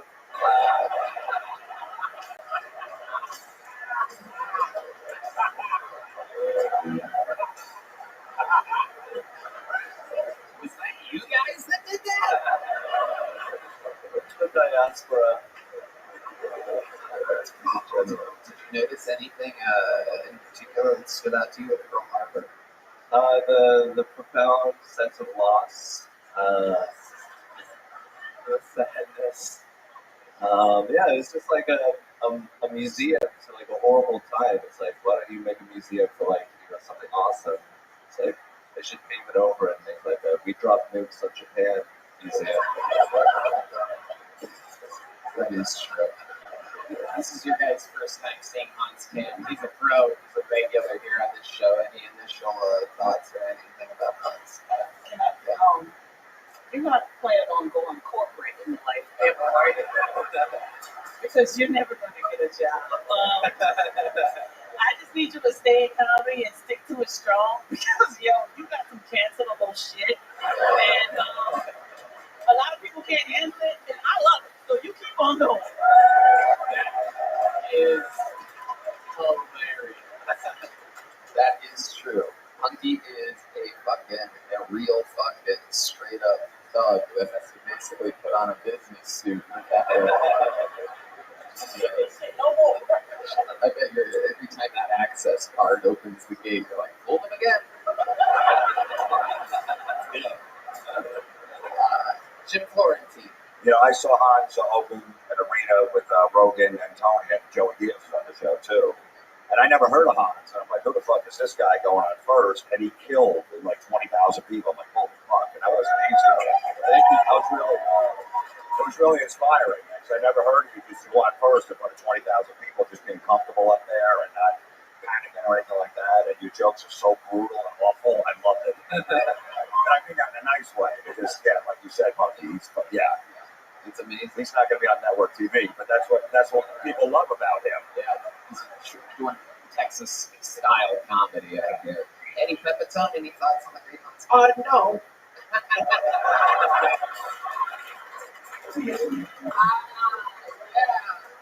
Hans, you do it every week. We love you. You're a stone cold assassin. We love watching you grow. It's very, very, very hard to write and perform a new minute every week. You do it.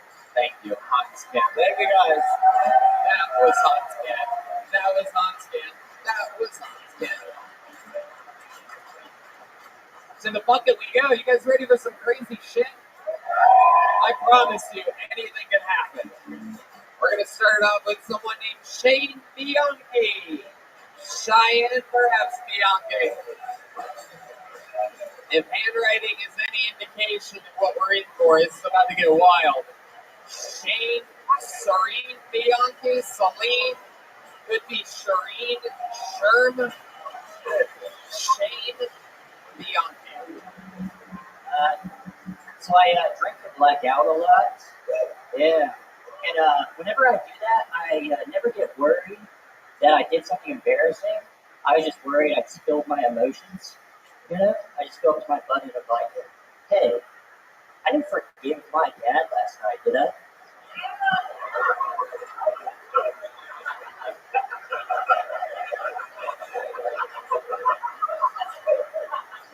And he's just like, nah, you just needed your own out.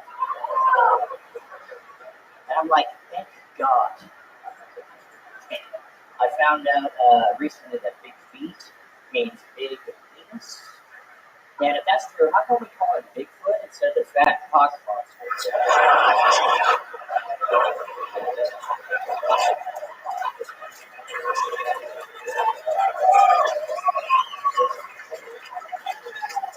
Yeah, maybe that's why it's blurry, you know? They just gotta censor out that huge cock. Oh, wow. Shane Bianchi? Am I saying that correctly? Yeah. Shane Bianchi. Shane Bianchi or Shane Bianchi.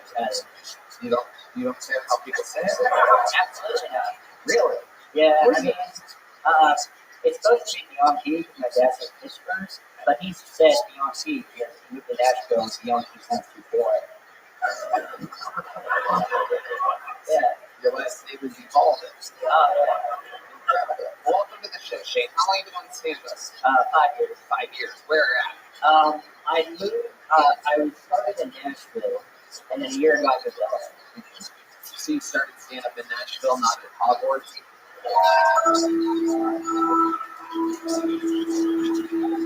What is that? Redhead's very excited about something. I love it. No, I love it. Oh, there it is. Sometimes you can pick the song, but it's where you play the song. I really like it. I love it. Welcome, Shane. So what do you do for work? What does it like? You look like you play the organ in a haunted coffee shop.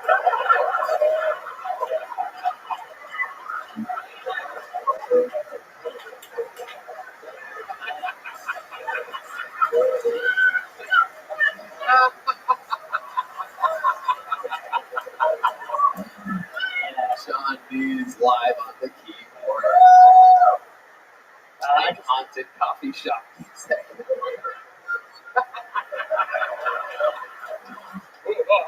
Who wants an Americano? Perhaps a double espresso. All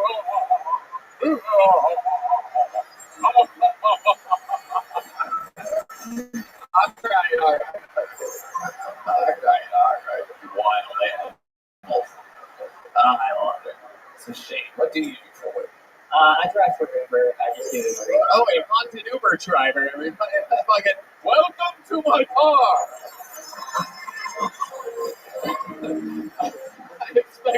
I expect 5 stars and 5 stars only.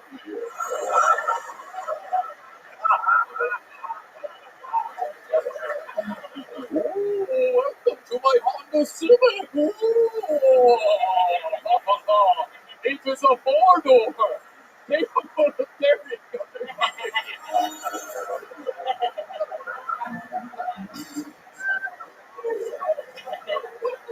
I almost passed out there for a second.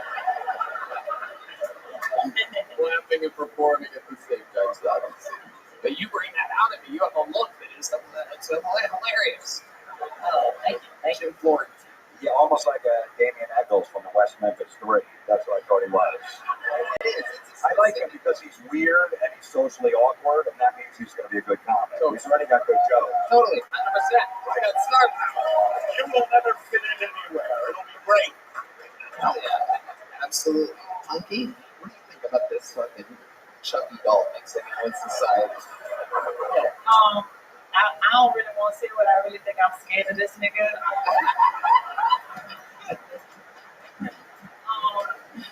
Columbine is the first thing that comes to my mind. But honestly, I feel like your comedy is really funny. It's like your setup punchline is like super, super, honestly, expertish to me. And you kind of give me a vibe of Kinnison on some shit. So, I don't feel Guinness. I feel headburn. In any matter, you carry yourself extremely well. Do you have like a background in performing, or is it just the 5 years of stand-up? You do music or something? No, I don't think it's interesting. You said. Right. Yeah. What else other than driving Uber? Like, is there a hobby that you're passionate about or something other than stand-up? I'm not that hobby. How old are you? I'm 25. I told you, he's a fucking weirdo. He's going to be great. He's going to be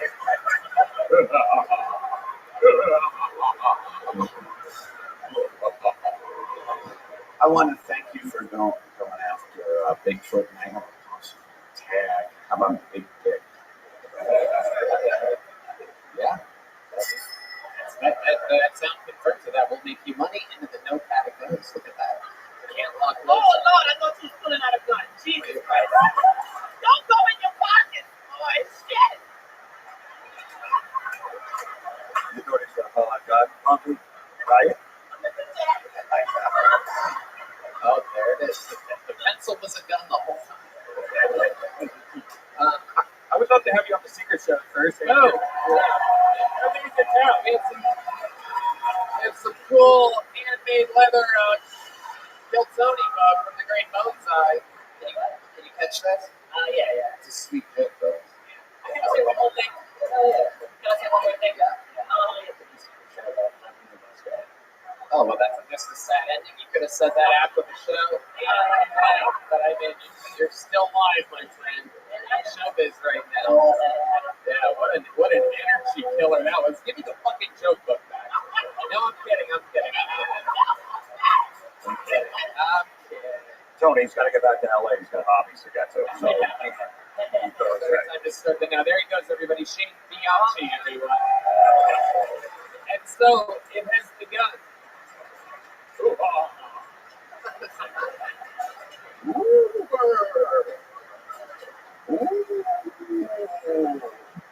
This is a Chrysler series. All right, Philip Abraham, you are next on Kiltony, straight out of the bucket. Looks like a new name. We love meeting newbies here. A lot of sign-ups lately. You guys having fun out there? How do we feel, Austin? You with us? Drink up, my friends. The night is young. One more time for Philip Abraham.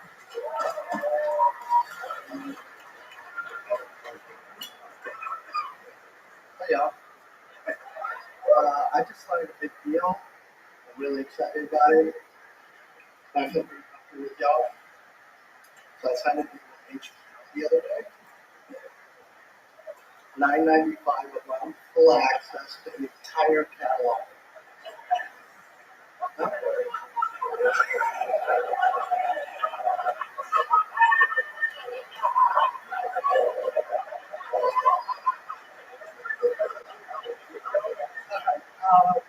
So I'm not good at casual relationships.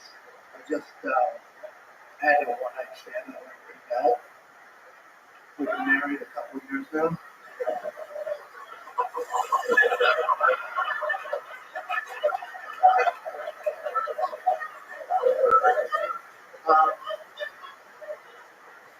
So when I was a kid, I asked my parents for a skateboard, and they said we couldn't afford it. So one night, late at night, I snuck out of bed, I went to the garage, and I got some wood, got a hammer, and I went up to the bedroom. Wow, Philip Abraham, everybody, making his what I believe is his Kiltony debut, correct? Oh, dude. Shut the fuck up, Phil. All right. I was not expecting someone scarier than Shane Bianchi. Somehow, here comes the comedian who looks you directly in the eyes while doing punchlines. Wow. This is incredible. Are you Shane's dad from Nashville? No, kidding. So, Philip, let's talk about it. This has to be what, your first time doing stand-up, right? 3 weeks.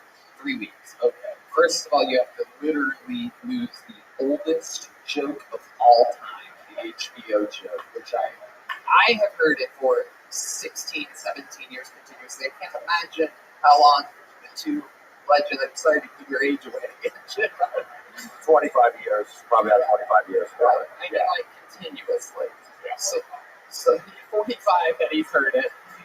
So, I mean, I'm pretty sure that predates even HBO, and somehow you were doing the HBO show. It was the Columbia Broadcasting Network.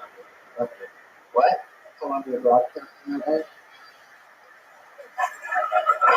1950s. Okay. Philip. Jesus Christ. Alright, so you've been doing stand-up for 3 weeks. You're doing some old-ass fucking bullshit like jokes that you read out of a joke book right now that you're scared. So let's talk about what you actually could be talking about. Do you have any jokes where you actually talk about something that your perspective on, like, what ethnicity are you? Let's start there, because you look. He looks like the bad guy from Indiana Jones, like coming up.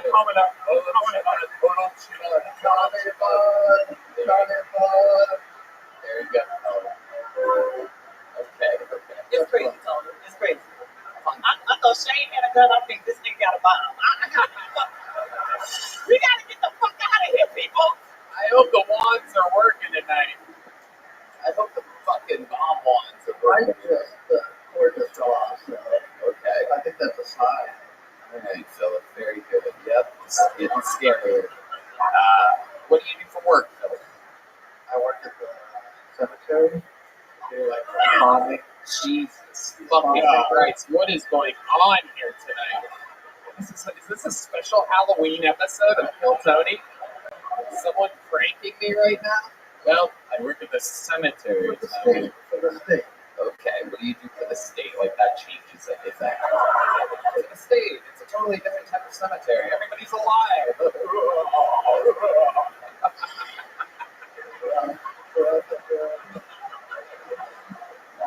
So stupid. Oh my God. Ladies and gentlemen, Rogan is here. Wow. Austin's own. Jim, what do you think about that? Russell Peters. It is. It is. What nationality are you, though? South Indian. Yeah. South Indian wavy gravy. John B's hitting us with a little bit of South Indian music there with the left hand. Pretty easy to do if you know the fucking tones. You know what I'm saying? Do you listen to South Indian music still? Maybe a little bit. Oh, shit. Sounds like the kind of guy that likes a little remix. You know what I mean? Yeah. Okay. Tell us about the fun part of your life. How old are you? You seem like you could be anywhere between 140 and 300 years old. You seem like you have like a special curse or something. 40 years old. What have you done with your life? Do you have a family or anything? What's the story? What have you been doing the last 40 years? So, Jesus Christ. Just failing a lot. What do you mean? Like what? Let's talk about it. You said nothing since you got up here. You did old-timey jokes, and in the interview you said cemetery. I didn't get anything more. I'm trying to find out about you. This is where you would start finding out if you can fucking write material in art form. I've done a lot. Like what? Writing obituaries.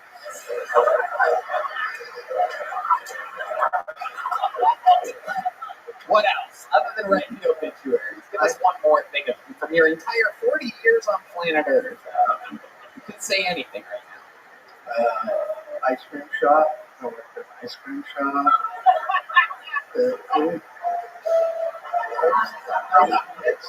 What the fuck kind of ice cream shop is this?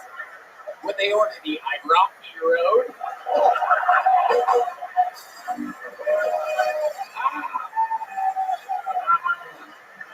I'm on steroids. What were you doing at this ice cream shop exactly? I'm trying to figure this out. Were you just in charge of melting the ice cream at the end of the night? Oh wow. Do you have a funny bone in your entire body? Have you ever made anyone laugh like an I swear. Can you give us an example of that? Like, can you tell us about that time?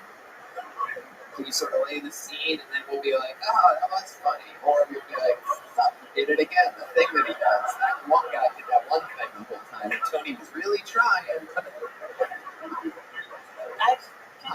I'm gonna say one thing, okay? I'm gonna be supportive because we've been shitting on you, okay? Can I get some water? I'm trying to be supportive and this motherfucker asking for shit. You know what? I don't even want to do it no more. No. Come on. I want you to laugh at your face. Like, you're saying a lot of funny stuff, but you're not like saying the things around it that can make it funny. Like, you working at an ice cream shop, you can say a whole bunch of things that a lot of us don't know about that's funny besides you putting your nuts in the ice cream. Like, don't make shit up. Like, say what actually happened because it could be funny. You write obituaries? I ain't no better motherfucker that wrote an obituary. That is hilarious. But like, say stuff. Yeah, tell us your story. You know what? I want you to work on believing in yourself because you got a lot of things that you've done and you don't believe that it's funny, but it is. So work on it and you're gonna be great, baby. You just gotta believe it. That's true. I don't think you have what it takes at all to do that. I'm still over here cooking up jokes about ice cream and shit like that.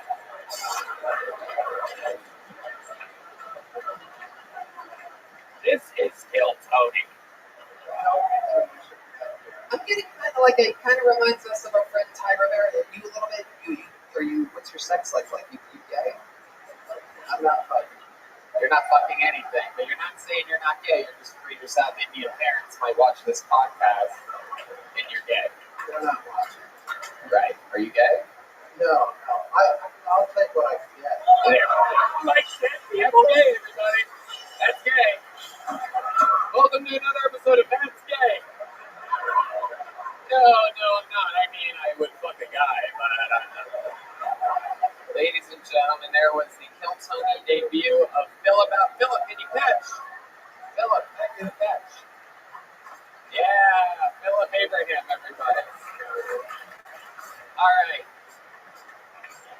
What do we got? Ladies and gentlemen, another one of your regulars, an absolute legend, famous for his joke writing and fucking roasting skills. He does it every single week. One of the baddest motherfuckers on planet Earth.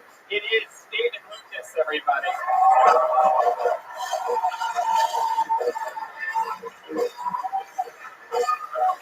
So it's for Dan, everybody.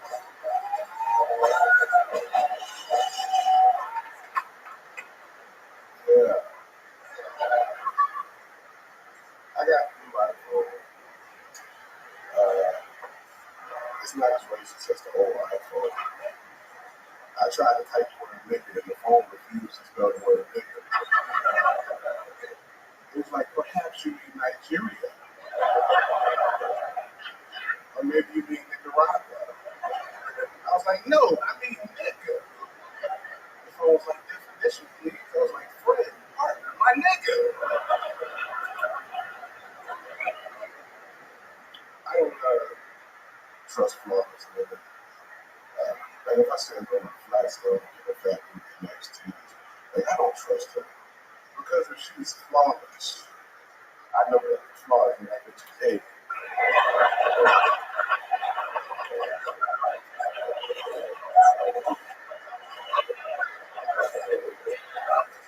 Give me a bitch without an arm.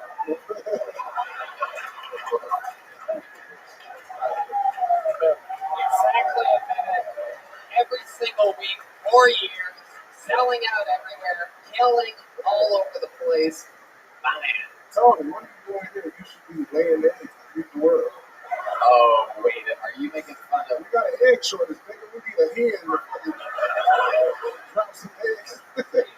no eggs at Whole Foods, H-E-B, nowhere. We need to get them out of there, man. Are you calling me a chicken head right now? Calling you an hen. I love it. So you got a new iPhone. That's cool. How many bytes? How many bytes did it take you to read it? Those are megabytes. I love you wearing one of Jay Leno's car covers here tonight. It's beautiful. Tony got that white on. Nigga dressed like the Easter Bunny. Nigga, what the fuck wrong with you? White and red. Boy, you sitting next to Marshall and Lynch going on, nigga.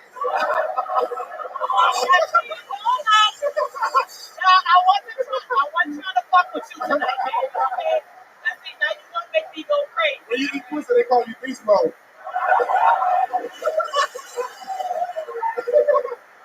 Alright, you got a lot to say for them rolls to be stacking up on you like a sack of laundry, nigga. You better get the fuck.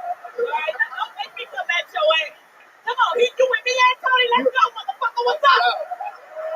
What's up? You look like you go to the women's bathroom, but you still keep standing up. I saw the fuck too. That ain't even a joke, nigga. That's my real life. What's up? I said I'm taller than most of you motherfuckers in the bathroom. Alright? You ain't cutting shit in this bitch for pieces of pie, motherfucker. Get the fuck out of here.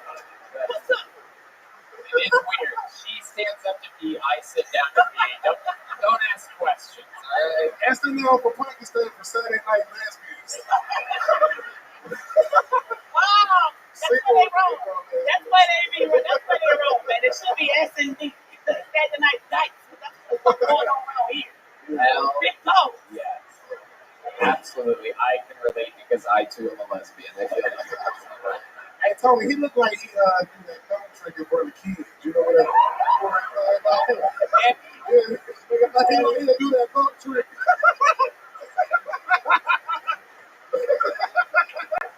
Hey, y'all want to see something cool?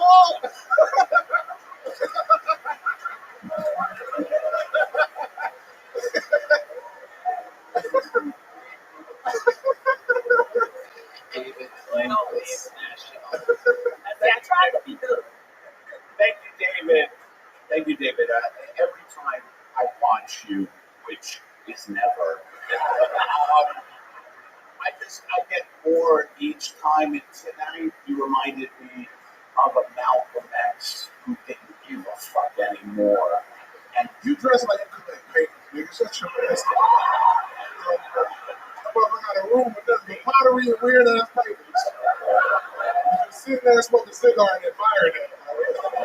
It's like, I put $5 million in this room. Wait a minute, you crazy? Well, I know you drive an old Volkswagen Beetle with that hat. That hat looked like it came with a card trick, nigga. Like, 3 cars, not. They got the weekend. I need to do it now.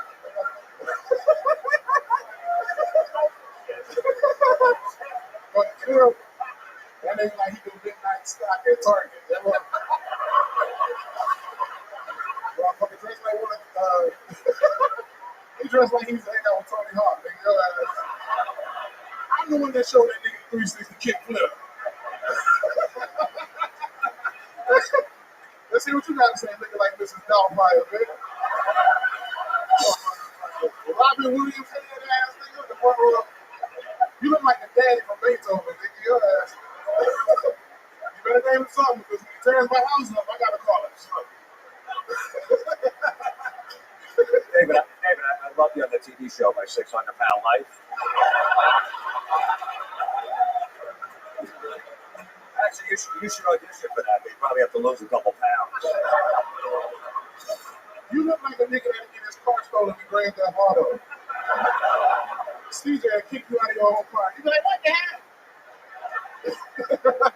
Hey, David, forget about stand-up. Do a fucking sit-up.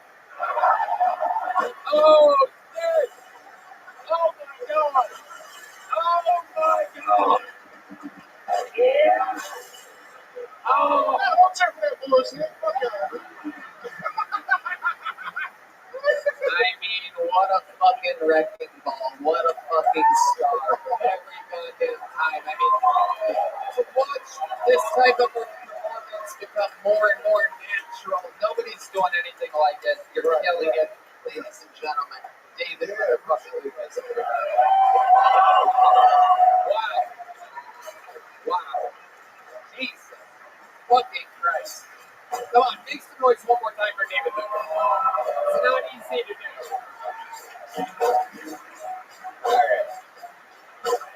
There she is. That's a tough act to follow.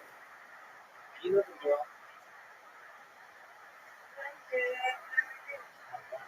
Ready?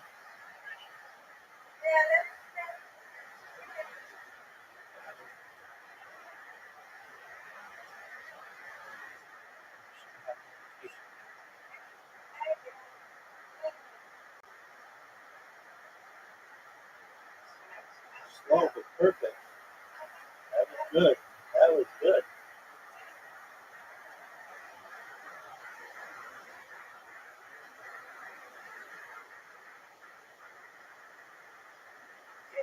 Get just there. Good job.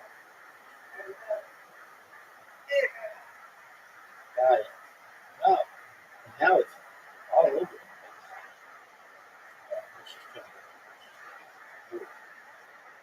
Ooh.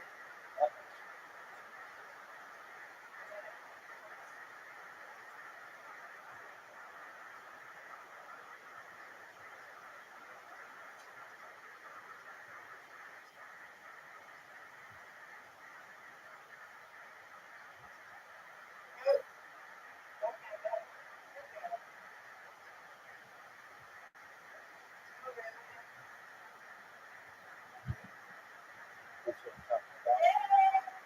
That's what I'm talking about.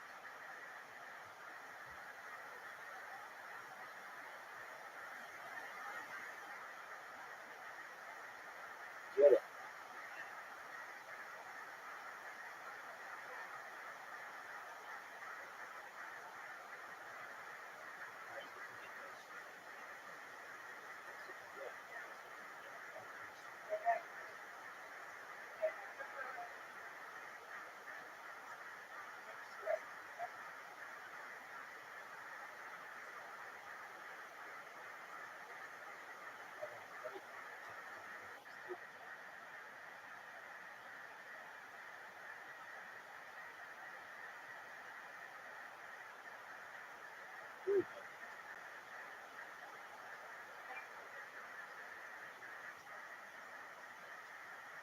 Get it. That's good.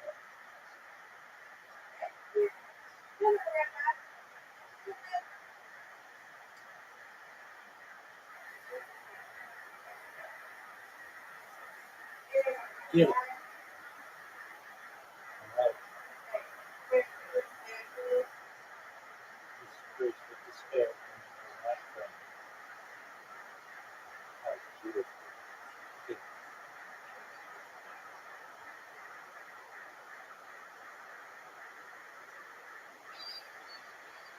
Get it.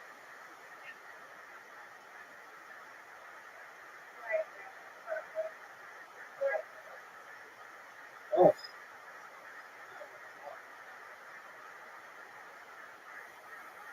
Get it. Good.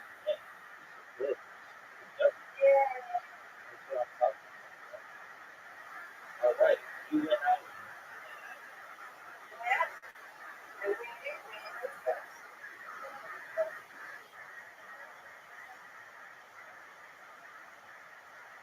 Get it.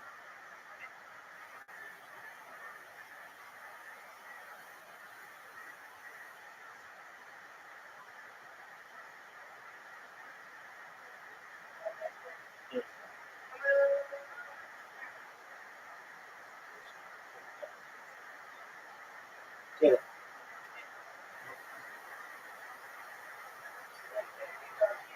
Get it.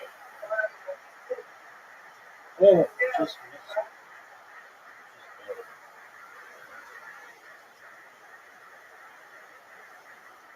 Get it. What a strike. That's just a good strike. Beautiful. Get it. Off the ball.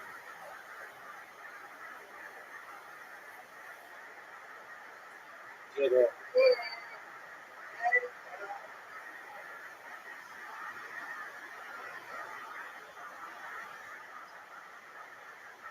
Get it.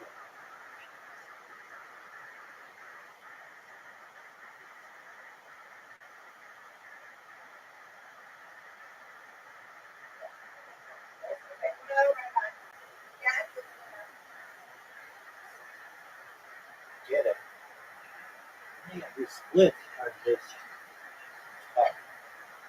All right, get the money back. Get money. Take it.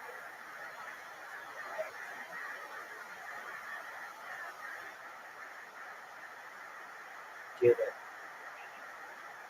All right. You got 2 hits. I know you can get it. Get it. Yeah. Let's go. Right. That's what I'm talking about. Big strike. Big strike.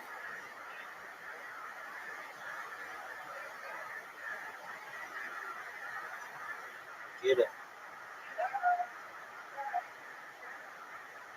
Beautiful strike, Mr. Crazy. Big time score.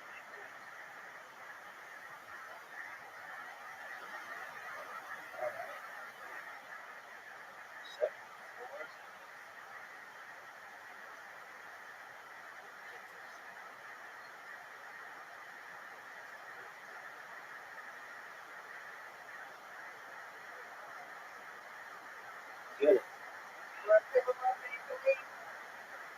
We'll see. We'll see. Get it.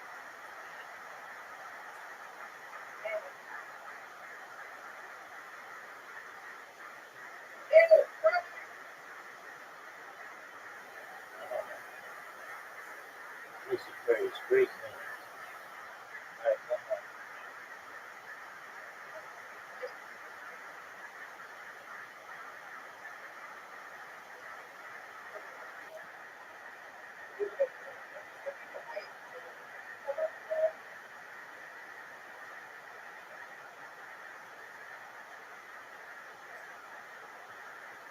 Get it.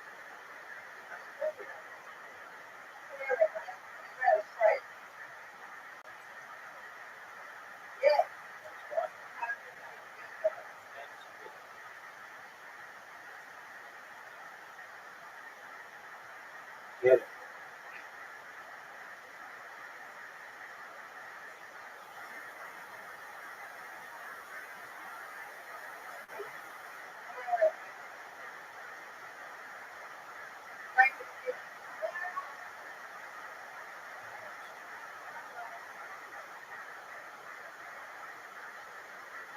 Get it. Oh, sweet.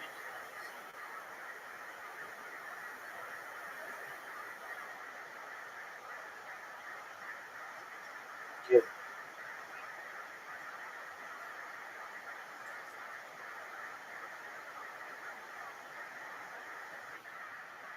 Yeah.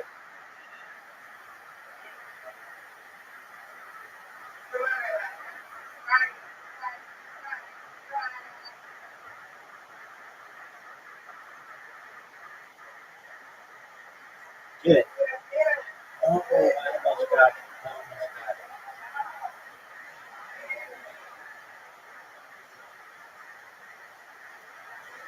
Get it.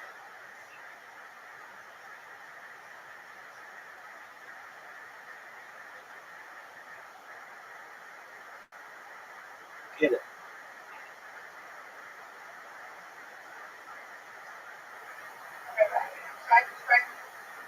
All right. All right.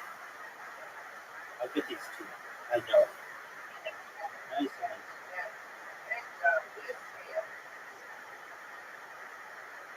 Right. Final price.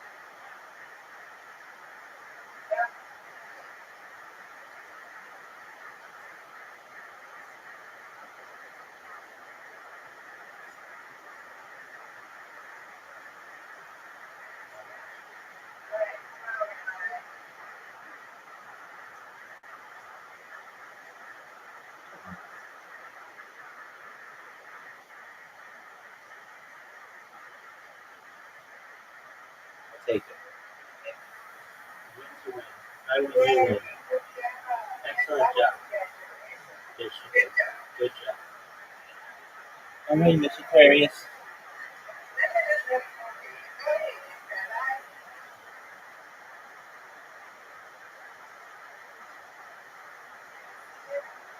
Excellent. Eugene, absolutely. I hope your mouth feels better, and I hope you have a wonderful stay.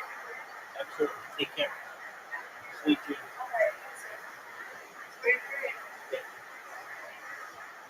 Call it. Yeah. Clayne Willard, or perhaps Kavane Quain. Might be Clayne. It starts with a K. Willard. KDA. Shane Willard.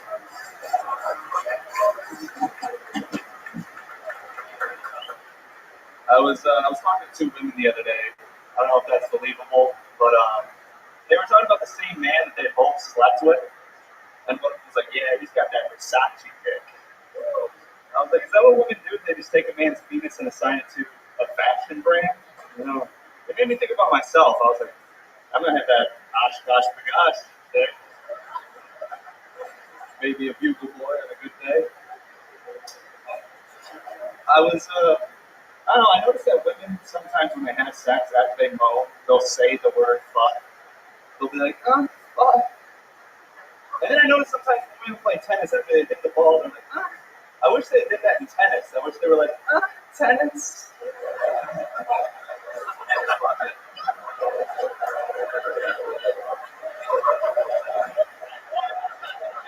I'm about to start doing that in my life, you know? Comedy.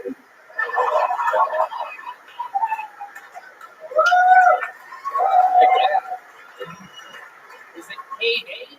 K-Dane, yeah. K-Dane. My name's Kevin, but I don't like Kevin, so I took it up. Why don't you like Kevin?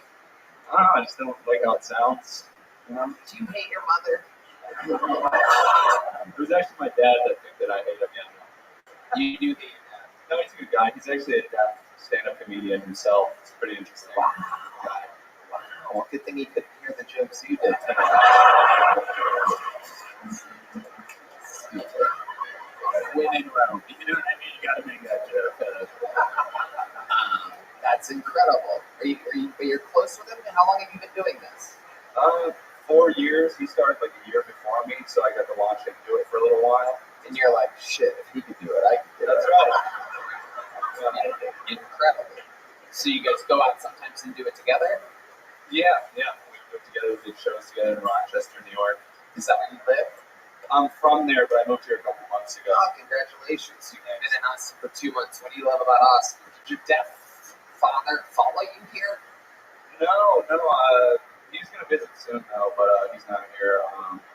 Austin's great. I don't know. I just like the fact that I can actually do comedy more than twice a week, like in Rochester. Mm-hmm. Yeah, upstate New York is hell. We've said it many times on this show. It is truly one of the most depressing. Well, Jim comes there. You skip it, but yeah. No, I literally said an oath years ago that I would never go back to upstate New York. Anyway, sometimes we'll swing by Buffalo. Buffalo is the exceptional sort of former home of John Beast.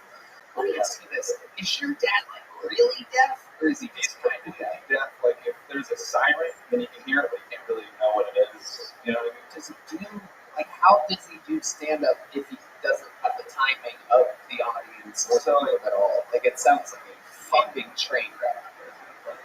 Well, he lost his hearing when he was 13. So what happened? Speak mercury poisoning. Oh my god! Yeah. People drank thermometers back then. Yeah, his brother went away to college and just left some mercury in the room that my dad moved into. And my dad was like, "What the fuck is this?" And he started touching it. Are you serious?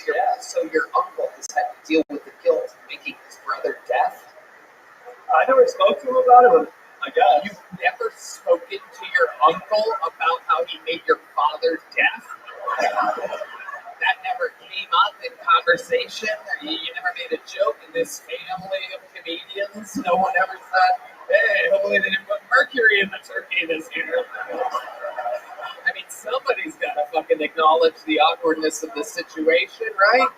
There's no fucking, Mercury's always in retrograde with us, you know what I mean? Like, there's got to be some acknowledgement of the fact that fucking old, you know what I mean? Or somebody else to bring it up, honestly. Right, is your dad ever like,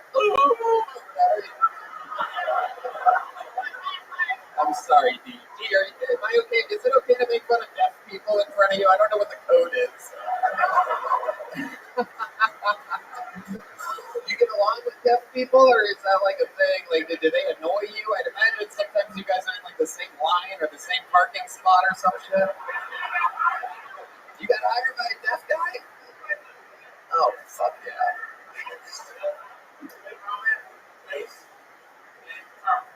God, you're so talented. You're nothing like this guy's father. It's incredible. So, what do you do for actual work? How do you make a living? Well, I've been trying to find a job out here. It's tough. I'm a felony. Wait, you're a felon? Yeah. Oh, wait, what?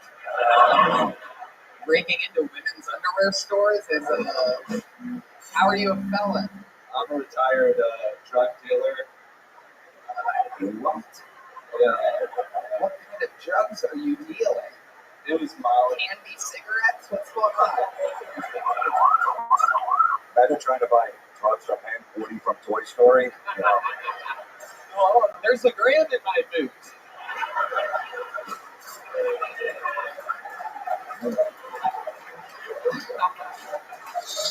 Should look at you, Buzz Lightyear. You know what I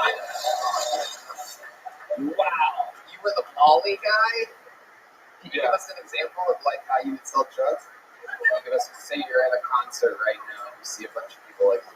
No, it's one of those things where you just, you have it and then it just sells itself, I guess. Wow. You're a really good salesman. This Molly sells itself. I'm like, all right, I guess I'll have 4 pieces. So how'd you get caught? What was that like? The guy that was getting it from China, and he was like, dude, this email is like encrypted, bro. But then, Homeland Security was watching the emails. Wait, you were sending Molly to China? No, he was getting it from China. Shark web. This is your dealer? Your dealer was getting it from China. That's right. Right. And he was like, the email's encrypted, you don't have to worry about it. Wow. But the whole time, it was not encrypted. That's incredible. Wow. They saw it, My goodness. Wow. So yeah. Wow. So did they just show up to your door or something like that? Because you look like a cop. You have like undercover cop energy. So if that happened to me and I was you, when they're like, you're under arrest, I'd be like, no, you're under arrest. I've been doing a sting operation on you guys. It seems like that would be believable. You seem like a very, very straight and narrow. I know, I didn't think of it at the time because I was kind of scared. Yeah. Nah, it wouldn't have worked at all. So you can get they look at that record and you can't tell them it's just Molly. Yeah, he's an international drug dealer. Yeah, there is no remorse for Molly, right? It's basically heroin. Right? Might as well be. You could be a Lyft driver. I'll try that. Yeah, it's a good idea. There you go. Screw you, ZipRecruiter. Red Band is out there making dreams come true. The only problem is before I moved here, I got a DWI. The old Rochester special. Nothing better living in a place where there's nothing to fucking do. Just get blacked out. How'd you get a DUI? Did they catch you? It was one of those days, where you start drinking at noon. And one of those days where you start drinking. Some of us have fucking careers though, right? We're not really. Well, yeah. Okay, so what happened? You start drinking at noon, and then some young dame broke your heart. No, I was. I don't know why I said that. Dave? And Dave. I drank all day, and then I went to drive home at 11:30, and I wasn't following the rules of the road, Oh, very good. That's one way of putting it. Sure. Was there one rule specifically that you fucked up on? Well, it was funny because I didn't even get caught by the police. I was driving so recklessly, a guy was like, I'm just gonna follow this guy and call the cops on him. Oh shit! You got citizens arrested, bro. You know you're drunk when some guy's leaning out of his window like, woo, woo. You're fucked, bro. I'm gonna follow your ass all the way home. Yeah, I was literally 1 minute from my house, and he was riding up where I got out of the car. I was like, what the fuck, dude? And then he didn't say anything for 10 seconds, and he turned around, and he was like, I'll just let them deal with it. The cops pulled around the corner. All right, K. Dane Willard. Well, congratulations on getting on the show. Anything else for K. Dane? You guys have anything? Here you go. You want one of these, K. Dane? It's a joke book. There you go. There you go. It's K. Dane Willard walking off with a joke book from the great Ozai. Check him out on Instagram, BONEZEY. No Jared Nathan tonight, correct? He's not here, right? Is that right? No Jared? There is no Jared. Right. But, ladies and gentlemen, we have another golden ticket winner who's never even performed here in Austin. He hasn't turned in on his golden ticket in forever. We met this young man in Seattle, Washington, I believe it was 5 or 6 years ago. Literally one of the very few golden ticket winners ever in the history of the show, here for his Austin Kill Tony debut. Make some noise for Todd Royce, everybody. He's a funny guy. You're in for a special treat. One more time for Todd Royce, everyone. Come on. What's up, Austin? I'm wearing a brand new shirt that I just ordered recently online. The guy actually called me and said, "Hey, Todd, you ordered a 5XL. Want to make sure that wasn't a typo."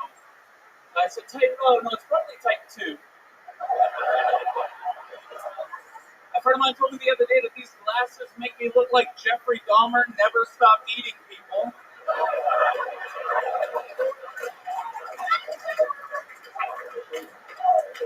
Look, I don't always take responsibility for things in my life, but I blame my weight on my mom because when I was a kid, she let me eat whatever I wanted. She wasn't like one of these parents that let their kids get gender reassignment surgery, but she did let me grow my own tits. So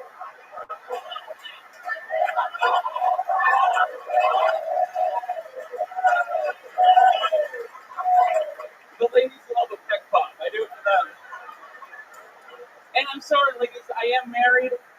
I've been married for 15 years. My wife has seen me naked a lot. Like, my wife has seen my dick more times than I have. Look at it. Another new minute from Todd Royce, everybody. Very fucking cool. One of the few golden ticket winners ever, which is when you have such a great performance at a road show that you can check in and be on any episode of Kill Tony from then on. And it's been at least, 3 years since we've seen you? 3 years. It was like 2 weeks before the shutdown. Right. Up in Vancouver. Yep. You've lost a lot of weight. It's good to see that. I have. I'm down 3.5 pounds in 3 years. It is incredible. I've never seen pecs get flexed like that. Imagine the strength of my pecs to have to, I mean, come on. Yeah, I mean, if you could do that with those, I can't imagine what's hidden underneath there. And there was a well-shaped, good person underneath all this fat. I love it. I love the way you're looking at me. You love it. You're talking to a beautiful, beautiful young woman. Look how many, I mean, there are, there's beautiful women, good-looking guys, a gay guy, I think. Right now, they guess. I don't know. I'm just, my assumption. It is true. I love it. Todd, you look like a balloon that we would fly over China. Just an American fucking research balloon. That's what it should look like, right? Let's get a Bucky's t-shirt on this guy and float him over there. Let's fucking go. You look like an American weather balloon. That should be my new wrestling name. Yeah. Or a new album or special over there. Yeah. So what's been going on with your stand-up? We know that you're from the Seattle area. We saw you in Seattle. We saw you in Vancouver. Legend of the show. What's going on now? I moved to Las Vegas, and then I got fired. And now I just do comedy now. I'm actually doing a tour. I was down here. I'm doing a show here in Austin tomorrow night. What was the job that you had in Vegas that you got fired for? I was working for a granite company. I was doing credit. Okay. Right. It sucked when I got fired from that job. Got my 401k and severance check. So yeah, 401k. Is that type of the scale? That's the way. Yeah. That's my new goal weight. Yeah. Yeah. Your doctor's like 401, not K. I like your style though. So how you making money now? Just off stand-up? Just off stand-up. Can I tell, can I plug a little bit? Sure. Because I got shows coming up in Burbank, in San Diego, DC, Philadelphia, Tampa. Burbank? Where are you going to to be at Bob's Big Way? I'll definitely be there. Thank you. Jim Florence, what do you think about this big? I like them, man. It's funny. Do you headline on the road? Yeah. That's what you're doing, yeah. Yeah. The scene in Vegas there's a lot of clubs there you can perform at. There's a lot, yeah, up and down the strip. I'm kind of working my way in there right now. Yeah. Thank you. No shortage of buffets there. No, yeah. Well, you know, there actually is now. They've shut down a lot of buffets. They were like, John Finette has come back, and so, no, okay, never mind. That's now. You're gonna get everybody. No John Finette references. The only two people here that know them are Eddie and Jim Florence. I used to open for them. I know. Did you eat them? Yeah, we ate at buffets all the time. That's I had to overeat with them every time too. I'm like, fuck, you're like 160.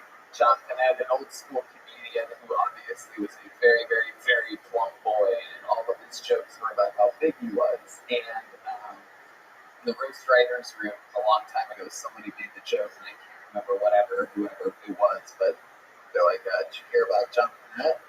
Yeah, he went on a diet. He lost 40 minutes." So, I always remember that. Every time I hear John Finette, I think about that joke. It cracks me up. Because if you're fat and you just talk about being fat and then you lose the weight, you're fucked. Yeah, what do you do that? Yeah, I have other material that I'm working on about how small my dick is. Is it small or is it just small on your body? I think, well, when I push it in, it does seem to get bigger. So I don't know what it's going to punk it. She thought you were a lesbian this whole time. She's like, oh, I'm gonna fuck this big bitch. And you know I like a big bitch. I like a big bitch. Honestly, I just want to tell like the skinny guys, like, you have no excuse to have piss all around the toilet. You're like, the only person that has an excuse to do that is a motherfucker that looks like this. Like, you have no excuse. Like, why do you hold it when he can't touch it? Like, okay, you know what? I'ma shut up. But take that, you skinny motherfucker. yeah, that's right. Like, get your shit together. You all funny, but I do wonder how you. Okay, I'ma shut up. Monkey just gave away the fact that she actually does stand up while peeing. What we thought was a joke actually is true. She's mad for people to pee on the men's side of the toilet seat. Well, because it takes me, so I really want you to. I'll show you later. Okay, you guys should do a trade-off. You guys should watch each other. It's really good for you. Todd, fucking fantastic. Anything else about Todd, guys? We fucking love you. You're a stone cold killer. Where you from? I'm originally from the Seattle, Tacoma area. Okay, fantastic. They got a great person representing them. Hell yeah. Thank you. Oh, thanks. And your family's good? Wife's good? Your wife's good. What's your wife up to nowadays? Right? While you're on the road like this, what does your wife do? I'd imagine fucking a whole lot of picking up crumbs in the kitchen or something like that. She's finally putting the TV trays away. She's finally got a chance to clean out the microwave film. She's changing the light in the refrigerator that went out. She's fucking doing her fucking rounds at Costco right now, perhaps. What's the wife up to? What does she do again? What does she do for work? Yeah, sure. I'm just trying to think of more jokes. But yeah, what does she do for work? She's a dietitian.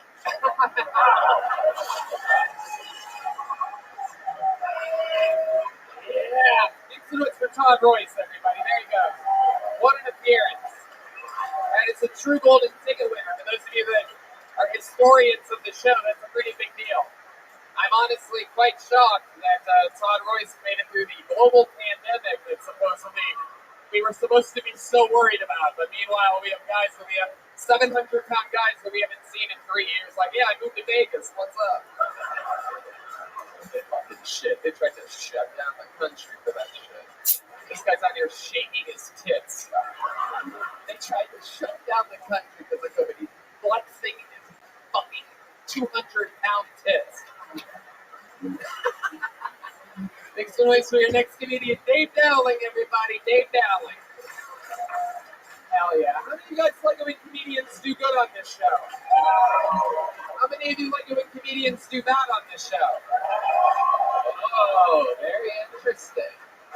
Dave Dowling, everybody. One more time for Dave, everyone.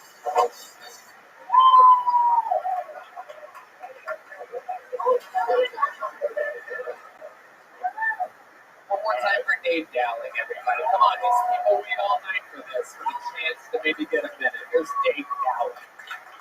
So it's 2023. It's been a wild year before.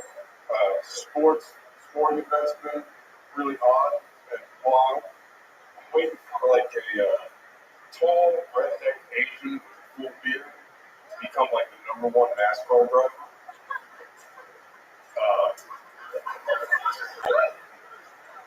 I became a father this year. That's a story in itself. But it didn't wonder too. Like, how hard was it to fucking potty train Helen Keller? Like, you gotta have it. Anyways, I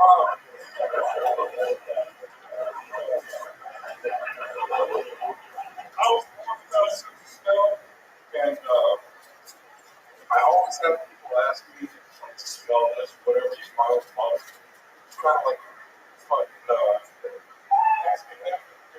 Mom asks you, you see that sunrise?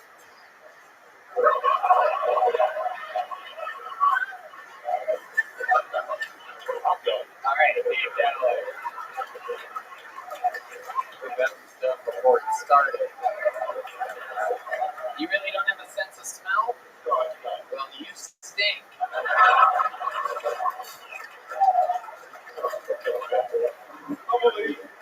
love it. You're coming off like fresh off of your fucking third divorce energies over here right now. Just been drinking all day. You're fucking mad about shit. I don't know what's going on. You walk the madness. He doesn't even have to go pee right now.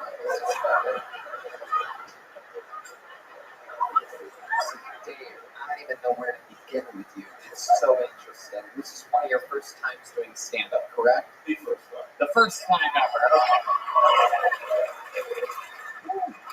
Thank God for that. If you were going to say you were a 10-year vet, I'd be fucking really depressed. So, Dave, what made you want to start today? You're what, about 49? 38. You're 38? You're 38? Are you fucking with me? Are you fucking with me right now? Are you fucking with me, dude? Are you messing with me? The guy gave you this opportunity, you're just fucking gonna lie to me, dude? Are you fucking serious, bro?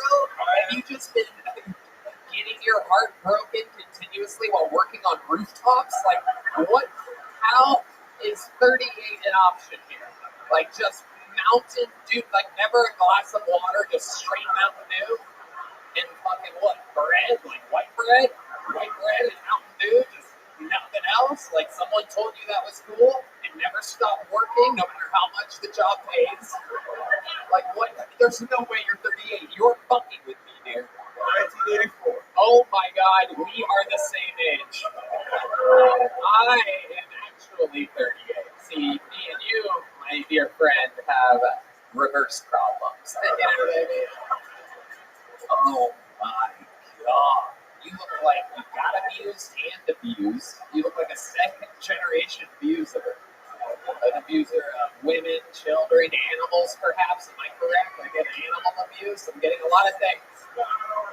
Okay, no. Okay, Dave, let's talk about it. What have you been doing for 38 years? Why do you think you look like a 55-year-old worn out man? A lot of drugs in the past. Hell yeah. You're one of the original Jackass guys, right? I'm kidding. What kind of drugs are you talking about? Crystal meth, heroin, all the good ones. If you tell me Molly right now, I'm going to kill myself. You tell me you got Molly from China. Can you imagine that guy buying drugs from the Creepazoid earlier? Like, what's going on? I figured he'd be a good drug dealer. See what I'm doing. Right? I know. I thought it was. I still think you're dealing drugs right now. So what do you do, Dave? 38 years of what, other than drugs? For like a living? Sure. paint sets for movies, and I also buy and sell drums, not drugs. You buy and sell drums. You make a living doing that. It's part-time, yeah. Okay. Most of the money comes from drums. Okay. Right now, I sold about $60,000. Okay, very good. $60,000 worth of drums. That's pretty good. That's a lot of drums. So what else? What do you do for fun? Like, what's your deal? Play music. You play music? What kind of music do you play? I'm all kinds of music. Like what? What do you mean all kinds of music? I started playing rock metal music, rock genres. What's your main instrument? There must be one above all. Drums. Really?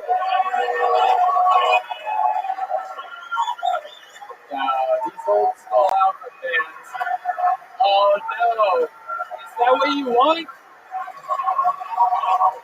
Is that really what you want? Alright. I mean, if that's what you guys want to do.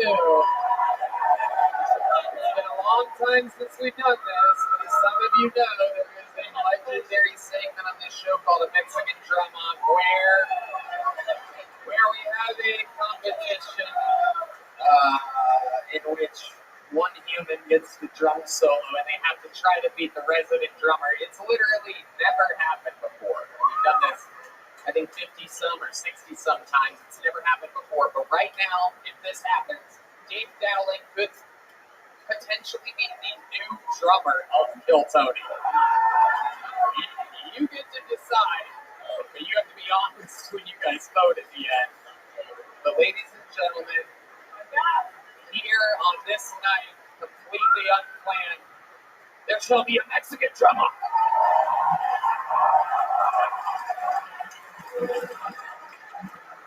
Well. Something that started a long time ago on this show. This man has a chance to work professionally as a drummer on the #1 live podcast in the world. All he has to do is have a better drum solo than our resident drummer, professional musician, Michael Gonzalez. And now, Dave, are you ready? Here with his drum solo after his first time ever doing stand-up comedy. This is Dave Dowling.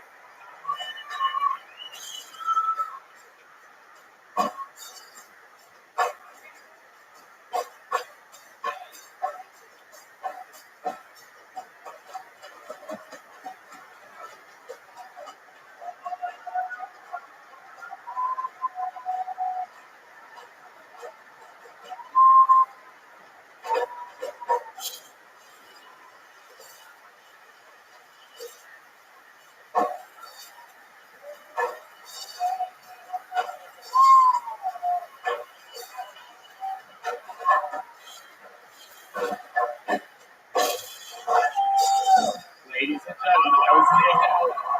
Quite the showing. Michael Gonzalez hamming it up down here. Undefeated all-time in Mexican drum-offs. A professional drummer. Undefeated. Ladies and gentlemen, here to defend his throne, to defend what he loves, his position every Monday. Our friend, Kill Tony's own. This is Michael Gonzalez.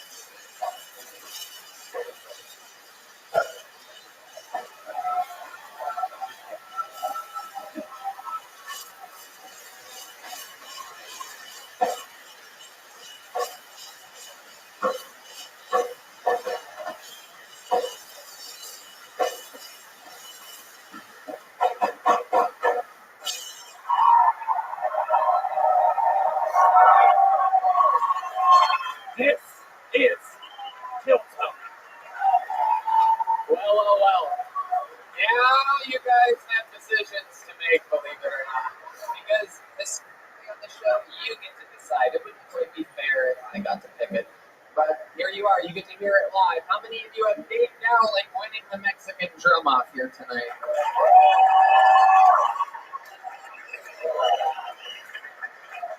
How many of you have Michael Gonzalez winning?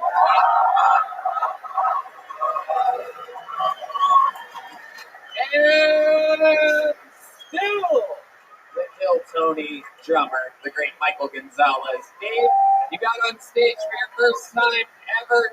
Here's a little joke book for you. Take one of those. That's from the great Bones. That's real Texas leather. Honestly, I thought it was close, man. For real. I thought it was like, oh shit, this guy's really good. Red Band doesn't have an ear for No. Before Mike went on stage. Thank you, Red Band. There you go. Red Band trying to get his fucking late Democratic vote in. Didn't show up in the polls, but here he is. I think we should maybe do a recall here. Creepy ass fucking Pflugerville liberal. Shut the fuck up. There you go. Hey, I'm gonna do my absentee vote now. He did good though. He did good. Not nearly as good as Michael. Yes. Let's check in with the great Punky Johnson. I don't want to say something. What his name is again? Dave Dowling. Man, Dave, yo, first of all, we shouldn't have played with you. You had percussion on your fucking shirt. That motherfucker got percussion written on his shirt. So that means you the heart of everything because you got your shit. Stop doing comedy though. Just play the drums. Mike, you played that shit like something like the risk for somebody fucking your wife, dude. Like, ain't nobody fucking up, bitch. You played that shit, boy. I looked down, I saw a third arm popping out of his body. Hitting the fucking cymbals up. I'm sitting up here thinking about switching lanes, fucking around with Mike. Oh, and you're gonna have the drum. Michael's gonna have the drumsticks, the thighs, and the wings tonight. All right, what the fuck do we do from here? You guys want to go back to this bucket, huh? Oh yes, my friends.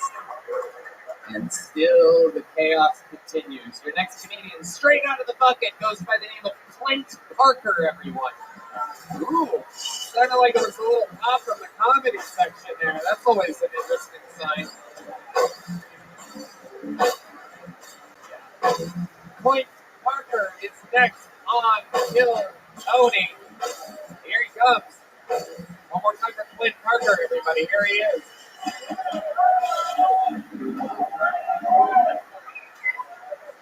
Right. Is the never-ending story still going? Yeah, speaking of the 80s, Saturday nights, I spent most of my time whacking off the Ron on USA all night. But it took me a lot longer to get off when it was Gilbert Gottfried on Friday.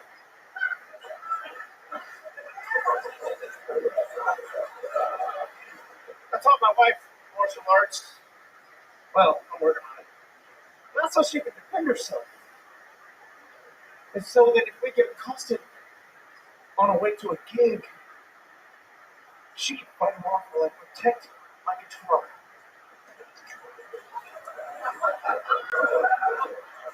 Alright, the only reason I even know about this show is because sometimes I go through the YouTube vortex and I found Kill Tony. I know I got time. But I saw this 96 question thing about Taylor Swift, and I was like, my wife's in the kitchen. She's over there doing dishes like she's supposed to be doing. Jesus Christ. Clint Parker, everybody. This is another very special domestic abuse edition of Kill Tony. This is a very, very special one. My goodness. Clint, welcome to the fold, my friend. Is this your first time doing stand-up? Second. Where was the first time at? Speakeasy open mic. Okay. How did that go? I was the only one that got really laughs. Oh, wow. Look at that. Okay, so this is your second time ever. You have the swagger of the guy that's been doing it 100 years. You almost seem like you didn't just bomb up here 20 seconds ago. I know I would. I know I would. I love it. Is that a voodoo doll in your pocket? What is that? Yeah, my wife bought this. It was actually blessed by a voodoo doctor, and I think that's because they recently recalled her name. Wow. Okay. Oh no! Don't do that. Okay. She caught it. She caught it. Okay. Very good. I think the voodoo doll is working, but not the way you think. So, Clint, let's talk about it. Where'd you come from? Where did you go? What's going on here? What do you want first? Any of it. Got here in '84. I've been in Australian my whole life. You got here in '84? When I was 5. Oh, okay. I was going to say, just remember, that '84 is also the birth year of the 65-year-old man that was up there. Oh, unbelievable. Okay, so you got here in '84. Got it. What do you do for work?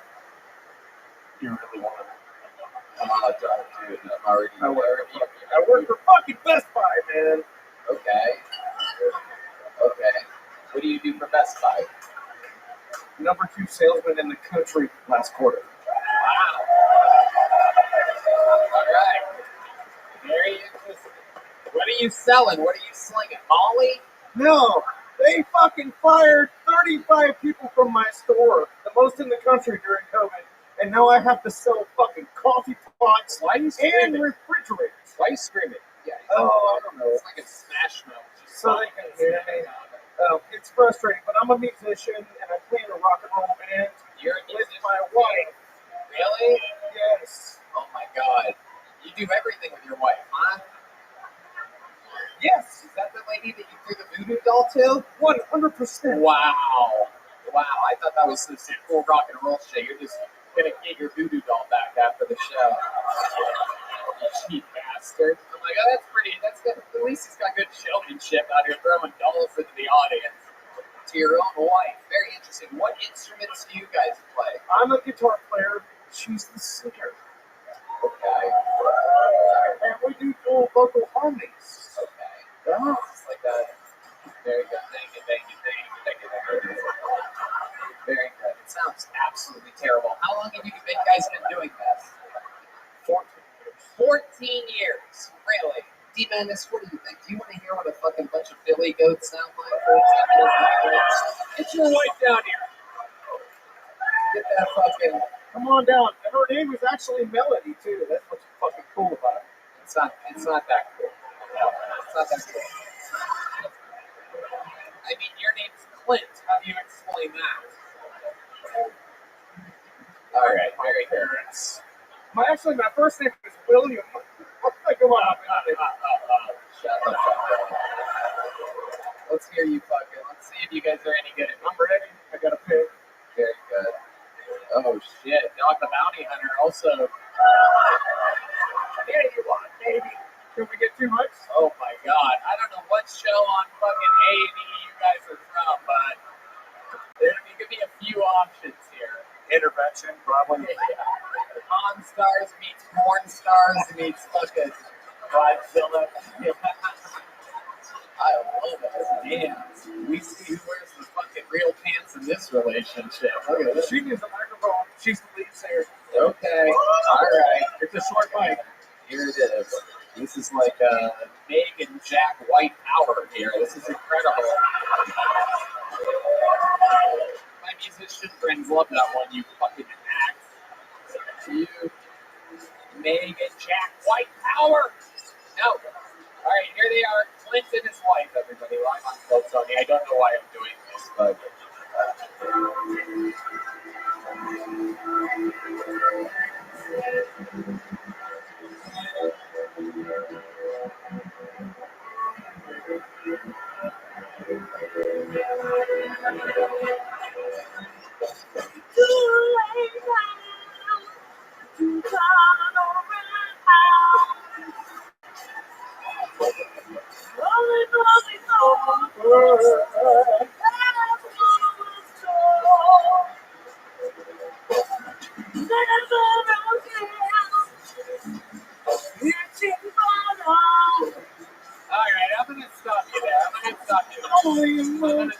That's right. Yeah. I don't know what fucking country bumpkin. Where are you guys from? Right here in ATX, bro. No way. You're from here? Really? Oh yeah, 84. That's right. Jesus. You're literally the worst musicians I've found in the entire city. It's incredible. I go out every night, and that's just insane. That's absolutely unbelievable. It's like such a weird fun. It's like watching karaoke at a Buffalo Wild Wings. It's like some real fucking crazy shit. Every night, every day, I listen to live music in this fucking city. Sometimes it's over coffee in the afternoon. Sometimes it's late at night in a fucking place that I don't want to mention, or else people will show up there. But the point is, I listen to live music all the time, and I gotta say, it's unbelievable to find that there was someone that didn't impress me. That was grunts in Florida in 2004. Okay, we like you. Red Band, when you do it, it's extra mean for some reason. Let's check in with the band. What did the band think? John Dees, what did you think about that? You came a long way from Buffalo to get away from people like this. I'm interested to see what John Dees thinks. John doesn't want to be me. Oh, yeah, it is. It's on. Got it. Yeah, it's on. Talk it again. You don't want to talk. You don't say something stupid. I said you should have taken it if you wanted to. No, Tony, I think his comedy set was better than the music set. That's low. What's the name of the band so that people can give you guys a fair shot? We are called Traces Left. Traces Left. And on March 8th, we will be playing Long Center in front of 1,000 people. Really? Unbelievable. Congratulations. Here's a little joke book. Hey, Clint. Boom. Clint Parker, everybody. There you go. You guys want to do something fun right now? You want to sage this room with some fucking crazy energy right now? Well, then I have a special treat for you. We have a friend of the show and a friend who got into the comedy game 6 or 7 months ago and is absolutely crushing. I love this guy. He's such a fucking character. Ladies and gentlemen, make some noise for the great Uncle Laser, everybody. Oh shit, there he is. Oh wow.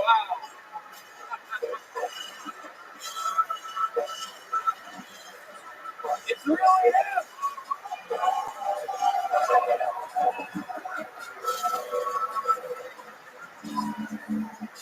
Listen here now. I've been saying it for a while. Nobody's been sitting paying attention. The season of the witch is upon us, fellas. If the little chubby, fat-eyed fucking gothic girl at your workplace can give you the friendly eyes as of late, don't do it. It's a fucking trap. How do I know that? Well, I'm fixing to fucking tell you. I looked up one of these horoscope bitches a while back. She was a Cancer. Not the horoscope said she was a literal fucking Cancer because she was trying to kill me. She was into butt stuff, which I'm into butt stuff. But she was not killed by any means. She started off touching my butthole with her thumb, like she was priming a lawnmower. Then it turned into a hairbrush handle. Ooh. Then she reached under her bed and she grabbed a fucking Christmas tree ornament string of fucking steel balls. And she jammed them in there packed tightly. And she started starting that fucking lawnmower. I gotta get my prostate checked daily now. Not because there's anything wrong with me, it's the only way I know how to come.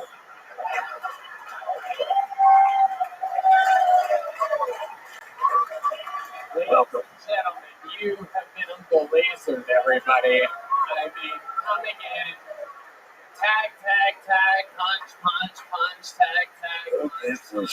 Just doing the goddamn thing. I absolutely love it. It is unbelievable. You're doing it. Right. Yeah. Yeah.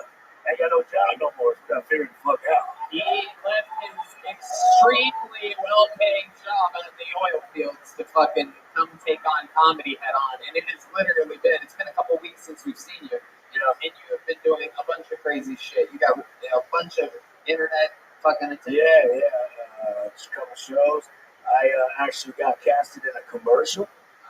got cast in a commercial. Yeah. Help you up the way, so you didn't get casted. Whatever it is. I signed up and they pulled my name from the bucket. Goddamn right. Goddamn right. I love it. And it's a Vagisil commercial. Because everybody likes a healthy and happy vagina. Is that what you're going to do with it? That's exactly what I'm doing. That's why I wear the sunglasses for dramatic effect. I'm taking acting classes too. They're not going well. Jim Florentine, what do you think about Uncle Laser? I just love looking at Punky's face. She's fucking horrified. Punky, I'm trying to lose my virginity to you later, darling. I'm into chicks too. Scissor me fucking timbers, you know what I'm saying? It's got the lesbian hair. Out here looking like a bull-dyed lunch lady. Come on, buddy, you can take me for a ride. Punky does not know what to do to you right now. I've never seen her this bewildered before. Speechless, just wait till I put it in. Speechless, just wait till we entanglement. What the fuck is you talking about? I'm looking like this because I don't know what the fuck you've been talking about. I'm not looking like this for nothing, no other reason. Look, I get the cancer shit. These hoes is out here toxic. I get it. Yes, she knows. But yeah, you lost me with the butt stuff, man. You of all people, I lost it with the butt stuff. You got a do-rag and a beanie on it. You lost it at the butt stuff? I'm a dyke. I'm a dyke. Do you understand what dykes do? Okay, anyway. They do dyke shit. Yeah. They don't do that stuff? Is that the other gays? When you said you put... That's the other gays that do that. Yes. I've been misinformed, Pookie. I'm sorry. I want to apologize sincerely.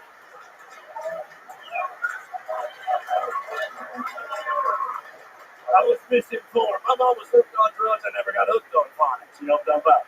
Okay, well, all I'm going to say is, I'm going to just skip to the positive shit. That's all I got right now. I love D-Generation X, Shawn Michaels. Boom, boom. The Heartbreak Kid. You remind me of modern day Lex Luthor, and Thank you. I think it's kind of hot. Thank you, baby. I'm just saying it positive. Hey, Tony, real quick. Good to see Uncle Laser and Aunt Jemima out here getting up. If you would have hit racism, I'm about it. You know what I'm saying? Wait a minute. Now, Well, God damn it. See, I keep doing it. throw it back. Now, what the fuck did you just tell me? In racism? Ended by just coming together. Okay. Okay, you know what? Okay, I'm going to shut up. I would love to see what would happen if we did like a blind pussy eating taste test. You just put your feet up in the air with like a black curtain and like a hole, and we had perhaps three. I think three would be good. The two women and I would, but I wouldn't trust it because he would go at my prostate. This nasty motherfucker.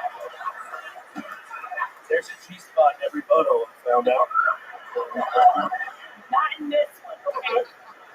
Fair is fair. Listen, you gotta learn how to work the clitoris with your crazy cut-shaped hair ass. I'm gonna have to teach you a couple things, Lex Luthor. Okay? Now, what else you wanna talk about? That's you. You got a how-to video, whatever you need. I don't know why you guys make each other speechless in different parts of this. It's incredible. Jim Florentine. Tony, I really think that Laser thinks he can turn Punky.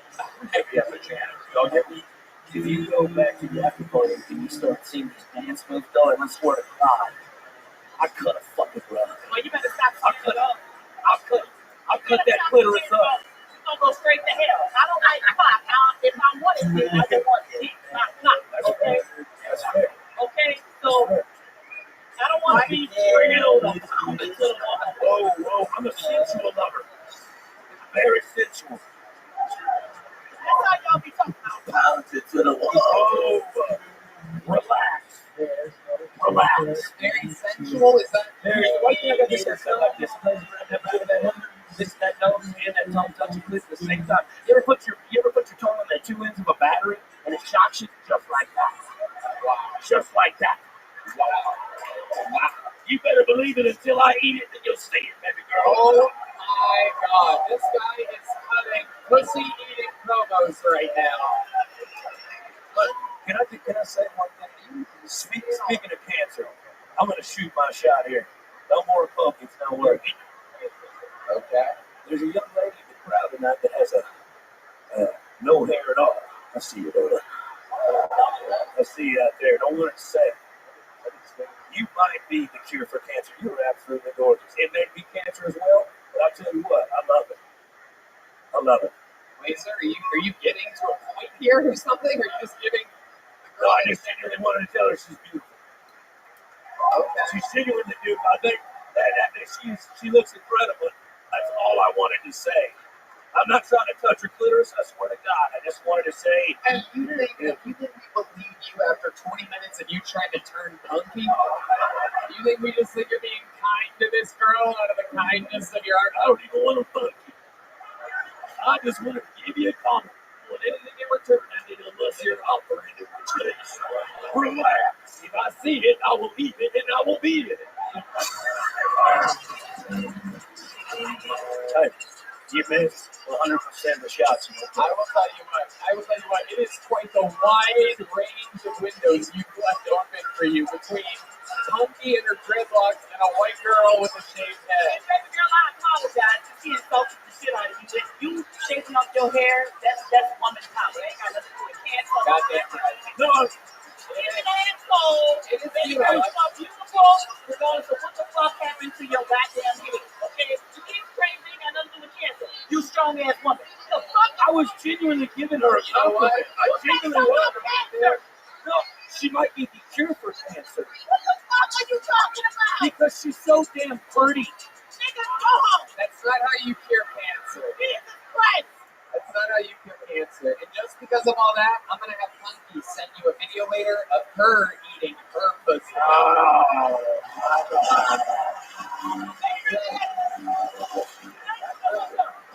That's right. That's goddamn right. That was good, bro. That's goddamn right. That bitch is going to have cornrows in the morning. Ladies and gentlemen, make some noise for the sensation himself, Uncle Laser.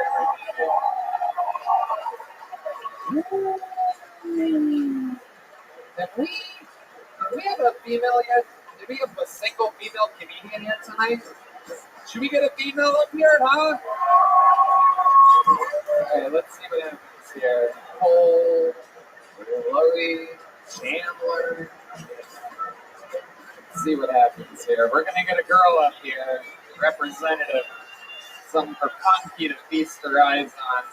How about Mia Chan? This looks like a female's handwriting.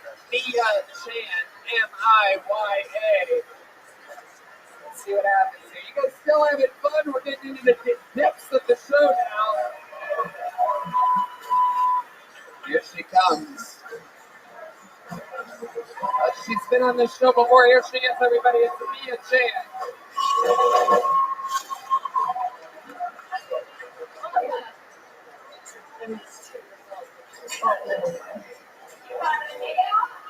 Yeah. Never mind. So what? Ribbons are following me on Instagram.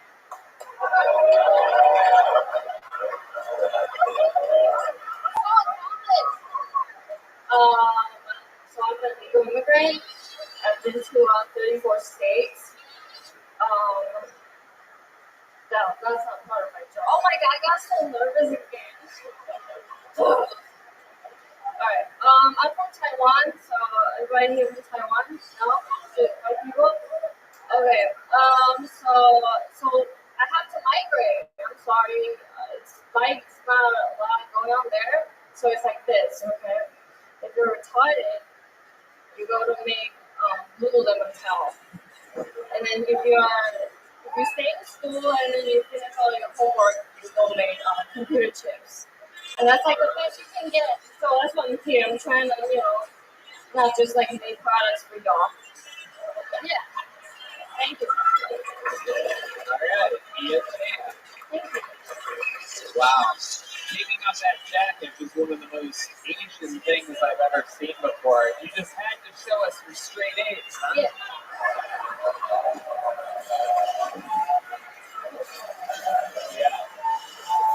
Oh, yeah. You can't teach that. positive racism, everybody. Straight A's. It's about being smart, not about having small tits. Just kidding. You have small tits. You could have got the jacket. You're the one that wanted to go fucking braless with the foot. Anyway. I don't like What? I don't like Okay. Let those little sloppy cups hang. Those little fuckers. Oh, they're small. That's little sloppy. Cheers, the little tiny cups. Don't worry, you're not gonna get in trouble for this. Do you have dark areolas? Right, man. What the fuck kind of question is that? It is 2023. Why would you say that? You're putting everybody at risk. Do you have dark areola? I'm kidding. Don't answer that. Don't answer that. Okay.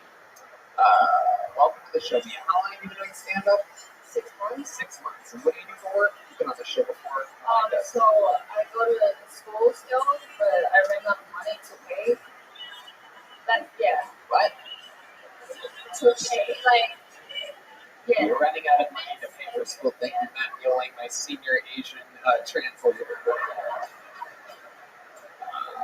I'm still a student, but you know. What are you studying? English. I see you have a lot of work to do. Incredible. What do you plan on doing with a degree in English and an English speaking society? Red Yeah, Yellow Rose. Redman has an idea. That's the Pornhub sound effect for those of you that don't think. So I teach English online. You teach English to who? Taiwanese. Taiwanese people. Yeah, so this is like part of my business. Okay. Last time she was on, she was about to go to court. Remember? That's right. Remind us, what were you going to court for again? Evading arrest. Right. Because you ran from the police, is that right? Yeah. And then they caught you. So you just went to court. How did that go? What ended up happening? So I don't have a lawyer, so they do a public defender. Yeah. Right. I lost it on the road. Oh. That's very, very unlucky of you. What's your plan now that you have no representation? No, I'll find out. I hope you'll text me or something. Yeah. I just do nothing, so I'm not worried. All the best lawyers are known for texting their clients before. Texas cop is a little crazy. Texas what? Texas cop. But it's okay. The Texas cop is crazy. Did he show up to your court? Yeah, they're all there. They were all there. I don't know how it works because It's I'm like a good human being and I don't break laws and evade arrest. Oh, yeah. Yeah, a good person. Tony, I'm curious on why she ran from the cops. No, it's just like, I'm talking about this after the court. Okay. Talk about it, that's fine. I don't know. Like, I came here as an exchange student, and it's like, why is people talking? You should let it affect you though because you're supposed to be a professional. Yeah, I'm sorry. Right. So, I was here, I was an exchange student, and then they placed me in Indiana. It's like the border of Indiana goes from Ohio to Kentucky. It's just like this Amish people, fat people, just please. Not your cup of tea. Not your cup of tea. No, it's fine. Yeah. I like it. That's why I stay. Yeah. Okay, great. Very good. But it's like I'm still figuring out, it was like Indiana, and then I go to school in LA, so it's like, the whites and the liberals. Oh shit. I'm still living. Yeah. But I love everybody. I swear to God, this is Hans in a wig.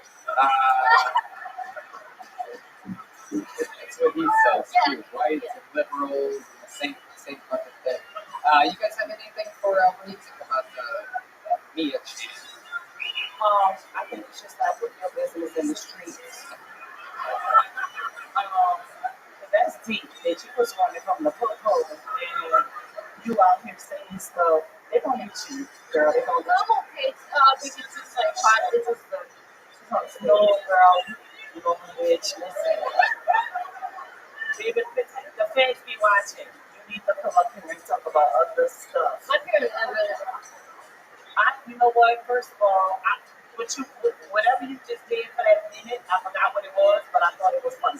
Oh, thank you. I thought 30 seconds of it was taking off that jacket. I thought it was like some type of clown act, but I do think that you have potential to really be in this game. So if you're gonna, because it was funny, right? So if you're gonna talk about these basic things, that should have been your minute, bitch. Like, because we wanna know, and you're not really. Oh, really? Because I'm. No, your minute over. Don't do it. Oh, sorry. I'm just telling you that I think you're funny, and if you really like in the course, stop talking about this, be watching, and you have potential, so stop putting some other shit and talking about that shit. I've been in therapy. I'm trying to be positive. So I'm telling you, you got potential, and you do your thing, but stop talking about your legal issues, bitch, on national podcasts. International. But I would international podcasts. Yeah, I make it. I would say keep running. Keep running. Yeah. That's all I do. I'm not just doing anything. I just see my funny face. That's your thing. Keep doing that. Yeah. Keep confronting authority and then coming back to us. Bitch, do not listen to this white man. Do you understand me? You are colored, girl. Okay? Stop it. Listen to me. She looks offended. You said color and she flinched. Does that offend you being called color? Well, color. Welcome to another episode of Blacks and Asians Don't Get Along at All, by the way. Don't know if y'all know that here in Texas. We learned quick in LA. They do not like each other. You see these people in New York, they're pushing each other on railroad tracks and shit. That's why Blasians are a unicorn.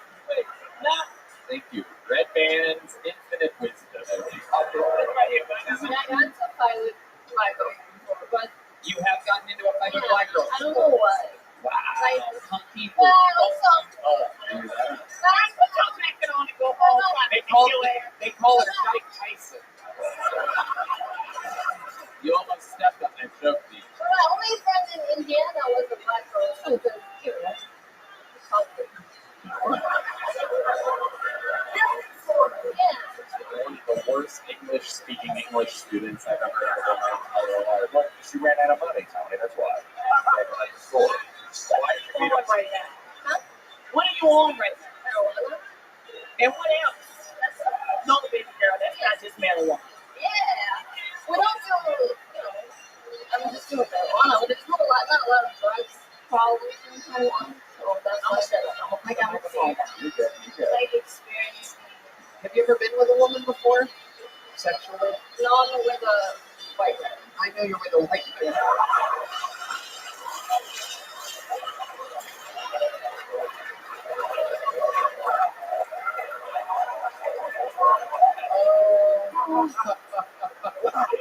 Why is that so hard to believe? It was funny on so many levels, right? Especially how you said it. Can't really be much. What did you say it again? White guy? Well, now you said it kind of white. Before you're like, I ain't a white guy. But now you're trying to fucking. I learned everything from the internet. English. Right. Okay. So right now you're with a white guy, but have you ever been with a woman? Have you ever spent an evening with a female and been sensual with a woman in a sexual type of way? I'm gonna keep asking you this until something Really, but I seem like my roommate YOLO. Okay. That's like Do you guys, for the women Asians, do they scissor or chopstick? What is? All right, there she goes. You've been on this show before. You have a small joke book, right? Yeah. There she goes. Mia Chan, everybody. Mia Chan. All right, let's put a ribbon on this fucking thing. You guys ready to end this show with a goddamn bang or what? There's only one way to do it. Ladies and gentlemen, the regular that has done more sets than anybody ever in the show's entire history. Austin's own, the Memphis Strangler, the bigger and William Montgomery.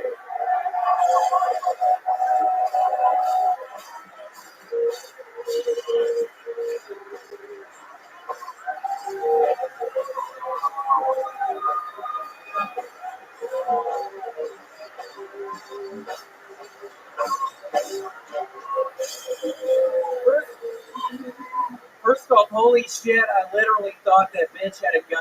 And she's about to shoot you right now. Tony, I've had a really hard week, so I honestly bought 500 fortune cookies. I got them today. I wasn't able to come up with any minute or anything, but I thought I would just read some of these fortune cookies just to...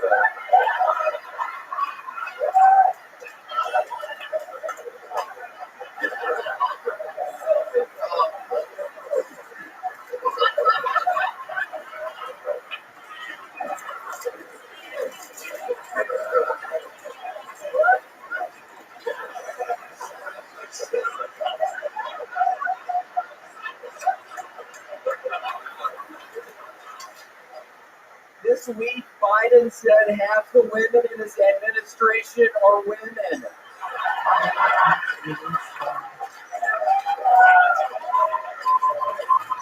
That seems high. Have you seen any of those fucking hats? Holy shit.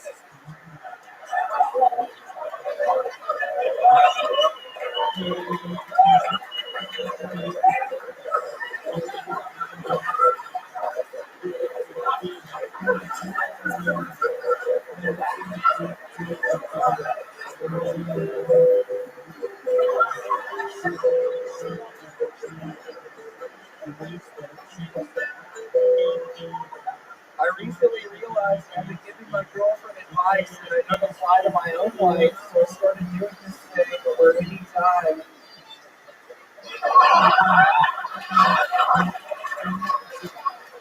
I'm about to give her advice, I just apply whatever that is to my own life, and I've got to say, I've gotten really good at giving myself a blowjob. Holy shit. Man, I got one at Disney World and that's it. They called me doing it at Disney World. Literally, I got fucked.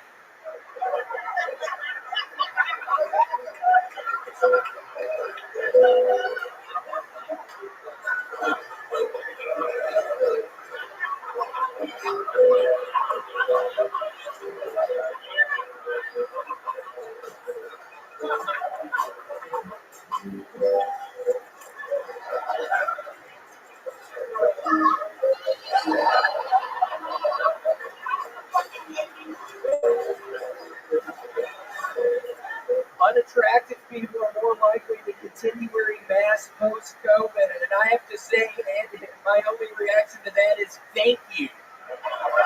Holy shit, have you ever seen those ads? Got a bunch of fucking hags walking around the house.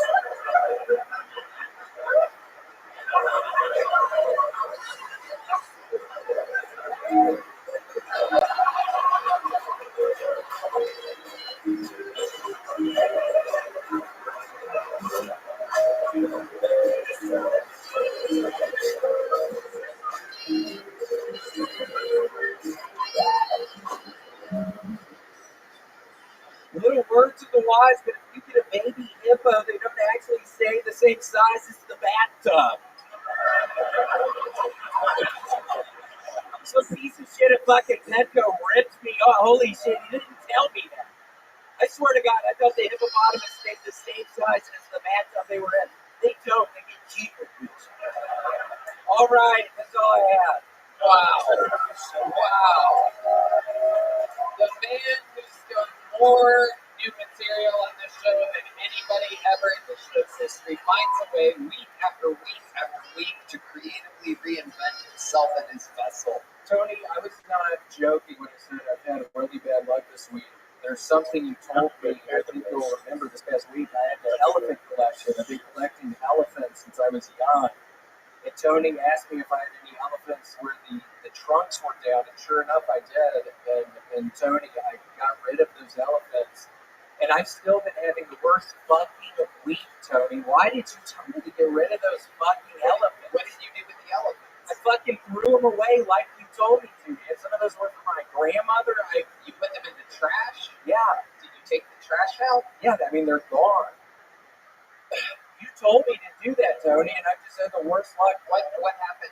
When did you get rid of the truck down elephants? It's a very interesting thing. It was Saturday, and then my fucking electricity goes out. My electricity was out literally the whole fucking time, Tony. Some of those elephants were from my grandmother, Tony. Yeah, somebody else should take the half And hour. you told me to get rid of them. I hate these people. I hate them. Hey.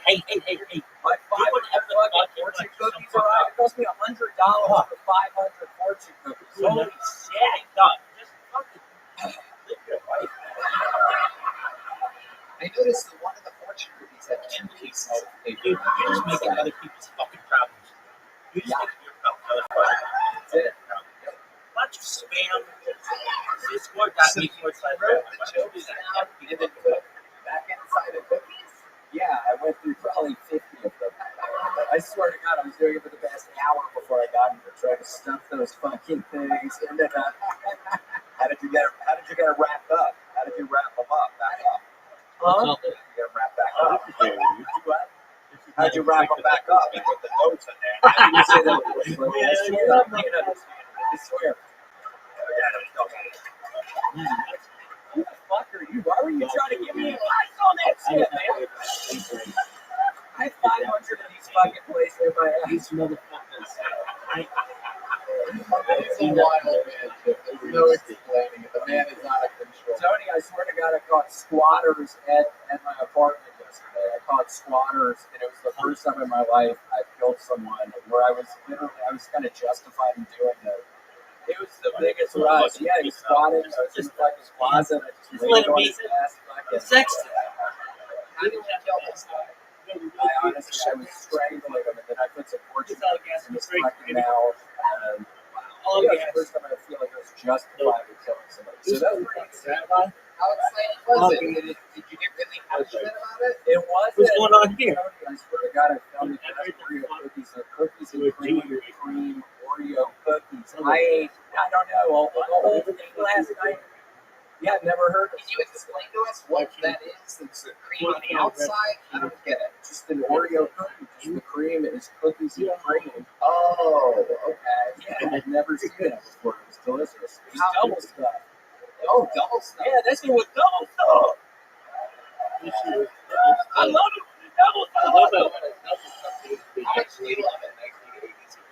Almost more than when I killed that dude. I swear to God, I scared the shit out of him. I jumped out of the fucking closet. Holy shit. He had no idea I'd been in there for like 5 hours. It was the weirdest thing. He was so surprised. I've been in there like 5 fucking hours. So what is your plan with the rest of these fortune cookies? Are you thinking this is going to be like a new thing? Perhaps you just bust open fortune cookies, you go do an hour-long set on the road, go do 75 fortune cookies? Yes, that's what I'm thinking. I've been having trouble doing longer sets. Yeah, I think I'm going to start doing the fortune cookies or the first night ever single. It's going to be my new thing. I'm going to exclusively do fortune cookie shit after this. Okay. So it's like halfway. Okay. So I'm trying to figure out exactly. Is your power back on? Yeah, it's back on. When did it go on? Sunday. Sunday? I think Sunday. Sunday? Yeah, I think it's Sunday. No, it's not Sunday. I think it was Sunday. No, there's not a Sunday. You know this, right? It's Sunday. The son of a powerful lawyer. You must know that it's Sunday. No, it's not Sunday. I think it's Sunday. You're kidding. I know you're kidding. That's so weird you would bring that up, Tony. After giving me the bad luck, I can't believe that. What are the other days of the week? Can you say some of the other days of the week? Tuesday, Wednesday, Thursday, Friday. Friday. You're fucking with me. What's Garfield's favorite day? Huh? What's Garfield's favorite day? Thursday. Okay. Yeah, no. Stupid dumbass. You are an absolute machine. Anybody have anything else for William? He does this every week. He's an insane person. He's the present, the future, the past. Find me, people, please find me on Cameo. I was one of the top 100 people requested this past month, which is wonderful. I literally had to break up with a couple of people a couple days ago. I broke up with a couple. It was the weirdest fucking day. I do have one thing to say. Yeah. And it's all about the respect of the craft and art. These are two people you need to know. So backing up saying, who the fuck are you? I took that as disrespect. Not disrespect, but disrespect. You need to know people that came up before you, and that's great. For sure, I swear to you, as it was leaving my lips, I just thought to myself, this is a horrible day. These motherfuckers paved the way. So I want. Okay. I didn't take it. Are you mad? No, I fucking loved it. Okay. Thank you for bringing it up. Thank you. I apologize. I do it to everyone. So maybe I need to stop. But I'm never gonna stop. William Montgomery, ladies and gentlemen, find him on Cameo, the real deal, the Big Red Machine. Thank you to the Red Rose, Yellow Rose, Deep Eddie Vodka, Trailblaster, Austin Security Guard Service, Screwball Peanut Butter Whiskey. How long can this place get for SNL and the Comedy Store Zone, Punky Johnson? Eddie Capitone, Jim Florentine. Watch their podcast, catch them on tour, do everything that they tell you to do. I fucking love you guys. I can't believe I was able to have this much fun with all three of you here tonight in the fucking greatest city on planet Earth, Austin, Texas. The drawing from Ryan J. Ebelt is in. While you all sat there hanging out, he drew tonight's episode. That's what it looks like all the way from, oh shit, he drew you as Keenan.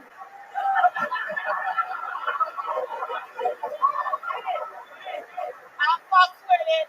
That's cool. G style right there. You heard me? How about one more time for the best band in the land, the Screwball Peanut Butter Whiskey Kill Tony band. Michael Gonzalez defended his throne tonight. John Dees sent us to the fucking haunted Organville. The Great Deep Madness on the bass. And the baby goat, Pat Fueling, right here, live in the flesh. Love you guys. We did it again. Thank you guys so much. We'll see you again next week. Love you. Thank you. Good night, everybody.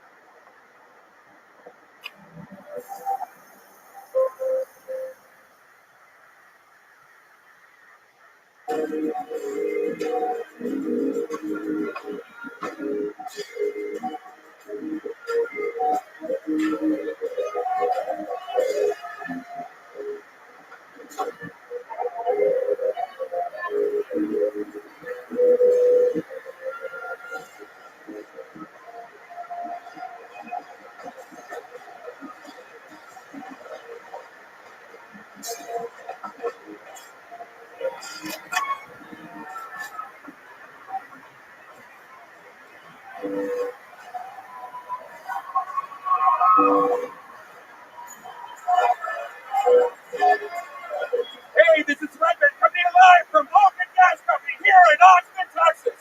For a brand new County, here for County.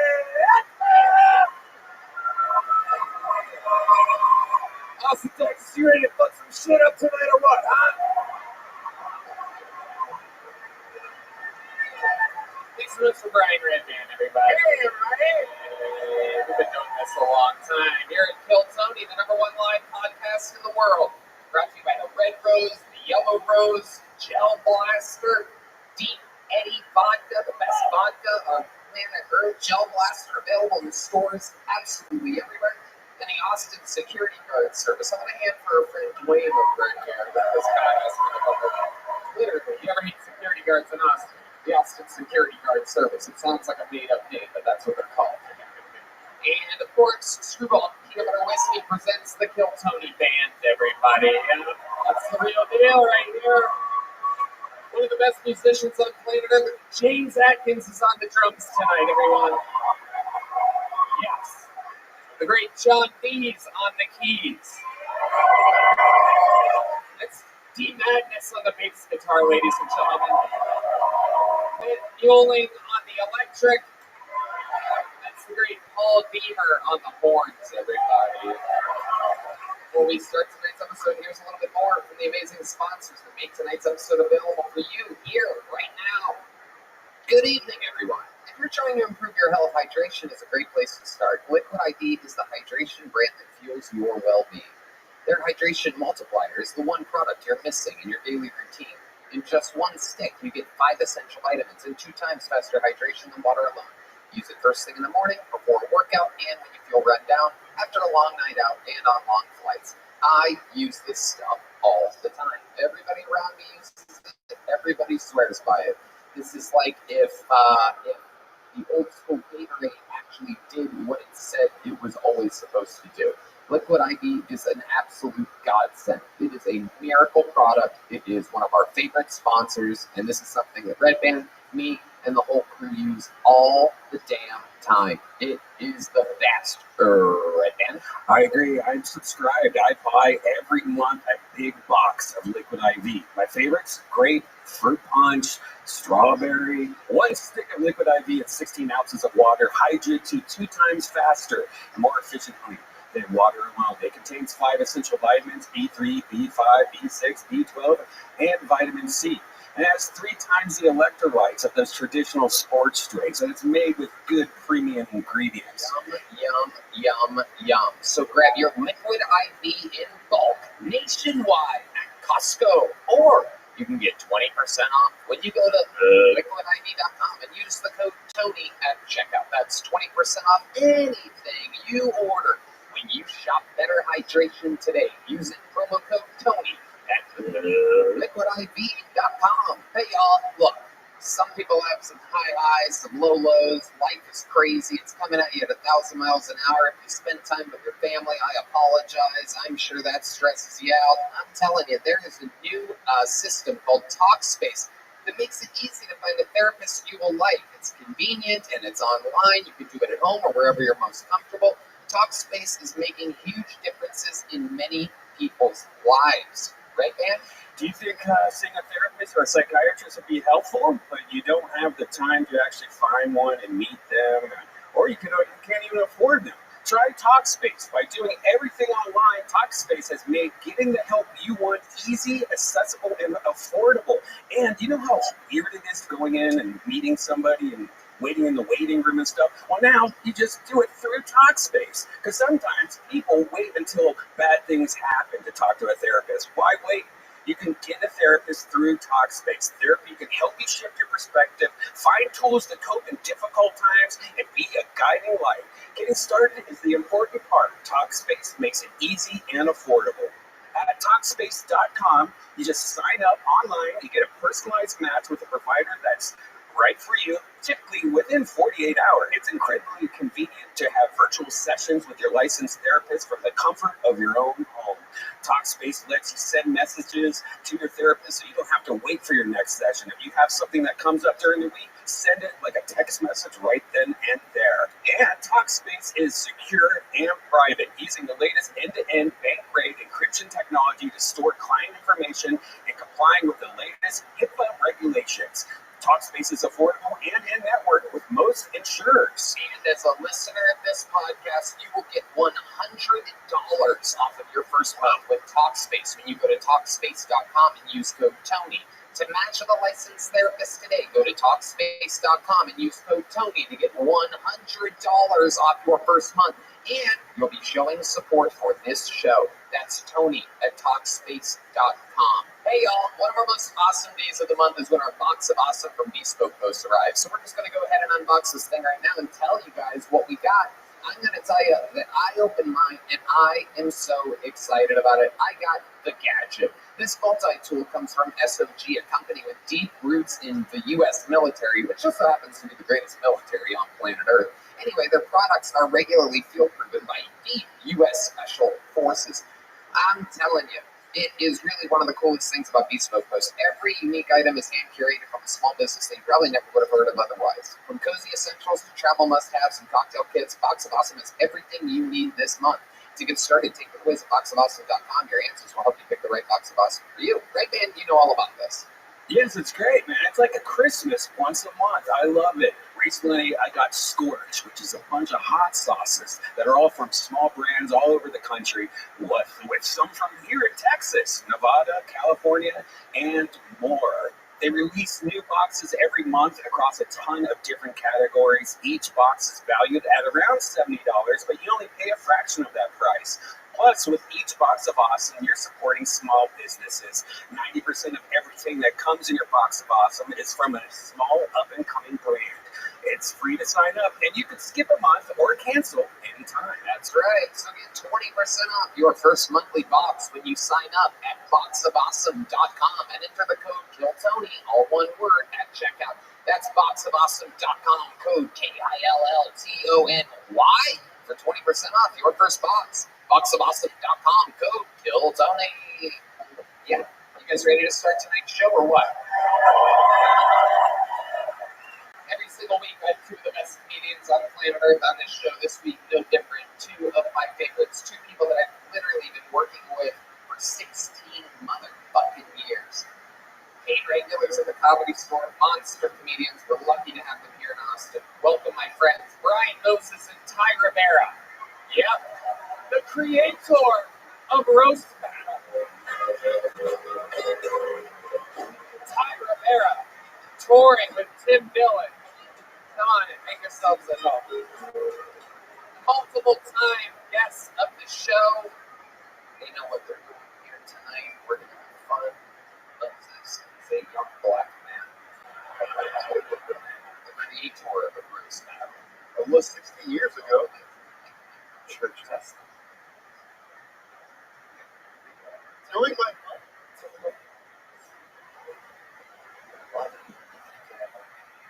Ty Rivera is here. Yes. You're not going to mention how young I am, Tony? No. We went to the silent film there and it was blackface, and this was appropriate. Doing blackface with my fucking mic doesn't work. Moses doesn't do blackface, but he does do white hands. I don't know if he does. We've been doing this a long time together. We're going to have fun here tonight. You guys have been guests on the show before. You know how it works. Comedians signed up tonight. Over 100 of them signed up to get the chance to get pulled out of this bucket. If I pull one of their names out, they get 60 seconds to do stand-up comedy uninterrupted. You know their time is up when you hear the sound of a kitten. That means they have to wrap it up. Then else they bring out the angry West Hollywood bear. They have to wrap it up. It's a big loud noise. And then I interview them and we find out more about them. And the whole thing's improvised and sometimes gets a little fucking crazy. You guys ready to do this shit or what?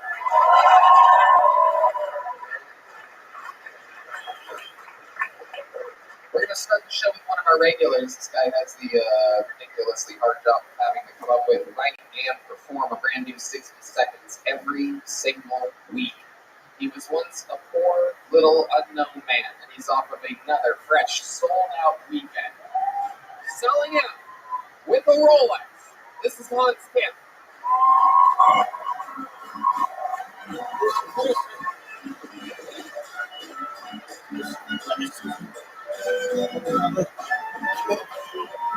Hey, I've been really getting into drone flying, which is tough because right now it's a bad time for Asians to be flying unmanned vehicles in American airspace. I feel like a structural engineer from Turkey right now.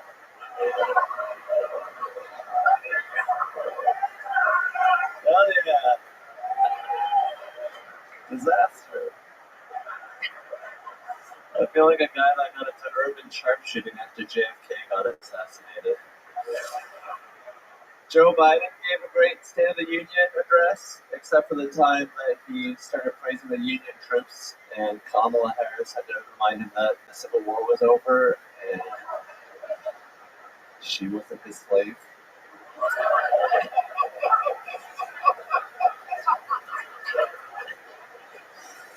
I feel like a lot of what airlines tell us is bullshit, because I've never looked at a plane crash and been like, I hope they all had their trays in the upright and locked position. I think Kobe might have survived the helicopter crash if he put his seat back in the upright position. Alright, thank you! Hans! Very strong minute this week. Very topical, well executed, through and throughout. How's it going, Hans? Amazing. I think I might get laid tonight. Whoa! What makes you think that? What's going on? What do you got cooking? I got a bun in the oven, a beautiful girl.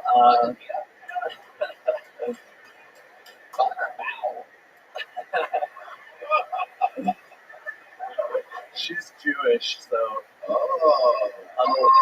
They don't like ovens at all. I think you should stop using bun in the oven if she's good. And it has to be godly to the devil. Welcome to the Even Caution's over there laughing at my Jew trade. Look at this. You got what? Hans. So, where'd you meet this Jewish girl at? Right here at the Vulcan in Austin, Texas. Tonight? No, 3 weeks ago, 2 weeks ago. Yeah, she's very beautiful. She's way more attractive than me. I hope she doesn't find out. What do you think she likes about her? I honestly have no idea. I have a lot of Instagram followers. girls can have Asian fetishes, right?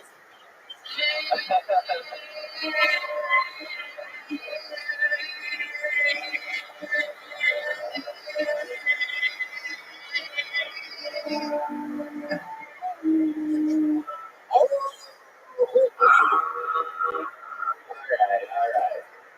It's the first time we've ever done that in the show. That's what it took to get that noise. Can girls have Asian fetishes? Theoretically. There it was. Decent. Can girls have Asian fetishes? Technically, yes.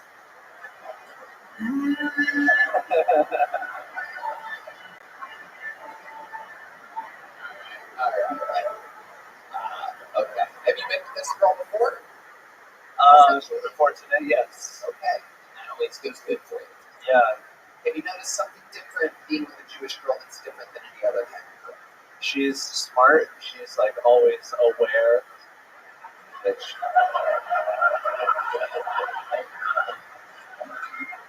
Positive racism by Hans Kim. Started today.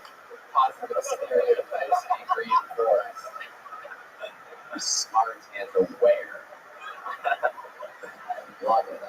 What else has been going on in life, Hans? Just been touring Dania Beach. Hung out with some couples. Very platonic relationships that we had with each other. Suspicious, but I'll leave it slide. What did you do with these couples exactly? I flew my drone for them. What's going on the road? How you doing, dude? This fucking guy treat. What up, Locks? You got Locks, baby? What's up? Yo, dog. How you living? Yeah, what's good in your neck of the woods?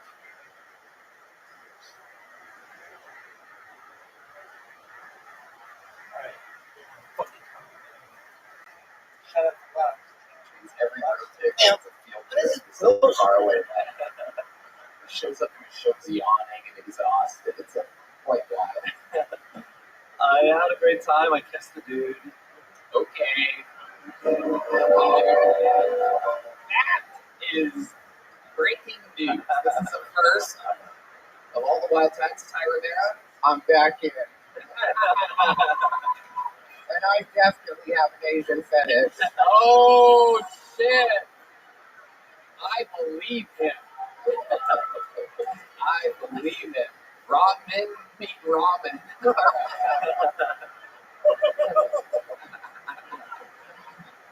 Oh my goodness. What would you do with a guy like Ty Rivera? Can you imagine? I would put him through a metal detector. And then you flip over. Oh shit, I can't even imagine. I get some magnets. I'm already drawn to you. Magnets and magnums, that's gonna be a fucking party. Hans, how did you kiss a guy? Let's talk about this. That's crazy. So I did a little meet and greet after the show. Meet and greet, yes.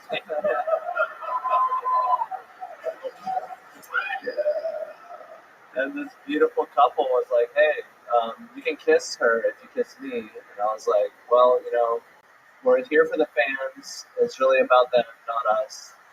So, okay, so the girl was hot, so you wanted to kiss her, so you kissed him to get to her? Exactly, yeah. Oh my goodness. Was this like a makeout or a little peck? What would you consider this? So with the girl, it was a makeout. With the dude, I tried to go with a closed mouth kiss, but I think he wanted something extra. Oh my goodness. He gave you a little tongue. He did, yeah. Wow. That is wild. Even D Madness is shocked right now.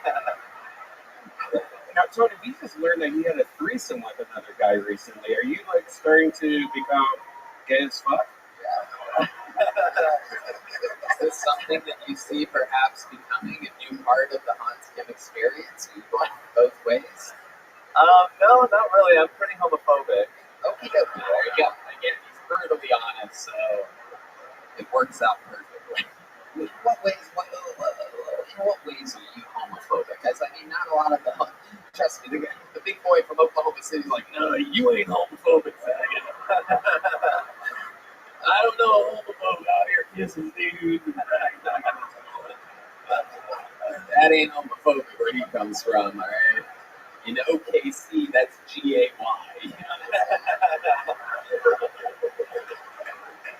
What's homophobic about? Oh! Just a little piss. Look at these Texas tough guys about to throw up over here. These guys in their flannels over here. But these are the seeker kings. These Texas guys right here. This fucking brokeback shit going on over here. Kind of guys that go hunting with their wife, get lost in the woods, you know what I mean? Kind of guys that know how to spit tobacco and swallow cum, you know what I'm talking about? Alright, we're just having fun here. So you kissed the dude.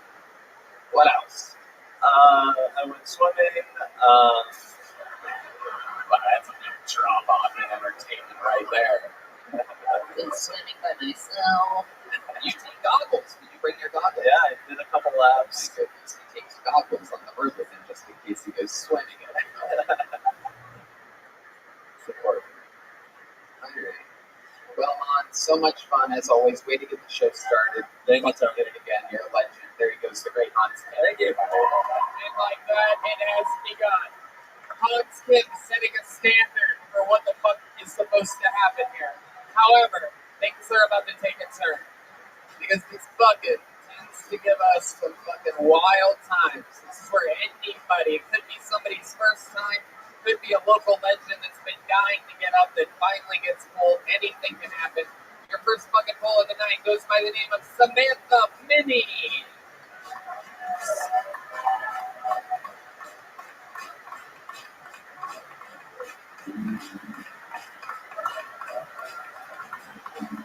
Yes, everybody, make some noise for Samantha Minnie. Hey, I don't know if you guys can tell, I started going to the gym last year. Yeah. I realized I wasn't made out for that lifestyle. I ended up being in a group chat with a bunch of like gym bros, and one guy texted at 1 a.m. like, "Who's trying to get some late night gains?" I was like, "Dude, I don't even get on top after midnight."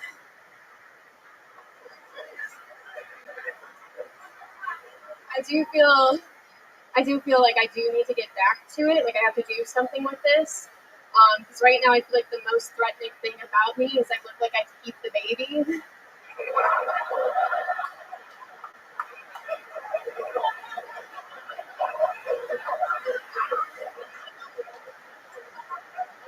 I'm not on birth control. That's a threat. Okay? I don't have a gun. I have a loose uterus. You know who doesn't like that I'm not on birth control? Planned Parenthood. They hate that. I went in for an appointment. I don't have health care. And they asked me, like, "Oh, so you don't take the pill. Like, what do you do for birth control?" And I said, "I only sleep with guys that look like they have a low sperm count." You ever been through the Taco Bell drive-thru? Trying to get Baja blasted in. There you go, Samantha Mini. Squeezing it all in. Hello, Samantha. You've been on the show before, correct? No. No? No. No. No. Are you saying yeah or no? No. Okay.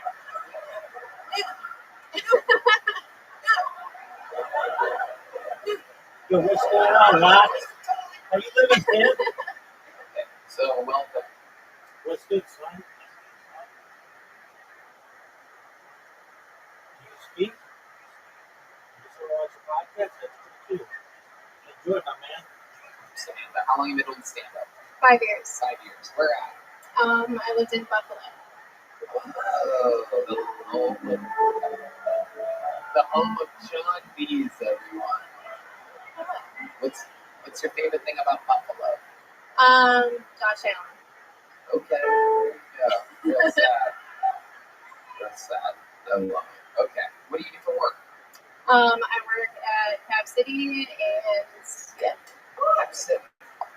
Okay, yeah, that's how I know you. Yeah. You run the Buffalo Helium. Yes. Absolutely. Now it's all coming together now. And you've been working in Cap City for how long? Since I moved here in September. September. And that's a new club that's up north quite a ways in the Domain Mall. How's things been going up in Cap City? I still, believe it or not, have not even made it up there yet. We have so much going on down here. I haven't been to a comedy club in Austin, Texas. Is that crazy? A little bit. So, how's it going up there in Cap City?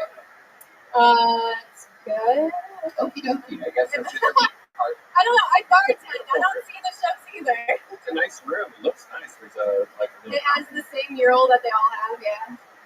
Okay, Samantha, what do you do for fun? What's the rest of your life like when you're not doing stand-up? Okie dokie. I'm sorry. I don't know. I just. You don't know. Yeah. The rest of your life, any hobbies, anything that you're into, anything at all? I like looking out the window, waiting for war. It's all a blur, you know, life. How about for fun? What do you do for fun? What is fun, you know? Jesus Christ. Dude. Oh my God. It's like if Whitney didn't do ketamine or something like that. It's incredible. It's just a shell of a human. It's fun. I love it. What's the most interesting thing that's ever happened to you in your entire life? Doesn't have to be a joke, just a fun fact about Samantha Mini that we'd be surprised to know. Something you've seen or done, maybe you saved someone's life, maybe you died and came back, something, anything great, anything at all in your whole fucking life. Again, you get to reference your entire existence right now and take just one thing and talk about it right now in front of a live studio audience. We'll be right back. First ever second commercial break in Hilltony history. We're going to take one right now. It's okay. It's all right, Samantha. What do you think I've done ever? Look at me. I'm a little Christian boy. Like, I don't. Well, Christian boys actually have much more interesting stories than at least they admit to giving blowjobs. You know what I mean? Yeah, No, I explicitly don't give blowjobs. I love it. We already. This is why I don't date women. I'm telling you. I'm telling you. I'd rather eat Caution's pussy than fucking what's going on over there. I have a feeling Caution Pussy would have more to talk about.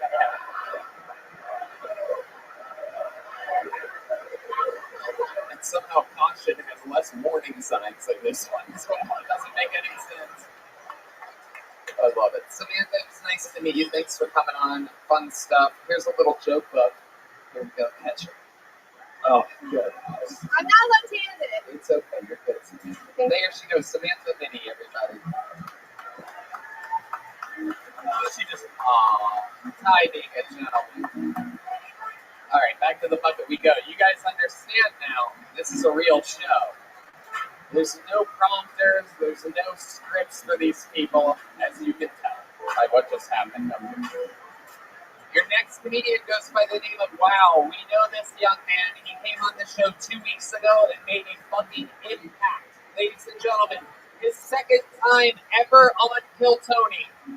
This is Aaron Belial, ladies and gentlemen. Shit's about to take a turn right now.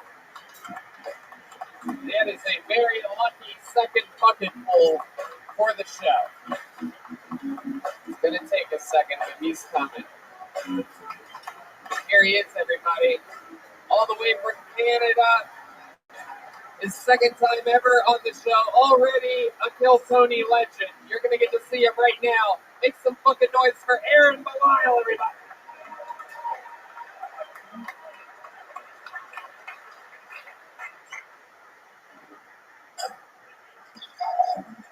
Oh, that's that you? Jeez, what the fuck was that? Guys, come on, get it together. What the fuck? All right, ladies and gentlemen, Aaron Belial. Clap for Aaron, everybody.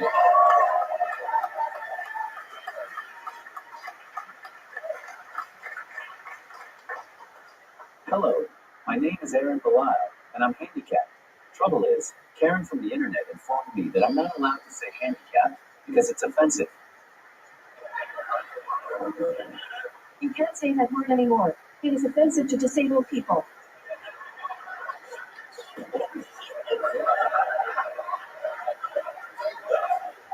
Listen, Cracker, I'm handicapped. It's not offensive. Well, you don't get to decide what is offensive or not to disabled people. Who the fuck does then? Some two-legged white woman on Facebook who is probably commenting on her phone from a handicapped bathroom stall.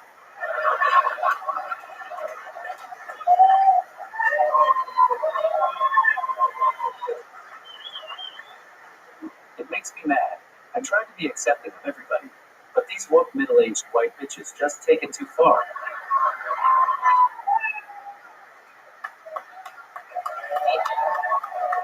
Aaron Belial. Unbelievable.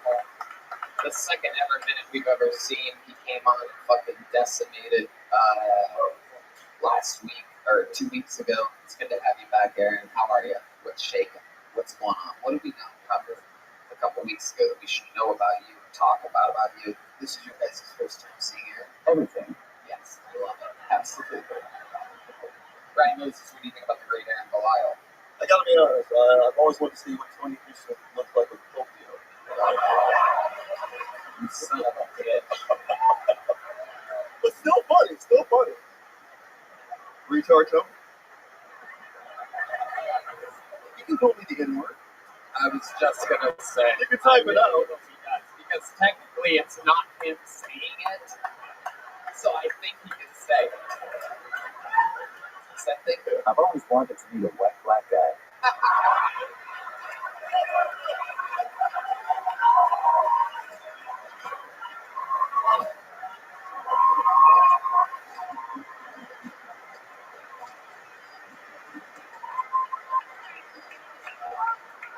That's a good one. I fist bump you, but I don't want to knock you over. He's a white black guy. Moses from San Diego. That's what a San Diego black guy is like. I sound like his voice machine. How are you doing? It's from the mean cul-de-sacs of San Diego. Hey, I'll allow it. It is Black History Month, but you need this more than me. I love it. Ty Rivera, your first time seeing Aaron? No, I've met Aaron before. You're getting around Austin. I love Aaron. First, when you said the name, I didn't know it, and I was wondering what was taking him so long. And then he came around, and I was like, now I'm the asshole. Don't say anything smart. I'll cut off your fucking speaker.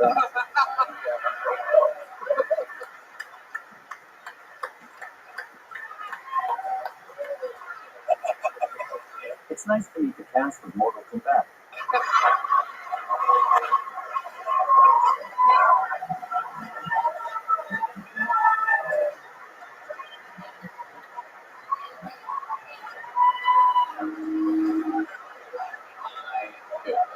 What a fucking force to be reckoned with. So this is why we're scared of AI taking over, right?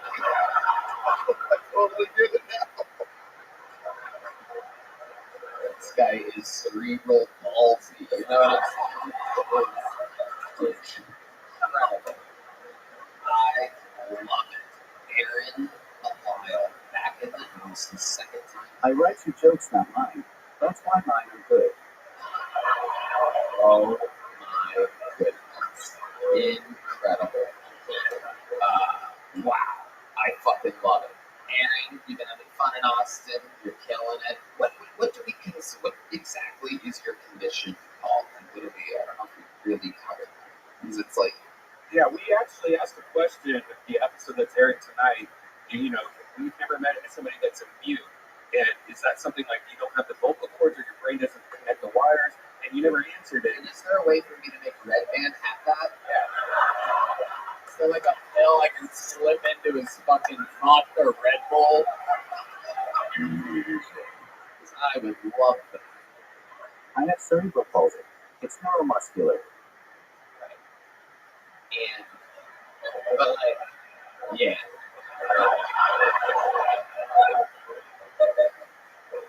See, you never like talked. That's a lot. We should take trivia in between this part. You know, I can't use all the muscles needed to form speech. Right. How about your dick? What's your dick like? Yeah. If you can't talk, you can't say no.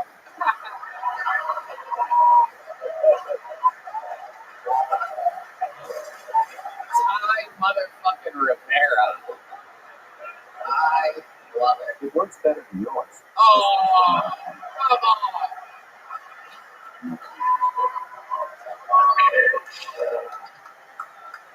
How does he know that?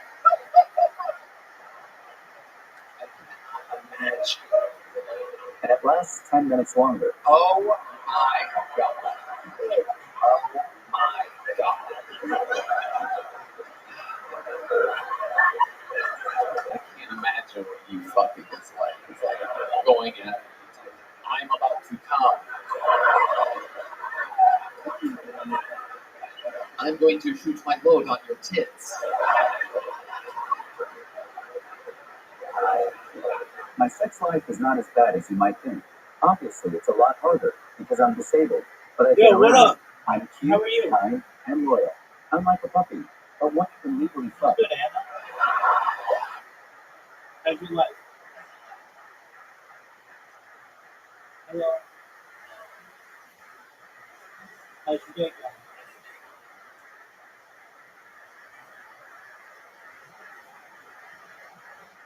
Hope you're having a good day. We're just watching the podcast. I'm feeling good. An unstoppable force. Hey, it built for this shit. I mean, legally fuck in Canada.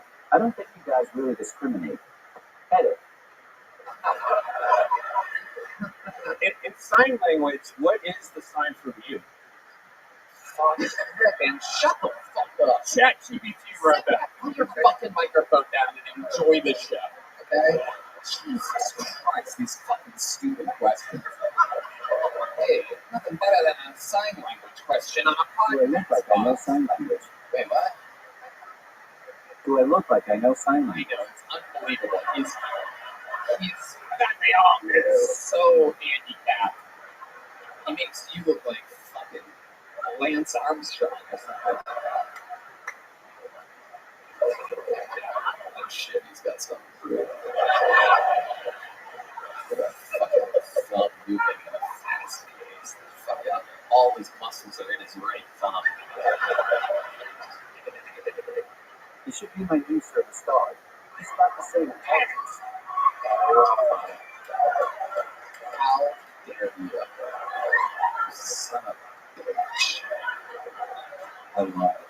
Aaron, you into anything that would be surprised? Like, you have other hobbies or anything like that? Like, fucking collect something or skateboard? Oh, he does know a little sign language. Oh shit, little Canadian birdie just fucking. I feel like you got a little something up your sleeve. I'm not talking about that left eye, but I feel like there's more to hear. Yeah. I'm really interested. Maybe there's a bird watching. I got some trivia. I lost the answer to that question. Hell yeah. That was a typo. I make mental health content on Instagram. Helping people, creating laughter, which is the best medicine. Unless you have whatever you have. I'm pretty sure there's not enough laughter in the world if it's.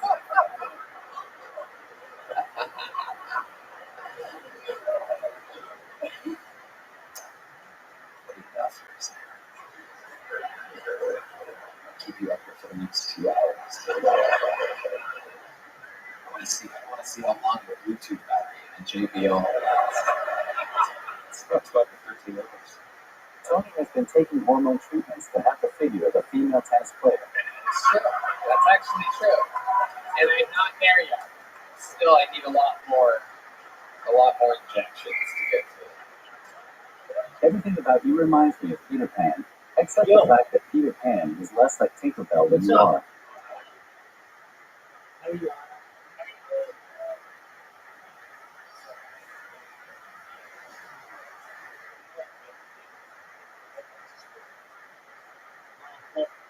First thing I asked me if I got about it.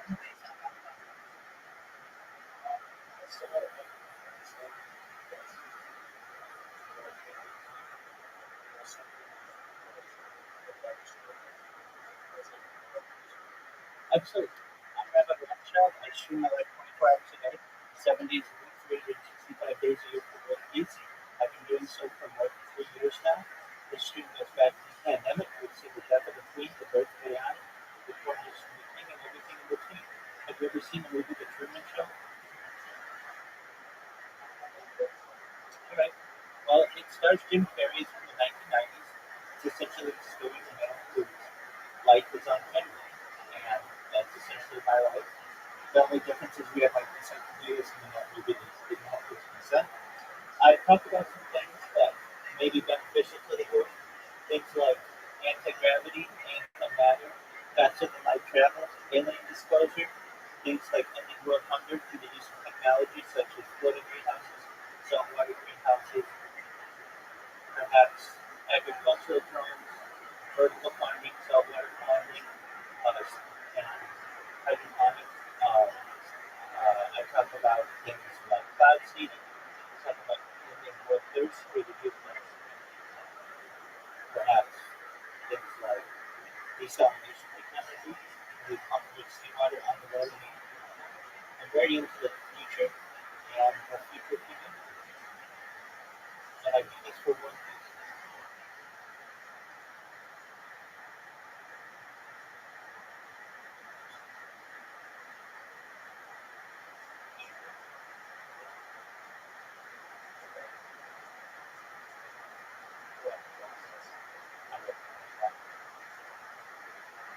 watching some stand-up comedy right now. Feel free to enjoy.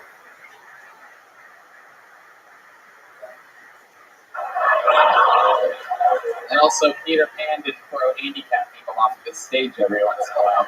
Brett, a fucking gladiator 300 kick to the chest. I will send you into caution's way.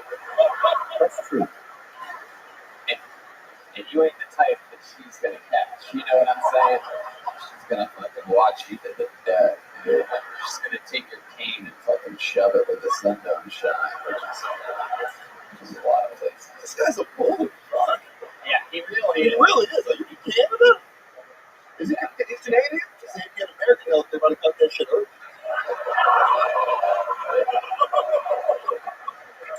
I told him last week you could really tell which arm they put the vaccine in. Can't help our dirty Texas sense of humor, you know what I mean?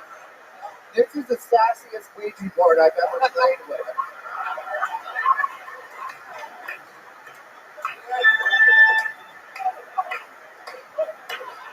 The sassiest Ouija board. Aaron, Fair enough. Aaron, you are absolutely a star. Let me ask you this. The last time that you were on, I asked you, I was so amazed by you. I literally said, what do you want? And you said, what was it, $30,000 for an immigration lawyer so that you can become an American. At that very moment, there was a man sitting in the front row, a Harvard law graduate, that literally said that he will take on your case pro bono and make you an American citizen. In fact, I found out later after that he broke his girlfriend's heart and she introduced him to Kill Tony.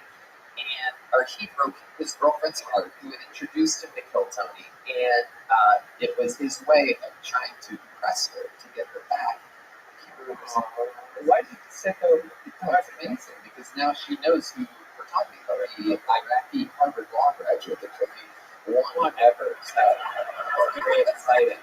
She's probably listening right now thinking, wow, he is a good guy. He's helping this guy. Have you heard anything from him? He's like following through. Is there any good news on the front? Is there a lot of questions? Wait, if he's Iraqi, he should probably be headed by now, right?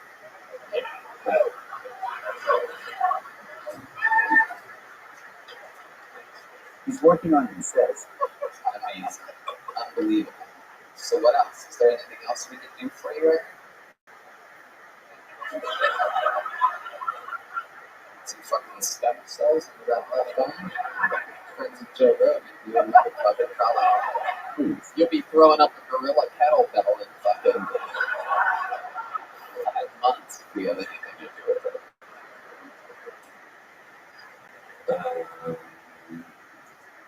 Where do you think the word mute might come?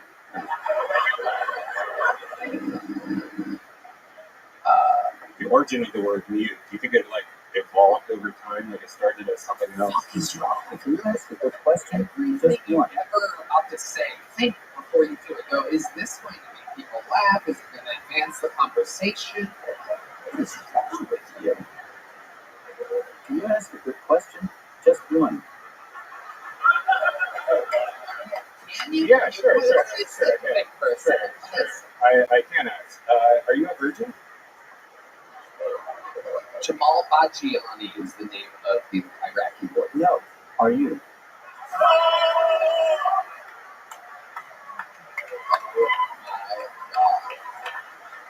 A one-on-one handicap match. Just hold your phone right. I mean, wait, what? Just hold your phone right. Just all. Oh, just all VR porn. Oh, yes. It's like real. Yeah. VR meets CP. It's incredible. They're all hanging out here. I don't know what to do with you, Aaron. You are absolutely a fucking star. I love your style. I hope you think that there's a good chance you're going to move to a place like Austin, Texas. What's your main goal when you get to possibly be an American? Is Austin a place for you? Can you go to New York or LA where they also lean a little left? You know what I'm saying?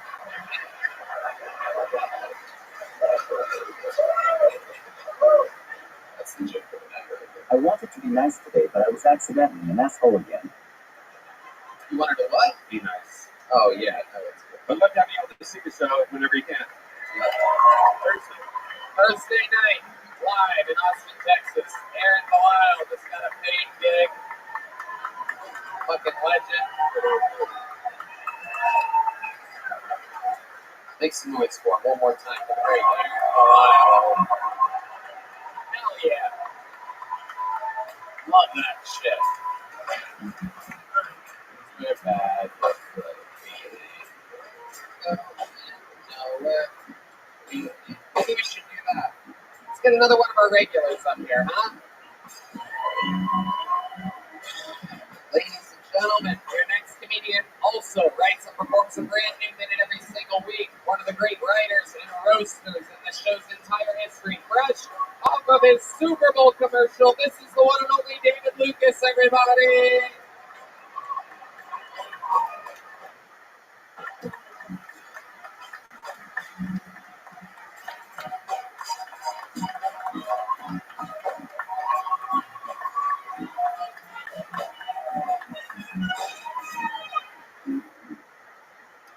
Yeah.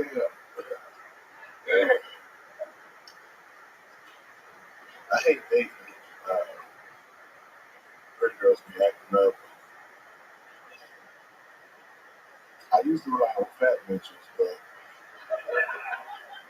ever since Lizzo, these hoes got too much confidence.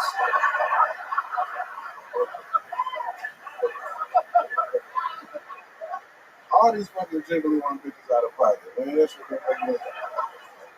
And they got the nerve to tell me they love me. Bitch, you won't do no self and no push-ups. How the fuck you love me?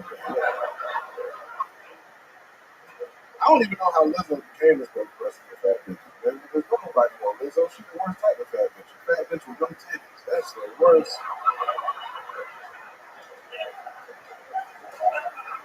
And then she got that big ass wide booty, man. Lizzo booty look like she been sitting on a hibachi grill. That shit is fucking horrible. Okay, yeah, all right, cool. Thank you. The great, the powerful David motherfucking Lucas. Another great minute, fresh off of a goddamn Super Bowl commercial. Yeah. Who is that? Yeah, bro. That was dope, bro. I love it. Yeah. It's great to see you up there. You missed the funding for that in LA. You're up there doing the damn thing. Hell yeah. Planters peanuts. Planters peanuts. I hate you with it. You could have stuck one up your ass. Oh, wow. You could have made us some peanut butter. You just should have. Oh, Tony, you dress like you coach a gay college football team. Yours, the Ohio State Bud Eyes.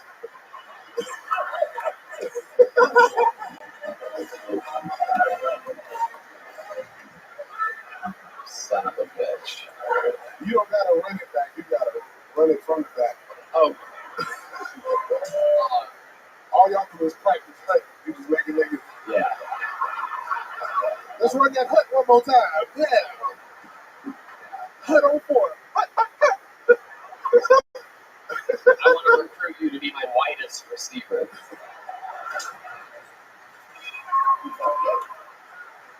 Hey, if you was on a football team, niggas would put knee pads in their asshole. It was just so you don't tackle a nigga from the back and, you know, have your pants. That's fucking Planters peanuts. It's great that they had you on the peanut roast because you're jelly. It makes sense. It's incredible that you guys got to come together. They needed a bisexual, but they had Natasha Leggero. We should have called Natasha Leggero. How do you say that bitch's name? I don't know. That is so funny. That is like the meanest thing to do to somebody. It's just like, yeah, whatever. Anthony Chisholm or whatever. Bleep that out so these white women don't be mad. No, you'll be fine. White women love you. Yeah, I got a couple of ghetto cousins who fight anyway. If shit get down to you get down. Absolutely. So what do you guys know David? You've seen him before? You know what's crazy, bro? Me and Taik actually met when I first moved to LA. We used to do this fucking Tribal Cafe, which was a cafe that had an open mic. The refrigerator was so loud it would echo. It sounded like a car cranking up. That's how loud the refrigerator was. How they got excited because they thought you were another refrigerator.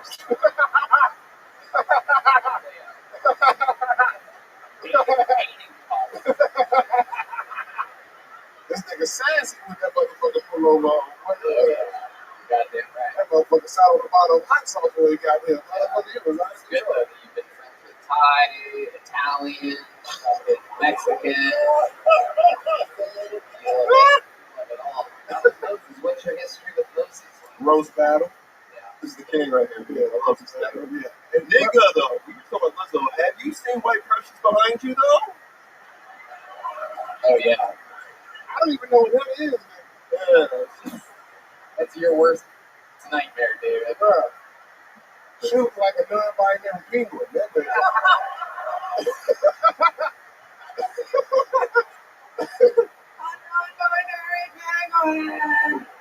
I'm not black and white, I'm white and black. I've known David forever, and I'm afraid to put the mic too close to my mouth because I know he'll fucking ding me right away. I'm like, yeah, I don't want that. I only wrote to talk white guest. Why is that? Why do you only roast the white guest? Because color people had it hard enough, man. It's time for y'all to get y'all beaten from a nigga.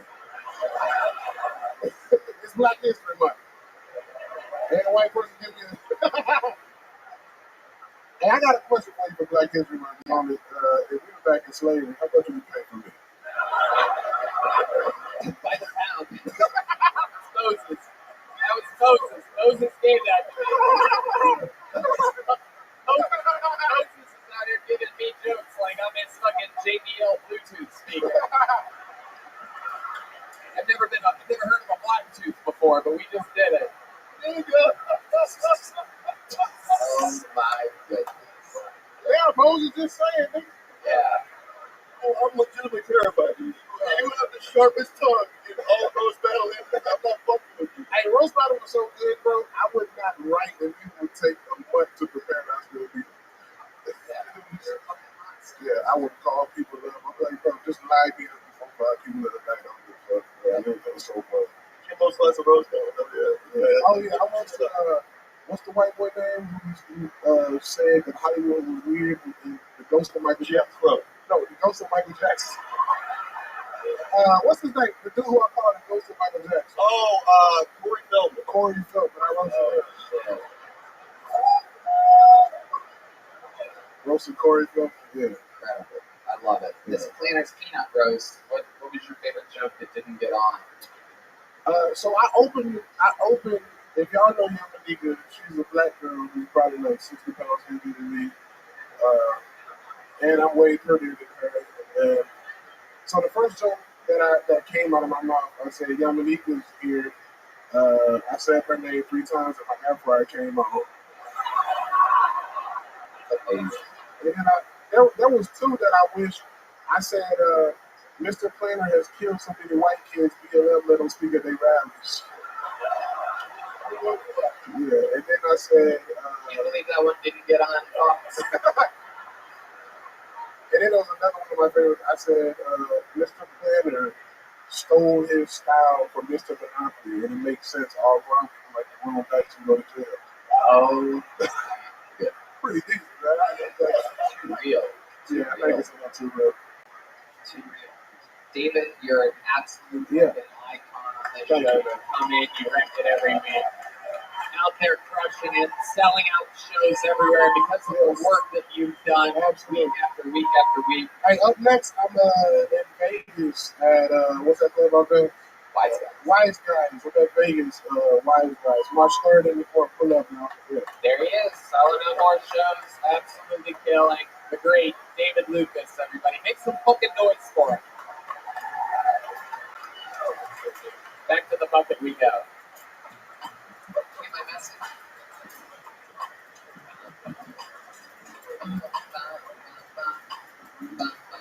Make some noise for your next comedian, Elliot Thompson.